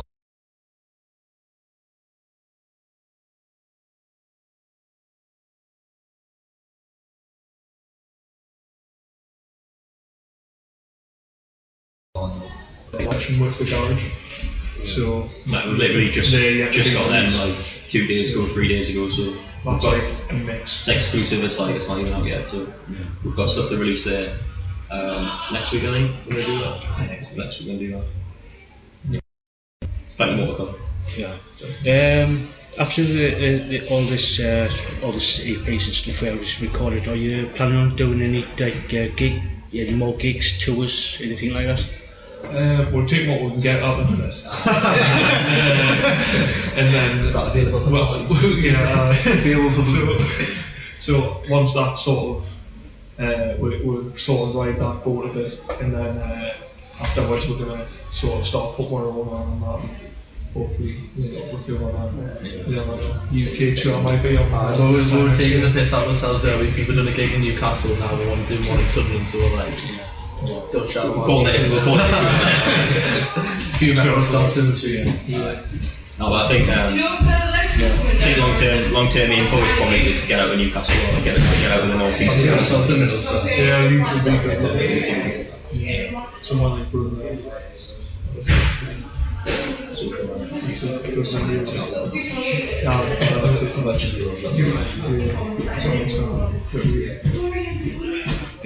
One final question. I normally ask this to all the bands and musicians. Any advice you can give to these aspiring musicians who want to become musicians? I think a key structural point in sort of writing music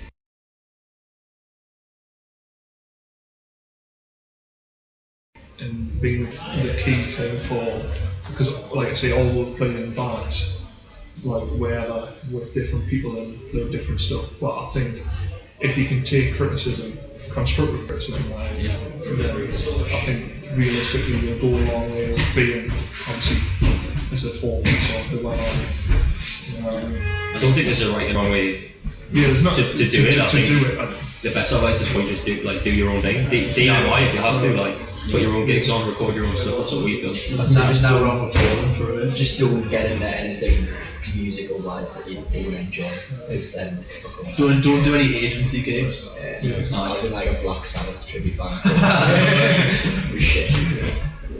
I think like Birdie says that like we're taking criticism, we don't have any vocals, like we don't have a singer or any vocals at all, so we do get people, sort of kind of waiting for the vocals or asking us like when do you start singing, we just don't have it, so do your own thing, like there's no right and wrong way to do it, like if you want to gig by yourself and play guitar by yourself, do it. If you want to be in a 7-piece, super band, go for it. Like, Like Russian music, like aye, next door.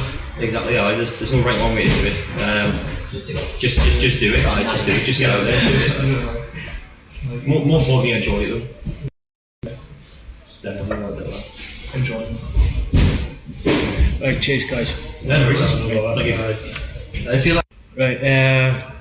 Could you tell us about the band? We're a 5-piece band from obviously North East called Kicking Lilies with an N, not a G, and basically play our own spin on rock music, really. Like, How did you get it all started? Well, we were both in 2 different bands. Me and him were in a band, broke up, and they were in a band that broke up. And just at the end, Al just came together and just stole each other, like we just stole each other from different bands and just super group in it. Have you recorded any music or plans? Got like a few little demos. We've got a very slight demo, but we're planning on doing a lot more, something more official. It was just a demo to show like anyone who might want us for a gig, and that was it. But like nothing that would be having out at the minute. But very shortly wanting to go for an EP this year, hopefully sometime. Then it's gonna be smashing, like. Is there any gigs? We've got a gig coming up at Independent on the 23rd. Is it the 23rd of this month? So, playing with Jarpsy. With trying to get in the studio and recording, is there any future plans? Probably just write some more songs. Is that probably try and get some recordings done, the ones we've got at the minute, and write some more tunes. We've got some in the works as well, so be having like a full original set soon and being able to do longer sets and that shortly. So what hope to smash the gigging scene like as well. Like I hope we've got people like us. I'm sure they will. I've no reason not to. But we'll hopefully smash the gigging scene. Hopefully get a few fans on the board.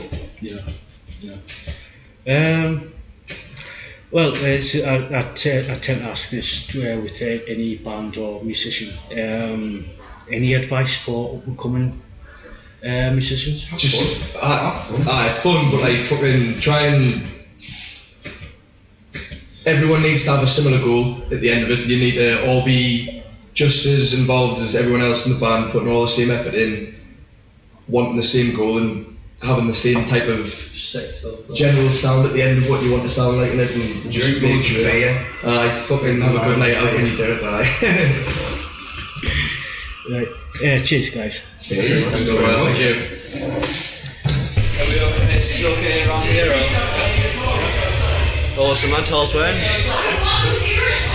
So I'm Lunchy. And I'm Ethan, and we hosted Lunchfest. Yeah, we hosted Lunchfest, the first one. It's been an absolute success. 6 bands, 6 quid. Yeah. Absolutely rocked it. It's been amazing. The best turnout of the bar scene in a long time.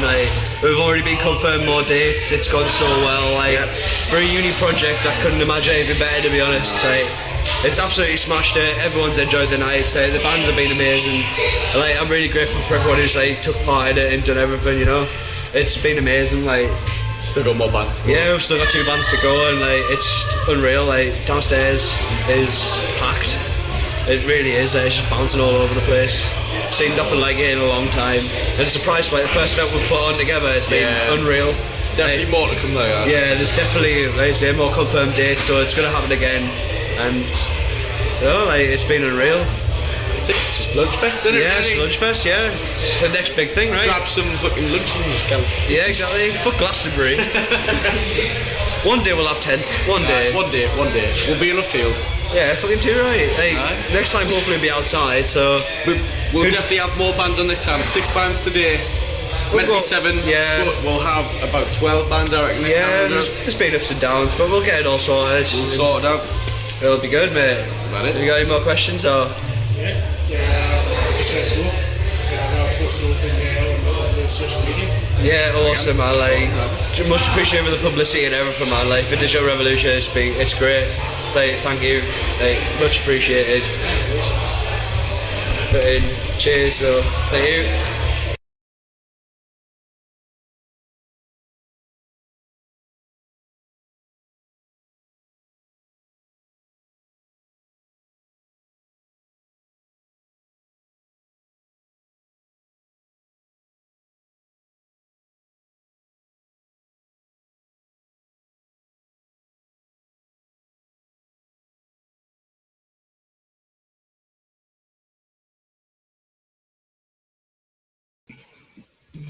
Hey guys, welcome to Project Metal Music's YouTube channel with your host El Young, and we are here with a band called Barrel Smoke, which are absolutely brilliant. So welcome guys. Hello. Thank you. Hello. So guys, could you introduce yourselves and what you do within the band? I'm Junior, I play guitars. I'm Tom, I play the guitar as well. I'm Rob, bass guitar. Ricky, I'm the vocalist. And I'm Dante, the drummer. Cool. So guys, a little bit, right, sorry about this. Let's start off some questions. As kids, what were you listening to? As a kid, yeah, a lot of like metal stuff. I think like the new metal was very popular back then. The kind of thing you try to get right now. I was more kind of Sum 41 and Blink 182 and then that kind of skate park punk. Yeah. Yeah, I've always been into like classic rock, hardcore, heavy metal. Yeah, same for me. Yeah, me too. Stuff from my dad. Yeah. Back in his younger years. Yeah, cool. Yeah, so who actually got you to listening to music? Was it a family member, or was it a friend, or was it a journey of self-discovery? For me, as I said, it was my dad. He used to play on a heavy metal radio show, and one day I found this record collection, and I liked it. You know, without knowing that the sound that I loved was guitar. I kind of knew that it was guitar. It's really weird, and that set me up to go and play guitar and then bass in the band. So that sparked everything, I guess, at a young age. Yeah, for me as well, it was my dad. Like, he got me into like Led Zeppelin and AC/DC when I was a young kid, so it started. Maybe it's not my dad was really like into dance music and all that club stuff. So for me, it was total self-discovery.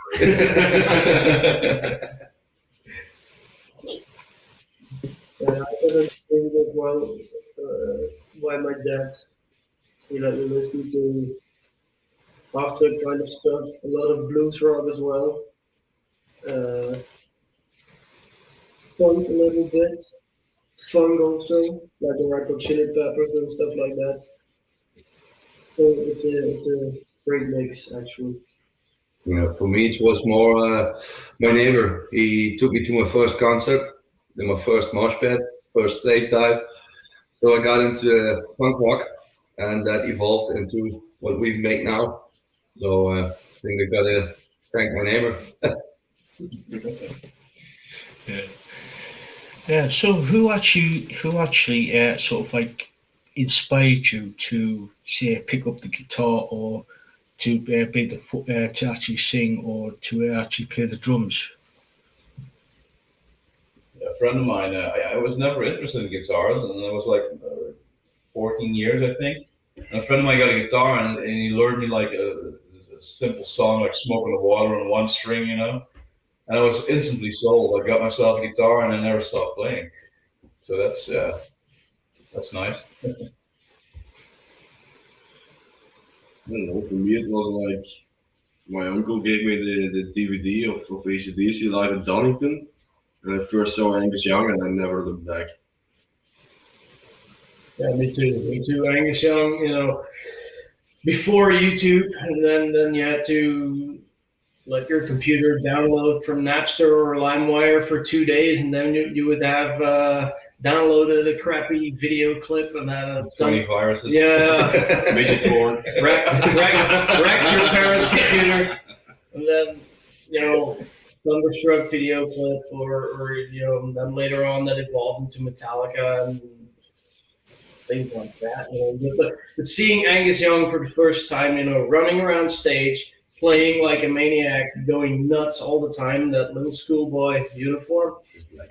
Yeah, that was yeah. I want to be that guy, you know. But I got the same height, but that's it. Yeah, playing baseball.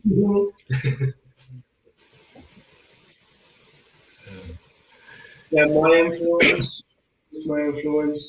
First band I ever listened to was the Red Hot Chili Peppers. So my main influence is John Frusciante.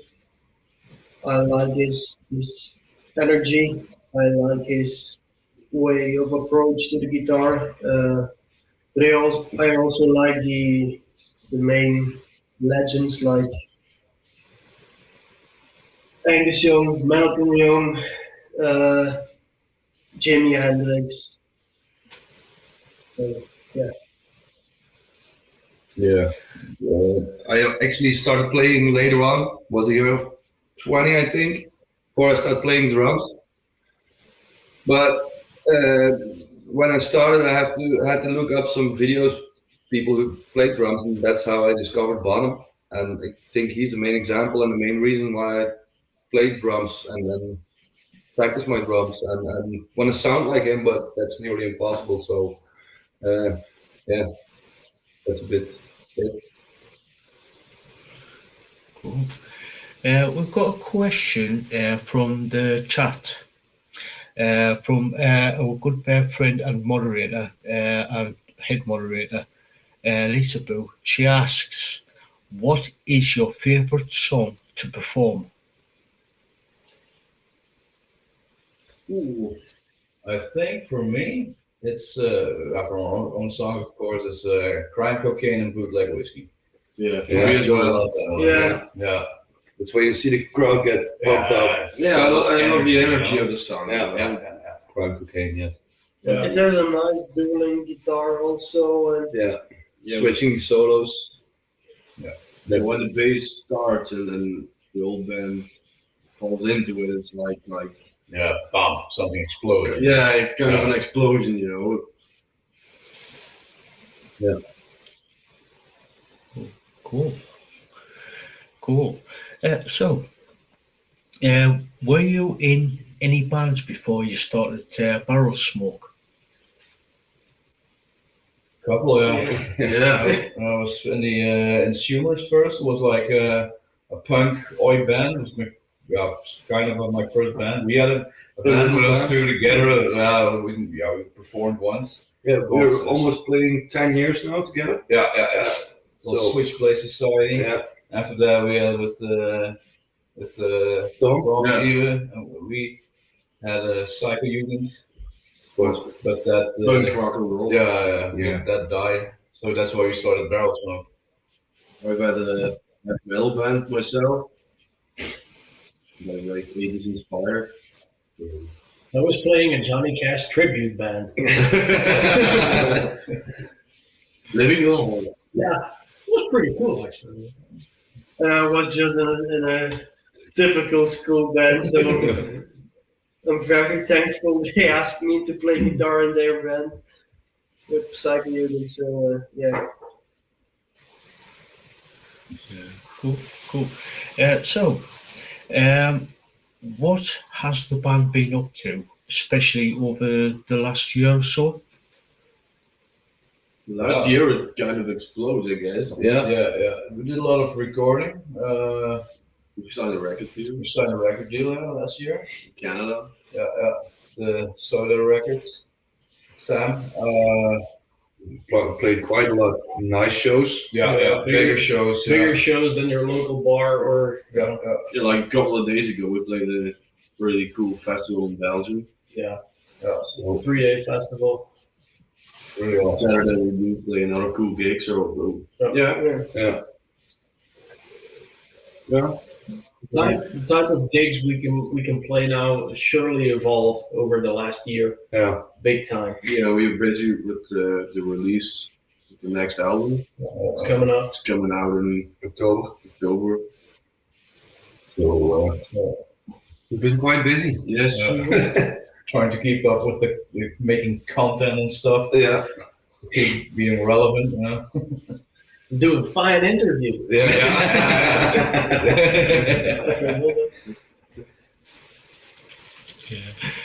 You mentioned that you've got there's a new album coming out in October.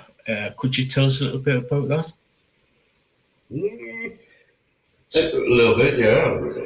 Yeah, you can find the already released singles on Yeah. Spotify and Apple Music, YouTube, etc. Yeah, it's going to be a bit of a different album than the last one. Yeah, it's heavier than what has been put out before. It's heavier, faster. We all did recordings ourselves. We did the mixing, mastering. We did everything ourselves on it. Yeah. Yeah. So yeah, and it's going to be called Death Trap.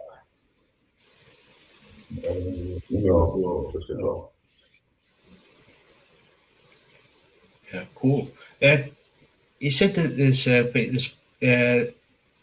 like a couple of singles off the new album. Is there going to be any more new singles of the album before the album's released?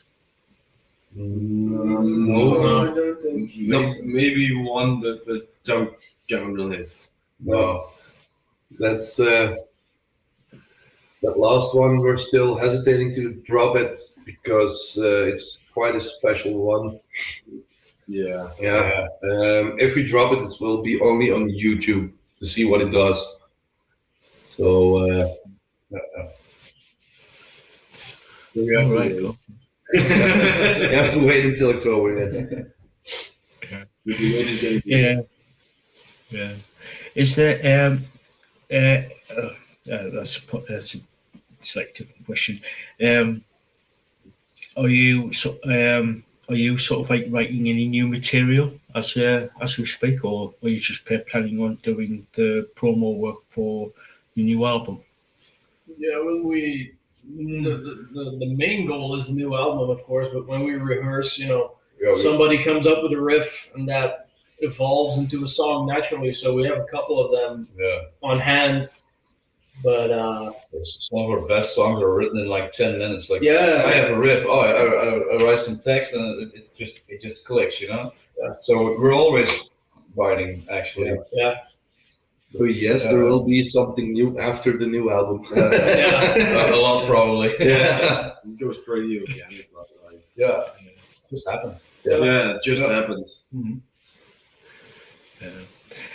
So, is there any gigs, any concerts, tours coming up in promotion of the new album?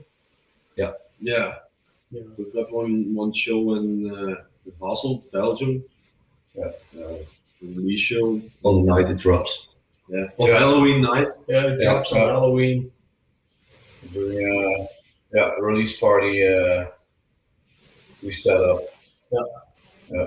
And the our booking agent is still working on some extra shows. Yeah. For a promotion tour to promote the new album, but the dates aren't there yet. Yeah. So if everything is lined up, everything is sort of like in place, would you sort of like tour Europe, South Africa, North America, places like that? If everything was everything was lined up and everything was in place. Can you repeat the question, please? Would you tour? Yeah. Would you tour Europe? Like UK, South. Would you go down to South Africa to tour, or over to North America to tour? I should say.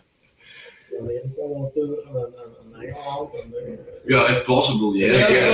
If we get an offer, of course. If we get a cool offer, and of course. It's financially also like break even, of course.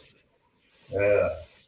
But it's a hard business, and we all got day jobs and families and stuff, so we got a kid coming up, so so it's like yes, of course, if the possibility is there and it's cool and it's worth it, of course. Yeah, but I sure think we should start in touring Europe, Northern Europe.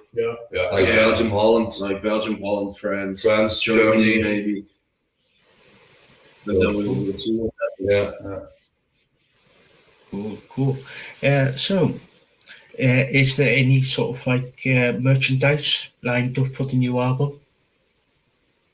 New t-shirts, no? Records, t-shirts.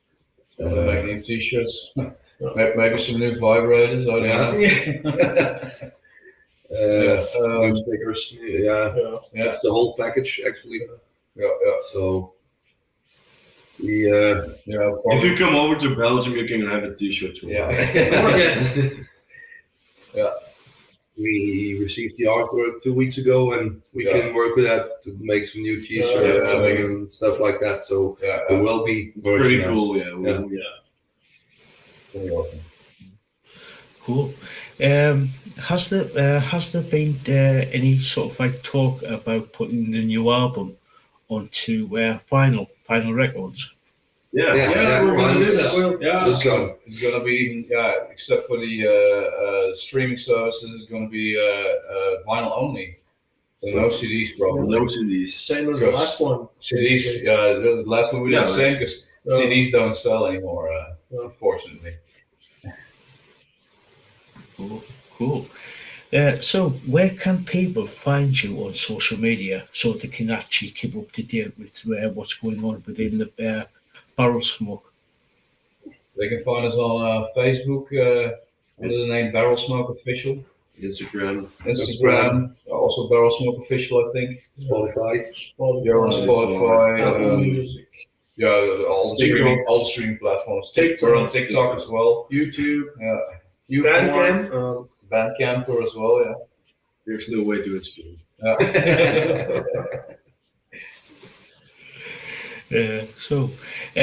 This is probably going to be sort of like my final question. Any advice for people who want to become a musician? Don't quit your daytime job. Don't do it for the money. Do it for the passion. Yeah. Don't ever expect to be rich. No. But go for it and just have fun. And don't stop. stop. You can have. Don't stop. Yeah. Just do what you believe in and what you love, and then no matter how hard they try to take you down and then talk shit about you and say it's don't work, just keep going. Someday you will get there. Yeah, of course. There's nothing better than playing the music you love with the people you love, and just having great times, and whatever comes. And say a big fuck you to everyone who say it will not come. Yeah. That's the most important thing. That's the thing I enjoy the most. Just showing them wrong, you know? Prove them wrong. Just do what you want to do, you know? Have fun and find people like I found these 4 other knuckleheads just like me, and this, like Lemmy said, you'll die soon enough anyway, so better have some fun. That's having fun. That's everything. Sound advice. Before we sort of like sign things up, any final words before we go? Buy the record. Buy our stuff. We're poor. Stream us on Spotify. Come to a concert and have a beer with us. Come chat with us. We love meeting our fans and people and stuff. And don't be shy about music. Don't forget, we live for rock and roll, not kissing ass.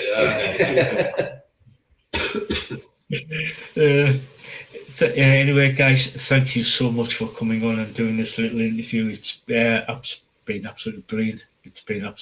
So thank you so much. Thank you very much for the interview. Thanks for having us. It was a great time. Thank you. So, guys, go check out Barrel Smoke. They are absolutely brilliant band. So, all the links to their social medias down below in the description. So, again, guys, thank you so much for coming on. It's been an absolute pleasure. All the pleasure was all ours. Thank you. Have a good night. Adios. Catch you later, guys. Hey guys, welcome to Project Metal Music's YouTube channel with your host Elio, and we are here with the brilliant Jeff Westlake. So, Jeff, welcome. Thank you very much. Great to be back with you. Yeah, I can't believe we've just been talking up there behind the scenes there. I can't believe it's been over 3 years since we last spoke. Well, it goes back to what we were just talking about. Time flies when you're having fun. we need to make sure that we connect more often. Oh yeah. God, yeah. So Jeff, could you introduce yourself and what you do? Sure. My name is Jeff Westlake. I live in the Mid-Atlantic in the United States. I am a guitar player, songwriter, music engineer, music producer, and a videographer for music videos and things like that. So I know that's a whole bunch, but that's what I do. Yeah. So let's start off with some questions. Sure. As a kid, what were you listening to? Well, as a very young kid, up till about 5 years of age, the only thing that I listened to was Johnny Cash. Country music star Johnny Cash, and I really dug his vibe. I think I dug his vibe more than I did so the music, because he just had a real rock star kind of vibe. He was bigger than life, and that's what I did. And then there was that ill-fated day I walked by my sister's bedroom and heard Iron Man coming out of the bedroom. And from that day on, I kind of started bleeding myself off of Johnny Cash, although I still listen to Johnny even to this day.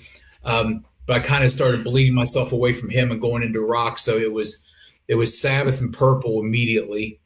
And then when Kiss came out, I immediately gravitated to Kiss. And then, of course, I like a lot of other people, too. I love UFO. Ronnie James Dio is my absolute favorite. I don't care what band he was in, Elf, Rainbow, Sabbath, Dio, didn't matter. Absolutely my favorite.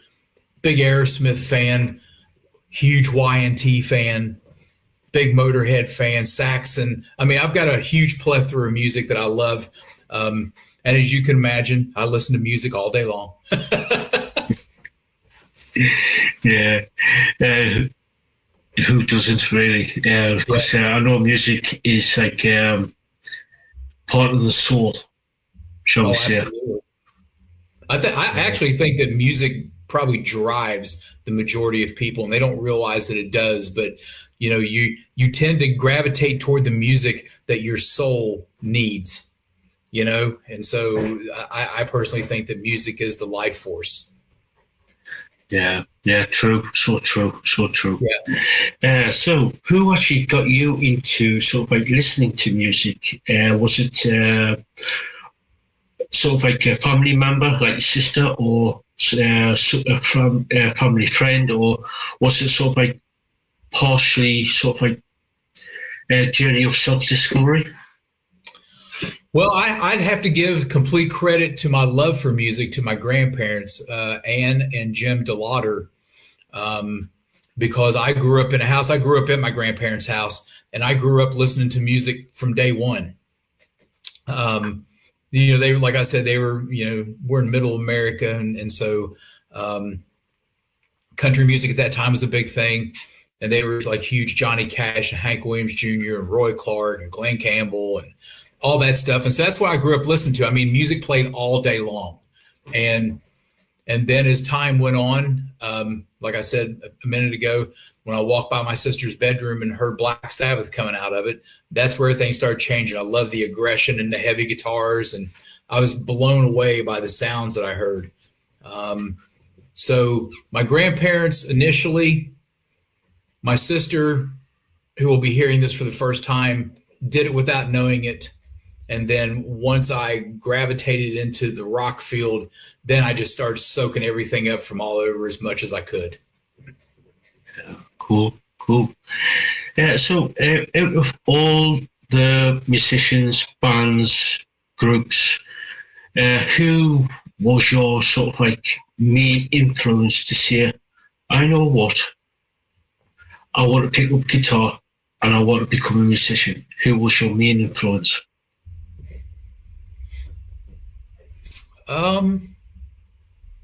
There was probably two of those.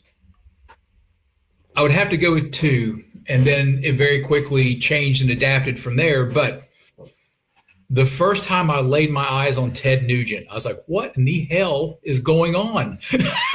You know, Yeah. here's this wild man who just plays this incredible guitar and all this energy. And you probably remember as well as I do back in the day, Ted was all over the stage, running back and forth and just a wild man. And then, of course, Ace Frehley, you know, from Kiss, the whole vibe that he had and the guitar that caught fire during the guitar solo and the way he swaggered through the stage. That was my initial thing that made me want to play. And then once I got into it a little bit more, then I started picking up on how great Tony Iommi was, Michael Schenker, Rudolph Schenker, you know, and then I've got other people too that I love. I love Dave Menichetti, Adrian Vandenberg, John Sykes. And the list goes on and on of people that I admire. But those two are the two that got me kickstarted. Yeah, cool. Cool. So, before you started BFD, were there any other bands you were in before you started all this? Oh, yeah. Back in 2004, I started a little band called Hydrogen, Hydrogyn, that did quite a many things over in Europe and there in the UK. And we had good success over there. So we did that from 2004 to about 2021, I think. There was 3 different incarnations of the band. There was Julie, the original lead singer, Erica Perrott, who was the second lead singer, and Holly Hines Freed, who was the third lead singer, who all brought something different, but they all brought amazing things. But last year, it just ran its course, and I was just tired of it. And so we shut that band down, and I didn't know what I was going to do. And now here we are with BFD. But in the meantime, while that was going on too, during the Hydrogen thing, I also played in a band from Canada called Audio Porn with Azrael St. Michael. We did a band here in the States that was called Urakai. It's URA-KIA. And that was with the leader of a ghost hunting program called Deep South Paranormal. His name's Keith Ramsey. I also, in that band, was my brother in arms, Jeff Boggs, who I started Hydrogen with. And that was really the main things that I did as far as band-wise until this. I did some solo stuff, too, under my own name. So I've got a lot of product out there, and I've been really busy, and BFD is just a way for me to re-kick with fresh talent, young kids, and so far it's going really, really well. Cool. Yeah, so now that BFD is sort of like doing, you kickstarted BFD, I should say. So what have you been up to since you started the band? We've been writing and recording, just writing and recording. The whole thing happened by chance. It was a mistake. A buddy of mine that I just recently met and was working with him in production, kind of teaching him how to engineer and produce and, you know, how to train his ears and stuff. Called me up one day, said, "Hey, I've got something I want you to listen to. Do you mind if I come over? And I'm going to bring somebody with me." I was like, "Yeah, come on over." So he came over, and he had this girl in tow who happened to be Sammy, and played a demo of his. And I was like, "Oh, who's that girl singing?" He was like, "It's her." And I was like, "Oh, okay." And I kind of turned around and looked at her, and I go, "So you sing, huh?" She's like, "Yeah." I said, "Let me hear you sing something, like really belt it out." And I did, and it completely blew me away. And within a week, the video that you saw that your co-producer likes so well, "Don't You Walk Away," that was the first song that she tracked. And what you heard was her very first track, and it was the first time that she'd ever sang rock music and the first time she'd ever been in the studio.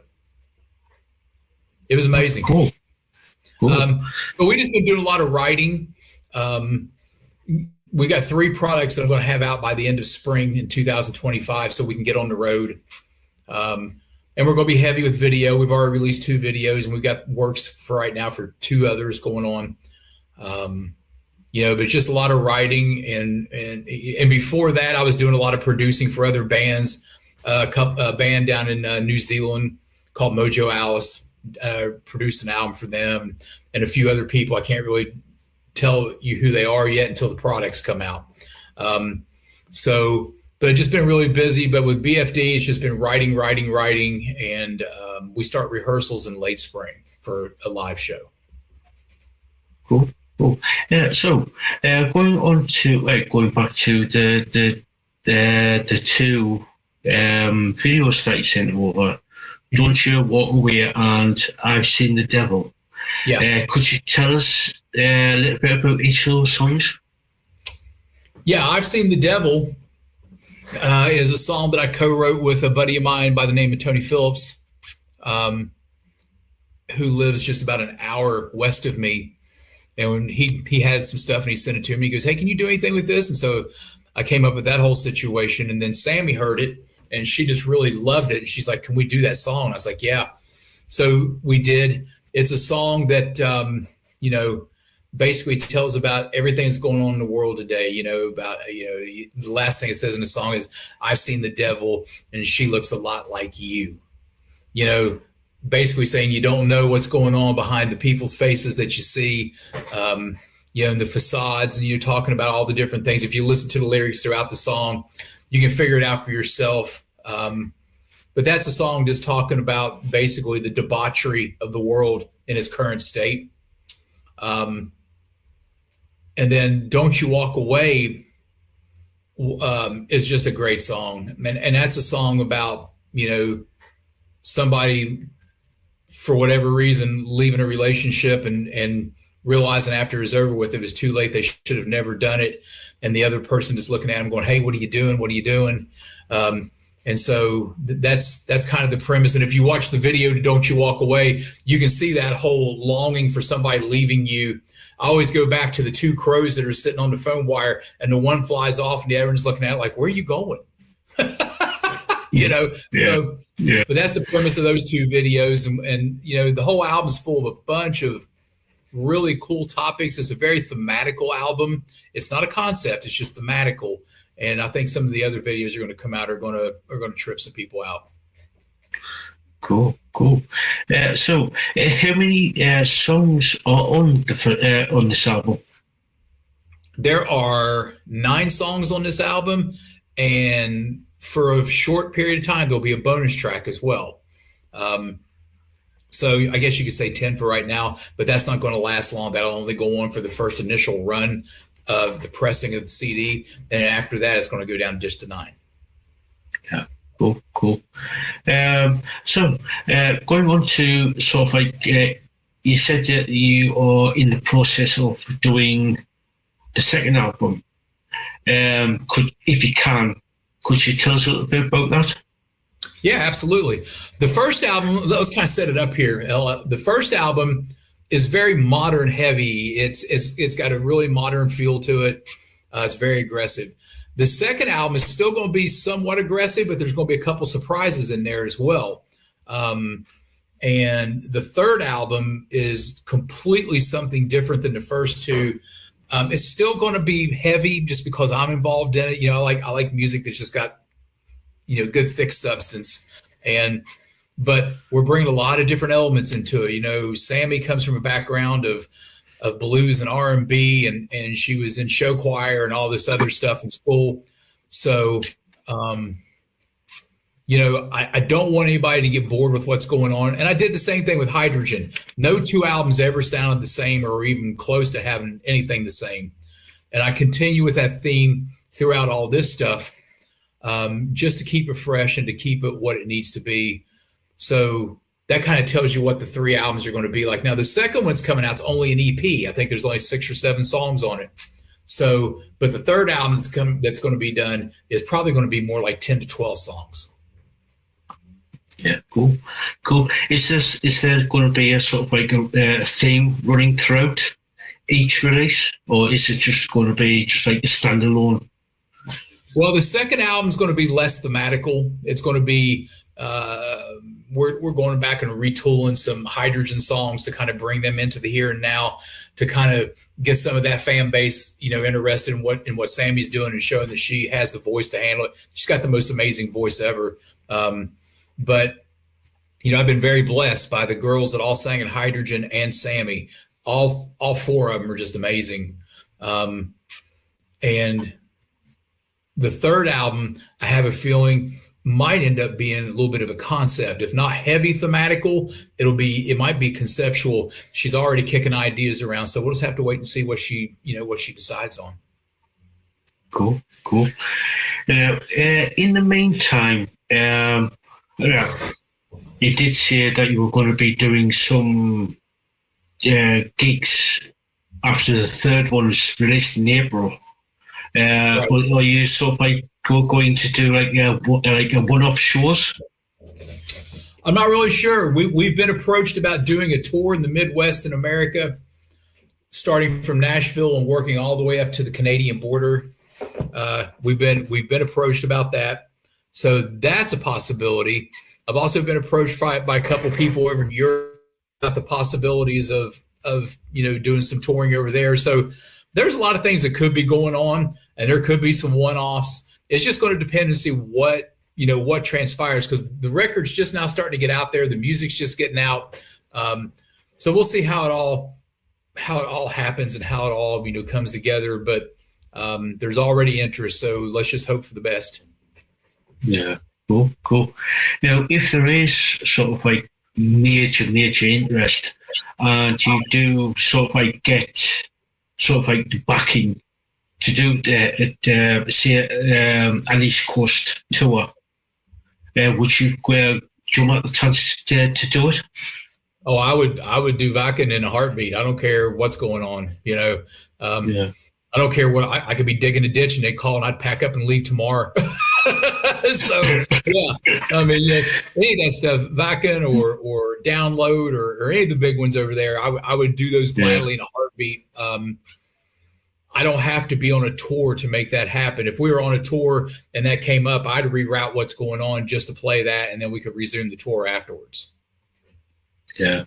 I know this. Wacken, and I know this Hellfest, Bloodstock, Download, and quite a few others in and around Europe. Who sort of like, I know there's been like a lot of bands who would love to go to see Wacken to actually. What's the festival that Bruce Mee from Fireworks puts on? Oh, what is the name of that festival? Oh, I don't know. I would play for Bruce too. I really like Bruce. I think he's a great guy. Yeah. I can't remember, to be honest. There's that many. Maybe he's down. Does he do Download?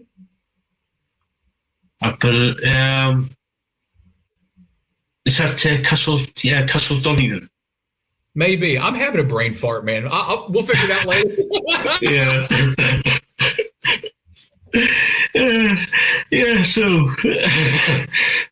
So I know you're writing. I know you're writing for for the second and the third album.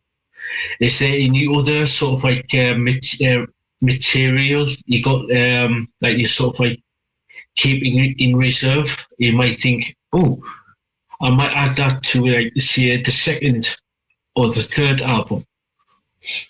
Well, there's always stuff in reserve. I've got terabytes of riffs, terabytes of like a minute's worth of music and stuff like that. And what happens is Sammy comes into the studio and she sits down and she'll go through stuff.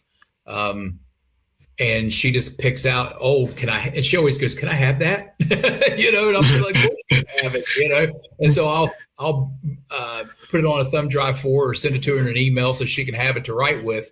So that's always a possibility. Now I can tell you that the third album, I've got a buddy of mine who I've been friends with for decades, and we've never worked together until now.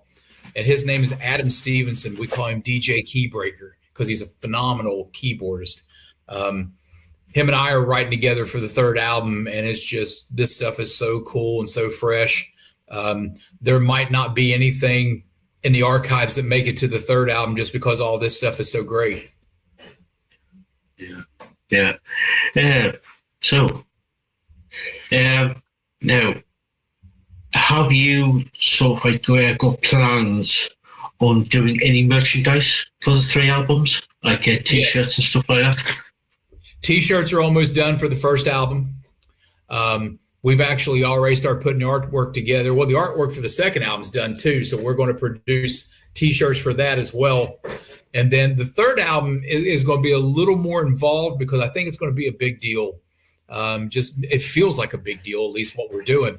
So I went out this past weekend actually and hired a graphic artist to sit down and start working with some of the ideas that Sammy has come up with and what I've come up with, and just see what happens there. So yeah, there's going to be an extensive line of everything that's going to be available for all of it. I'm hoping to have the T-shirts for the first album up on the website and ready to sell by the end of next week. Yeah. Now, I do have to ask this question because there's a few people in the who watch these interviews, and they literally would lynch me, and I literally got to ask this: is there any plans on putting the 3 albums on vinyl? There is not just a plan, but I am seriously considering doing all 3 on vinyl. I have already been hit by it too. I mean, I got people sending me messages in Facebook and Instagram and sending me messages through the website and all kinds of stuff. And I've also got people begging for some of the, we did Bombshell on vinyl with Hydrogen. And I had somebody over in the UK that just messaged me last week and said, I would love to have Deadly Passions on vinyl. And so, private sessions, there's been a couple people in Germany that asked for private sessions on vinyl. So I'm probably going to end up doing it all just because it's something that people want. And I mean, that's a good problem to have. Yeah. That's the thing. If there's a market there, why not? Exactly. Yeah. And make them special. Don't just release them for the sake of releasing them. Make each one of those things special. Like with Bombshell, we put a 6-page colored booklet in it and a poster and stickers. I mean, we did it like Kiss used to do the albums back in the 70s. That's exactly how we did it. And we had to do 3 runs of that album because we sold out because people just loved it. Yeah. I know. When I released, which one was it? The X Factor. They put like a big, massive poster. They had the Eddie on the vinyl and everything. And it's it was a big deal type of thing. Yeah. Oh yeah. You got to make that stuff special, man, because it really is special. I don't think people of the generation now realize until vinyl became popular again in the last couple of years exactly why it was such a big deal until you get a package and you open it up and see what's in it, and then you're like, whoa. Yeah. Oh yeah. Oh yes. Love vinyl. Always. Yes. And I don't care about analog versus digital. I'm a producer, and I can honestly tell you that analog doesn't sound better than digital. It's what you talk yourself into liking the most. I think generally as a person, but the packaging and the overall experience of vinyl crushes digital. Oh yes, especially when you got like the cover notes and the artwork, and whilst you listen to the music on the vinyl, you sort of like it sort of like helps you all of that sort of like takes you onto a journey, if you know what I mean. Yeah. A big journey. So, and I don't know about you. I always used to love tearing the plastic off the vinyl and getting the smell. Yeah. I'm one of those guys. Yeah. Oh God, yeah. It's a vinyl over a CD or part of the streaming service. Vinyl wins big time every time for me. Every time. Yeah. So totally agree. And Lisaboo, my co-producer, says yes, me too. So nice. yeah. Speaking of Lisaboo, you mentioned earlier about you might get up to on the border of Canada for like a tour or a gig, or Lisaboo's in Alberta. Would you get up to Canada for if it's like financially possible to get up into Canada for a tour? Yeah, I mean, anything's possible. Anything, from what I was told, from what I was approached about this, is the tour would start in Nashville and work its way all the way up to the southern point of Canada. So now, does the southern point of Canada mean we're going to Green Bay, Wisconsin? Does it mean we're going to Detroit, Michigan? Where exactly is that at? And I don't really think that they knew yet, but the tour is already being planned. So I have to answer this person in the next month or so as to whether I think we can pull it off. But, I mean, it's a whole different monster, when you start thinking about going into these different countries, because now you got to have work visas and all this other stuff. So, it's something that you have to consider. You have to make sure the money's available for you and, and do your thing. But I'm willing to go anywhere that we can go. I was the same way with hydrogen. We went all through Europe and invited down into Mexico and all these different places and everything. So you just got to do what you got to do. If you're serious about your art and you're serious about what you want to do, you'll do whatever you have to do to be able to go tour someplace. Yeah. So speaking sort of like venues, I'm playing live. Is there a favorite venue that you totally love to play at?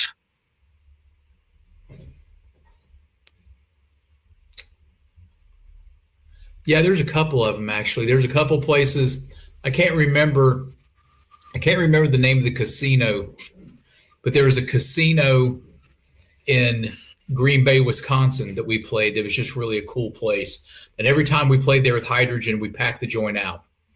And it was really cool. I really like playing the Nueve Casino in downtown Paris. It's about an 800 standing room only, but it's got such a great vibe. It was really, really, really cool. There was another venue in Cognac, France that was very cool. I can't remember the name of it off the top of my head. There's just been a whole bunch of them. The Tunnels in Scotland was great. That was up in Aberdeen. Just a bunch of other, cool ones that we've done. Trying to think what my absolute favorite venue would have been. I think my absolute favorite venue was Nueve Casino in Paris. Just because the vibe was so alive and so rabid. I take that back.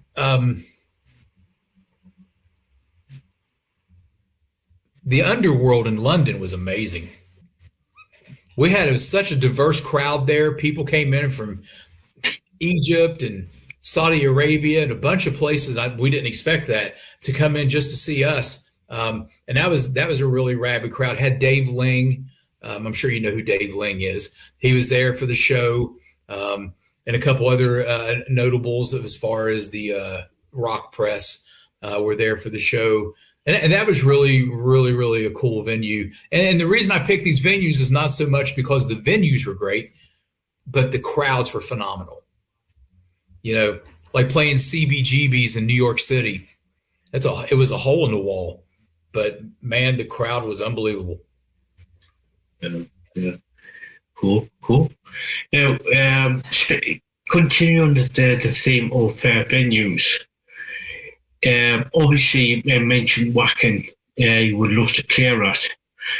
Is there any other sort of like venue that you would love to play at, but you haven't played at yet? I mean, I think there's some really big ones that we'd like to play at. Hydrogen probably could have earned that right to play those venues. if we would have had the other people in the band would have been focused. Especially with Julie. Julie just didn't stay focused to get the band to that level here in the States. It happened over there, but it didn't happen here. I'd love to play Madison Square Garden. You know, who wouldn't want to play Wembley? You know, those are a couple places that I would really, really, really like to play, just because I think they're so cool. And I'd like to play the Budokan in Japan. That would be great. Yeah, that's iconic.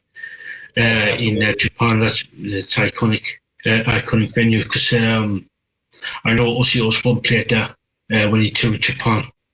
Yeah. When he was, I think it was 90s, I believe, mid-90s. Yeah. So yeah, it is an iconic venue in Japan. No, so, very iconic. Yeah. Absolutely. Yeah. So I've got another. Well, thanks to Lisaboo, because she normally asks these questions. Is there a favourite song that you totally love to play live, whether it be your original or a cover? Yeah, there was two songs, especially during the Hydrogen days, with Julie, that we did that I really highlights of the night for me. And one of those songs was Blind, which was a Hydrogen original. That song had just so much energy. People loved it. I just liked the song in general. It just got a really good driving beat. And we used to do a medley of Rainbow in the Dark, and it would go into Still of the Night from Whitesnake. I looked forward to that every night because the crowd would lose their mind. They didn't expect it. And we'd always break it out. And it was just a highlight. It was just something that was just very, very, very cool. And you're just surprised at the people that gravitate toward both of those songs. Cool. So yeah, it was very, very cool to play those two songs. But like I said, Blind was very cool too. That was a lot of nights. That was our opening tune. So that would happen really quick, and I'd be like, okay, what's next? Yeah.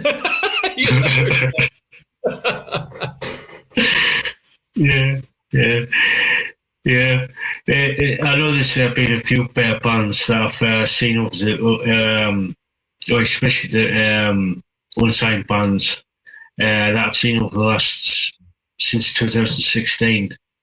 As I've got to know the songs, there are certain songs that people totally loved, and they expected to play these bands to play.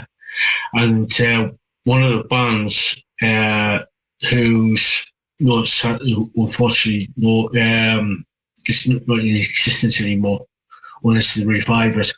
But one of the bands is Pussy Willow Furry Venus, and one of their songs is Sticky Thicky.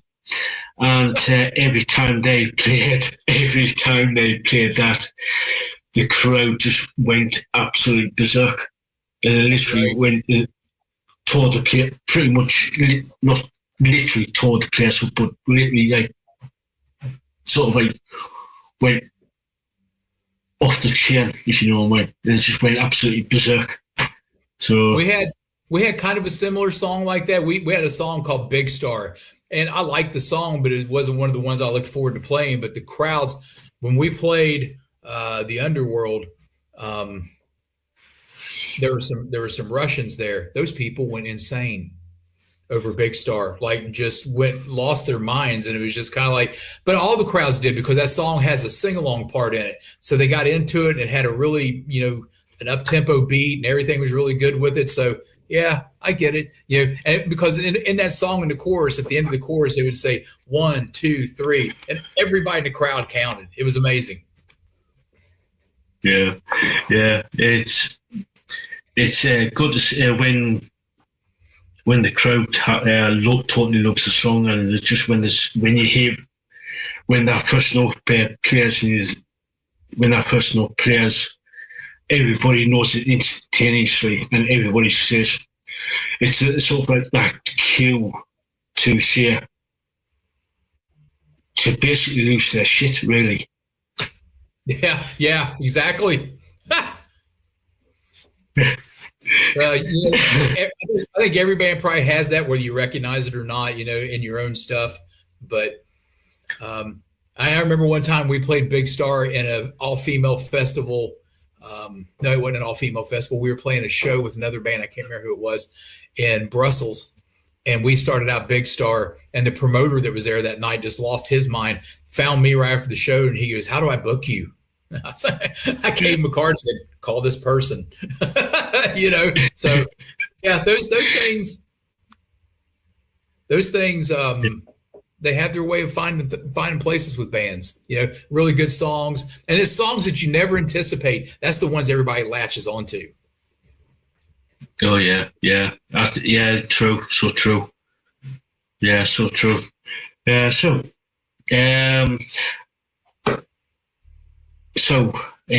can people find BFD on on social media? Really, where can people find you? You can find our music, whether it be Hydrogen, Urukai, Audio Porn, and pretty soon, here within the next week or so, you'll be able to find BFD, iTunes. I can't say that you can find us on Spotify because I just haven't made a good decision on Spotify yet. People are out there listening to your music and doing all this stuff, but it's a real bummer when they don't pay you. So we're thinking about that as well. You can find the music on Amazon.com across the world. You can also go to JeffWestlakeMusic.com and order the music there. It's available on the website. There will be more things. BFD's website's about ready to go live. So there's all these different ways to find it, but the most commonly place to find it would be by going to JeffWestlakeMusic.com, because I carry everything from Hydrogen to Urukai to Audio Porn, and anything else that I've been associated with is almost always on and off available there. If you get there and you don't see what you're looking for, send me an email and I'll make sure you get it. Cool.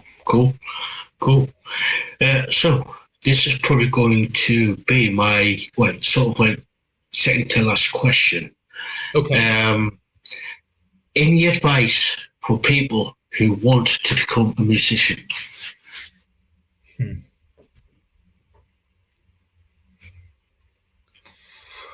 I think that my biggest advice is, if you're getting in this to make money, if you're getting in this to become rich, and I'm not saying you're not going to make money, and I'm not saying that you might not become rich, but if that's your motivation, you need to find something else to do, because this is a passion. This is not something that's fleeting like rich and famous. If you really apply yourself to your passion and you really do this thing the right way, people are going to know you, and people are going to come to you, and people are going to buy your music. My whole thing about doing this was passion. And when Hydrogen got geared up, Michael Wagner, the producer of Metallica, Ozzy, Skid Row, Accept, so on and so forth, tons of millions of, over 100 million albums sold, told me when we first got there, he said, "Look, you don't want to sign a record deal. Here's what you want to do. This is how you need to do it." And we did it, and it worked. I was making more money a year than some of your most favorite musicians who were selling, going platinum and selling big amounts of albums. But I did it without the overhead and without everybody grabbing into my pie and taking my money. And so we did that, and it was successful. And I still do it. I'm still going to continue to do it. But if you don't have the passion and you want to get rich and famous, it's not ever really going to work for you the way that you want to, or you're going to end up trying to get rich and famous and working some little odd job and being miserable while you're doing it, but you got to do it to pay your bills. I think music should be your passion. It should be something that's just into your DNA that you want to reach out and grab a hold of and do. Otherwise, I don't know, man. Go to college and get a job. I don't know. Yeah, sound advice there. Sound advice. So, unless anybody's got any questions, please ask away before we start wrapping things up. So, before we start wrapping things up, any final words before we go? Final words. Anybody and everybody out there that happen to see this, where they've seen it live now or seen it on the link later, know that I thank you for all the years of support and all the years of keeping me doing this, because your continuing buying of the product and sending messages and buying the merchandise and all the stuff that everybody's done throughout the years all over the world. I couldn't even begin to tell you the amount of packages I've sent to Japan, and things like that. I appreciate every one of you. I thank you. You have made my life a very enriched place, something that I am eternally grateful for. Eternally grateful for being given the blessing of having the talent that I do to do what I do. All of you, thank you. Yourself, sir, thank you for interviews and mentioning me throughout the years, even though it's been a while since we talked. I'm sure it's come up somewhere sometime, just like you've come up with me before in conversation. Just gratefulness. Just thank you very much. I don't think that I've even tapped into my best stuff yet. So I think that's happening now with BFD, with Sammy. She just texted me and said, I'm still in traffic. So, I think it's going to be the best yet, because she is so over the top talented, and she's wide open to any ideas and everything, which is very cool. But thank you to everyone. And I hope going forward in the future that there's never a letdown. And I hope to always be able to give everybody something to enjoy. Yeah. I've been been following Jeff for a good few years now, with the hydrogen and now this, and I've listened to his music for quite a while now, and absolutely stunning, all that you do. And I can see why a lot of people still come to you and say, gimme when you do a new release. Yeah, I never have a problem selling music. We never go with anything left over in the warehouse. I have people all the time say, hey, do you still have this? You still have that? And I'll go out and order it again just to help one or two people, because to me, if they're wanting it, you got to give it to them, man. That's why I'm doing it in the first place, because people desire to hear what you're doing. I never did it for the money, never did it for the fame, never did it for the girls, all those things that you hear from people. I did it for the passion and just simple love of it. Yeah, now the girls and some of the money hasn't been bad. I'm not going to complain about it. I'm not going to sit here and say that didn't happen. But, you gotta love what you do, and you gotta love the people who you do it for, and that's exactly my attitude. Cool. Yeah, cool. Yeah, that's it. Yeah, if you haven't got the passion. Yeah. I think you're wired. I think when you're born, from the minute you're born, you're wired to do this. I mean, I knew when I was like 5 years old, I was going to do this. This is what I was going to end up doing. And I had no questions or qualms about it. I told everybody through school, all the way up till the time I graduated school. I'm like, yeah, that's what I'm doing. And I guess nobody believed me. They thought it was just a bunch of BS. And here it is all these years later. And I have people walking up to me going, you really did do it. I'm like, I really did. I wasn't lying to you. Yeah. So, Jeff, thank you so much for joining me. It's a pity that Sammy couldn't make it. Yeah, she'll be. I mean, hey, we'll do this again. Maybe in a month or so, when the next one comes out, and we'll have her here, and I'll step to the side, and you can just interview her. She's a great interview, and she's very interesting. But there's been a lot of road work going on around here lately, and just something was unavoidable. Yeah, sometimes shit happens, basically, but what can you do? Right. Yeah, we'll make it up to you. We'll get her on here sometime before Christmas, hopefully, and yeah, you can grill her. Yeah, I would love that. To get, I would love to get her sort of like her side of things and how she started. I want you to do me a favor when you get a chance later, before you go to bed tonight. Sit down and send me your mailing address so I can send you a package. Yeah, I will do. Yeah, I will do. Yeah, absolutely, excellent. Yeah. So, Jeff, again, thank you so much for coming on. It's been a total pleasure. And guys, I have put the 2 video links to Don't You Walk Away and I've Seen the Devil in the description there. Go check them out. They are brilliant. Thank you so much. Great seeing you again. Yeah, you too. And again, Jeff, thank you so much. Thank you so much. Thank you. So, guys, until next time, we'll catch you all later.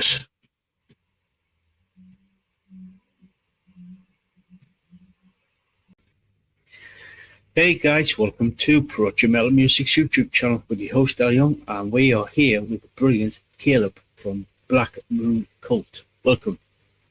Thanks, man. Glad to be on. So, Caleb, could you introduce yourself and what you do within the band?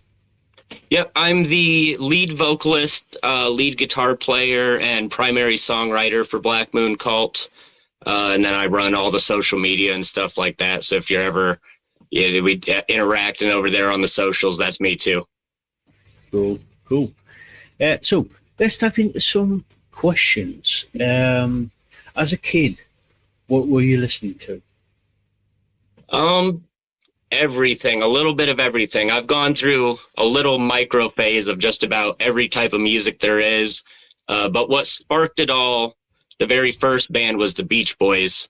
And then along with the Beatles, my grandmom was a big, 60s psych rock fan and all the British invasion stuff. So that was playing around the house when I was a kid, and she'd sing Beatles songs to me when I was a baby. And then I heard Surfing USA in the Michael J. Fox movie Teen Wolf. There's a pretty iconic scene in that movie where that song plays. And as soon as I heard that, I was heard the surf guitar, and I was like, what is that? And from that moment on, I was pretty much obsessed with music. Cool. Oh, that was Teen Wolf was what, 87, 88, something like that. It was just after the Back to the Future movie. Yeah.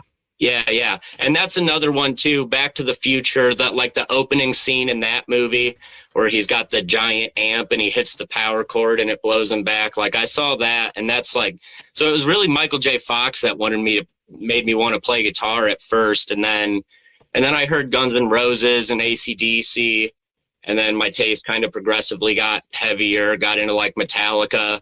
And then I heard Pantera when I was maybe 12 or 13 and just got absolutely obsessed with Pantera and Dimebag Darrell for a couple years. I was in a melodic death metal band with the drummer Jeff from Black Moon Cult. When we were teenagers, we grew up playing kind of inspired by At the Gates, Black Dahlia Murder, that kind of Swedish melodic death metal sound.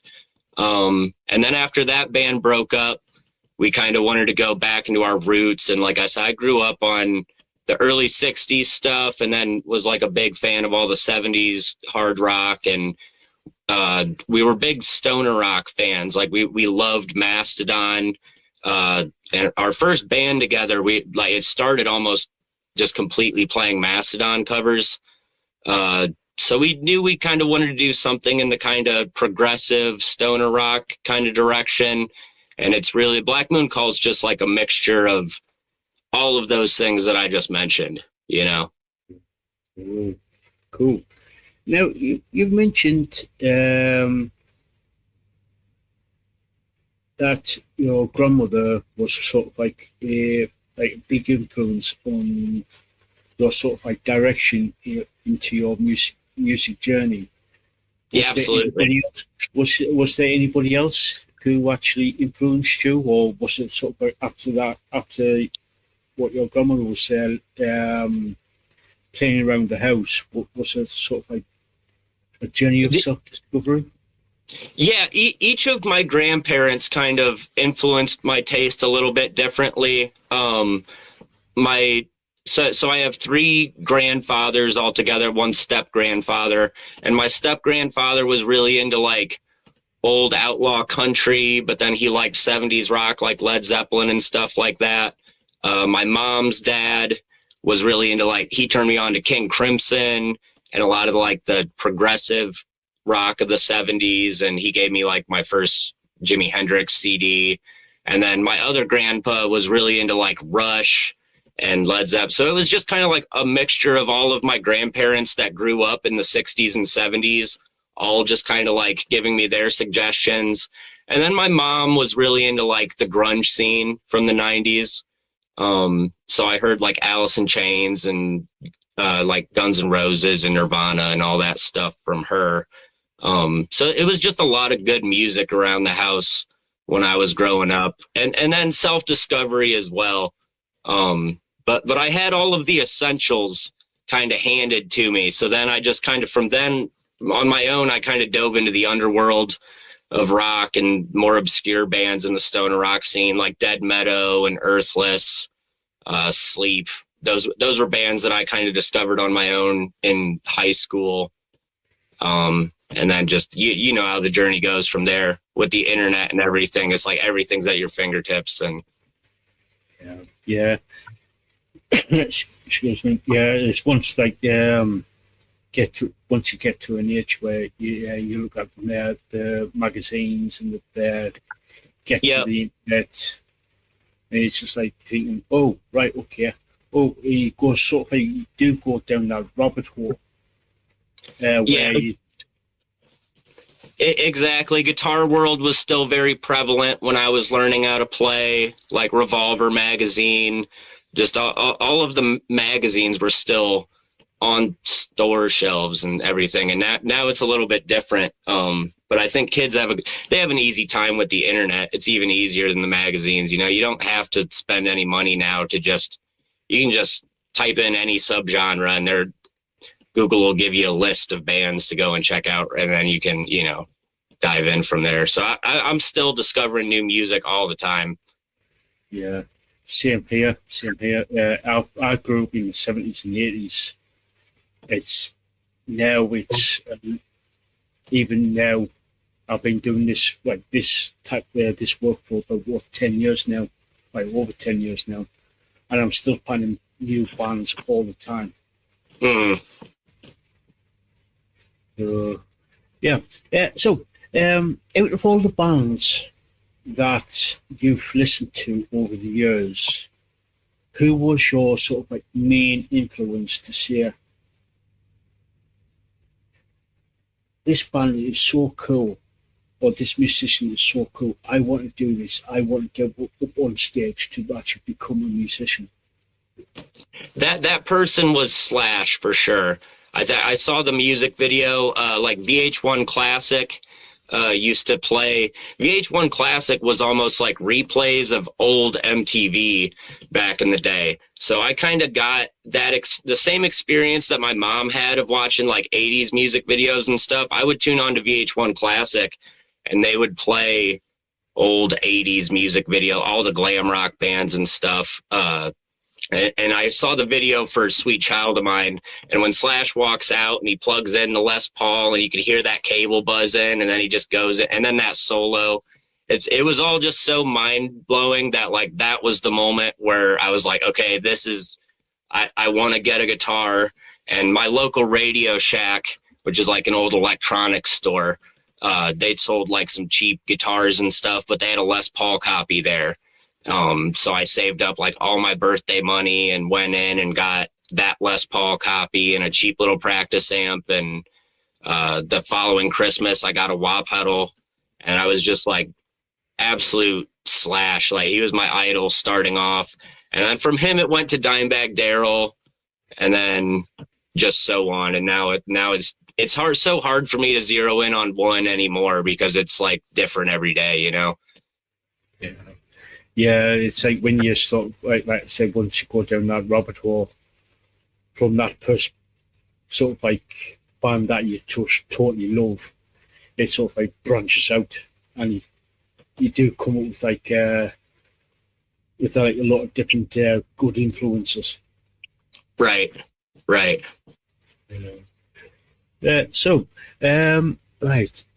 We have before we get to the questions from the chat. You did mention some bands earlier, but were you in any other bands prior to starting Black Moon? God, I can't speak. Black Moon Cult. Oh yeah, I've been in a good handful of bands, multiple instruments, multiple genres. My very first middle school band, we were doing a lot of like Black Sabbath and Nirvana covers. That was called Tyrant, even though I think that's definitely taken by like an actual national band. And then after that, my first kind of stoner rock band was called Smoke Catcher, and that was the band where we just did like Mastodon covers, and we did like some High on Fire stuff. This was around like when The Hunter came out and Snakes for the Divine was out, so we were covering a lot of songs off of those two albums.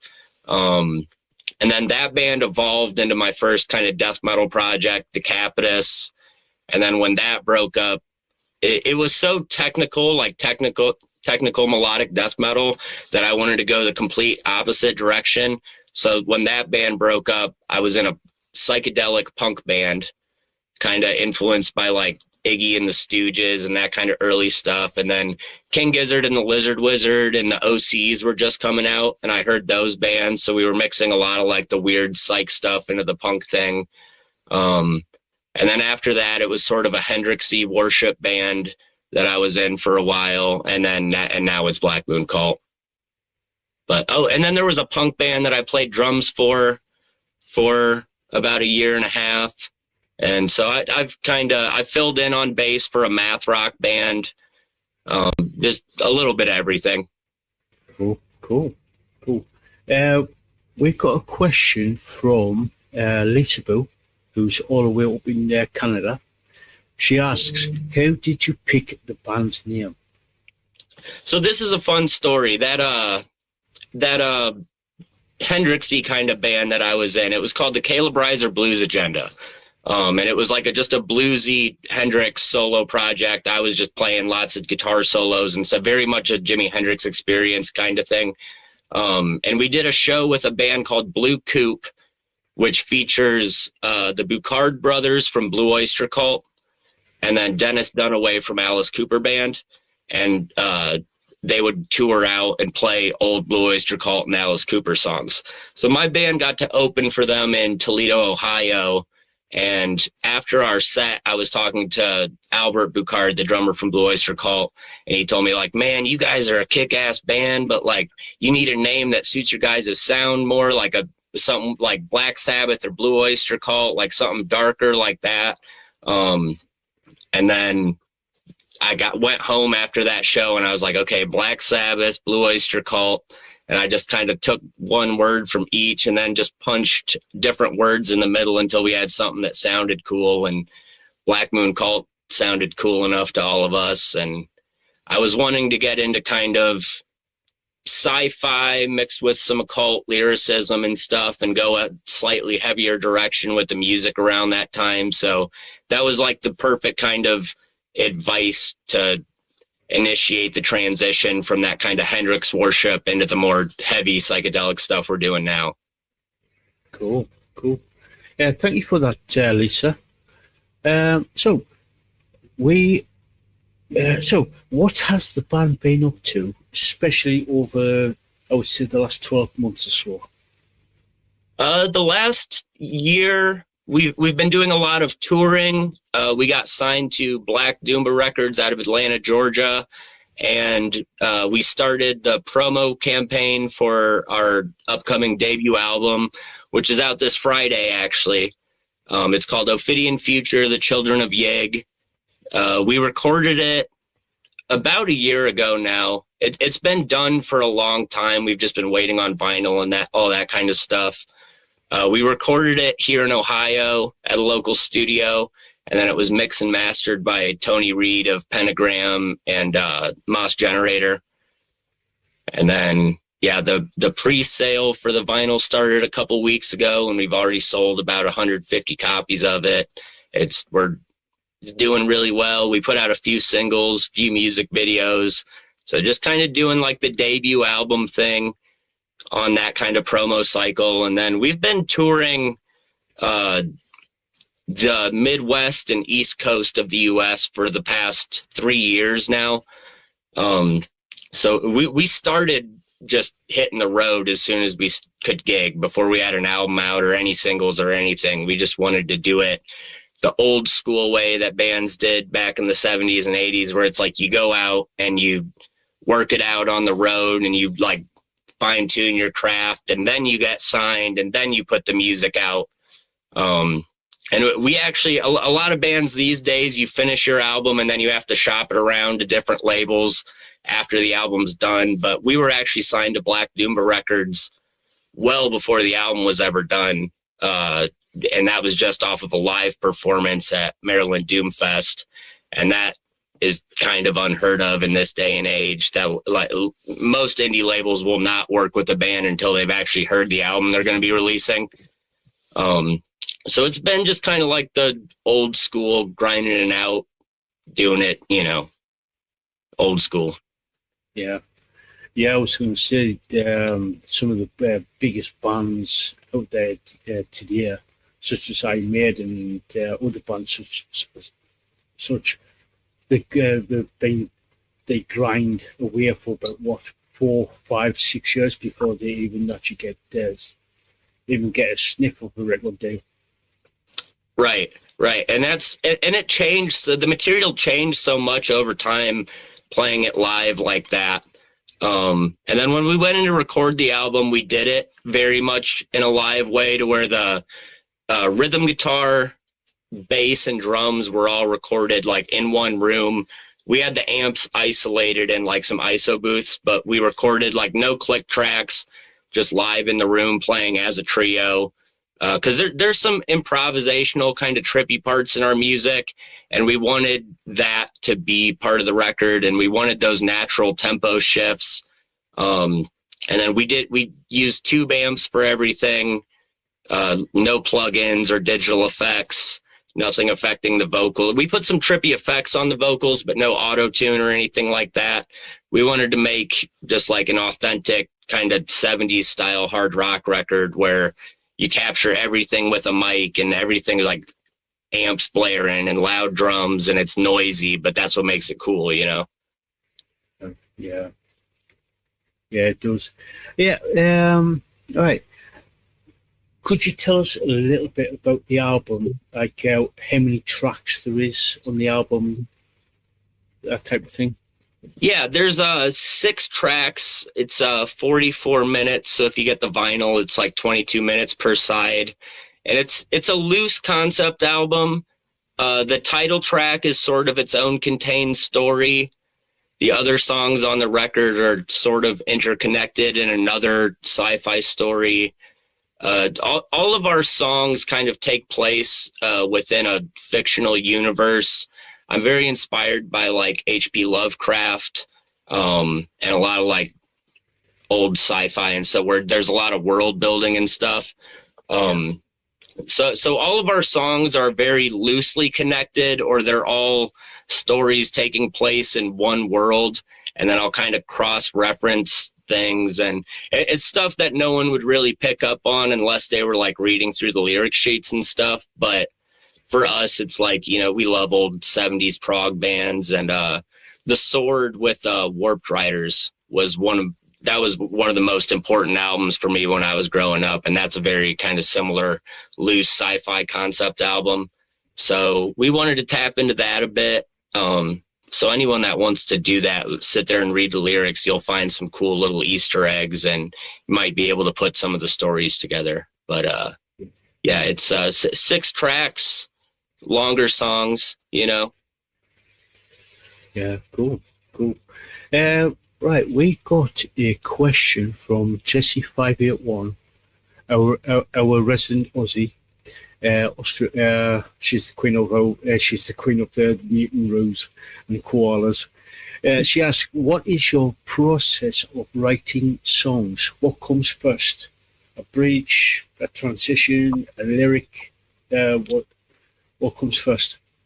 So there's two halves to this writing process. There's the musical side, and then there's the lyrical side. We write all of our songs to sort of stand on their own as instrumental tracks, to where if there was no lyrics, it's an interesting enough listen to where, we might even do that sometime where we like release some mixes where like the vocals are taken out and it's mixed a little different to lean into the instrumental vibes that we have going on. But a lot of times it'll start as a guitar riff at home or a melody, or the bass player and myself both play synthesizer, and we put a lot of synths on the record. So sometimes it's messing with the synth part. The bass inspiration could come from any instrument. And then it's a lot of jamming with the group, and we can all improvise pretty proficiently. So that's where the music comes from, is like usually someone's bringing a riff to the table, we improvise, and then we just talk as a group about that kind of instrumental half. And then lyrically, I'll kind of listen to the instrumentals that we have and kind of picture like, what vibe does this give me? Like I usually know that it's going to be something sci-fi, a little occult inspired, something like that. So I'll listen to what's the music telling me it wants to be about. Or sometimes I'll have like a notebook of like, I'll think of a cool sci-fi concept story and kind of jot that down. And then the end process is always, because I'll write out a full story, like a short story, and then it's kind of, how do I turn this short story into a catchy lyric melody instead of lyrics that'll go with this instrumental that we've written? So it's a long process. We usually do. We don't write songs too quickly. Everyone is kind of a bit of a process, but we work on multiple things at a time. Cool. Thank you for that, Jesse. Right. Got another question from Lisaboo, and she asks, "Do you have a favorite song of your band?" The title track of the album, Ophidian Future, is the song I'm most proud of. It's about 9 minutes long, and there's just so many cool transitions. And we worked in a lot of like kind of Middle Eastern like world music influence, and there's like some raga sitar vibes mixed in. And then it's got some very weird, like 13/8 time signatures. So like as a musician, that one's my favorite, just for what we were able to pull off in 9 minutes on that song. But then for like sentimental reasons, it would be Sunfish, which is kind of the ballad on the record. And that was one that I wrote for my brother when he was kind of going through a tough time. And a lot of people say that song resonates especially. So tie between Sunfish and Ophidian Future. Cool. Thank you for that, Lisa. So, are you writing any new material to do like another EP or album or? Yep. We're starting writing the second album. We just added a fourth member to the band. The first record we did as a trio, and we've been touring for all these years as a trio now. But after we got the mix and master back for this record, and like I had mentioned, we put synth all over it. So we were like, we need a synth player to kind of recreate the album live now. So we just added a guy on synth and theremin and some backing percussion and stuff. And that addition is like absolutely boosted our sound and what we're capable of doing.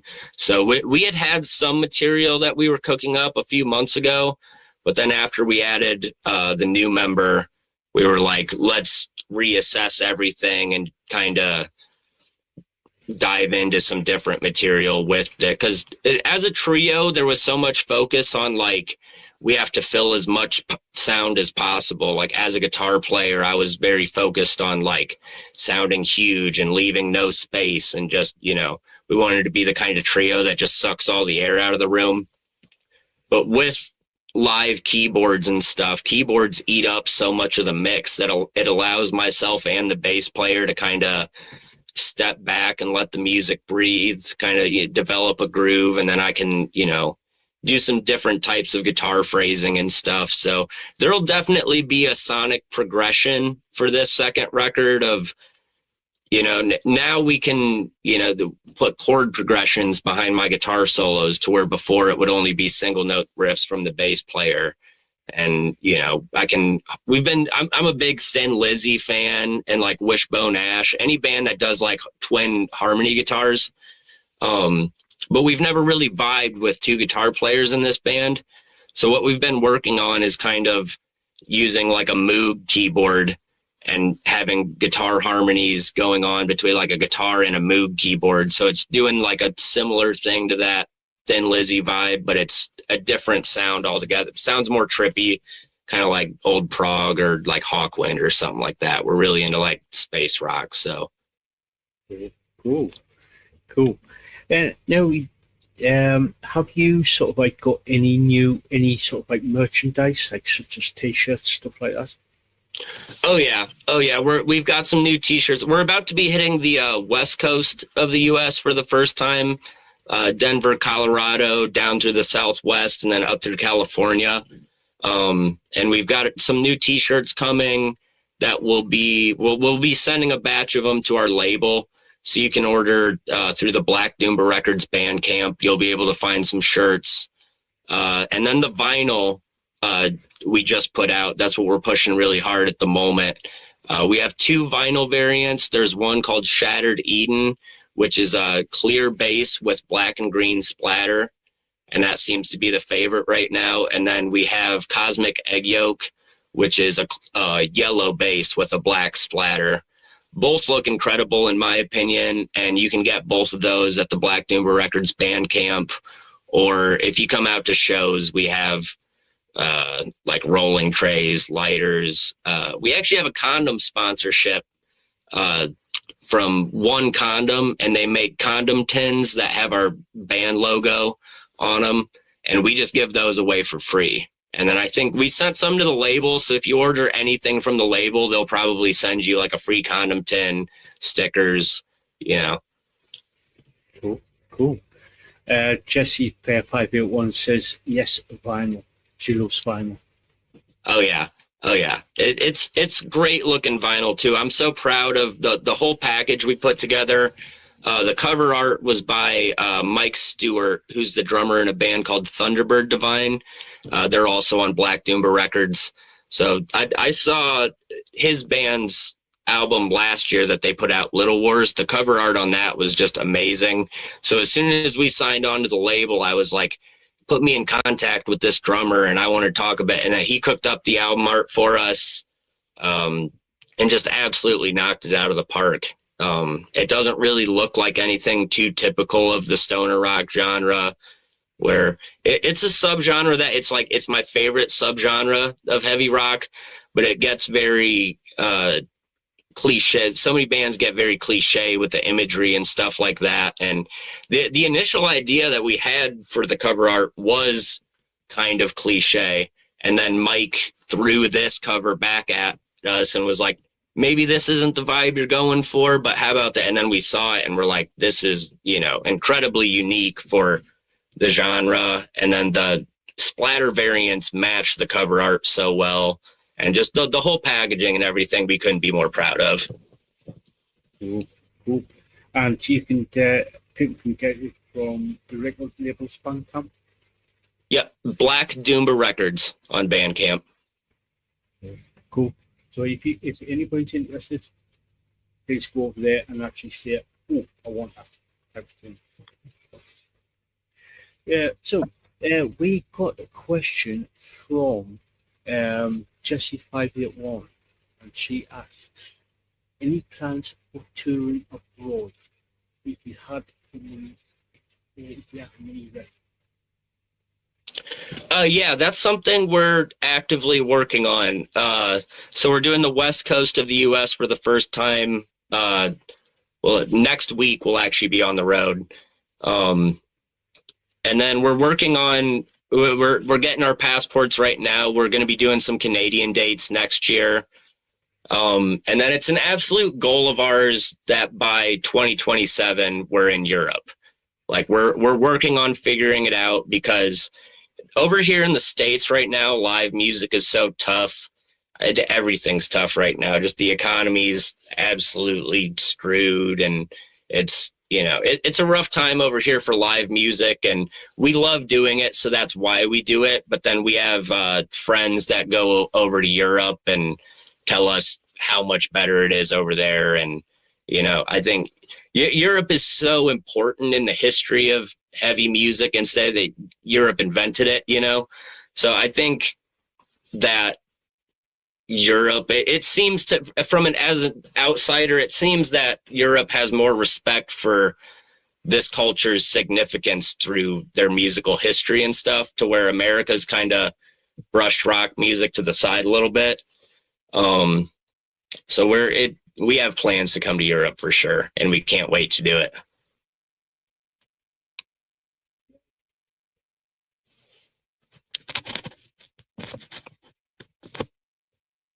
I can't hear you right now.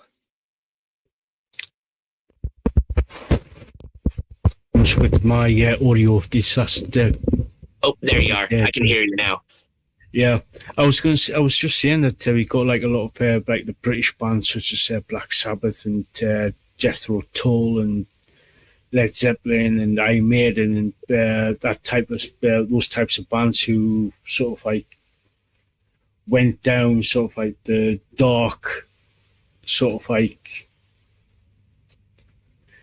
menacing, sort of like especially with Black Sabbath, where if you listen to some of the music, it's sort of like, especially where they are from Birmingham, sort of like heavy industry, and they sort of like mashed that all together with like sort of like with the occult. Right. Yeah, and I think that there's a couple comparable scenes over here in the U.S., like Detroit for sure.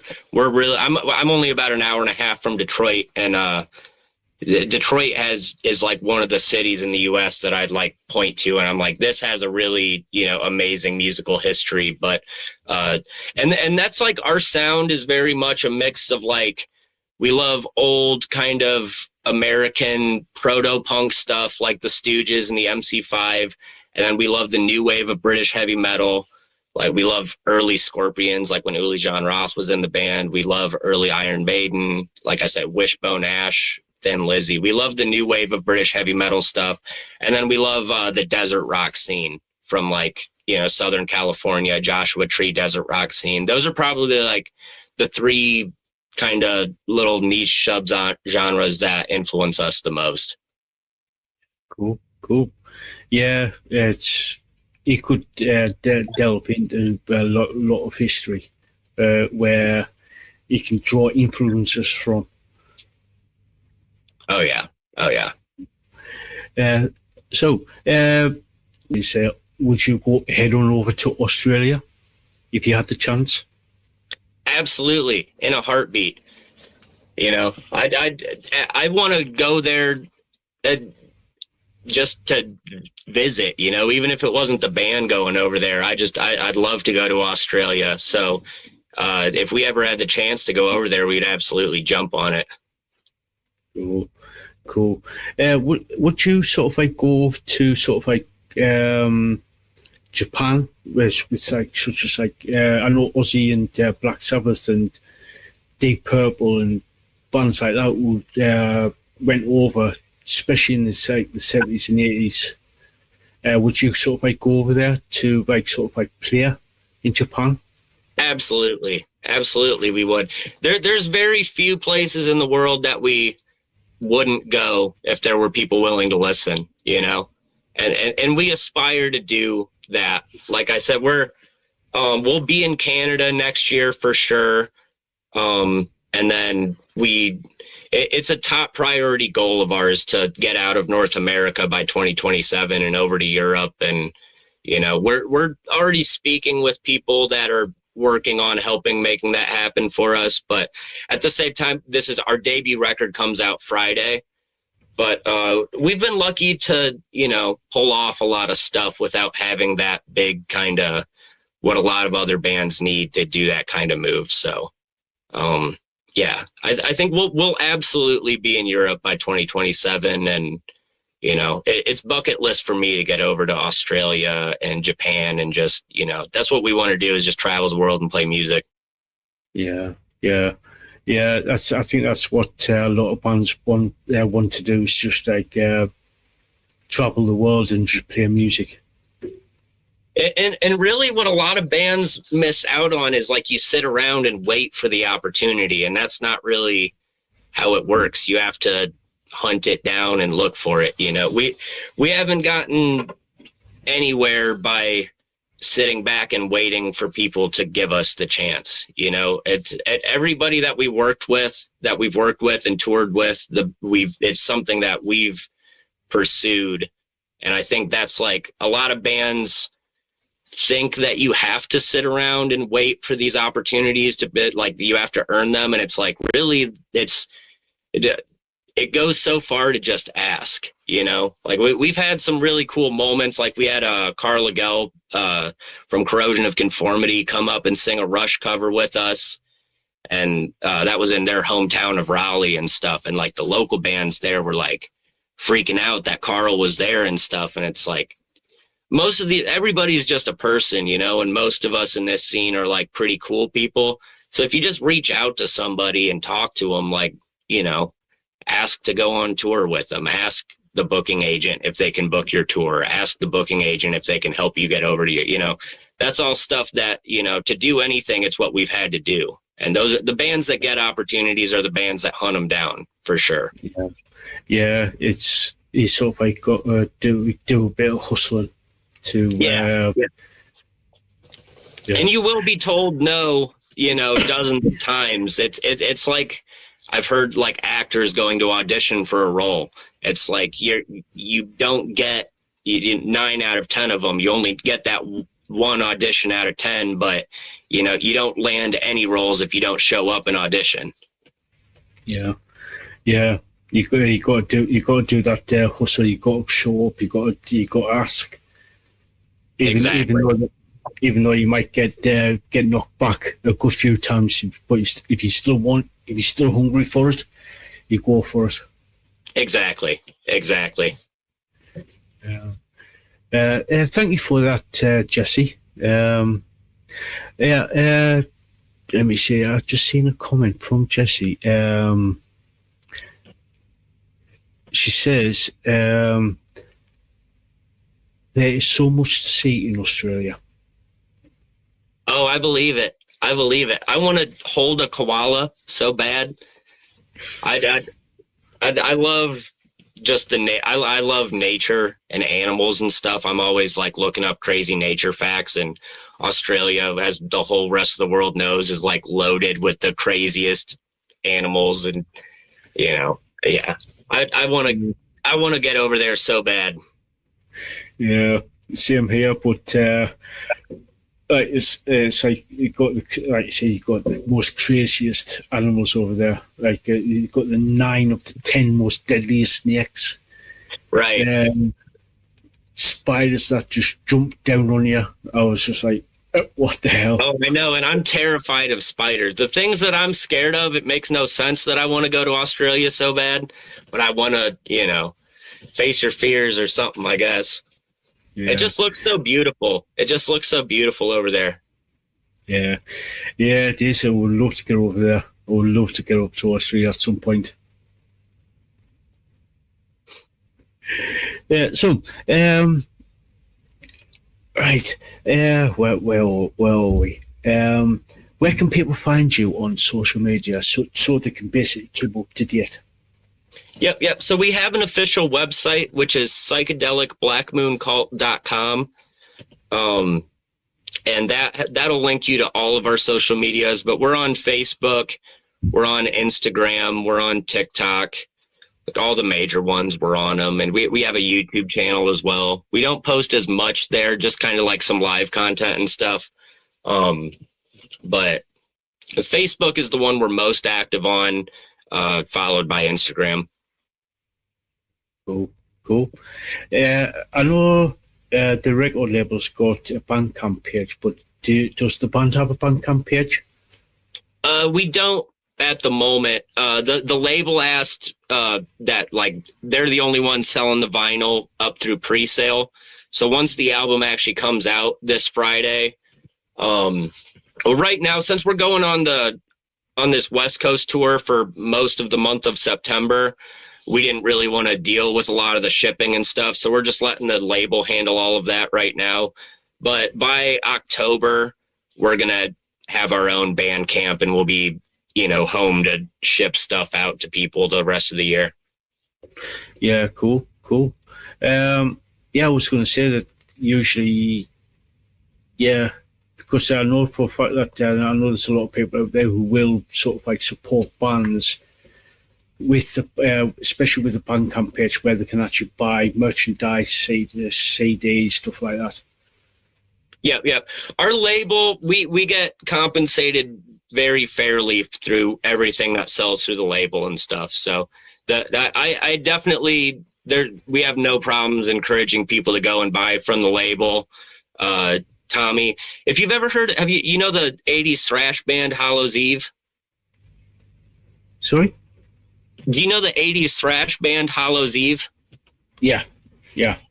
So the owner of Black Doomba Records is Tommy Stewart, who played bass in that, but he was kind of the leader of Hallows Eve.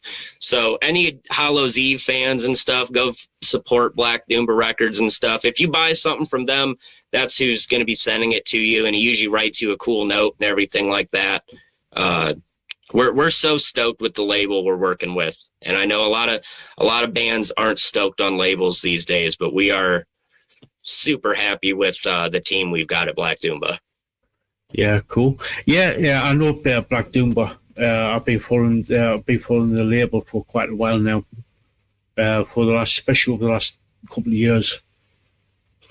Yeah, it's got a lot of camaraderie on the label too. Like all the bands that are signed to it, like most of us that tour, we all play with each other when we go on tour. So like Thunderbird Divines in Philadelphia, Grave Next Doors up by Grand Rapids, Michigan. Megaton Communion is in just a little bit south of us here in Ohio. And as we all play together all the time if we're going through each other's areas, and we're all good friends and help kind of promote each other's stuff. And that's the kind of label we wanted to work at, Cool. So guys in the chat, if you've got any more questions, please ask away. We're going to be starting to wrap things up in the next 5-10 minutes or so. So if you've got any more final questions, please ask away. Have you got any advice for people who want to become a musician, whether for like sort of like the personal sort of like pleasure, or sort of like wanting to go down the commercial route? Let me think. When I've been at so someone wanting to start playing guitar, for example, I'll go that route. Don't buy like the cheapest guitar that you can get. I've been at guitar stores many times, and you see like the 8 to 10-year-old kid walking in, and they're looking for their first guitar, and you see the Guitar Center employees pushing them towards like the really cheap 3/4 Squires and stuff like that. And then so many kids will get those, and they're trying to learn to play, but nothing sounds good on those guitars because they're made so poorly and stuff. So if you want to get into music, I would recommend investing at least $200 to $300 in something like one of the more high-end Squires, or like an Epiphone or something like that. Because if you have a shitty guitar, like great seasoned players can take the cheapest guitar around and make it sound decent. But when you're just starting to learn how to play, you might not be able to make the cheap guitar sound decent. But if you get a decent guitar and you play something, it's like you need an instrument that's going to inspire you and make you want to play, you know? And a bad sounding guitar doesn't make you want to play. So that's one thing I'd recommend. And then if you're starting a band and looking to get into like gigging and stuff, it's kind of like what I hit on earlier, is just like hunt down every opportunity you can find, you know, and like really go after it. If you want to play that local venue and they're not answering your emails and stuff, like show up at the venue, actually make a phone call. You know, no one makes phone calls anymore. And a phone call goes a long way. And it's just, you know, be relentless in your pursuits. Yeah. Sound advice there. Sound advice. So we're going to be wrapping things up now. Have you got any final words before we leave, before we sign off? Yeah, Ophidian Future, The Children of Yig is out this Friday, September 5th on Black Doomba Records. And anybody over in Europe or abroad, I hope we can get there and play for you guys soon. Yeah, we would love to see you live in either in Canada, Australia, UK, Europe, anywhere you could actually get to. Oh yeah, like I said, it's a big priority for us, so count on it. Yeah. So guys, if you haven't checked out Black Moon Cult, please check them out. I've put the links down in the description there, so please go check them out. You won't be disappointed. You literally won't be disappointed. And don't forget, the new album is out Friday. So until next time, guys, we'll catch you all later. Thanks for having me on. My pleasure. Later, everybody. Hey guys, welcome to Project Metal Music's YouTube channel with your host Young, and we are here with Shane Diamond from Black Opal. So welcome.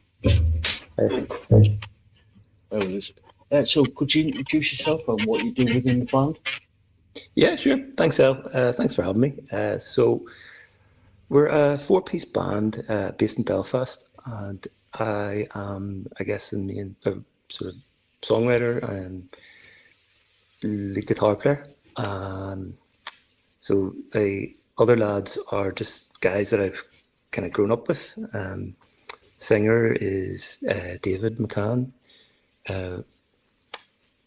Interesting story about how I met Dee. So we were both in the same class at studying pharmacy. This is like 20 years ago. Really good friends, and probably knew each other for about maybe 5 years. And then we happened to be out one time, and just in the course of conversation, we realised that we both had a friend in common who was a friend of both my dad and David's dad. And through this conversation, we discovered that our parents were kind of like best friends, going back to like when they were in their 20s, which was really pretty odd because by this time I'd known Dave. I'd known for a good 5 years before we actually figured this out. So that was a bit of an odd one. So David looks after the vocals and plays rhythm guitar. Phil on bass. I've been playing bass. I've been playing in different bands with Phil since 2003, I think. So we know each other inside out. Phil's an unbelievable musician, and he knew Sean. They were working together. So Sean is on drums and backing vocals. So yeah, that's the kind of lineup we're working with. Cool. So let's dive into some questions. As a kid, what were you listening to? Metallica. Absolutely obsessed with Metallica. Somebody played me the start of Battery when I was about 6 or 7 years old, and I just completely and totally lost my mind. I remember it was like somebody had like plugged me into the electrical circuit of the universe, just zapped me with it. I remember just taking off and just running around the house. Couldn't believe what I was hearing. It was the most powerful thing. I still, but if I put on the start of Master Puppets, it just transports me back to that. Absolutely loved Metallica. But this was when Master Puppets was like a current release, if you know what I mean. It was like 1987 or something. So getting to hear it when it was just, you know, like nowadays it's like a classic album with all this kind of, you know, prestige attached to it, and you know, all the rest of it. But back then they were just a cool new band, you know. And I was lucky enough to have an older brother who was a massive Metallica fan too, so I kind of nicked all his music. So yeah, that made me want to learn the guitar really, and I guess from that then progressed into Nirvana, obviously with the next big thing, and then obviously in Belfast, then Oasis were massive, and so yeah, that was probably the start of my own kind of musical journey really, because it felt like Metallica and Nirvana, I was trying to just get from my brother. Whereas when Oasis landed, it was the beginning of my own kind of musical taste, I feel like. And obviously, like, Oasis were a great sort of portal into the past, you know, so through that, then got into the Beatles and, you know, Led Zeppelin and stuff like that. And yeah, the Stone Roses. Yeah, Stone Roses being another big one. A big fan of John Squire on guitar. Yeah, a lot of those bands, they're all kind of linked, they're all interconnected, and Smiths. And then kind of from like current bands, I suppose, would be maybe the Queens of the Stone Age. Big fan of the Queens of the Stone Age. Saw them playing in Dublin a year or two ago, and they're absolutely phenomenal. So yeah, but like in a nutshell, I guess, we're pretty much anything with a guitar in it, you know, anything where the songs are driven by the guitar, hooks, riffs, guitar solos. That's my jam. Yeah, cool. So, apart from your brother, was there anybody else who got you into listening to music, or I guess such as your parents, or a friend, or? It was always in my family, like, and I remember, like, when I was really young, my dad, I was just being driven around with my dad, and he'd be having like Jimi Hendrix on the stereo. Rolling Stones, you know, stuff like that. So yeah, definitely my dad was instrumental, and he did get me my first guitar. I think I must have tortured him for for a good few months anyway. And so I got a guitar, I think when I was about 6 or 7, something like that, and was just obsessed with it ever since. Best decision I ever made in my life, without a doubt. Cool. So you mentioned that you, around about 6 or 7, were heavily, well, your main influences like Metallica. Was there anybody else out of all the bands that if you listen to turn around and say, I want to become that? Well, at the time it was also, actually, I should have mentioned Iron Maiden. When I was a kid, I was really into all that as well. I don't really listen to Iron Maiden that much anymore. I do still like some of the tracks, but I don't know if it's aged as well, you know, by comparison with, like, you know, yeah, Master Puppets and Ride the Lightning and stuff. They just last forever. Like, but 80s Iron Maiden was kind of very much, I don't know, sort of its time. I think so. But I loved them when I was a kid, and it was really just the thing that has in common with Metallica is that there's a real emphasis on, I suppose, a technical mastery, you know, of the instrument. You know, they're all really like phenomenally technically gifted, and they're able to play so fast and with such confidence. You know, I think that's probably what I was getting interested in at the time. But yeah, I seem to have sort of gone on. I seem to grew out of Iron Maiden. I should actually also mention there was another influence when I was at that age. Was my older brother was a big fan of the Clash, so it got us into like the first Clash album. I remember listening to that just non-stop when we were kids. yeah, I still love that album. Actually, it's fantastic. Yeah, so big fan of Clash. Cool. Were you in any bands prior to starting Black Opal? Yeah, I was playing in bands from I was about 17. Different formulations of it, but mainly myself and Phil, his guitar player, would have been at the sort of a constant throughout the different incarnations of the band.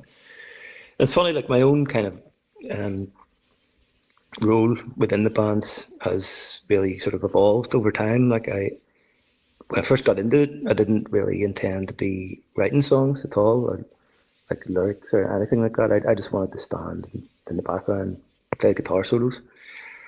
But then just over time, I don't know how it happened, I just found myself, I started to come up with more and more music, and I sort of had an idea of how to construct the sound, that, and maybe I just built from that experience, just taking on a little bit more just as time went by. It seemed sort of natural. But when I think back, it was never really my intention to be like, writing the material. I just thought I'd be doing the riffs and guitar solos and stuff. Cool. So, what has the band been up to, especially over the last 12 months? We have been trying to get ourselves organised to get back into the studio. So we are going back in at the end of next month to start working on the next album. So we're hoping to have that well progressed by the end of this year. It's a tricky one because we're all kind of working full time. So, just to try and get everybody organised and get the time set aside. We'll have families and stuff too. So, but yeah, we're going to get started anyway. There's enough material to record probably another 3 albums. If we had the time, we'd make a triple whammy. But yeah, that's what we've been at, trying to organise and rehearse and formulate trying to evolve the sound a little bit. I think when we do go in to record this next lot of music, it's very much it'll have a different sort of atmosphere, different sound, probably a slightly lighter and less heavy kind of vibe. So yeah, that's what we've been at. Cool. So, could you tell us a little bit about the album that you just released? Yeah, good. So it's 12 tracks, 1 instrumental. It's kind of, as a lot of people have kind of noted, it is a sort of a nod to the past bands. A lot of them I've already mentioned. The sound's constructed just from the influences that I was talking about. So there's a sort of emphasis on sort of riffs being the basis of most of the tracks. So there's like a kind of Britpop kind of a vibe to some of it. There's metal involved in there somewhere. And it's a difficult one for me to answer really. Tricky to assess your own work. But I think that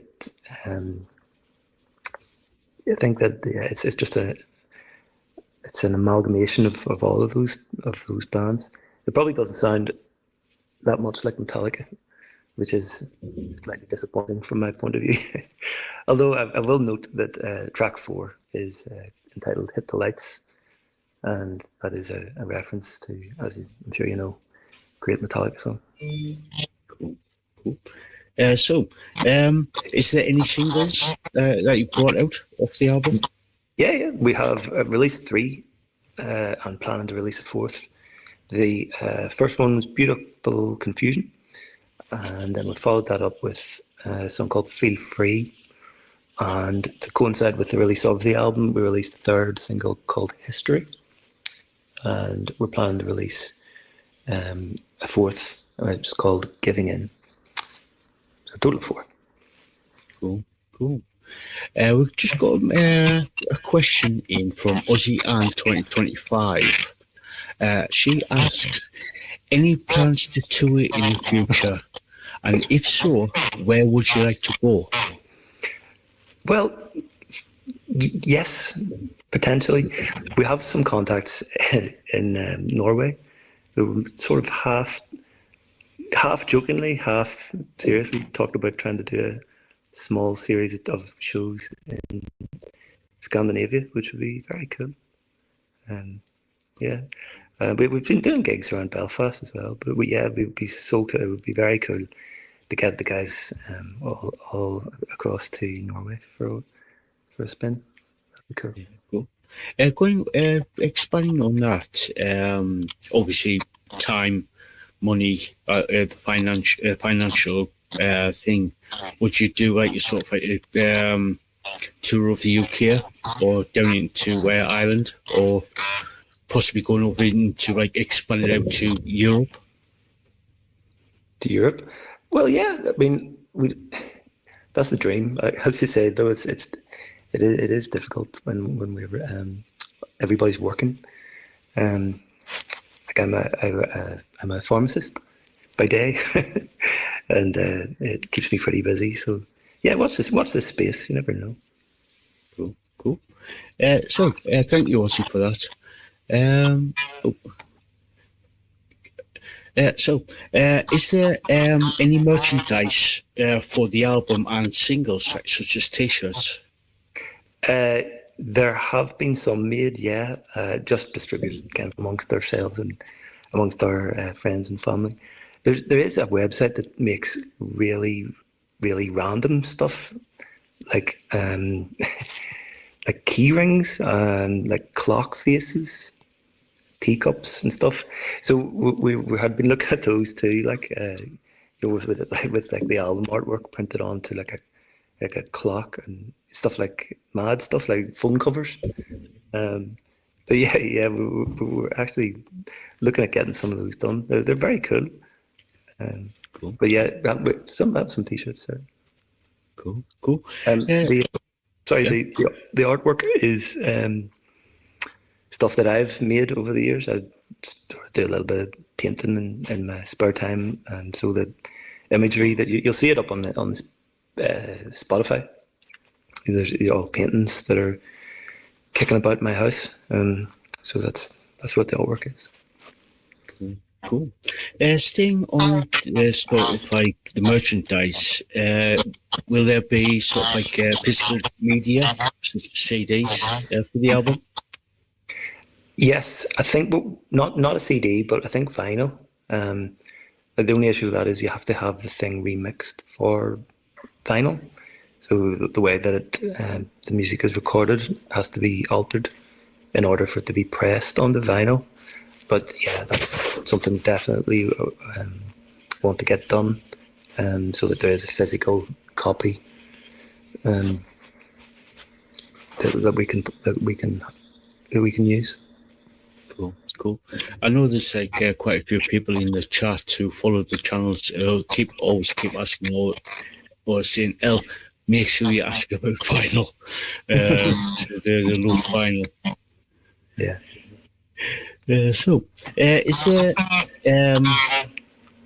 like sort of like a Bandcamp or website, like band's website to where you can actually sort of like see? Yes, yeah, we have. It's in construction, so we will have in the next couple of weeks have just blackopal.com, just to kind of keep people updated on gigs and new releases and stuff like that. So yeah. Would there be sort of like a merchandise shop there on the website, or? It's a good idea. I haven't really given it much thought, to be honest. Though, yeah, potentially. Although, now that you mention it, it's a great idea. Yeah, I know there's quite a few people. I know there's a bit, as Lisaboo we had more said, there's a bit of audio, a bit of feedback on the